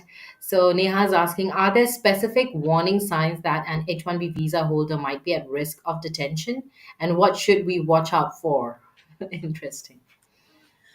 Well, I recommend all my clients, and this is not just in the Trump administration, all my visa holders, when they travel, I always recommend before they come back, check your emails. The Department of State typically announces any revocations, and if they have any issues with your visas via email. Check your status of your visa online prior to coming in, just in case. I do so as the attorney, but just in case, you can be proactive and do so yourself. Check your I-94 prior to leaving, the one that you had prior to leaving the country, if you had one. So it's good to know that you never overstayed. Just in case you're asked, when was the last time you were in the US? How long did you stay? You will feel comfortable answering those questions. Those tend to be the triggers that may lead to an uncomfortable detention. You stayed more than you had to. Your visa was revoked, you didn't know. You did something or committed a crime, or were accused of a crime you didn't know. Sometimes we leave and there's an arrest after the fact for something we didn't know. Somebody with a similar name to us gets in trouble and we are accused. So it's just good to check what we can check. When we're traveling, it's also good to have that conversation. All my clients always have my card. The airport is very tricky because it is, or I call it no man's land, the same way before I compared it to a club and they have discretion to allow you in or out. You don't have the right to an attorney. Like we see on TV, you have the right to no, that doesn't apply at the airport. So when you say you want to call your lawyer, that doesn't really apply. But if you have somebody's card, which is why I always tell my clients travel with my card, they can call me. Even if it's at 5 a.m., you can call the attorney, and they tend to have the courtesy. Customer Border Patrol officers tend to have the courtesy. So that would be a good idea to have with you, the attorney's card, or at least somebody's card. For example, your employer. If you're comfortable with your employer and you think there might be any issue with your job, it's good to have your employer's card. If they don't know where you work, it's a new place of business, it's good to have your employer's information. Those are warning signs, as you had asked, that you can have with you. Show, this is where I work, it's a new place of business. You may not be able to Google it because it's brand new, or because understand, Customs Border Patrol, they're not immigration attorneys, and they're not even embassy officers. They're not as sophisticated as we may want them to be, so we can educate them. So anything you can bring with you, as annoying as it may be, to make their life easier, to show how good you are, and that's why you got your H-1B, bring it with you, even if your bag is a little bit, your carry-on is a little bit heavier than you would have liked. That would be my advice. That's a good one. And thank you so much, Isa, for taking that up. And Neha has another question to follow. So, is there any bifurcated data available of people who are detained or are at risk of being detained? So let me see if I understand your question. You mean like know your rights, or I think she means like, where can she see how many people are detained? Is there a website or somewhere where they can check out the numbers of yeah. people who are detained or who are at risk of being detained? So ICE, ICE.gov, ICE, baby, yeah, like ICE, the ICE. Gov will give you the number of detentions, and it will also give you the number of deportations. And you'll see there's a big discrepancy. And it should have it. But until recently, they were very criticized, the numbers, because they're big. There's a big difference. The reason there's a big difference is because, as I mentioned at the beginning, it's rather easy to detain somebody. You may detain somebody because when a visa is revoked, they're out of status, or they're accused of a crime, but it's something different to deport someone. It's easy to do at the airport, to deport someone because they're seeking admission. So you can tell them, no, I'm not letting you in, and that's different. But when you're already in the US, for people who have been here over 2 years, you can't send them away. They have the right to appear before a judge. And that's where the Trump administration has faced a lot of difficulty. They've noticed a lot of increased detentions, and it's been very difficult in detention centers. So you guys know there's overcrowding in many detention centers. That's why they're using other facilities, like even Guantanamo. But there's not a lot of deportations actually happening because people know their rights. They know they have the right to appear before an immigration judge, and these rights apply to all of you as well. All right. Well, thank you so much. And Neha, yes, we've already answered that. That's correct. I would like to see the list of people detained. I hope you can find that. But thank you, Yeah, you Neha, won't, for joining us. yeah, Yeah, sorry. you won't be able to see their names, but you will get an idea of how many numbers. And there's a lot Mhm. in ice.gov. Okay. Well, I wonder why does Neha want to see that? I really hope that you are safe and you haven't done anything that you you would like to see or check if you are in the list. But anyway, jokes apart, thank you, Isa, for that. And also, I have another question about this. The rule for visa interview waivers, which recently changed from 48 months to 12 months. So, how might this also impact H-1B holders, especially when traveling internationally? So what we expect is that it's going to be delays. So before, particularly for any renewals, I'm telling all my clients, if you have to renew, don't wait to apply quickly. Don't any renewals, don't wait. And basically, that's the main concern. Renewals are going to take longer because now they're not waiving. And like I said last time, the prior Trump administration cases were going to be taking longer. Because they're going to take longer, that's what we're expecting. Their waivers being shorter, cases are going to take longer. So expect delays. Expect delays. Expect that your case might take longer. So if you were planning to apply when your case was going to expire on this day, maybe talk to your immigration attorney and see if you could apply earlier. I emphasize see if you could apply, because sometimes applying too early might not be the best choice, or you might not even be allowed to apply that early, but check it out. That's what we expect. That's typically what happens when they take away the waiver in interviews. We notice embassies are also saturated. There have been significant layoffs in the Department of State thanks to the Dutch program. So yeah, things are gonna get slower. Be patient. Be really patient, but don't give up. Keep applying. Keep applying. Just be patient and we expect things to be slower. Apply earlier, sooner, quicker, and be patient. Yes. Thank you for that, Isa. Great tips, I would say. And I think we should just not expect too much, but also at the same time, not lose hope, but keep trying. So, also, when you talk about H-1B, it's all about big tech companies, mostly, especially, and they sponsor so many H-1B visas also. So, do you think their employees also have been facing more issues at the border this year? I think it's a balancing act. In a way, I think the involvement of Elon Musk and how vocal he was of H1B and his support during the campaign, I am hoping it will reflect in how H1Bs, particularly in the tech industry, will be processed. At the same time, as Nipa has mentioned regularly, I do think there will be higher scrutiny overall, not just in H1B, in all visas. So I expect higher scrutiny, particularly in startups.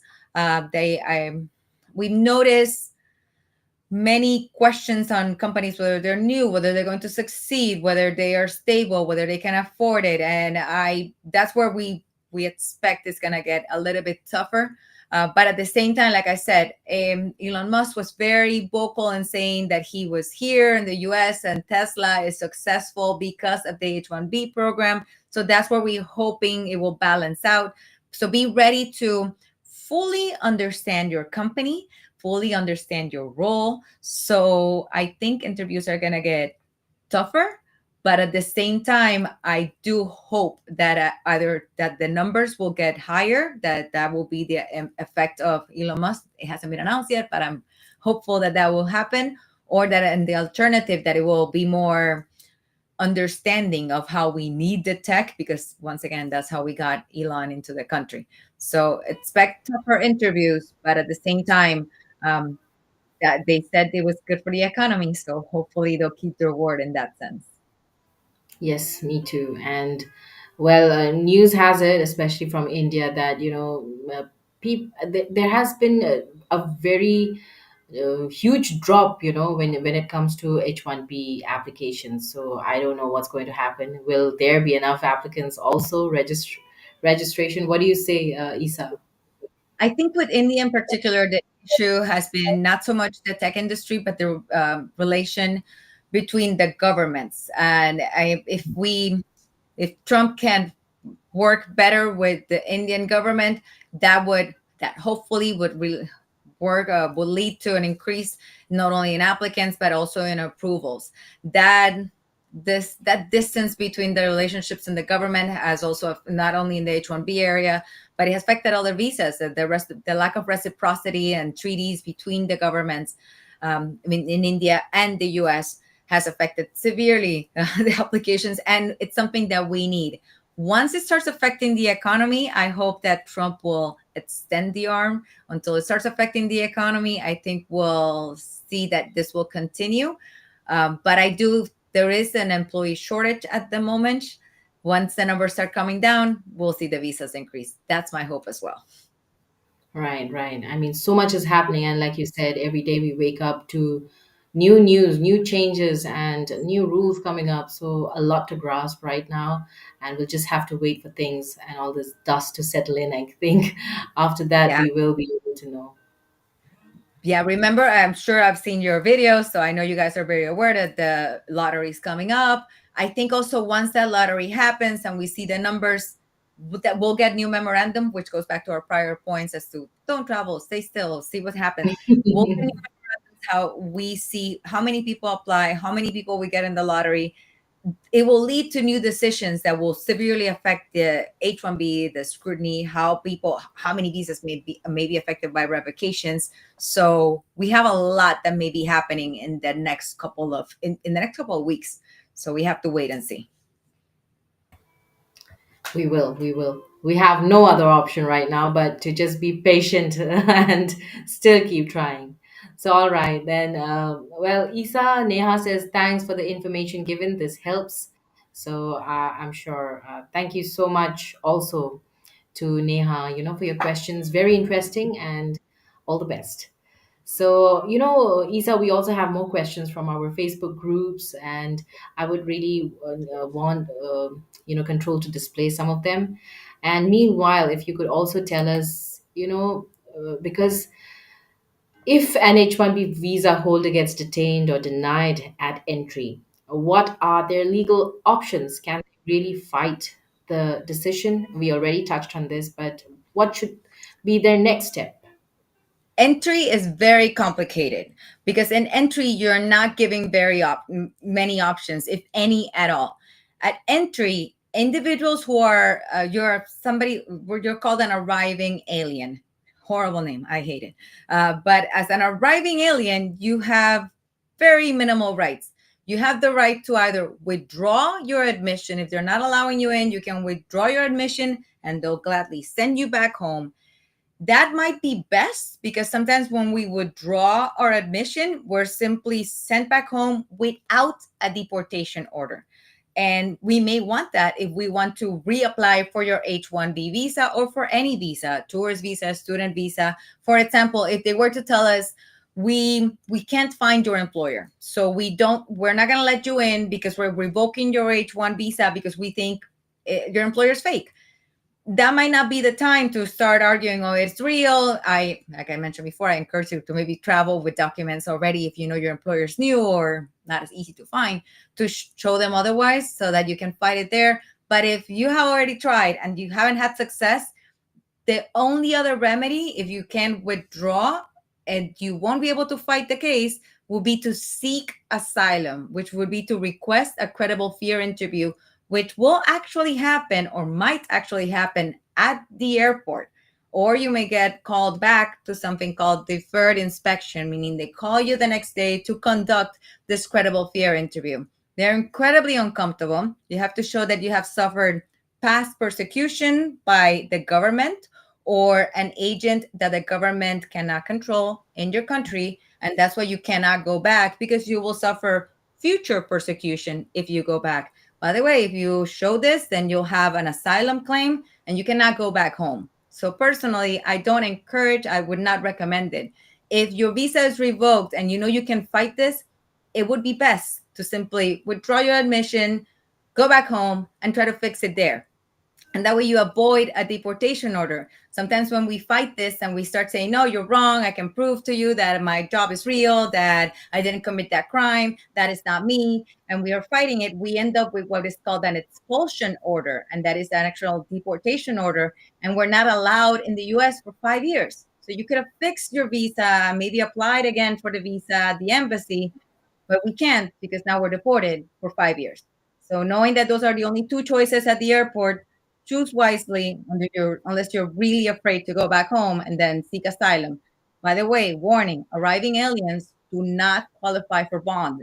So if you are seeking asylum at the airport, you will be detained and placed in jail until your final trial date.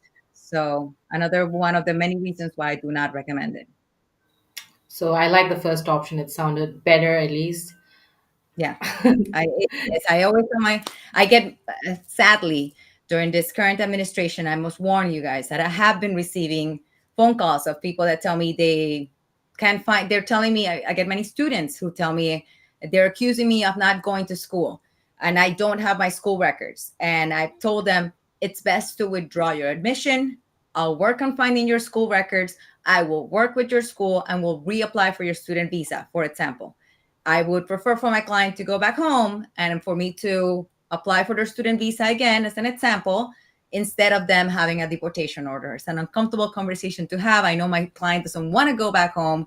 They want to go back to school. They want to go back to work. They want to go on their vacation. But I would much rather not have the deportation order because that's just not a good option. And I really don't want them to not be able to ever go back home by seeking asylum.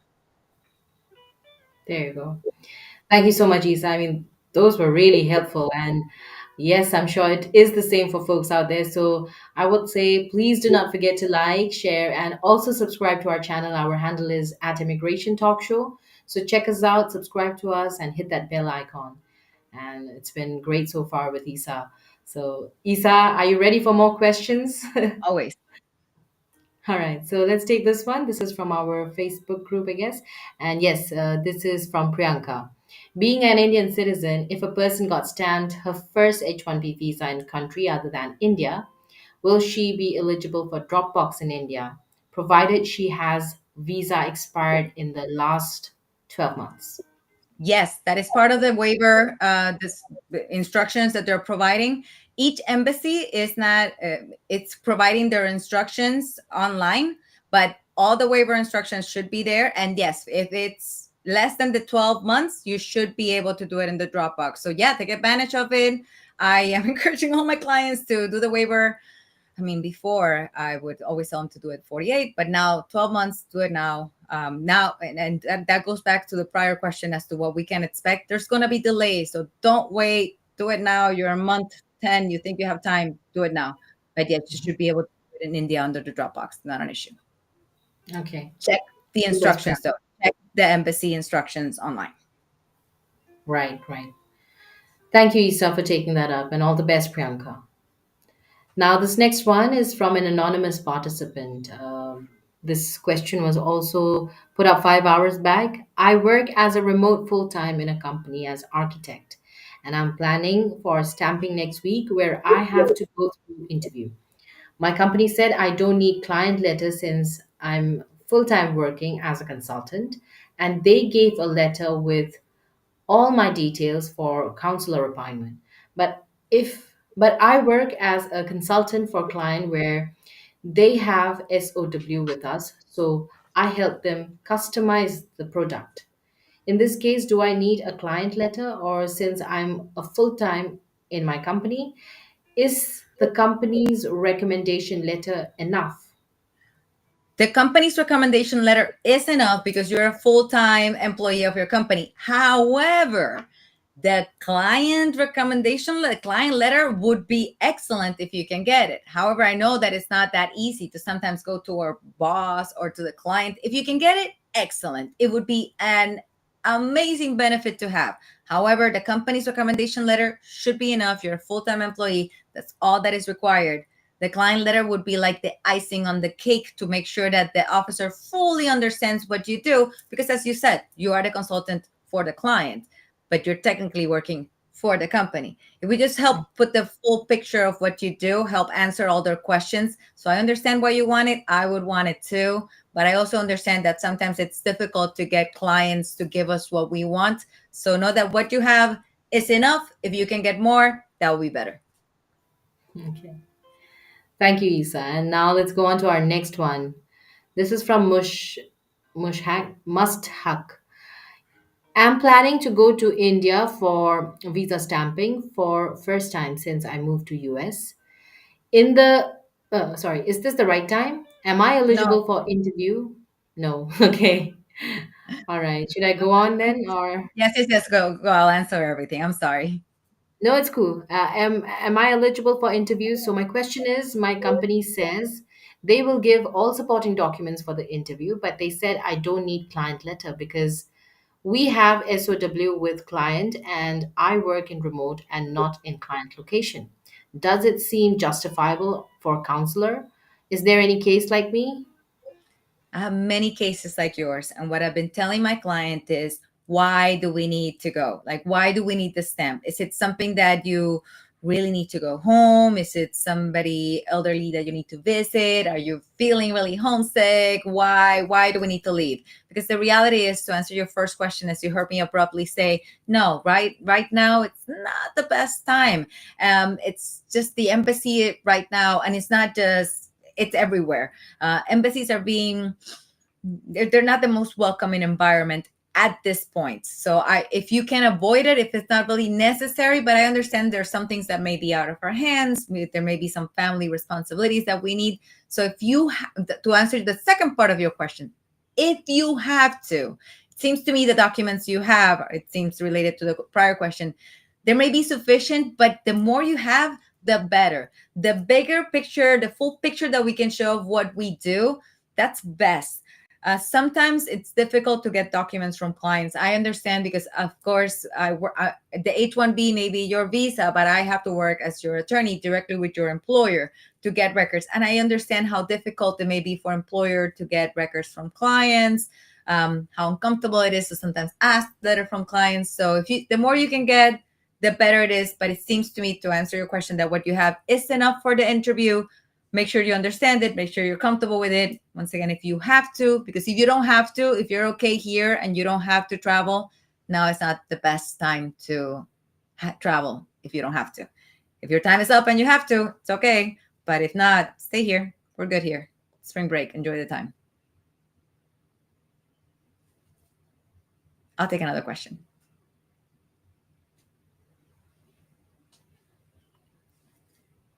H-1B. Okay, so H-1B stamping in May.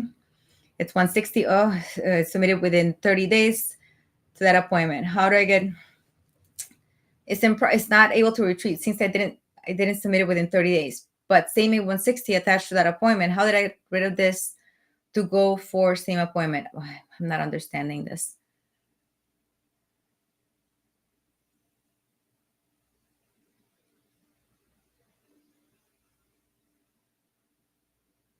Okay, this is what I recommend. If you are using the wrong DS-160 and that's the concern, go to your appointment with what you have. I know how difficult it is to get appointment. I wouldn't want to reschedule.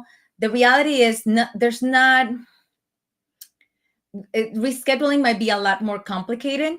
So I am failing to fully understand if the issue is that you have the wrong DS-160 and your concern is that you're processing the wrong DS-160 application, take with you the correct application and explain it to the officer. Because once again, I understand how difficult it is to get these correct, to get an appointment. It may take a long time. Take the correct application with you because it may be difficult, if not impossible, to change it. Also, I understand there's an online system. I'm sure you've already emailed them and contacted them a million times to correct this. Keep doing so up until the day of your interview, but make sure you have the correct information and the correct form with you when you go to your interview. Thank you so much, Isa, for taking that up as well. I was facing it. It I'm glad happens. to be Don't back. worry. So I just hope I thank you answered for it taking that correctly up. because it seems like if he has the wrong application, but I think if you take the correct one, you should be okay, especially if it's just for stamping. If this is your first time, they'll keep your passport. All right. Thank you, Isa. Thank you for being so awesome too. So patiently taking up all our questions. So next one is also from an anonymous participant asking, I started filing out my DS-160 a few days ago and have already booked a Dropbox appointment for my H-1B stamping. I had a quick question. Does a DS-160 application expire if it remains unsubmitted for too long? I'm holding off on submitting mine because I'm waiting for my updated I-797 and I wanted to ensure that my DS-160 reflects the correct details. So yes, it may expire, but at the same time, you're doing the right thing because you do want the DS-160 to be as fully complete and as accurate as possible. You don't want it to be wrong or to have any mistakes or to have any issues like the prior question where you have the wrong application, the wrong information. They may hold on to, especially now with embassies being so picky, they may hold on to something minor just to either delay your processing or to even deny. So it's annoying, but it's best to hold off to make sure the application is correct. Worst that could happen is that when you go back to try to submit it, it may tell you it's expired and you may have to do it again. And I know that's annoying. I know I'm minimizing it here, being like, oh, you have to do it again.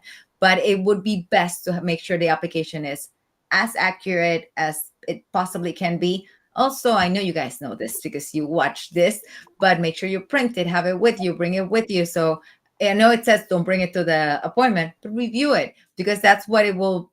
That's what they will ask you. That's what they will go through during the 10 minutes you'll be there, and that's what they will use for all others. So make sure you're always consistent every time you renew it, because we just talked about how waiver time got shorter. So you want to make sure you're always consistent. So every time, every waiver, you never have any issue, and the process is always easy breezy every single time.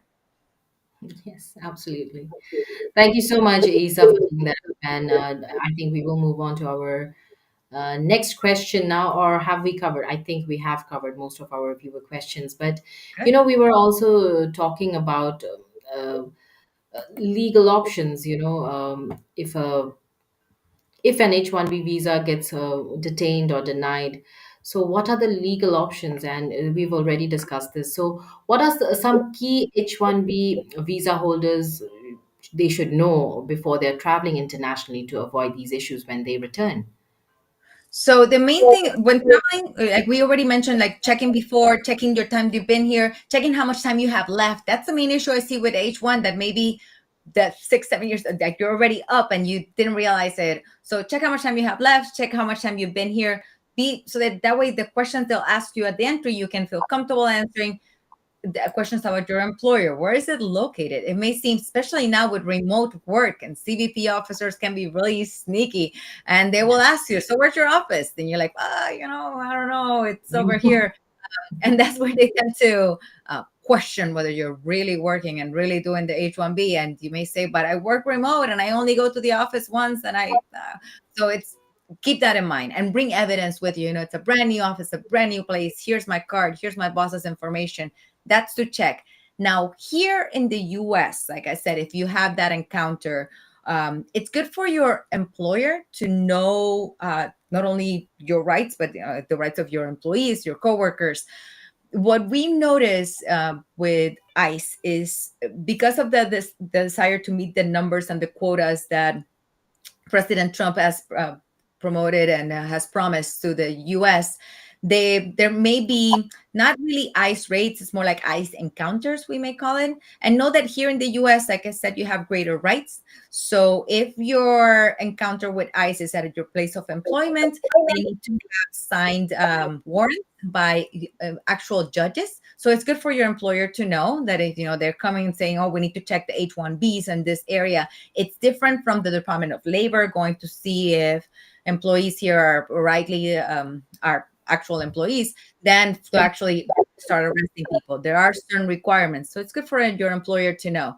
And if you're for any reason detained or stopped or have any immigration encounter in the US, that's actually the place where you can fight the revocation of your visa. If your visa is revoked because they don't think your employer is real, you can fight that here before an immigration judge. If they're fighting because they don't think you work, you can fight that here before an immigration judge. You have that remedy here, but that's only if you're already, meaning you're not seeking, the legal term is not seeking admission. It's at the airport where the remedies that you may have are very limited. So it's good, as we've been suggesting, to plan ahead to make sure that you have evidence of always being here legally, evidence of where you work, evidence of the time that you've been here, of what you're going to do, or of where your work is located. Minor details that we normally don't think about, and now might be a good time to keep in mind just in case. Thank you so much, Isa. Thank you, really. It's been such a great discussion. I don't want this to end, but we've already covered an hour, so I might have to let you go for now. But if you still have a couple more minutes, I would still have more questions. What do you say? I will take the minutes. I'll gladly answer any questions. All right. So this next one is actually a case study where, I was reading more about it. So there was a software engineer working in Silicon Valley and went to India for a work trip. But when he came back, CBP detained him over an old traffic related misdemeanor. So his visa was revoked and he was placed in expedited removal. So how could he challenge this, and what options does he have to fix his status? And that's where I mentioned the importance of checking your visa status before. And that's where you can check your email. The DS-160 that we've been mentioning continuously, we put our email address there where they would communicate if our status, if our visa has been revoked for any reason.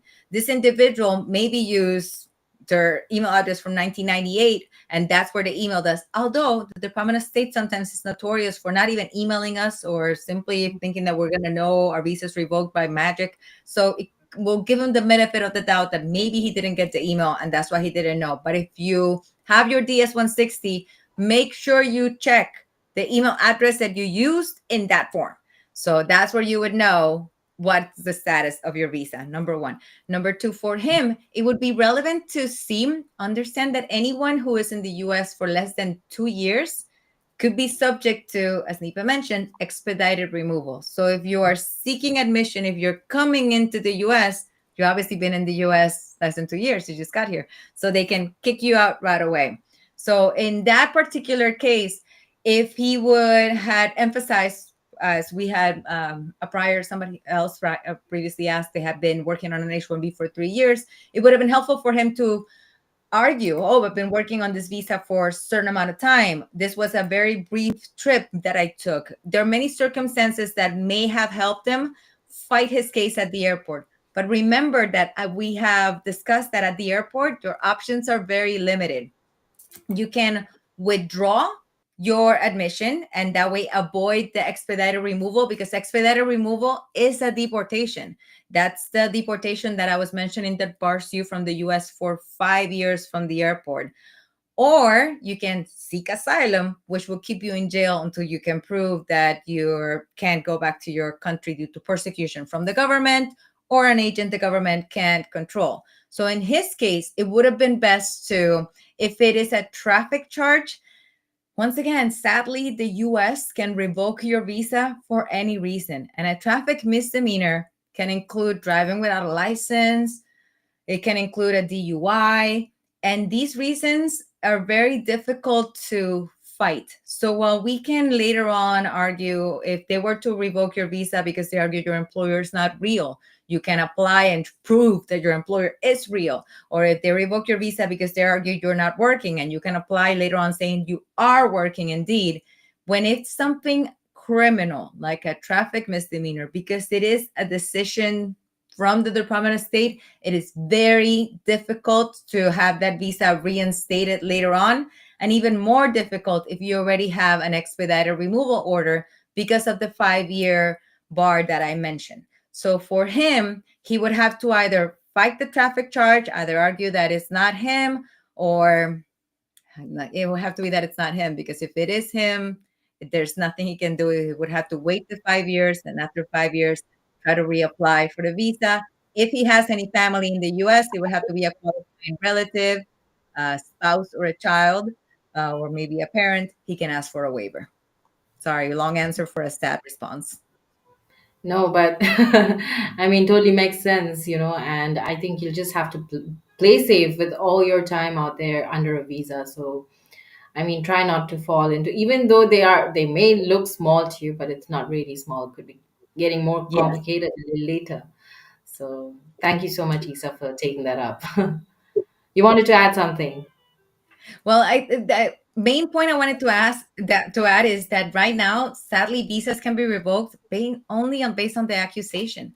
That's why the Lake and Riley Act is so controversial, because it is allowing people to be placed on removal proceedings, which was what we call deportation proceedings, and technically to be detained only by being accused. So that would also mean that even if, and that's also why I keep emphasizing to check your visa before coming, because you may have this traffic infraction that you think you paid and it's old, and because it spent so long that you didn't pay it, or I don't know, nothing happened with it, now it turns into a misdemeanor, and it just gives the government the authority to revoke it. So just check ahead of time, play it safe.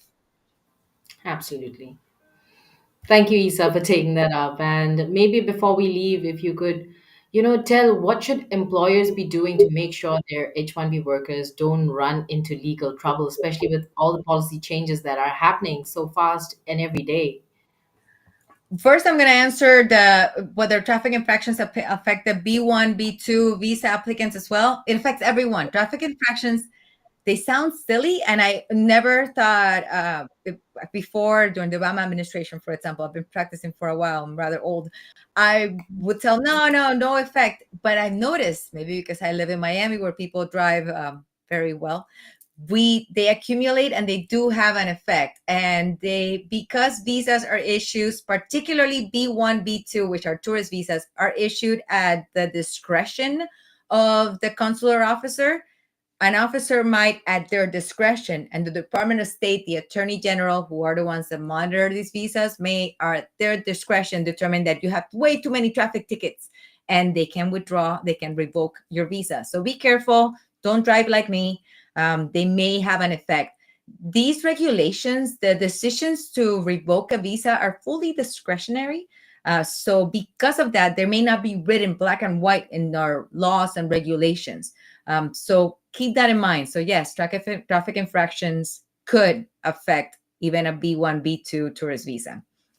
As to employers, what we can do to protect our employees, I'll tell you my latest case. My employer, I don't know why, I don't know what they were thinking. They were a little bit too laid back with my employee and decided to, I guess, make them partner. I don't know, give them an interest in the company, which is great. But when you make somebody partner, when you include them in the company, you must continue payroll. H-1B, one of the main requirements is continue payroll. So make sure your employers keep paying you.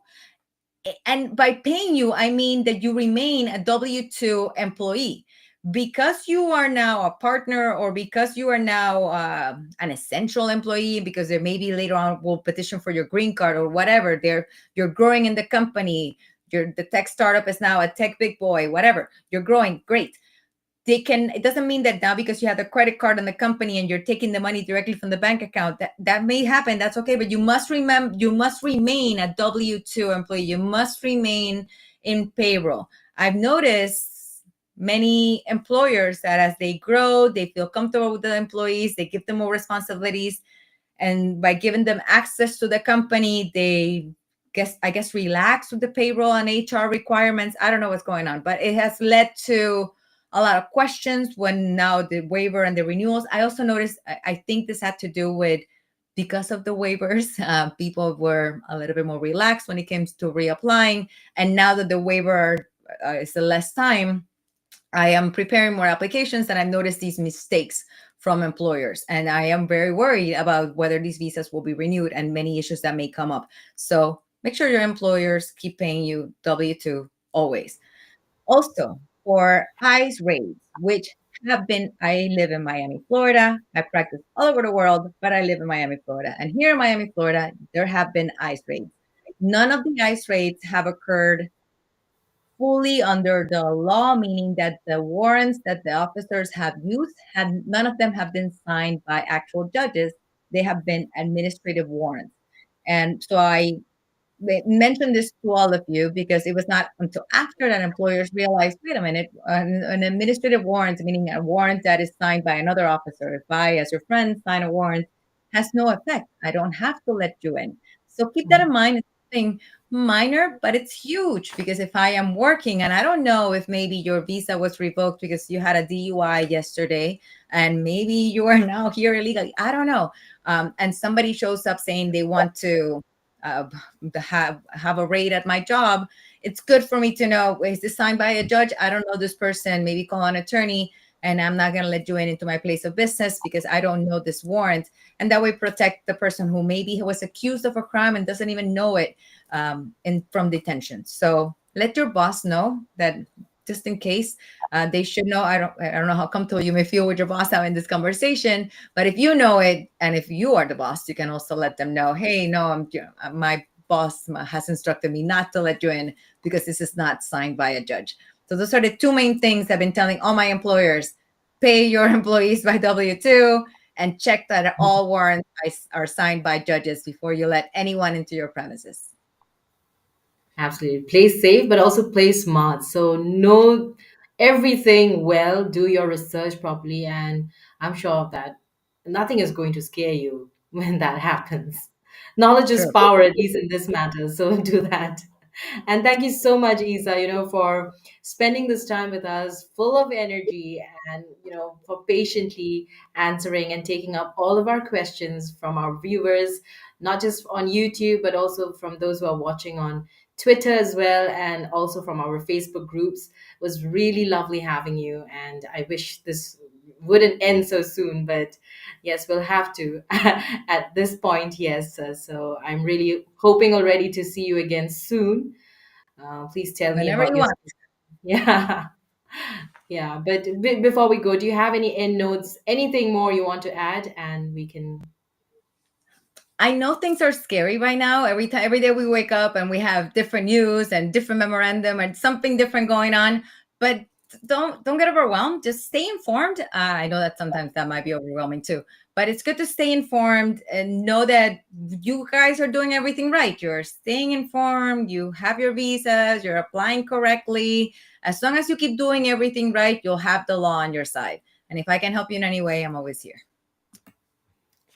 Thank you so much. And yes, you can contact Attorney Isa, and that you can do so by calling her on her number, and also by emailing her. You can call her on 305-938-0676, and you can email Attorney Isadora at isadora@isalawyers.com. Check out the spelling, it's there on the screen, and go visit www.isalawyers.com. Thank you, Isa, once again. It was lovely having you, and you have a great day ahead. You too. Thank you, guys. Thank you. And folks, you can also email me or call me or WhatsApp me on my number. My number is 408-335-6444, and my email address is nipa@staffingly.com. And once again, do not forget to subscribe to our channel and also hit that bell icon so that whenever we have discussions like these, you are notified. And absolutely, it was so amazing having you, Isadora. I'm already looking forward to having you back again. So, yes, and friends, also follow us, not just on YouTube, but we are also there on LinkedIn, Facebook, X, and Instagram. So check us out, follow us, and connect with us. So, bye, y'all. Have a wonderful day ahead and watch out our space. Stay tuned on Immigration Talk Show.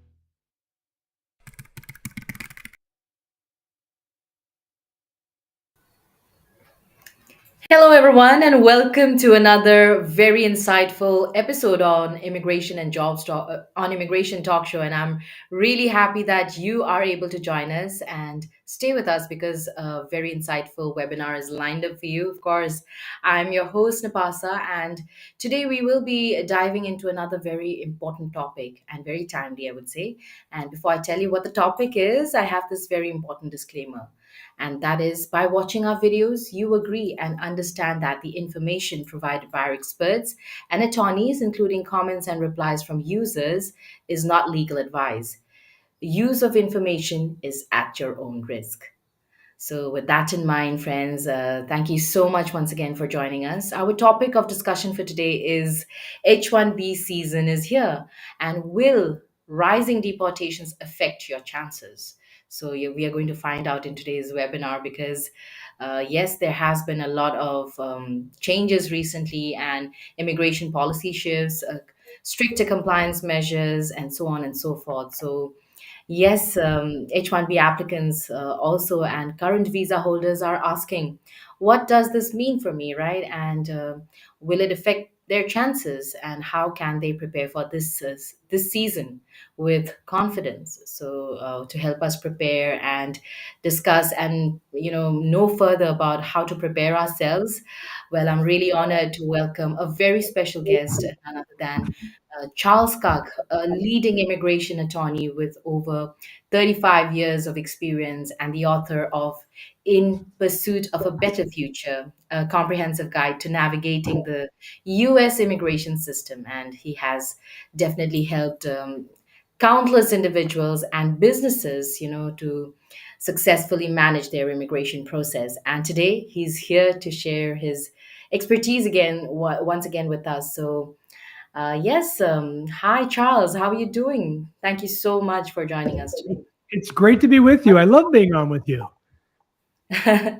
We too. We love having you, and it's exciting that you made it here. In spite of your busy schedule, that you are here to speak Yeah, with us for an hour. my travel schedule's been a little crazy recently, that's for sure. Just got back from Peru last weekend, but we are in the midst of the H-1B season and the literal utter nuttiness that is the Trump administration. I don't know if nuttiness is a word they use in India, but you should learn it if you're coming to America. Tell us more about nuttiness then. So one thing that's important everybody to realize, today is the very first day that your company can register for the H-1B visa lottery, but today's not the only day. Napas and I were talking earlier, is how's the day going? Well, today's easy because these are the cases we filed today that we've ready for, that we spent weeks getting ready and all our ducks in a row and we get our lottery entries in. But it's the ones that call us on the last day at 4:00 say, "Oh my gosh, I've got to get my lottery application in." Those are the ones that they're always kind of a little iffy, but these are the easy ones. And honestly, So, Napasa, this is yeah. way better than preparing an entire H-1B application. I mean, this is just so much better. I'm glad. So every year, I mean, 35 years of experience, do you, face a lot of last minute, like you just said, people on the last day who are going to call you and say, how many numbers was the highest maybe for you? Well, we probably do. We are not an H-1B shop. There's a lot of law firms that's literally all they do. That's not us. We're actually a full service law firm. We do everything from H-1Bs to labor certs to EB-1s to deportation defense, employer sanctions. We defend employers in H-1B audits. We do the whole gamut of work at our firm. We've got 50 folks who do this stuff. And most of them have a lot of experience like I do. So for us, this is just another trip around the block. But I think this year might be a little different, honestly. First of all, it's more expensive. It's not $10 anymore. I think that will dissuade some people. I do. I think we will not get the number that I was surprised with last year, honestly. I thought it was going to be a little bit lower. I think, and especially with Trump basically about to start a recession, I think the numbers might be a little lower than last year, which is great for people that enter the lottery because it'll increase their chance of course, getting selected. So yes, folks, do join us in conversation. What you can do is participate by commenting wherever you're watching. We are streaming live right now on YouTube, and our handle is @Immigration Talk Show.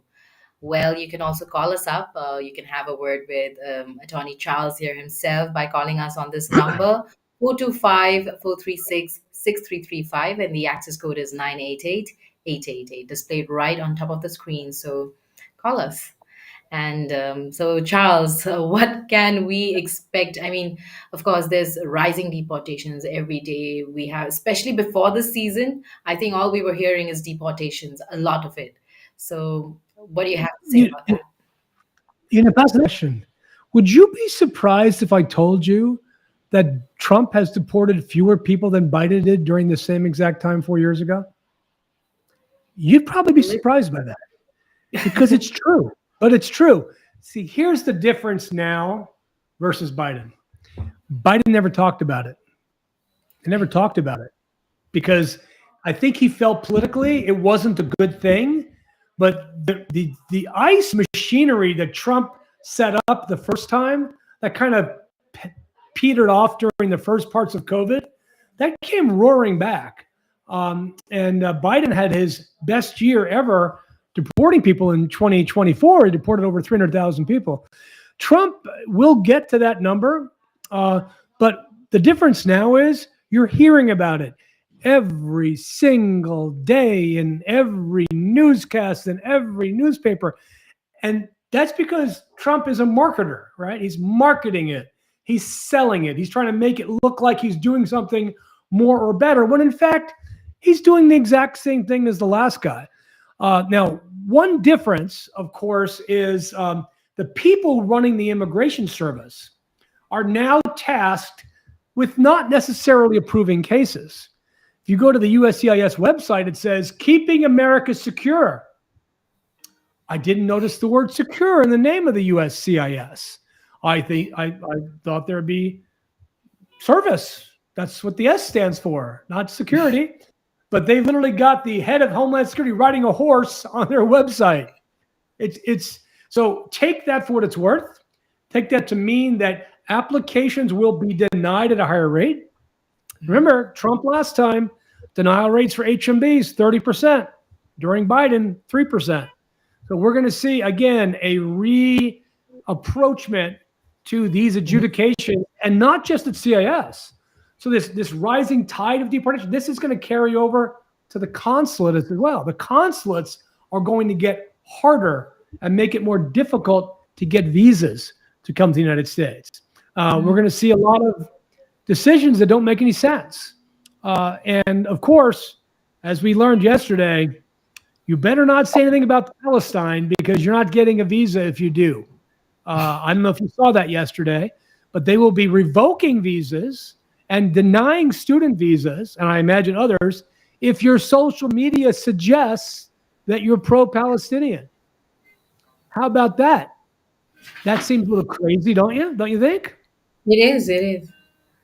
The country of free speech isn't so free anymore, is it? And travel ban is what I also heard. Oh, that travel ban is going to come either today or Monday. So I would suspect that it'll be the usual suspects. He'll ban travel from Afghanistan, Iran, Yemen, all the bad actors. But I suspect that we're going to see a broadening of those countries as well. One country that will not be on the list is India, because Modi's done a really great job of sucking up to Trump. And whether you like Modi or not, I mean, the reality is he plays Trump like a violin, and so that's good, and that's really good for Indian nationals. Very, very good. Good negotiations, I would say.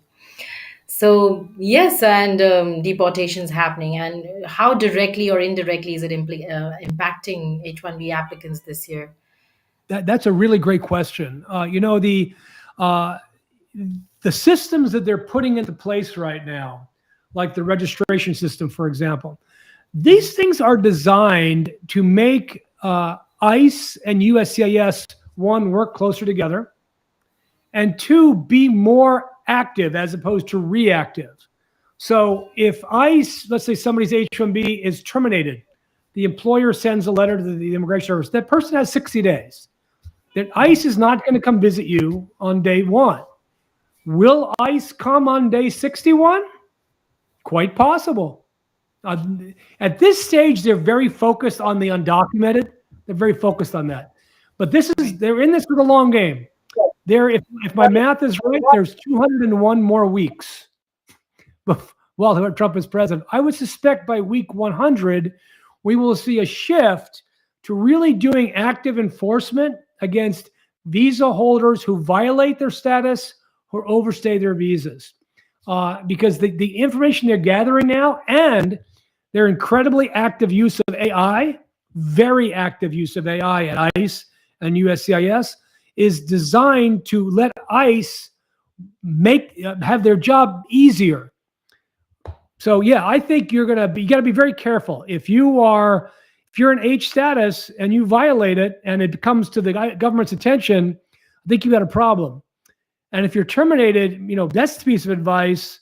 Everybody wants to wait till day 60 to see if they can change to the H-1B, get a new employer. I would suggest filing a visitor visa, change of status right away.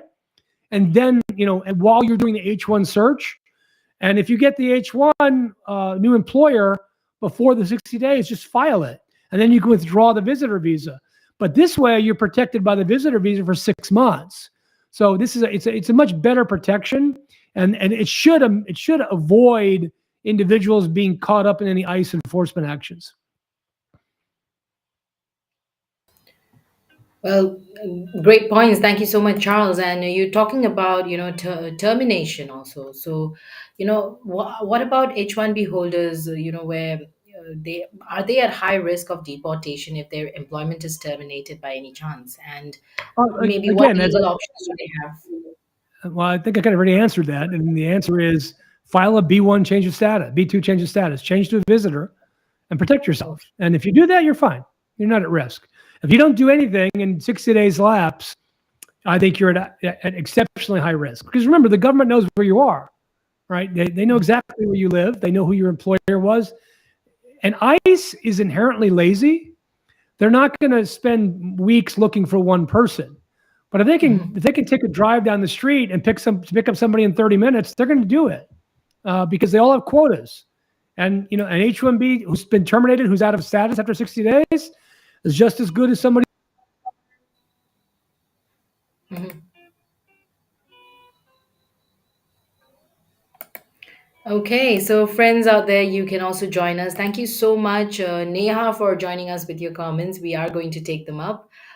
Just stay with us. And also, Monali Thakur, thank you for joining us with your questions and comments. I would really suggest and appeal folks out there to join us on call as well. And our number is 425-436-6335, and the access code is 988-888. So I think, yes, we are here back again with Charles. So, Charles, thank you for telling us about termination of employment under H-1B, and there are consequences, of course. So now, I would really like you to highlight what measures or what can applicants under H-1B take to ensure compliance with immigration laws and avoid potential deportation risks. Well, first, it's really important to remember really important to remember, you are hired for a very specific job. You need to be doing that specific job. You should have your H-1B job description memorized. And if you're doing something different than that, you need to change employers because ICE is ramping up their audits from the FDNS, which is the Fraud Detection National Security folks. They're adding people to that. They're changing adjudicators to fraud people and visiting employers. And they'll show up out of the blue and they'll want to talk to you. And you should be conversant. You should know your H-1B job back and forward. You should have your pay stubs in your desk so you can show them. You should, if you're not going to be there that day, leave a note with the receptionist at your building. Hey, if anybody comes and visits, here's where I am.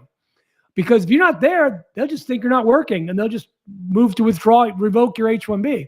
So one, being in compliance with your job. Don't get an H-1B as a software engineer and be working at a cashier at a 7-Eleven. That's not a good thing. It's really not a good thing. One, two, don't work outside your job. You have no legal right to work outside the H-1B employer. None. That includes remotely. You can't work remotely for a company outside the United States, in the United States, on an H-1 visa for U.S. employer. That is illegal. That will violate your status. And of course, one of the most common errors we see happen to people is they travel on their H-1B, they come back from vacation, and CBP, Customs and Border Protection, the friendly people at the airport in the black uniforms and the guns, they make a mistake on your I-94 card and they don't give you the full time.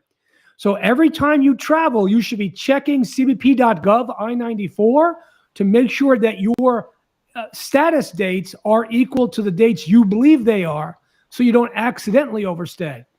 3 or 4 times a year, we're trying to retroactively fix somebody who wasn't paying attention when they traveled and returned to the United States. Okay. But, Charles, I also heard that it's going to be a little relaxed now that people who are probably under cap exempt, they can also work, say, for example, a professor for a university. They can also work part-time or be a guest lecturer somewhere else or maybe take tuition. Does that With work? another H-1B. You can have 2 H-1Bs at the same time. So you can have Okay. cap exempt and work cap subject, but you can't work there without an H-1B. You have to file that H-1B. So really, really important. Don't be caught with your pants down on this. I can promise you it will not be a pleasant experience. And they will charge you with fraud, which will essentially bar you for life from coming to the United States. That's going to be sad, really. But thank you so much for highlighting that. And now what about USCIS? How does USCIS verify the H-1B employer's compliance, especially with wage and worksite requirements as well? And what really happens if violations are found? Well, USAS sends out their FDNS folks. They are generally contractors. They don't show up with a badge, but they have a little permission from immigration, the USCIS, to do these audits. And as they do these audits, what they're doing is they're making sure that, one, you're doing the job that you said you were going to, immigration was told you were going to do. Two, you're getting paid the wage that you're supposed to be getting paid. Now, here's a great example. Let's say you hired as a software engineer, but after a year, you get promoted to software engineer 2. Your employer needs to change your H-1B. They need to update that H-1B, because if the FDNS shows up and say, well, you had a different job? Well, it's kind of the same job. No, it's different, and you're getting paid more. I think this is a violation. And then they send out a notice of intent to revoke your H-1B. Now you've got to deal with that problem. And if they end up revoking it, then you're out of status, possibly with a fraud finding. So again, you are now in a day and age in which exact, strict compliance is 100% necessary. There is no room for errors in the immigration sphere. That's very interesting, Charles. And what if it was all written in the job description that maybe after 6 months you're going to be getting an increment, or after a year you're getting an increment? Even then, you'll have to file a new H-1B, like when your job role gets upgraded. If you're getting a change in your job duties and your job requirements, you should be updating your H-1B. It was, if we go back 10 years, I would say, don't worry about it. You're fine. In 2025, 100% you should be doing this. 100%. You cannot play games with this. You cannot, more importantly, you cannot trust anybody else with your immigration status other than you. You need to take ownership of this. So that means you need to be a pain in the butt to HR. Hey, you changed my job. The lawyer started this. I haven't heard from them yet. What do they need from me to file the update? I mean, you need to be proactive in dealing with your employers on this. Very interesting. Thank you so much, Charles. Very important update, folks. I hope you're taking notes. And now let's quickly take up a couple of comments from our audience. Let's take up Neha. Neha saying, I'm currently on an H-1B and I heard that deportations are increasing. If my visa expires while waiting for an extension, am I at risk of removal, even No. if my employer has filed for an extension on time? No, your status is automatically extended for 8 months once you file an extension. That's the law. Your lawyer should give you a copy of the law so you can take it with you wherever you go. Do make sure to carry that extension receipt notice with you. Ask your employer for it, because that's one way. Most states you get a driver's license extended, but it's your status. And in the United States, I hope people are aware of this. You're required to carry with you evidence of your status at all times. That means the I-94 card, not necessarily the passport. So you should have a copy of the I-94 card in your wallet at all times, or the receipt notice in your purse, so that especially if you live within 100 miles of the border, you can be stopped at any time by an ICE or CBP officer with no warrant. And if you don't produce the documents, they can arrest you and put you in removal proceedings. It is actually a deportable offense to not have evidence of your status with you. Well, yes, I hope that you are all doing that, folks out there here in the United States who are migrants. And Charles, now we'll take up Monali's comment. And Monali is saying, I was laid off currently and I'm struggling to find a new employer within the 60 days grace period. If I fail to secure a new job in time, do I automatically get deported, or are there any legal options to stay and transition to another status? So if you are in the 60 days, obviously you're fine. As I said earlier, you should be filing a change of status to visitor.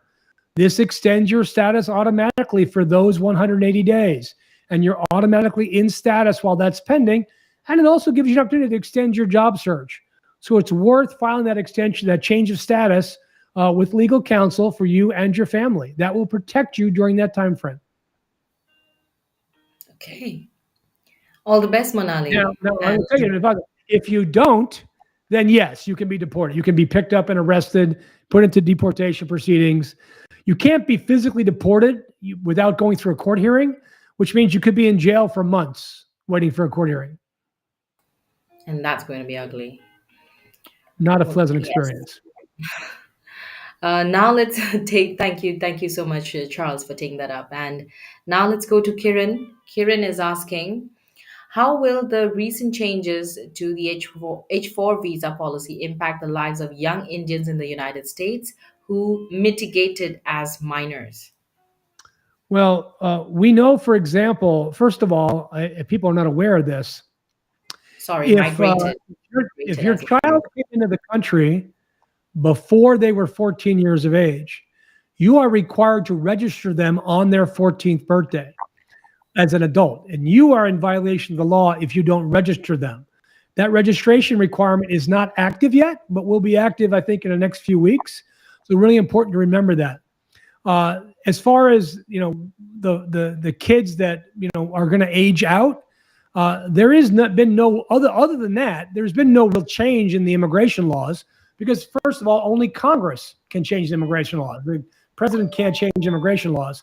So what you're seeing here, I think, is a situation where you have thousands of Indian H4 kids who are aging out and either have to leave the country or change to a student visa and begin their own terrible H-1B journey in the United States.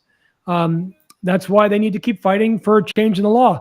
I will tell you that there will not be a positive change in immigration law, at least for the next 2 years. There is zero chance that's going to happen politically because of who's in charge of Congress. Right.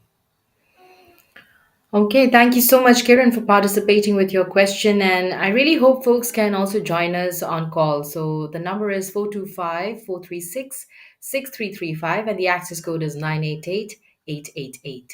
To join us on call. And now let's take up RK. Hi, RK. Thank you so much for joining us with your question. And RK is asking Charles, do you see scrutiny on level 1 and 2 wages for H1B? It really depends on the job. We actually had this debate in our office a couple of days ago. We were hired to get a H-1B visa for a lawyer, a new lawyer, brand new lawyer. And obviously the company wants to use level 1 wages because level 2 wages are significantly higher for a lawyer, significantly higher for a lawyer. And we concluded that they're going to be okay with a level 1 wage because they are literally everything about the job is entry level. So the key here is really looking at and making sure that the job itself is one that allows for level 1 wage. If you put in a detailed job description that is clearly indicative of a non-entry level, that is somebody just out of college to do that job, then you're probably going to get investigated and dinged on that. Level 2 wages, I'm not so, if you have a job that's generally speaking a level 2 wage, I don't see a lot of scrutiny on that. But level 1 wages, 100%. 100% there's going to be a massive amount of scrutiny. Thank you. Thank you for taking that up. And RK, thank you for your question. Very interesting. So now let's take up Jitendra. Hi, Jitendra. Thank you for joining us on YouTube. And Jitendra is asking, how do the immigration policies of countries like Canada and the United Kingdom compare to those of the United States? And what makes them more attractive to Indian immigrants? Well, I am neither a Canadian nor a UK immigration lawyer, so I'm not an expert on them, although I am informed. Canada has recently had a massive change in their immigration policies. They have basically kind of shut the door on a lot of work visas because Canada immigrated about 1 million people a year for several years.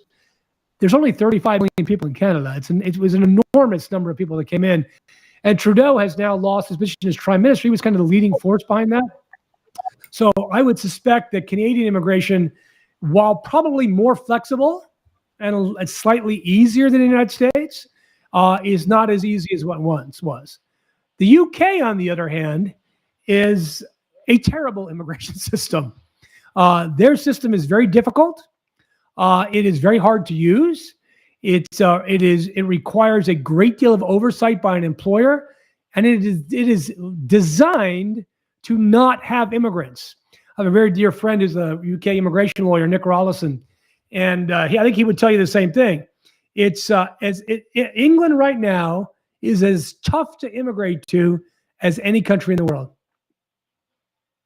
Probably more so than most. Thank you, Jitendra, once again, and thank you, Charles, for taking that up. Now, coming back to my questions, Charles, suppose an H-1B employee is laid off and cannot secure a new job within the grace period. So, what can they do, if they have to remain, if they want to remain in the United States legally? Well, I think I kind of answered this 4 times already. File a visitor visa Yeah. or file a student visa. Go get a master's degree. Go get a PhD. File that change of status. But do not wait to day 59. Really, file that early on in the process so that you can find out what's going How long on. does it take You know to what? shift Oh, to maybe well, another status? how When, long is a change of status taking? It's funny, Napasa, you put my phone number up here, and people are calling my phone number, and that's what's ringing right now. Um, Let okay. me just take a look at USCIS and the great thing about immigration, very few great things, but one of them is you can find the processing times from the Immigration Service. I'm going to go on their website right now, and hopefully, if it ever lets me in, tell you how long a visitor visa change of status is taking from an H-1B, for example. So right now, immigration is telling me the processing time is 3 months, which is about normal. That's about, sometimes it gets longer, but it gets less, but it's about 3 months. And during that time, you're fine. Now, when you file for a change of status to a visitor, that means you're going to be visiting. You have to explain. I've been working for all these years in the United States. I want to take a few months and drive around the country. I want to go to Yellowstone. I want to go to Disney World. I want to eat lobster in Maine. Here's my bank account that shows I have the money to do this. Here's my return ticket for 5.5 months from now. If you do that, you'll be approved. You don't do that, you're not going to be approved. Okay. So thank you so much, Charles. And there you go, friends. Before you even hit your 60 days grace period, you have to be filing for your other option. And 90 days, that's what, 3 months is what, you have in hand. So I think you should not wait that long for sure.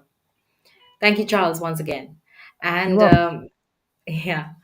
So, suppose a tech company sponsoring multiple H-1B employees faces a compliance audit. Now that, audits are a real deal, a lot of it is happening and resulting in revocation for some visas as well. So, what legal remedies do affected employees have, and how do they really safeguard their status? Well, the first thing an employee who is affected by this should do is hire a lawyer, your own lawyer, not the lawyer representing the company.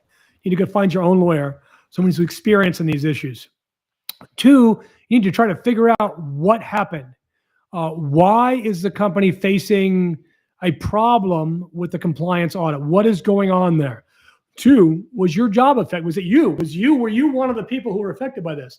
If you were, frankly, immigration believes that you are complicit in it, that you know about it, and that you allowed it. And if that's the case, it's going to be really hard to get an H-1B visa in the future, which is why you don't work with tech companies that suck. You don't work with these marginal companies that are kind of skirting the law, that are just becoming job shops. You got to stay away from these companies. They are not there to help you. They're there to make money for their owners. So again, go see a lawyer right away. Maybe you can become a witness. If there really was abuse, you may be eligible for a T visa. These are visas for people that are victims of human trafficking. And we've done a couple of these for software engineers who basically were treated like human traffic persons. So again, talk to someone who knows what they're doing, who has experience with this, and from there move forward. But I would say every case is different. So there isn't really a general guideline other than get a lawyer. Absolutely. It's always best to consult with an expert, and an immigration lawyer would be best. And folks, you can always contact Attorney Charles, and that you can do so. I think it's best to email Charles. So mail him at charles@immigration.net, and go visit www.immigration.net to get to know more about Attorney Charles I Cuff. answer all my emails. Yeah, email me. I answer all my emails. So Yes, there he you go. does. And he's really prompt, very quick. So I'm sure you'll never be, disheartened with that. But if it is an emergency, definitely call him also on his number, and that is 404-949-8154. So, Charles, I also got a couple of case studies or scenarios rather, and This first one is, about a visa denied after administrative processing. So, Ravi, who is a software developer from India, has his H-1B petition approved under consular processing. However, after months of administrative processing, 221G, his visa was ultimately denied with no clear reason. So, what are the possible reasons an H-1B could be denied after administrative processing? First off. Well, it depends. Has Ravi ever been in the country before? Does he have the student visa OPT issue? That's something we've seen come up a lot recently, and our good friend John Wasden has been litigating that like crazy, very successfully. First of all, the consulate's required to give you the ground, not the reason itself, but the ground. So within Section 212A of the Immigration Act are the grounds, 1 through 10, for which you should be denied. Now, so you're gonna know a general category. Then once we know the general category, then we can figure out what the deal is. What is it? A 212A2, that is a criminal charge. Is it 212A3, which is a security ground? So it really, again, very factually specific case. Usually after a consult with somebody, I can figure out what the problem was. Then we have to determine whether or not that's fixable. Sometimes it's fixable. Sometimes it's not fixable. Did that person apply for a visa before? Did they overstay a prior visa? Again, a lot depends. Maybe it's the employer. Maybe there's something with the employer there, and they're sending the H-1B for revocation. Again, very specifically, we talk about the facts to our clients to see what if anything we can do.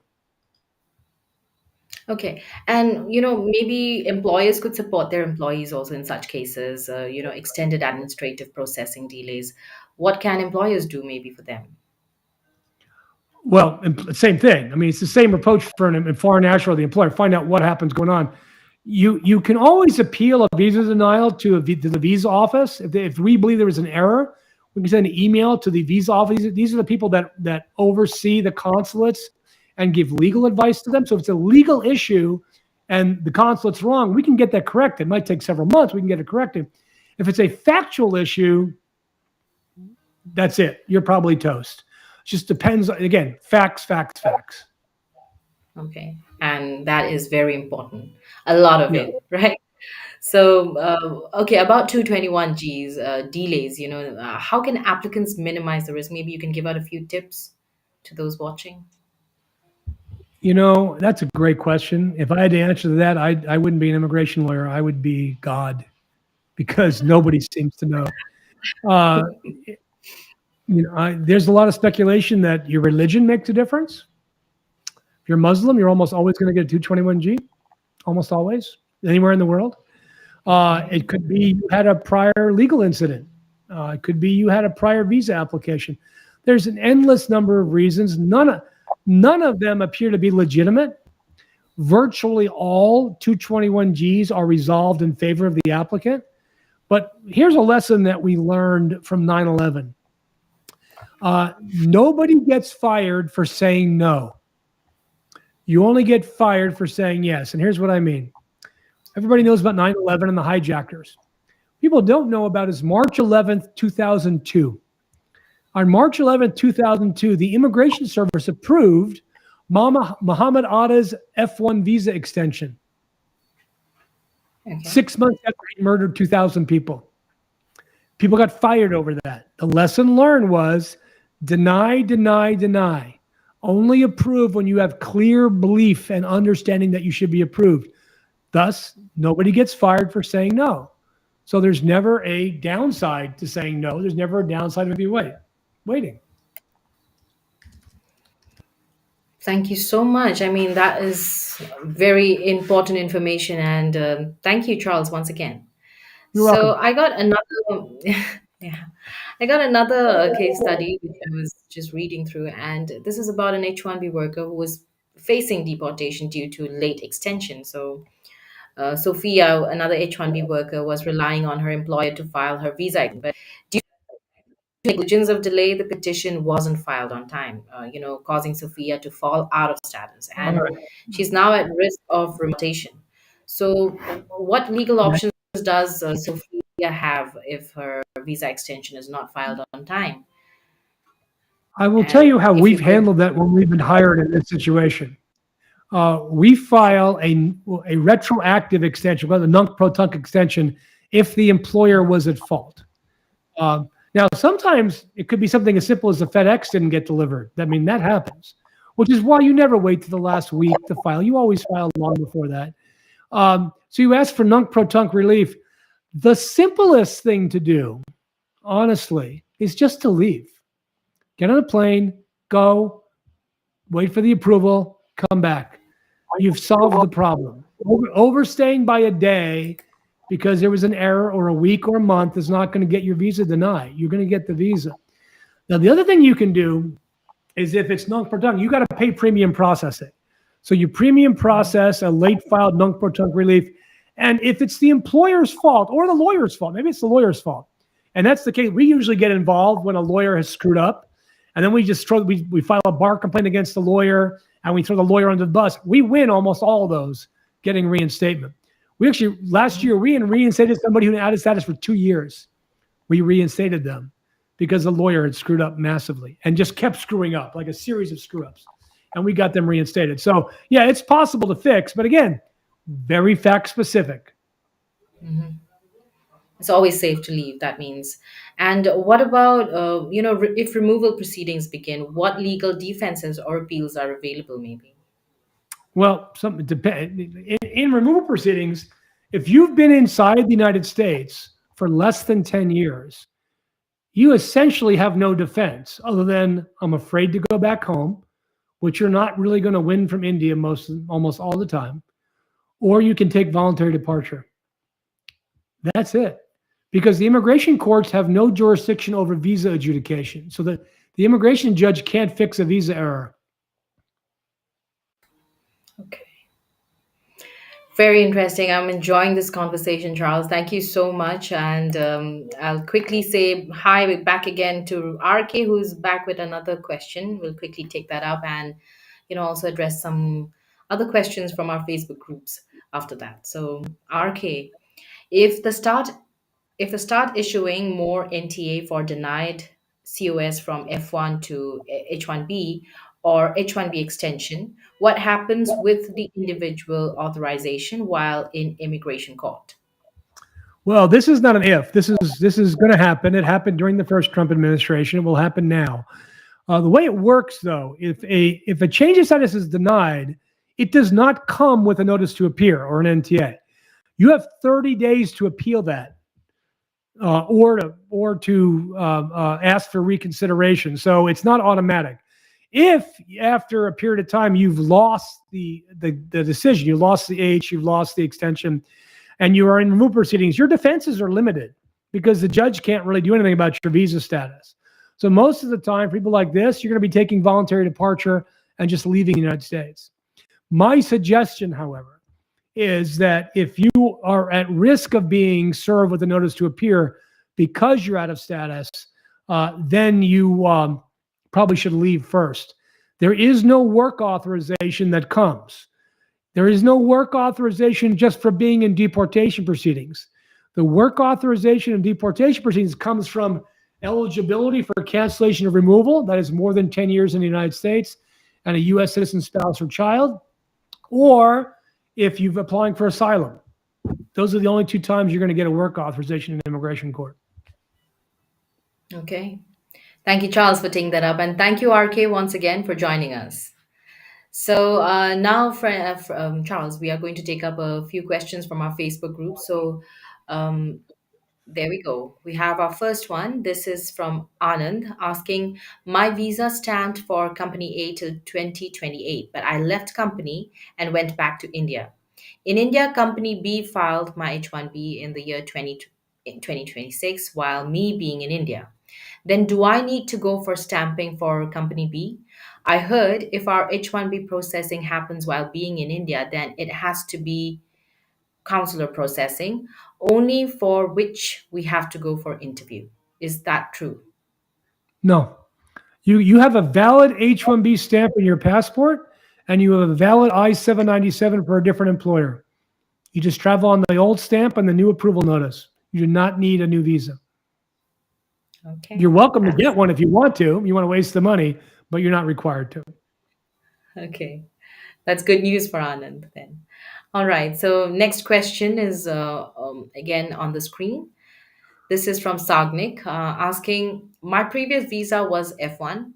Have scheduled a Dropbox for H1B visa, first time stamping at Chennai for March 7th, that is today. Do I need to cancel and schedule OFC and interview? My hometown is in Kolkata. Can I schedule both OFC and interview in my hometown? And can I reschedule the appointments now, or do I need to wait till March 7th? Today is March 7th. Today is March That, 7th. that question is from 2 weeks ago, or we're in a time warp. I haven't figured out which one it is. I'm curious to know what he ended up doing, because clearly I would have just waited till the interview came and seen. But well, I guess we'll see. Yes, we will. All right. So this is from Navya. Navya, this is also a couple of weeks back, and saying, hi, I have a question related to document form Dropbox for H1B stamping. I'm working with consulting company. Can anyone please tell me if I should take EVL, that is employment verification letter, from the consulting company with whom my H1B is filed, or the client that I'm working with? Thanks in advance. We ask our clients to carry both, Okay. Navya, because that's both. they're going to ask for it, so you might as well have it. Okay. All right. Thank you, Charles. Now, this next one is please advise me on this situation. So, I entered USA on H1B, and my employer didn't run payroll for nearly 3 months since I didn't have any job from the client side. Then, when I got job from the fourth month onwards, my payroll started running. Will I have any problem because of this during my H1B renewal or stamping? Thank you. Yes. First of all, you're out of status. You're out of status if you don't get paid within 30 days. That's the law. So either ask your employer to reimburse you for that money, or I would file a complaint with the Department of Labor, Wage and Hour Division, and they will force that employer to pay you back. So yeah, that's a big problem. We see this all the time, Napasa. It is against the law to do this. And It's until people illegal, start, right? I mean, you it's very can't illegal. make somebody Very work illegal. for you for free. Yeah. Very illegal. It doesn't Thank matter. you. You don't have a job. That's irrelevant. You were hired to come in. They let you come in. They are required to pay you within 30 days of your entry. And America is so expensive. I don't know how did you even survive for the 3 months without pay. Goodness I me. don't understand that. Yeah. Anyway, so thank you so much, anonymous member. I really hope that you have figured out. Yeah. And Me too. now let's go on to our next one, please. This is also another anonymous member asking, for those on H1B who have purchased a home and car and are planning a vacation to India, given the current situation, how are you preparing for potential challenges if, God forbid, anything unexpected happens? Okay. I would suggest that people fill out and have a power of attorney with somebody that's in the United States, so that you have it notarized in the United States that gives somebody else a power of attorney over your things. We also have a power of attorney over children if you leave them here. And you don't give it to the person, but if you can't come back, at least somebody can dispose of your house and your property while you're gone in your name. So, I mean, you might want to consider power of attorney. We have those on our website. And you're welcome to use those for the state of Georgia. Every state's different. Make sure you have one for the state that you live in. Okay. And once again, that's www.immigration.net. Go check it out. So, yes, let's go on to our next one. Control, if we can display Same the question. next one. Same question, but there are some in I think our it's fine. live here. There's a couple of great questions here in our live. One from Empire. Maybe you could put that up. Yes, we should. So Empire is asking, do you expect an increase or decrease selection rate for this year's H1B for both regular and master's cap? And also, do you expect any change to the H1B or next year's fiscal year 2027? Two great questions. I was wrong last year. I thought there would be a decrease last year in numbers. I think there's going to be a decrease this year. The Trump session is starting. That's the Trump recession is clearly starting. Job gains are rapidly shrinking. Hundreds of thousands of people have been laid off in the government, which means private sector will also follow. So I suspect that we will, and many contracts have been canceled. Many contracts have been canceled by Musk and his minions and Doge. So I would suspect there's going to be a decrease in the number of applicants and thus an increase in the selection rate for both regular and masters. As to the second question, we're going to see massive changes. We already know that they're going to publish a regulation here in the spring, maybe the summer, where they're going to change how the lottery is run, and they want to run the lottery based on salary. Really. The higher you get paid, the greater chance you have of getting picked. Now, is that legal? Does that follow the law? Probably not, but they're probably going to do it. I would also suspect that they mandate a minimum level 2 wage on H-1Bs. This administration, there are a lot of people in the administration, not all of them, that hate H-1Bs. Musk loves H-1Bs because he's using hundreds of them at his companies. And he himself had one at one point. But a lot of people hate it, like Stephen Miller, who's really in charge of this stuff. So yes, we will see massive changes. And I also suspect that the lottery fee will go up dramatically next year, maybe several $1,000s. Wow. I mean, already there is an increase this year, and again, more increase. I think it's going to get crazy. So, but all the funds that they're going to be accumulating with this. So great. All right, let's take up Nena's questions. This is what are the That's a good specific question. implications of turning 21 for children of H-1B visa holders, particularly if their parent has not yet secured a green card? And what options are available to these young adults to maintain their legal status in the United States? Well, they need to change their status as student. They can change the visitor too, but that's so temporary. Many of them probably going to be in university anyway. So I wouldn't wait till they were 21 to change their status, because they have to have 1 full year in their degree program to obtain OPT when they graduate. So if they wait till 21, they may already be in their 4th year. So I'd probably change them when they were 19 or 20 to a student visa.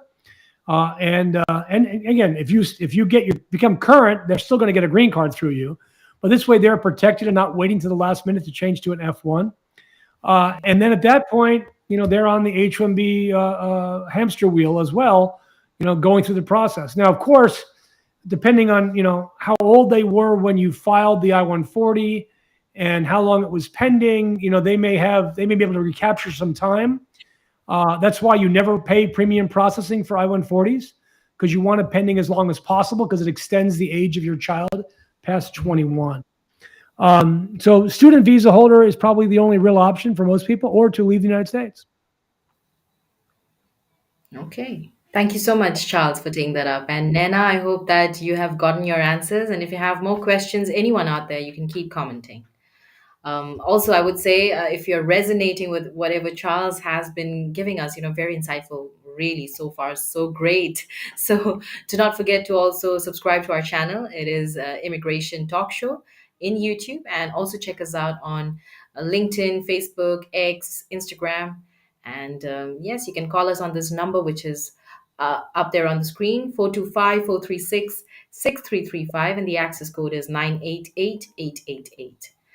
All right, so Charles, I got more questions actually, and this is another case study which I was reading. So, this H-1B worker at risk due to employer fraud.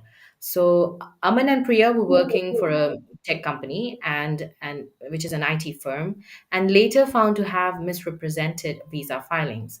So, USCIS launched an investigation, blacklisted the company, and now all employees are at risk of losing their status. So, what legal protections exist for H-1B employees if their sponsoring employer is flagged for fraud? None. There are no legal protections for H-1B employees. Obviously, if they're terminated for any reason, it's 60 days. If they quit, it's a 60 days. So maybe you immediately begin looking for a job, looking for a school to go to, or change it to a visitor. Those are, and maybe you're experienced enough to be an O1 instead of an H-1B. Maybe you're extraordinary, and we've been pretty successful in changing people from H-1Bs to O1s. But as far as legal protections, Not many. And if you are a witness, perhaps to the employer's abuse, there also may be a T visa. So again, very fact specific. You want to get your own lawyer right away so you can figure out exactly how to navigate this problem. Okay. Okay. And, what about this H-1B worker? Can they transfer their visa to another employer if the company is under investigation, or they'll just have to be gone from the country? Well, again, if you transfer, you should be fine unless the investigation involves you or your job. Now, if they're investigating the company for not having real jobs, yeah, they're going to question you on your new employer application because it's all in a database. Now, AI is tracking all this stuff. So, you change the point. Oh, you were with company X. We were investigating company X for not paying its employees. So they might send you a request for evidence on your new employer's application and say, hey, show us you actually got paid the whole entire week with your company. Don't ever throw your pay stubs away. Okay. Okay. And, what about employees? What can they do to verify an employer's, or maybe how do they report this fraud, maybe to protect themselves from this in this process? So there's an agency in the government called the Department of Labor. And if you Google H-1B Department of Labor, you will go right to their website and you can report worksite abuse. This includes working, not getting paid overtime. This includes not getting paid the salary required to be paid or not getting paid at all. And they can get your money. They are your lawyers. They will get your money back for you. Okay. But All you will right. not get Thank any you. visa, but you will not get visa protection. Okay. The Empire had a great follow-up question that I really, really want to answer. Sure. Let's take it up. So how would that do you expect an increase or decrease? We've taken that. So how would that work? You can't compare a teacher's wage with a software engineer's wage, of course. And will it be top wage based on occupation, which makes a top paid teacher on the same level at a top paid engineer? Well, Empire, you have hit the nail on the head. This is when you use you, it's not me making this up, right? This is Trump and his minions. They don't care. They literally are looking at the highest paid people, period, not by occupation, because there is no occupation within the H-1B. So if there are 65,000 people getting paid over $150,000 a year, then nobody making less than that in any job will get an H-1B. This is disastrous for nurses, doctors, accountants, teachers, every kind of profession has entry-level people.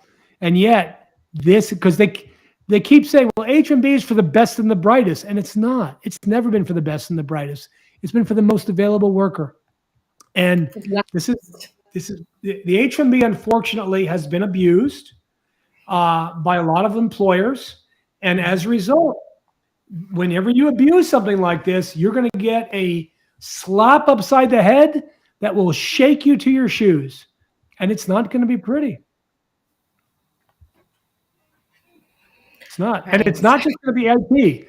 There's a lot of IT jobs that are not going to qualify. There's a lot of other jobs out there. Doctors, there's like 5,000 doctors on H-1Bs. They all make more than IT guys. So that's 5,000 IT guys not getting it. There you go. But I mean, great questions, Empire. Thank you so much. Very interesting questions. I'm glad folks out there can join us with their questions. They make this whole session more interesting. So I think with that, we've covered most of our questions, Charles. But before we leave, do you have anything more to add and wrap up and maybe give out tips to whoever is maybe getting into this fiscal year 2026 H-1B lottery? Remember, employer can only enter, one person at a time. You can have multiple employers enter you, but it doesn't make any difference because you're only going to get one shot at the lottery. So pray. I mean, it's truly a lottery. There's no way to enhance your odds. It's just the lottery. It's like going to the store and buying a lottery ticket.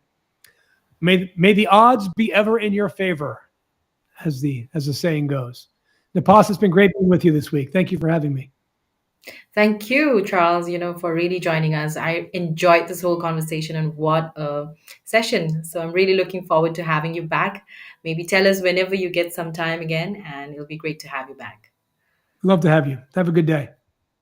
You too, Charles. Thank you.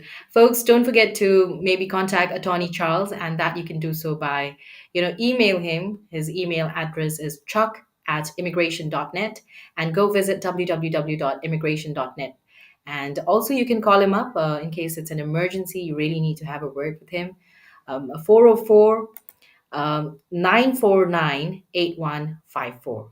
But yes, his email address once again, ckuck, ckuck @immigration.net. Sorry earlier.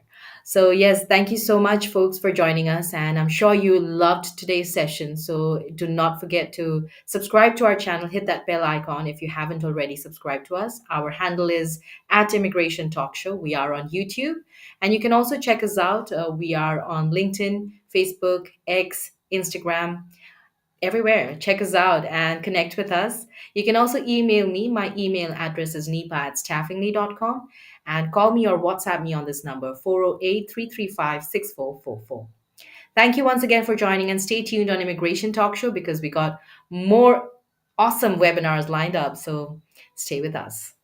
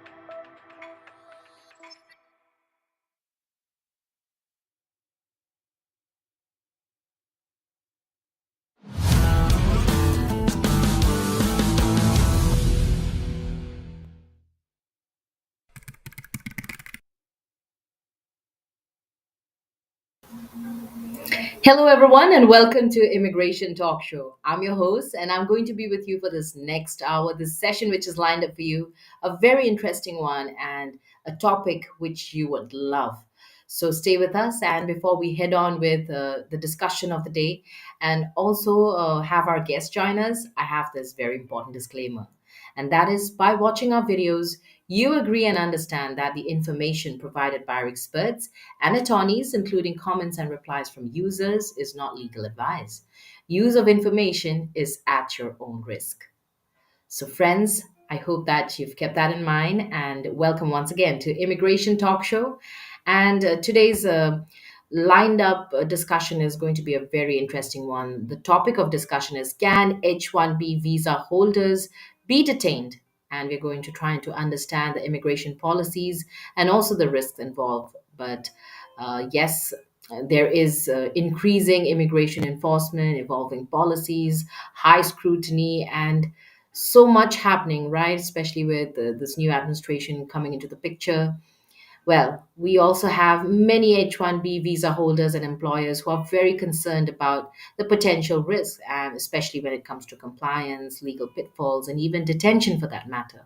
So, today we're going to discuss with none other than this very distinguished guest who's going to join us today, and she's none other than Isadora Velasquez. Yes, please help me welcome her. Hi, Isa. How are you doing today? Join you. Well, very happy to join you. I'm doing very well today, and I'm sorry we have to discuss this topic, but I think it's really relevant. As you mentioned in the introduction, there are detentions going on today. It is a bit of a promise that we had from the administration that took over. So it's good to know our rights and what we can do to protect ourselves and whether we can run the risk of detention under this current president that we have. So I'll let any of you ask me questions, including, of course, of you, Nipasa. So take it away. Thank you so much. And folks out there, we have Attorney Isadora, who has dedicated over 15 years to immigration law, fighting for individuals and families, in a wide range of cases. So please feel free to join us with your questions. And yes, we also have a phone number actually where you can on call to ask the questions yourself and maybe even get onto a short discussion. And the number is 425-436-6335, and the access code is 988-888. So yes, Isa, like you said, this is a very timely topic, and it's crazy because it's not like earlier. When you talk about H-1B this year, and there have been changes, of course, since fiscal year 2025, we saw that, and now the fee hike, and so many things are governing what is happening to H-1B right now. So. Where should we start? What can people out there expect from today's discussion? Okay, so when it comes to detention, I want to point out that it's not that the law itself has changed. Nothing has actually changed when it comes to detention. The elements, the requirements to detain anyone in the United States are the same. What has changed is the intensity in which these detentions are occurring. During the campaign, we heard a lot from the Trump or current president about conducting mass deportations. In order to get to the level promised, detentions had to occur. What we've noticed in the first 100 days of this presidency is a large volume of detentions. Most of them have not led to the deportations promised because there are due process and steps that need to be taken for these deportations to occur. People have rights and you can present your case before a judge.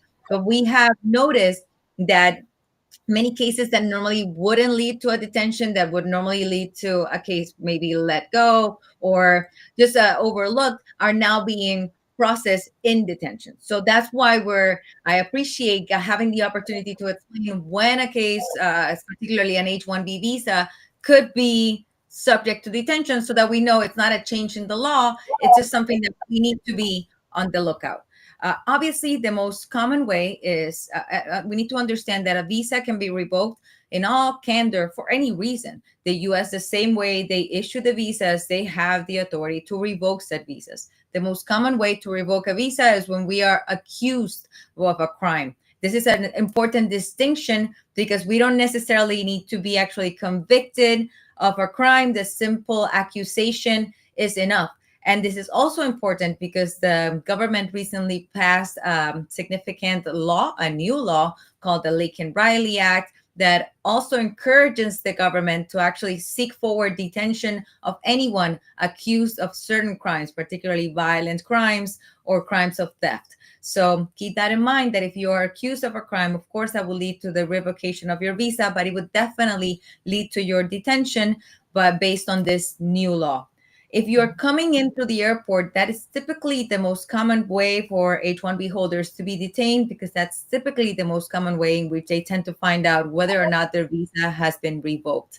Based on past experiences, the Muslim ban was very controversial back during the prior Trump administration. And it was a very controversial way in which people found out their visas being revoked. And it actually led not so much to detentions, but to people not being allowed into the US, even when they had a valid H-1B visa. So far, we haven't received any announcements of any potential bans. We have received potential travel bans for particular countries such as Cuba and Haiti. They have yet to go into effect, and we don't know if they will affect visas such as the H-1B visa already issued.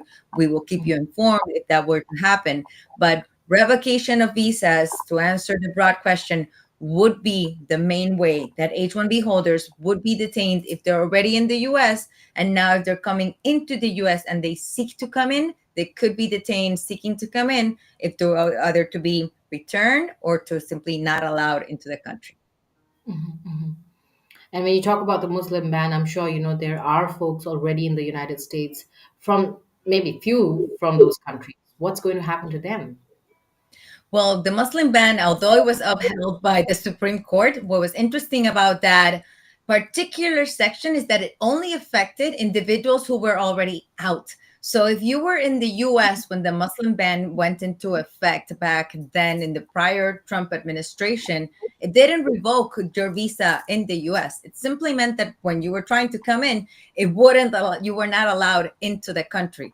It did force many attorneys like myself back then to make sure that the visa that you had, that the status that you had was being enforced, because there's a difference between seeking admission. When you're coming into the airport, you're seeking admission, and that's where people found that their valid visas were not eligible to come into the US. But for people who were already in the Muslim ban, they were already admitted, they already had a valid I-94, and although their visas may have been revoked based on the Muslim ban, meaning they couldn't no longer travel, their I-94, which is the document we received letting us know how long we could stay in the US, allowed the individuals to stay in the country for the amount of time allowed. So for the individuals who were already here from the countries listed in the Muslim ban, they're okay as long as their I-94 allows it.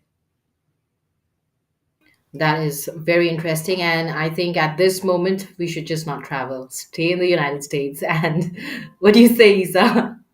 Yes, I would recommend. I know it sounds sad and extreme, but I agree with you, Nipa. I think if you have your I-94 and it has a set amount of time, very important. I encourage anyone watching, check your I-94. If you don't know where to have it, you lost it, you've never had it. I maybe we should put it on the chat. There's a website where you can find the status of your I-94. And once again, this document is the one that tells you how long you're allowed to stay in the US, and take advantage of it. It will tell you when you're supposed to leave.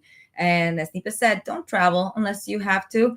I know it sounds sad. We want to visit our friends and family, but now is not the time. Things are interesting. There are many changes happening. We wake up every day to a new executive order. Until things settle down and we know exactly what's going on with immigration, let's stay still and not travel for a while.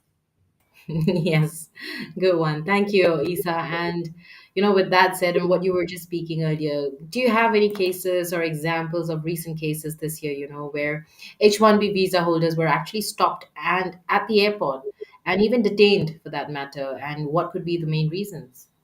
Yes, and I'm actually going to go and take advantage to answer your question and go ahead and answer Vika's question. So Vika's asked about she has been on an H-1B for 3 years and heard about somebody getting detained at the airport after returning from India. Why would this happen? That has actually been a case that I have dealt with recently, people returning with H-1B. Why would it happen? And that's why I gave the example of my clients being accused of crimes, returning on an H-1B and getting detained at the airport, and at the airport finding out that the simple accusation, what we may sometimes may call an arrest warrant, was enough to have that visa revoked. So it's very important that we keep track of our visa the same way I mentioned before, keeping track of our H-1B. We need to understand that the US, when it comes to visas, and this is not just for H-1B, it can apply to a student visa, it can apply to all visas. They can be revoked unilaterally by the United States government. So if a visa is revoked, you could be detained coming from any country at the airport because you are seeking admission.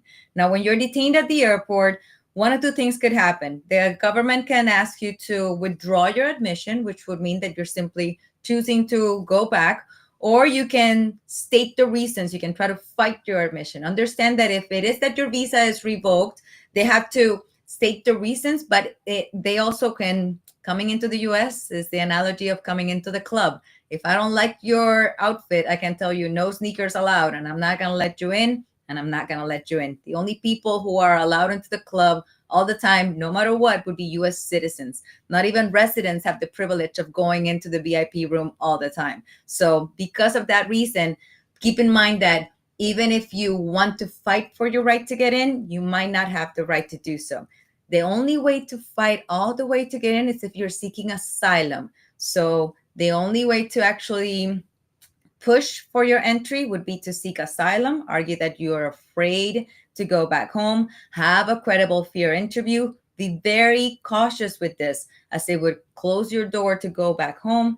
Personally, I would not encourage anyone to seek asylum, to have what they call the credible fear interview, unless it is absolutely necessary. Coming into the US seeking asylum solely to continue working, I do not believe it's the best choice if in case a visa has been revoked and for any reason they're not letting you in.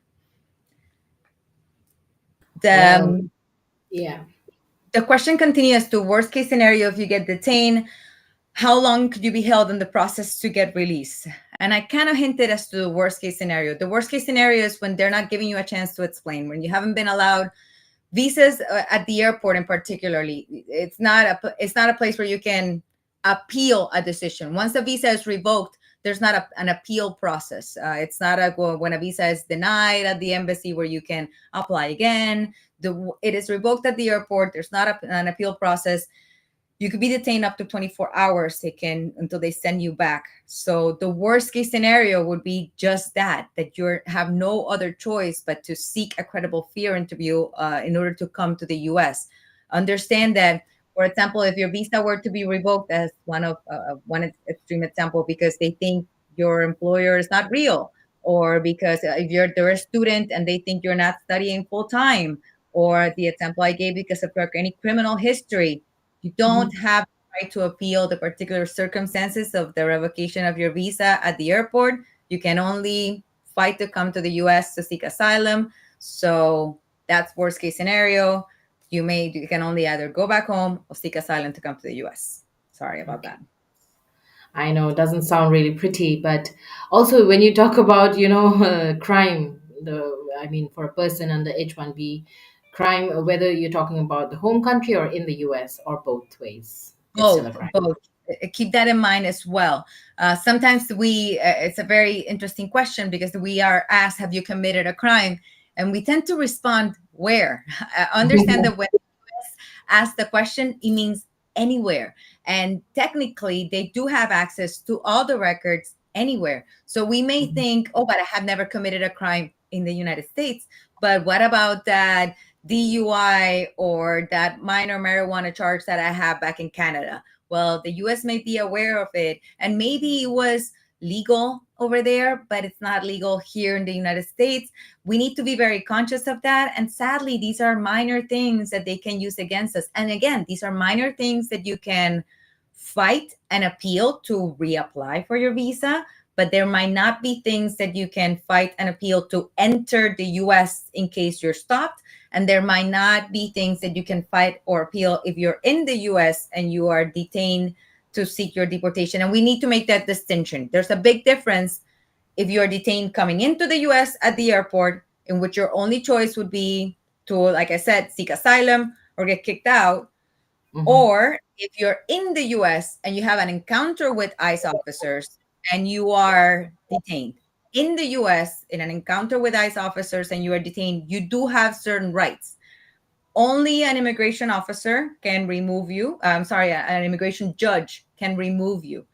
If you have been in the US for more than 2 years, and this goes back to the individual who mentioned that they have been in the H-1B for 3 years, if you have an encounter with ICE and you are detained not at the airport, but in the US, you have the right to appear before a judge, even if your visa is revoked. And there you may have the right to fight for why your visa may be revoked. So that's the big difference between at the airport, where your rights are very limited. You may only have the right to go back home or to fight for asylum, while in the US, where you can fight for why is your visa being revoked? Is it because they're alleging that your job is not real? Is it they're alleging you're not really a student? You can fight for it if you are detained in the US, while it's different if you're detained at the airport.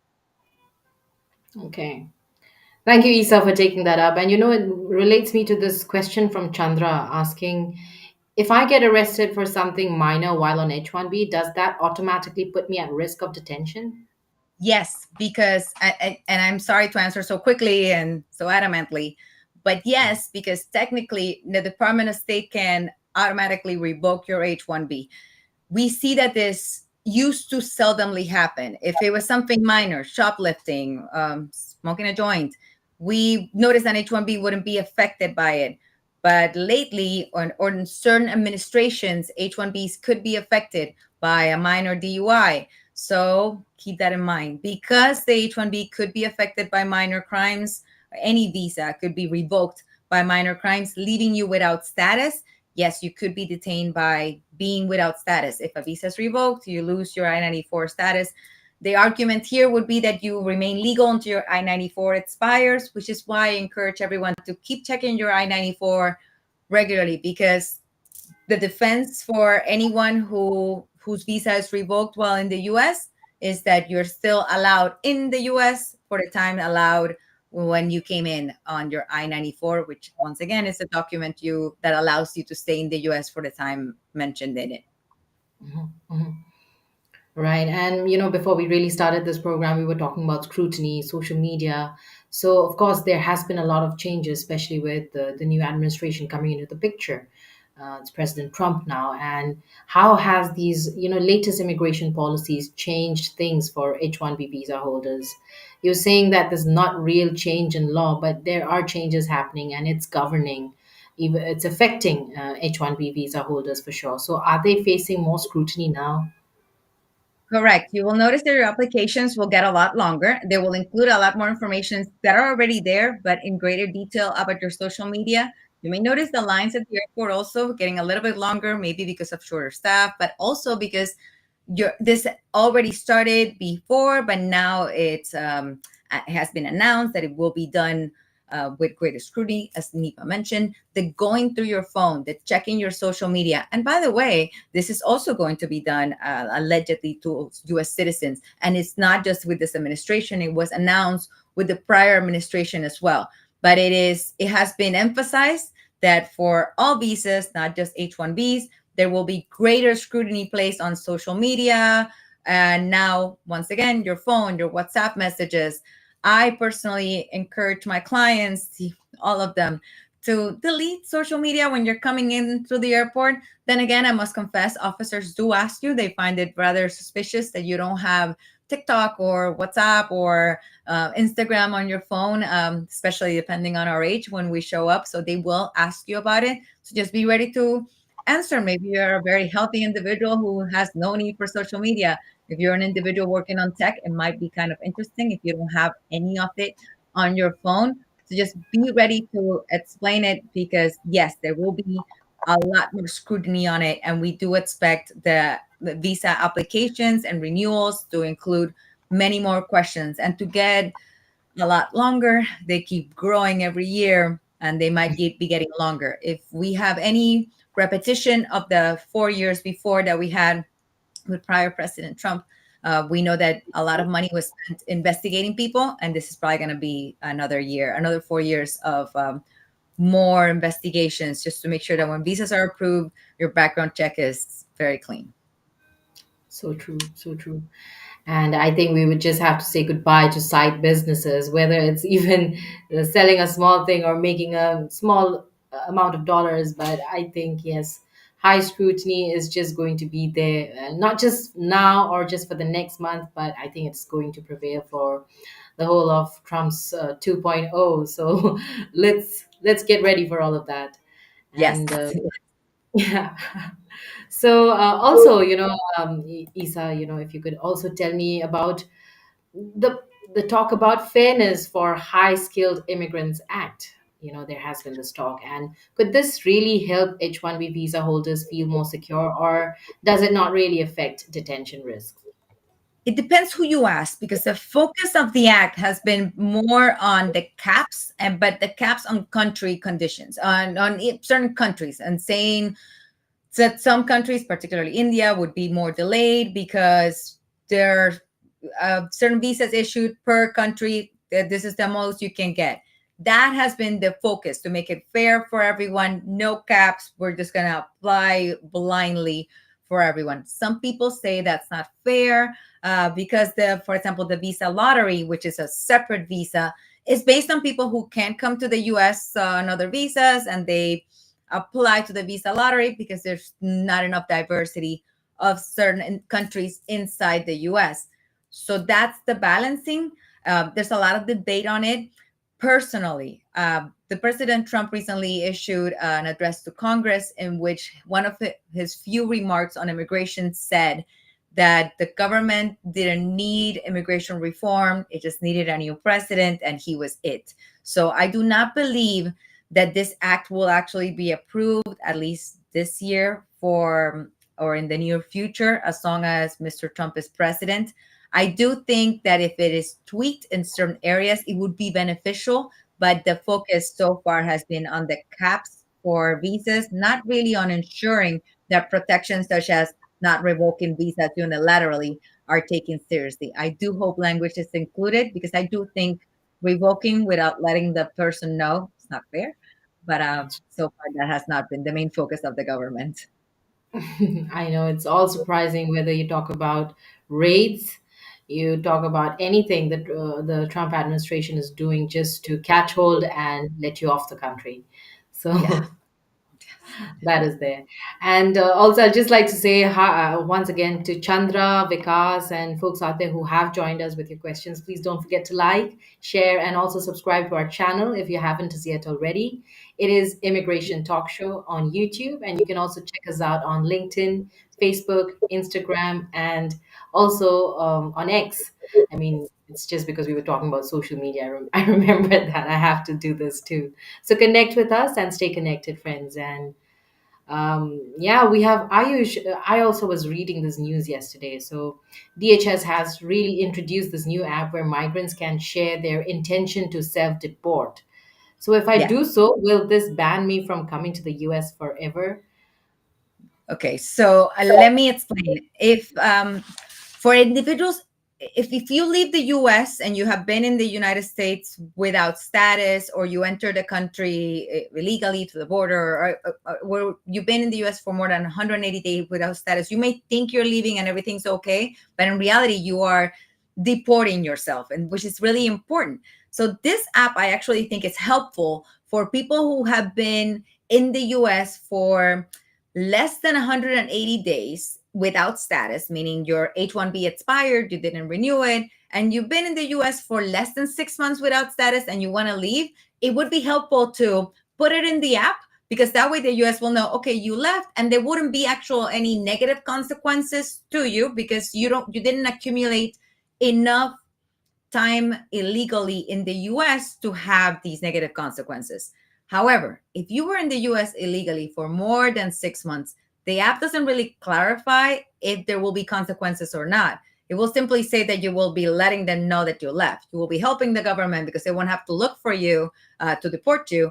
But it doesn't really clarify. It says that maybe later on you could apply for the visa, but the government hasn't really guaranteed that it won't have any negative effect. So what I've been telling my clients is to use it only if they are sure 100%, I know I'm going to leave, there's no way I'm going to stay, I'm leaving, I want to let the government know, then yes, go ahead and use it. Might as well do it because you're leaving, you want to let the government know. But don't use it expecting that by doing so or by reporting yourself, you're going to be able to later apply for a visa and come in without problems.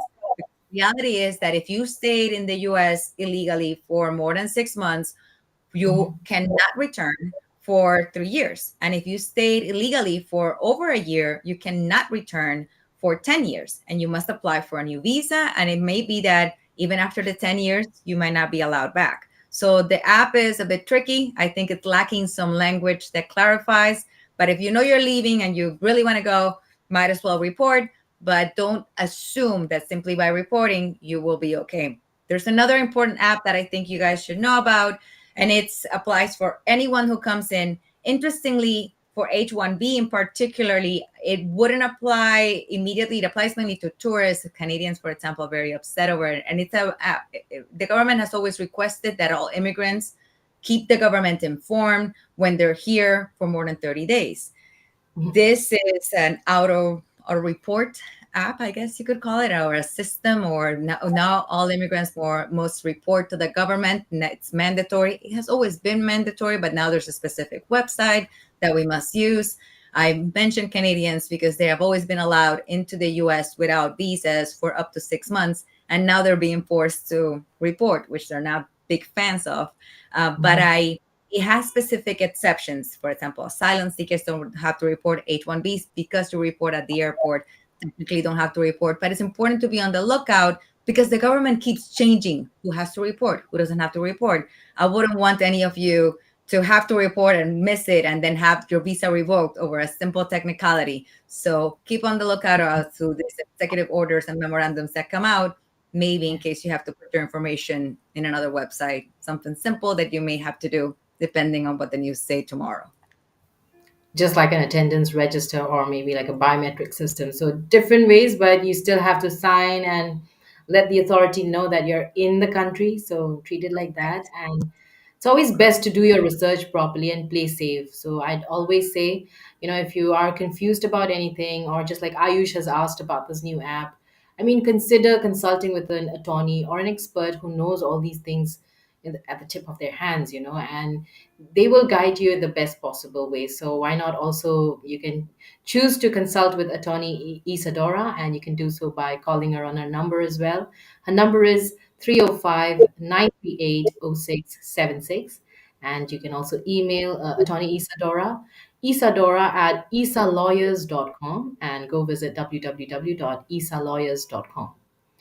So thank you for that, and thank you, Isa, for telling us about this other app as well. So By the so way, much the app is happening, right? Yeah.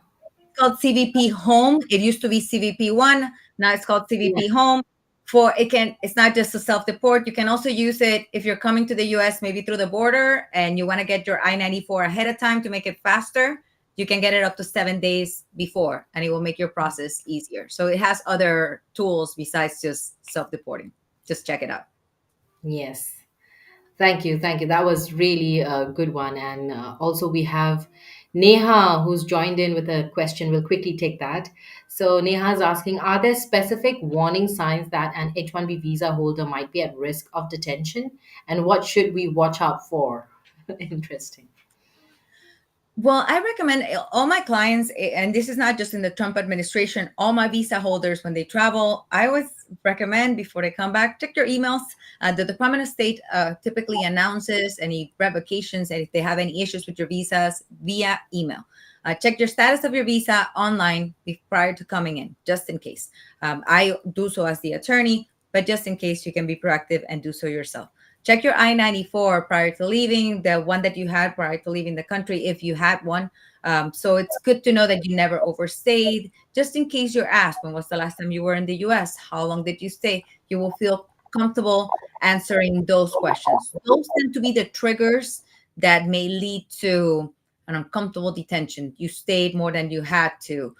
Your visa was revoked, you didn't know. You did something or committed a crime, or were accused of a crime you didn't know. Sometimes we leave and there's an arrest after the fact for something we didn't know. Somebody with a similar name to us gets in trouble and we are accused. So it's just good to check what we can check. When we're traveling, it's also good to have that conversation. All my clients always have my card. The airport is very tricky because it is, I call it no man's land, the same way before I compared it to a club and they have discretion to allow you in or out. You don't have the right to an attorney. Like we see on TV, you have the right to, no, that doesn't apply at the airport. So when you say you want to call your lawyer, that doesn't really apply. But if you have somebody's card, which is why I always tell my clients travel with my card, they can call me. Even if it's at 5 a.m., you can call the attorney, and they tend to have the courtesy. Customer Border Patrol officers tend to have the courtesy. So that would be a good idea to have with you, the attorney's card, or at least somebody's card. For example, your employer. If you're comfortable with your employer and you think there might be any issue with your job, it's good to have your employer's card. If they don't know where you work, it's a new place of business, it's good to have your employer's information. Those are warning signs, as you had asked, that you can have with you. Show, this is where I work, it's a new place of business. You may not be able to Google it because it's brand new, or because, understand, Customs Border Patrol, they're not immigration attorneys, and they're not even embassy officers. They're not as sophisticated as we may want them to be, so we can educate them. So anything you can bring with you, as annoying as it may be, to make their life easier, to show how good you are, and that's why you got your H-1B, bring it with you, even if your bag is your carry-on is a little bit heavier. than you would have liked. That would be my advice. That's a good one. And thank you so much, Isa, for taking that up. And Neha has another question to follow. So, is there any bifurcated data available of people who are detained or are at risk of being detained? So let me see if I understand your question. You mean like know your rights or um, I think she means like where can she see how many people are detained? Is there a website or somewhere where they can check out the numbers of yeah. people who are detained or who are at risk of being detained? So ICE, ICE.gov, ICE, baby, yeah, like ICE, the ICE. Gov will give you the number of detentions, and it will also give you the number of deportations. And you'll see there's a big discrepancy. And it should have it. But until recently, they were very criticized, the numbers, because they're big. There's a big difference. The reason there's a big difference is because, as I mentioned at the beginning, it's rather easy to detain somebody. You may detain somebody because when a visa is revoked, they're out of status, or they're accused of a crime, but it's something different to deport someone. It's easy to do at the airport, to deport someone because they're seeking admission. So you can tell them, no, I'm not letting you in, and that's different. But when you're already in the US, for people who have been here over 2 years, you can't send them away. They have the right to appear before a judge. And that's where the Trump administration has face a lot of difficulty. They've noticed a lot of increased detentions, and it's been very difficult in detention centers. So you guys know there's overcrowding in many detention centers. That's why they're using other facilities, like even Guantanamo. But there's not a lot of deportations actually happening because people know their rights. They know they have the right to appear before an immigration judge, and these rights apply to all of you as well. All right. Well, thank you so much. And Neha, yes, we've already answered that. That's correct. I would like to see the list of people detained. I hope you can find that. But thank you, Yeah, you Neha, won't be for able to see, joining us. yeah, Yeah, sorry. you won't be able to see their names, but you will get an idea of how many numbers. And there's a lot Mhm. in ice.gov. Okay. Well, I wonder why does Neha want to see that? I really hope that you are safe and you haven't done anything that you you would like to see or check if you are in the list. But anyway, jokes apart, thank you, Isa, for that. And also, I have another question about this. The rule for visa interview waivers, which recently changed from 48 months to 12 months. So, how might this also impact H-1B holders, especially when traveling internationally? So what we expect is that it's going to be delays. So before, particularly for any renewals, I'm telling all my clients, if you have to renew, don't wait to apply quickly. Don't any renewals, don't wait. And basically that's the main concern. Renewals are going to take longer because now they're not waiving, and like I said last time, the prior Trump administration cases were going to be taking longer. Because they're going to take longer, that's what we're expecting. Their waivers being shorter, cases are going to take longer. So expect delays. Expect that your case might take longer. So if you were planning to apply when your case was going to expire on this day, maybe talk to your immigration attorney and see if you could apply earlier. I emphasize see if you could apply, because sometimes applying too early might not be the best choice, or you might not even be allowed to apply that early, but check it out. That's what we expect. That's typically what happens when they take away the waiver and interviews. We notice embassies are also saturated. There have been significant layoffs in the Department of State, thanks to the Dutch program. So yeah, things are gonna get slower. Be patient. Be really patient, but don't give up. Keep applying. Keep applying. Just be patient, and we expect things to be slower. Apply earlier, sooner, quicker, and be patient. Yes. Thank you for that, Isa. Great tips, I would say. And I think we should just not expect too much, but also at the same time, not lose hope, but keep trying. So, also, when you talk about H-1B, it's all about big tech companies, mostly, especially, and they sponsor so many H-1B visas also. So, do you think their employees also have been facing more issues at the border this year? I think it's a balancing act. In a way, I think the involvement of Elon Musk and how vocal he was of H1B and his support during the campaign, I am hoping it will reflect in how H1Bs, particularly in the tech industry, will be processed. At the same time, as Nipa has mentioned regularly, I do think there will be higher scrutiny overall, not just in H1B, in all visas. So I expect higher scrutiny, particularly in startups. We notice many questions on companies, whether they're new, whether they're going to succeed, whether they are stable, whether they can afford it, and that's where we expect it's going to get a little bit tougher. But at the same time, like I said, Elon Musk was very vocal in saying that he was here in the US and Tesla is successful because of the H1B program. So that's where we're hoping it will balance out. So be ready to fully understand your company, fully understand your role. So I think interviews are going to get tougher, but at the same time, I do hope that either that the numbers will get higher, that will be the effect of Elon Musk. It hasn't been announced yet, but I'm hopeful that that will happen, or that in the alternative, that it will be more understanding of how we need the tech, because once again, that's how we got Elon into the country. So expect tougher interviews, but at the same time, um, that they said it was good for the economy. So hopefully they'll keep their word in that sense. Yes, me too. And well, news has it, especially from India, that there has been a very huge drop, when it comes to H1B applications. So I don't know what's going to happen. Will there be enough applicants also registration? What do you say, Isa? I think with India in particular, the issue has been not so much the tech industry, but the relation between the governments. And if Trump can work better with the Indian government, that hopefully would work will lead to an increase not only in applicants but also in approvals. That distance between the relationships in the government has also, not only in the H1B area, but it has affected other visas. The lack of reciprocity and treaties between the governments, in India and the US, has affected severely the applications, and it's something that we need.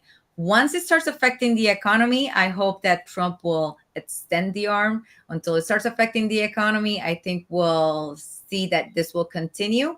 But there is an employee shortage at the moment. Once the numbers start coming down, we'll see the visas increase. That's my hope as well.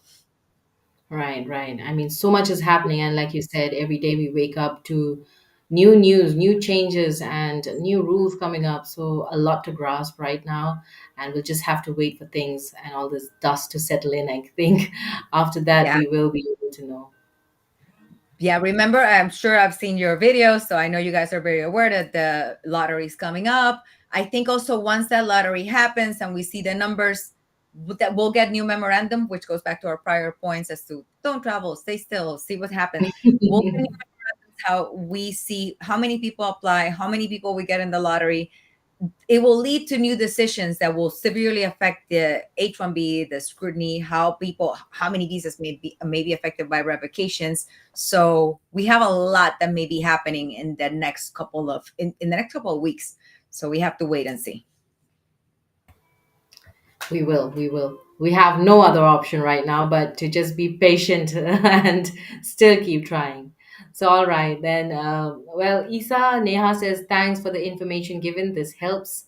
So, I'm sure.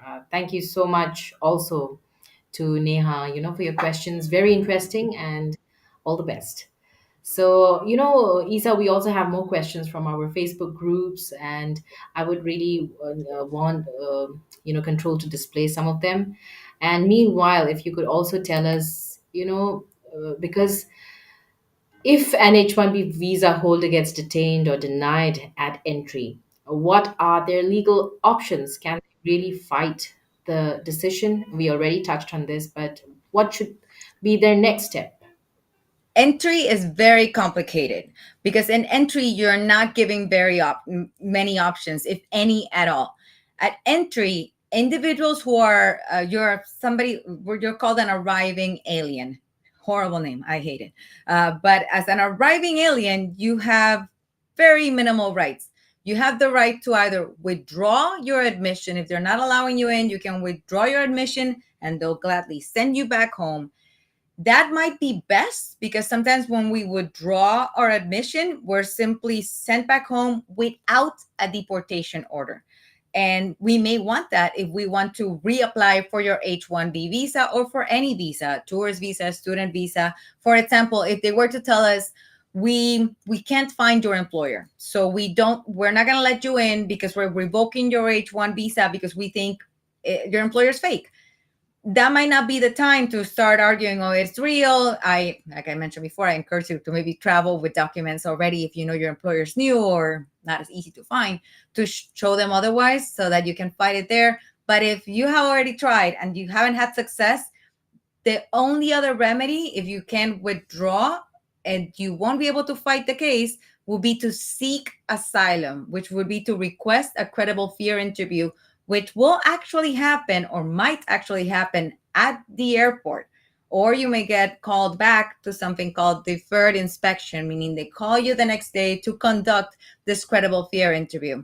They're incredibly uncomfortable. You have to show that you have suffered past persecution by the government or an agent that the government cannot control in your country. And that's why you cannot go back, because you will suffer future persecution if you go back. By the way, if you show this, then you'll have an asylum claim and you cannot go back home. So personally, I don't encourage, I would not recommend it.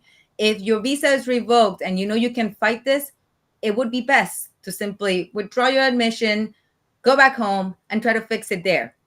And that way you avoid a deportation order. Sometimes when we fight this and we start saying, no, you're wrong, I can prove to you that my job is real, that I didn't commit that crime, that is not me, and we are fighting it, we end up with what is called an expulsion order. And that is an actual deportation order. And we're not allowed in the US for 5 years. So you could have fixed your visa, maybe applied again for the visa at the embassy, but we can't because now we're deported for 5 years.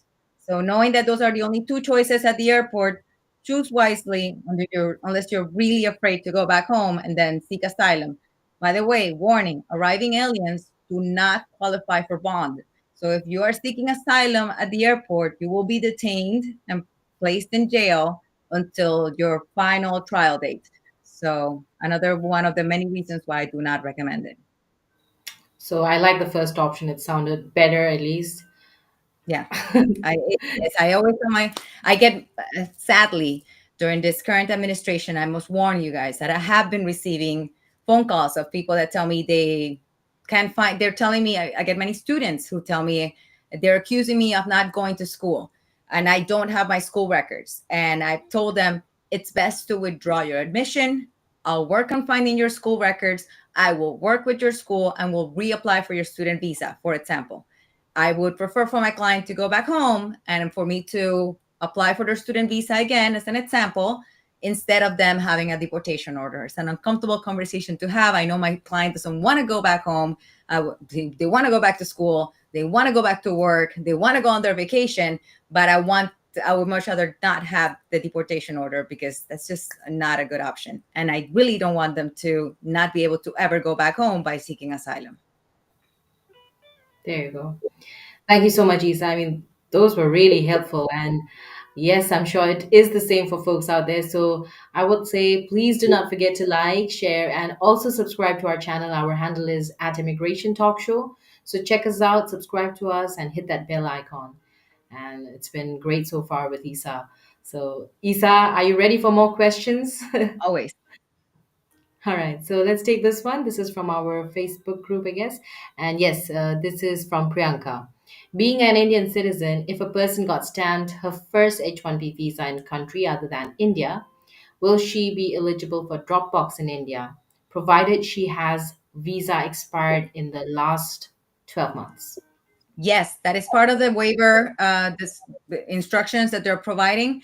Each embassy is not, it's providing their instructions online, but all the waiver instructions should be there. And yes, if it's less than the 12 months, you should be able to do it in the Dropbox. So yeah, take advantage of it.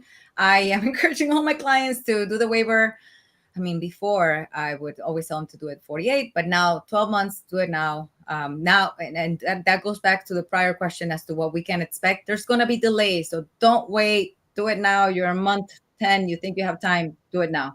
But yes, you should be able to do it in India under the Dropbox. Not an issue. Okay. Check the That's instructions, though. Check the embassy instructions online.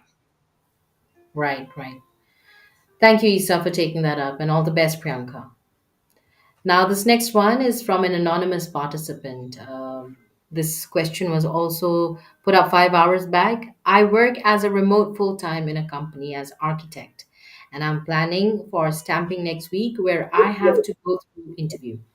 My company said I don't need client letters since I'm full time working as a consultant, and they gave a letter with all my details for counselor appointment.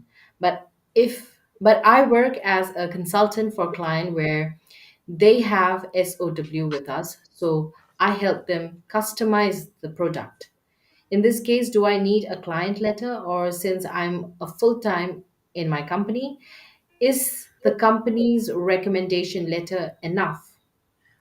The company's recommendation letter is enough because you're a full-time employee of your company. However, the client letter would be excellent if you can get it. However, I know that it's not that easy to sometimes go to our boss or to the client. If you can get it, excellent. It would be an amazing benefit to have. However, the company's recommendation letter should be enough. You're a full-time employee. That's all that is required. The client letter would be like the icing on the cake to make sure that the officer fully understands what you do. Because as you said, you are the consultant for the client, but you're technically working for the company. If we just help put the full picture of what you do, help answer all their questions. So I understand why you want it. I would want it too. But I also understand that sometimes it's difficult to get clients to give us what we want. So know that what you have is enough. If you can get more, that will be better. Okay. Thank you, Isa. And now let's go on to our next one. This is from Musthak. I'm planning to go to India for visa stamping for first time since I moved to US. In the sorry, is this the right time? Am I No. eligible for interview? No. Okay. All right. Should I go on then, or Yes, yes, yes. Go. I'll answer everything. I'm sorry. no? It's cool. Am I eligible for interviews? So my question is, my company says they will give all supporting documents for the interview, but they said I don't need client letter because we have SOW with client and I work in remote and not in client location. Does it seem justifiable for a counselor? Is there any case like me? I have many cases like yours. And what I've been telling my client is, why do we need to go? Like, why do we need the stamp? Is it something that you really need to go home? Is it somebody elderly that you need to visit? Are you feeling really homesick? Why do we need to leave? Because the reality is, to answer your first question, as you heard me abruptly say, no, right now, it's not the best time.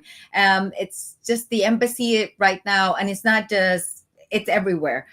Embassies are being, they're not the most welcoming environment at this point. So if you can avoid it, if it's not really necessary, but I understand there's some things that may be out of our hands. There may be some family responsibilities that we need. So if you to answer the second part of your question, if you have to, it seems to me the documents you have, it seems related to the prior question, there may be sufficient, but the more you have, the better. The bigger picture, the full picture that we can show of what we do, that's best. Sometimes it's difficult to get documents from clients. I understand because, of course, the H-1B may be your visa, but I have to work as your attorney directly with your employer to get records. And I understand how difficult it may be for employer to get records from clients, how uncomfortable it is to sometimes ask letter from clients. So the more you can get, the better it is. But it seems to me, to answer your question, that what you have is enough for the interview. Make sure you understand it. Make sure you're comfortable with it. Once again, if you have to, because if you don't have to, if you're okay here and you don't have to travel, now it's not the best time to travel if you don't have to. If your time is up and you have to, it's okay. But if not, stay here. We're good here. Spring break. Enjoy the time.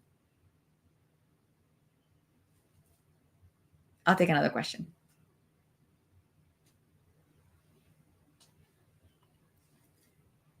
H1B. Okay, so H1B stamping in May. It's 160. Oh, submitted within 30 days to that appointment. How do I get? It's not able to retrieve since I didn't submit it within 30 days. But same A 160 attached to that appointment. How did I get rid of this to go for same appointment? I'm not understanding this.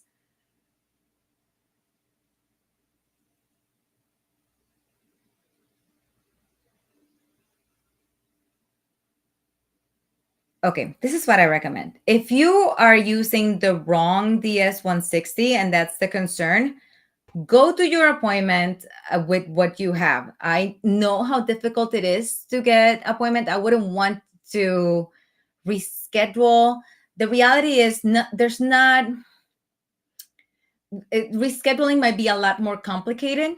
So I am failing to fully understand if the issue is that you have the wrong DS-160 and your concern is that you're processing the wrong DS-160 application. Take with you the correct application and explain it to the officer. Because once again, I understand how difficult it is to get these correct, to get an appointment. It may take a long time. Take the correct application with you because it may be difficult, if not impossible, to change it.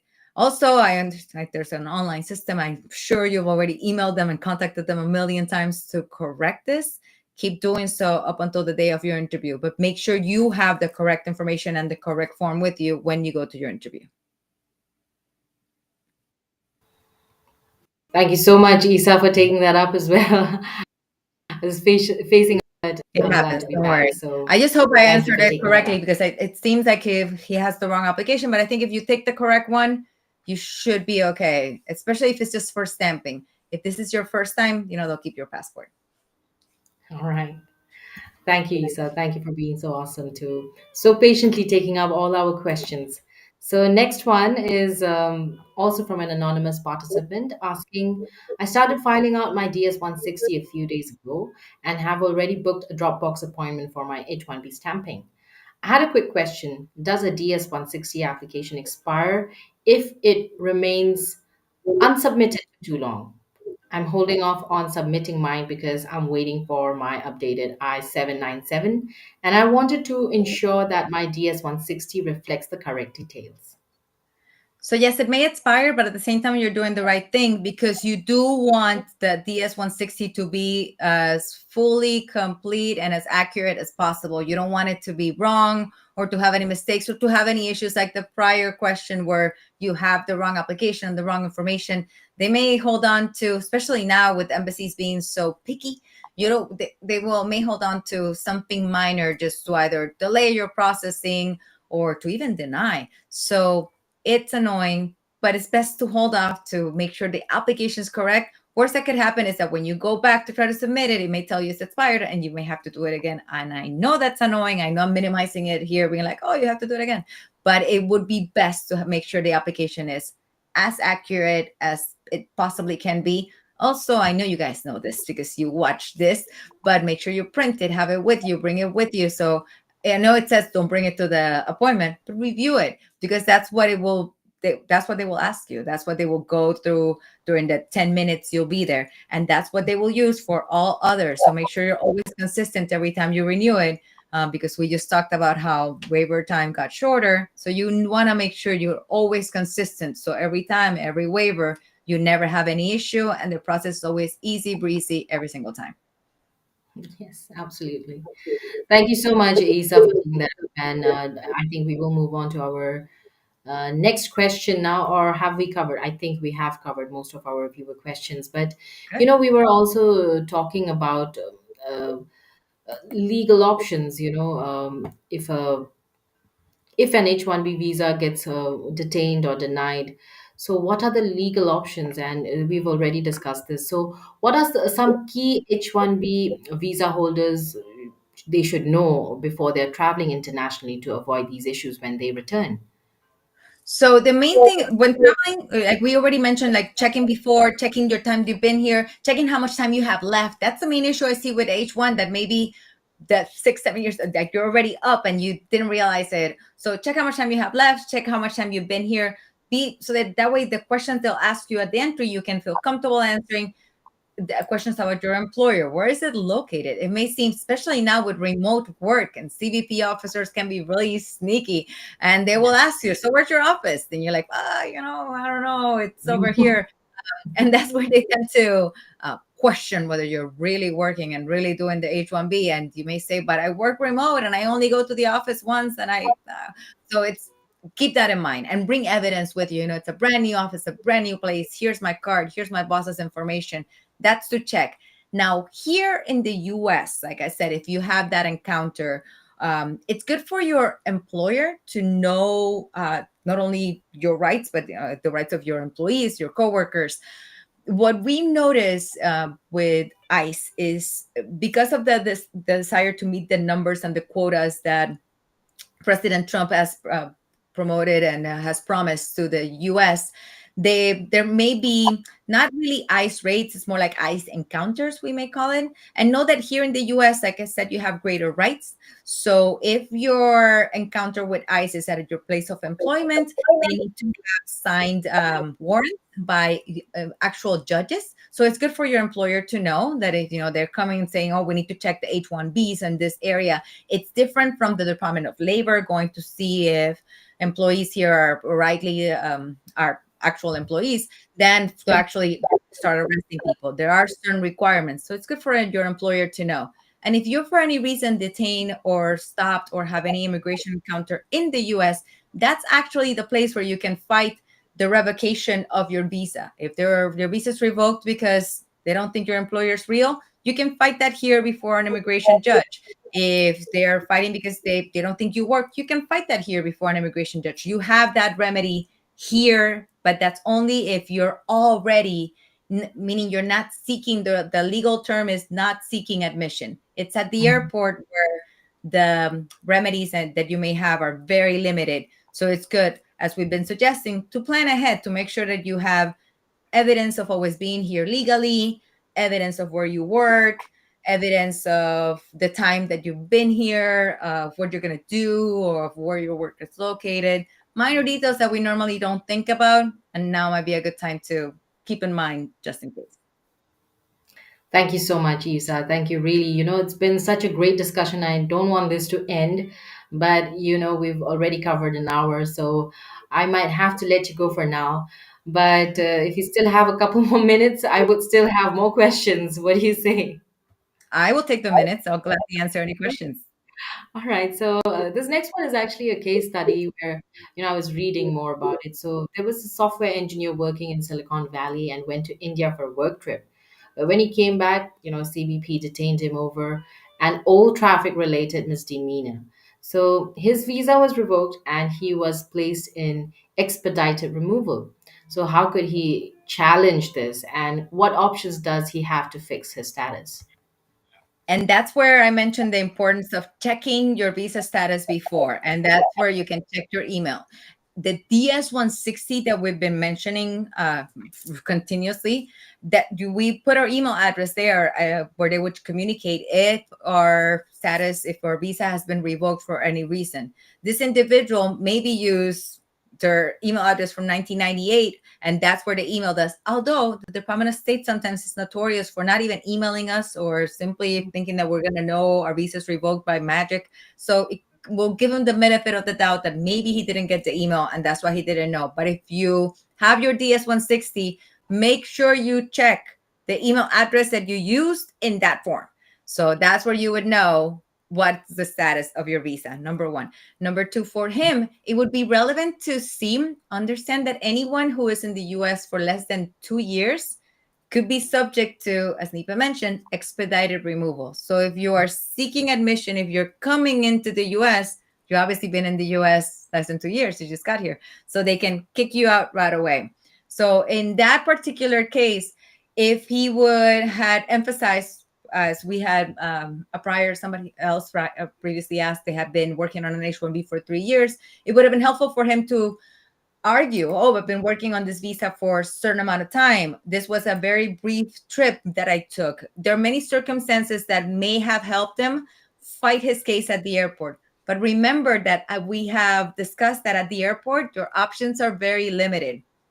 You can withdraw your admission and that way avoid the expedited removal, because expedited removal is a deportation. That's the deportation that I was mentioning that bars you from the US for 5 years from the airport.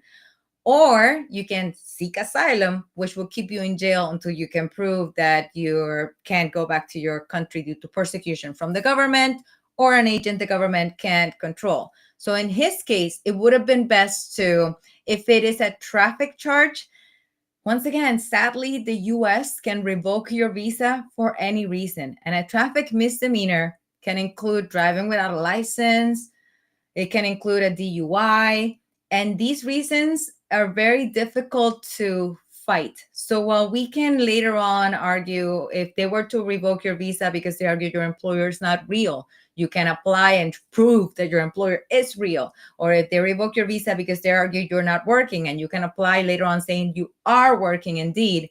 When it's something criminal like a traffic misdemeanor, because it is a decision from the Department of State, it is very difficult to have that visa reinstated later on, and even more difficult if you already have an expedited removal order because of the 5-year bar that I mentioned. So for him, he would have to either fight the traffic charge, either argue that it's not him, or it will have to be that it's not him, because if it is him, there's nothing he can do. He would have to wait the 5 years, and after 5 years, try to reapply for the visa. If he has any family in the US, it would have to be a qualifying relative, a spouse or a child, or maybe a parent. He can ask for a waiver. Sorry, long answer for a sad response. No, but I mean, totally makes sense, and I think you'll just have to play safe with all your time out there under a visa. So, I mean, try not to fall into, even though they may look small to you, but it's not really small. It could be getting more Yes. complicated a little later. So, thank you so much, Isa, for taking that up. You wanted to add something? Well, the main point I wanted to add is that right now, sadly, visas can be revoked being only based on the accusation. That's why the Lake and Riley Act is so controversial, because it is allowing people to be placed on removal proceedings, which was what we call deportation proceedings, and technically to be detained only by being accused. So that would also mean that even if, and that's also why I keep emphasizing to check your visa before coming, because you may have this traffic infraction that you think you paid and it's old, and because it spent so long that you didn't pay it, or I don't know, nothing happened with it, now it turns into a misdemeanor, and it just gives the government the authority to revoke it. So just check ahead of time, play it safe. Absolutely. Thank you, Isa, for taking that up. And maybe before we leave, if you could, tell what should employers be doing to make sure their H-1B workers don't run into legal trouble, especially with all the policy changes that are happening so fast and every day. First, I'm going to answer the whether traffic infractions affect the B1, B2 visa applicants as well. It affects everyone. Traffic infractions, they sound silly, and I never thought before, during the Obama administration, for example, I've been practicing for a while, I'm rather old, I would tell no effect. But I've noticed, maybe because I live in Miami where people drive very well, they accumulate and they do have an effect. And because visas are issued, particularly B1, B2, which are tourist visas, are issued at the discretion of the consular officer. An officer might, at their discretion, and the Department of State, the Attorney General, who are the ones that monitor these visas, may, are at their discretion, determine that you have way too many traffic tickets, and they can withdraw, they can revoke your visa. So be careful. Don't drive like me. They may have an effect. These regulations, the decisions to revoke a visa, are fully discretionary. So because of that, there may not be written black and white in our laws and regulations. So keep that in mind. So yes, traffic infractions could affect even a B1, B2 tourist visa. As to employers, what we can do to protect our employees, I'll tell you my latest case. My employer, I don't know why, I don't know what they were thinking. They were a little bit too laid back with my employee and decided to, I guess, make them partner. I don't know, give them an interest in the company, which is great.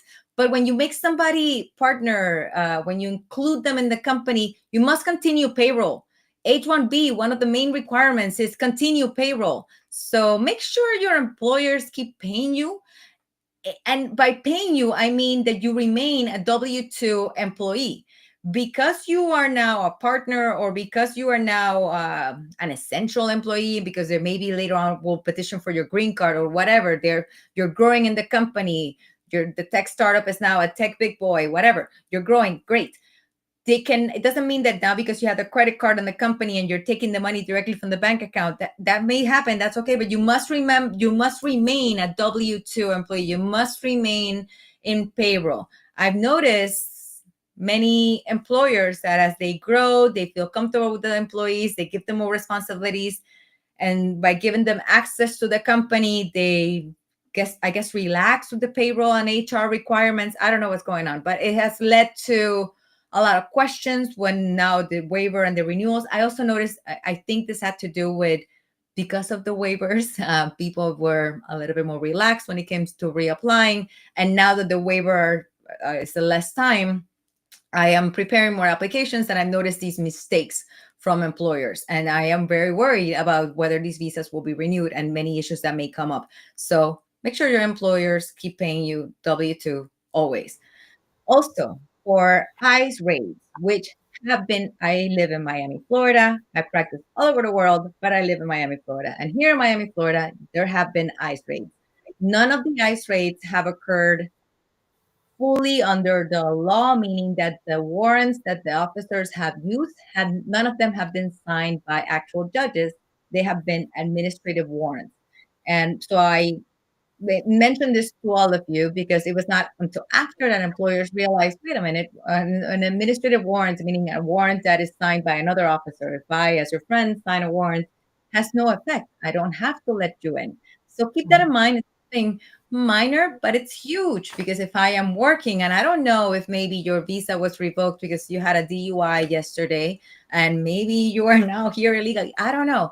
And somebody shows up saying they want to have a raid at my job, it's good for me to know, is this signed by a judge? I don't know this person. Maybe call an attorney, and I'm not going to let you in into my place of business because I don't know this warrant. And that way protect the person who maybe was accused of a crime and doesn't even know it from detention. So let your boss know that, just in case. They should know. I don't know how comfortable you may feel with your boss now in this conversation, but if you know it, and if you are the boss, you can also let them know, hey, no, my boss has instructed me not to let you in because this is not signed by a judge. So those are the two main things I've been telling all my employers: pay your employees by W-2 and check that all warrants are signed by judges before you let anyone into your premises. Absolutely. Play safe, but also play smart. So know everything well, do your research properly, and I'm sure that nothing is going to scare you when that happens. Knowledge is True. power, at least in this matter. So do that. And thank you so much, Isa, for spending this time with us, full of energy, and for patiently answering and taking up all of our questions from our viewers, not just on YouTube, but also from those who are watching on Twitter as well, and also from our Facebook groups. It was really lovely having you, and I wish this wouldn't end so soon, but yes, we'll have to at this point. Yes, so I'm really hoping already to see you again soon. Please tell me Whenever about you your want. yeah. Yeah, but before we go, do you have any end notes, anything more you want to add, and we can. I know things are scary right now. Every day we wake up and we have different news and different memorandum and something different going on. But don't get overwhelmed. Just stay informed. I know that sometimes that might be overwhelming too, but it's good to stay informed and know that you guys are doing everything right. You're staying informed. You have your visas. You're applying correctly. As long as you keep doing everything right, you'll have the law on your side. And if I can help you in any way, I'm always here. Thank you so much. And yes, you can contact Attorney Isa, and that you can do so by calling her on her number, and also by emailing her. You can call her on 305-938-0676. And you can email attorney Isadora at isalawyers.com. Check out the spelling, it's there on the screen. And go visit www.isalawyers.com. Thank you, Isa, once again. It was lovely having you, and you have a great day ahead. You too. Thank you, guys. Thank you. And folks, you can also email me or call me or WhatsApp me on my number. My number is 408-335-6444, and my email address is nipa@staffingly.com. And once again, do not forget to subscribe to our channel and also hit that bell icon so that whenever we have discussions like these, you are notified. And absolutely, it was so amazing having you, Isadora. I'm already looking forward to having you back again. So, yes, and friends, also follow us, not just on YouTube, but we are also there on LinkedIn, Facebook, X, and Instagram. So, check us out, follow us, and connect with us. So, bye, y'all. Have a wonderful day ahead and watch out our space. Stay tuned on Immigration Talk Show.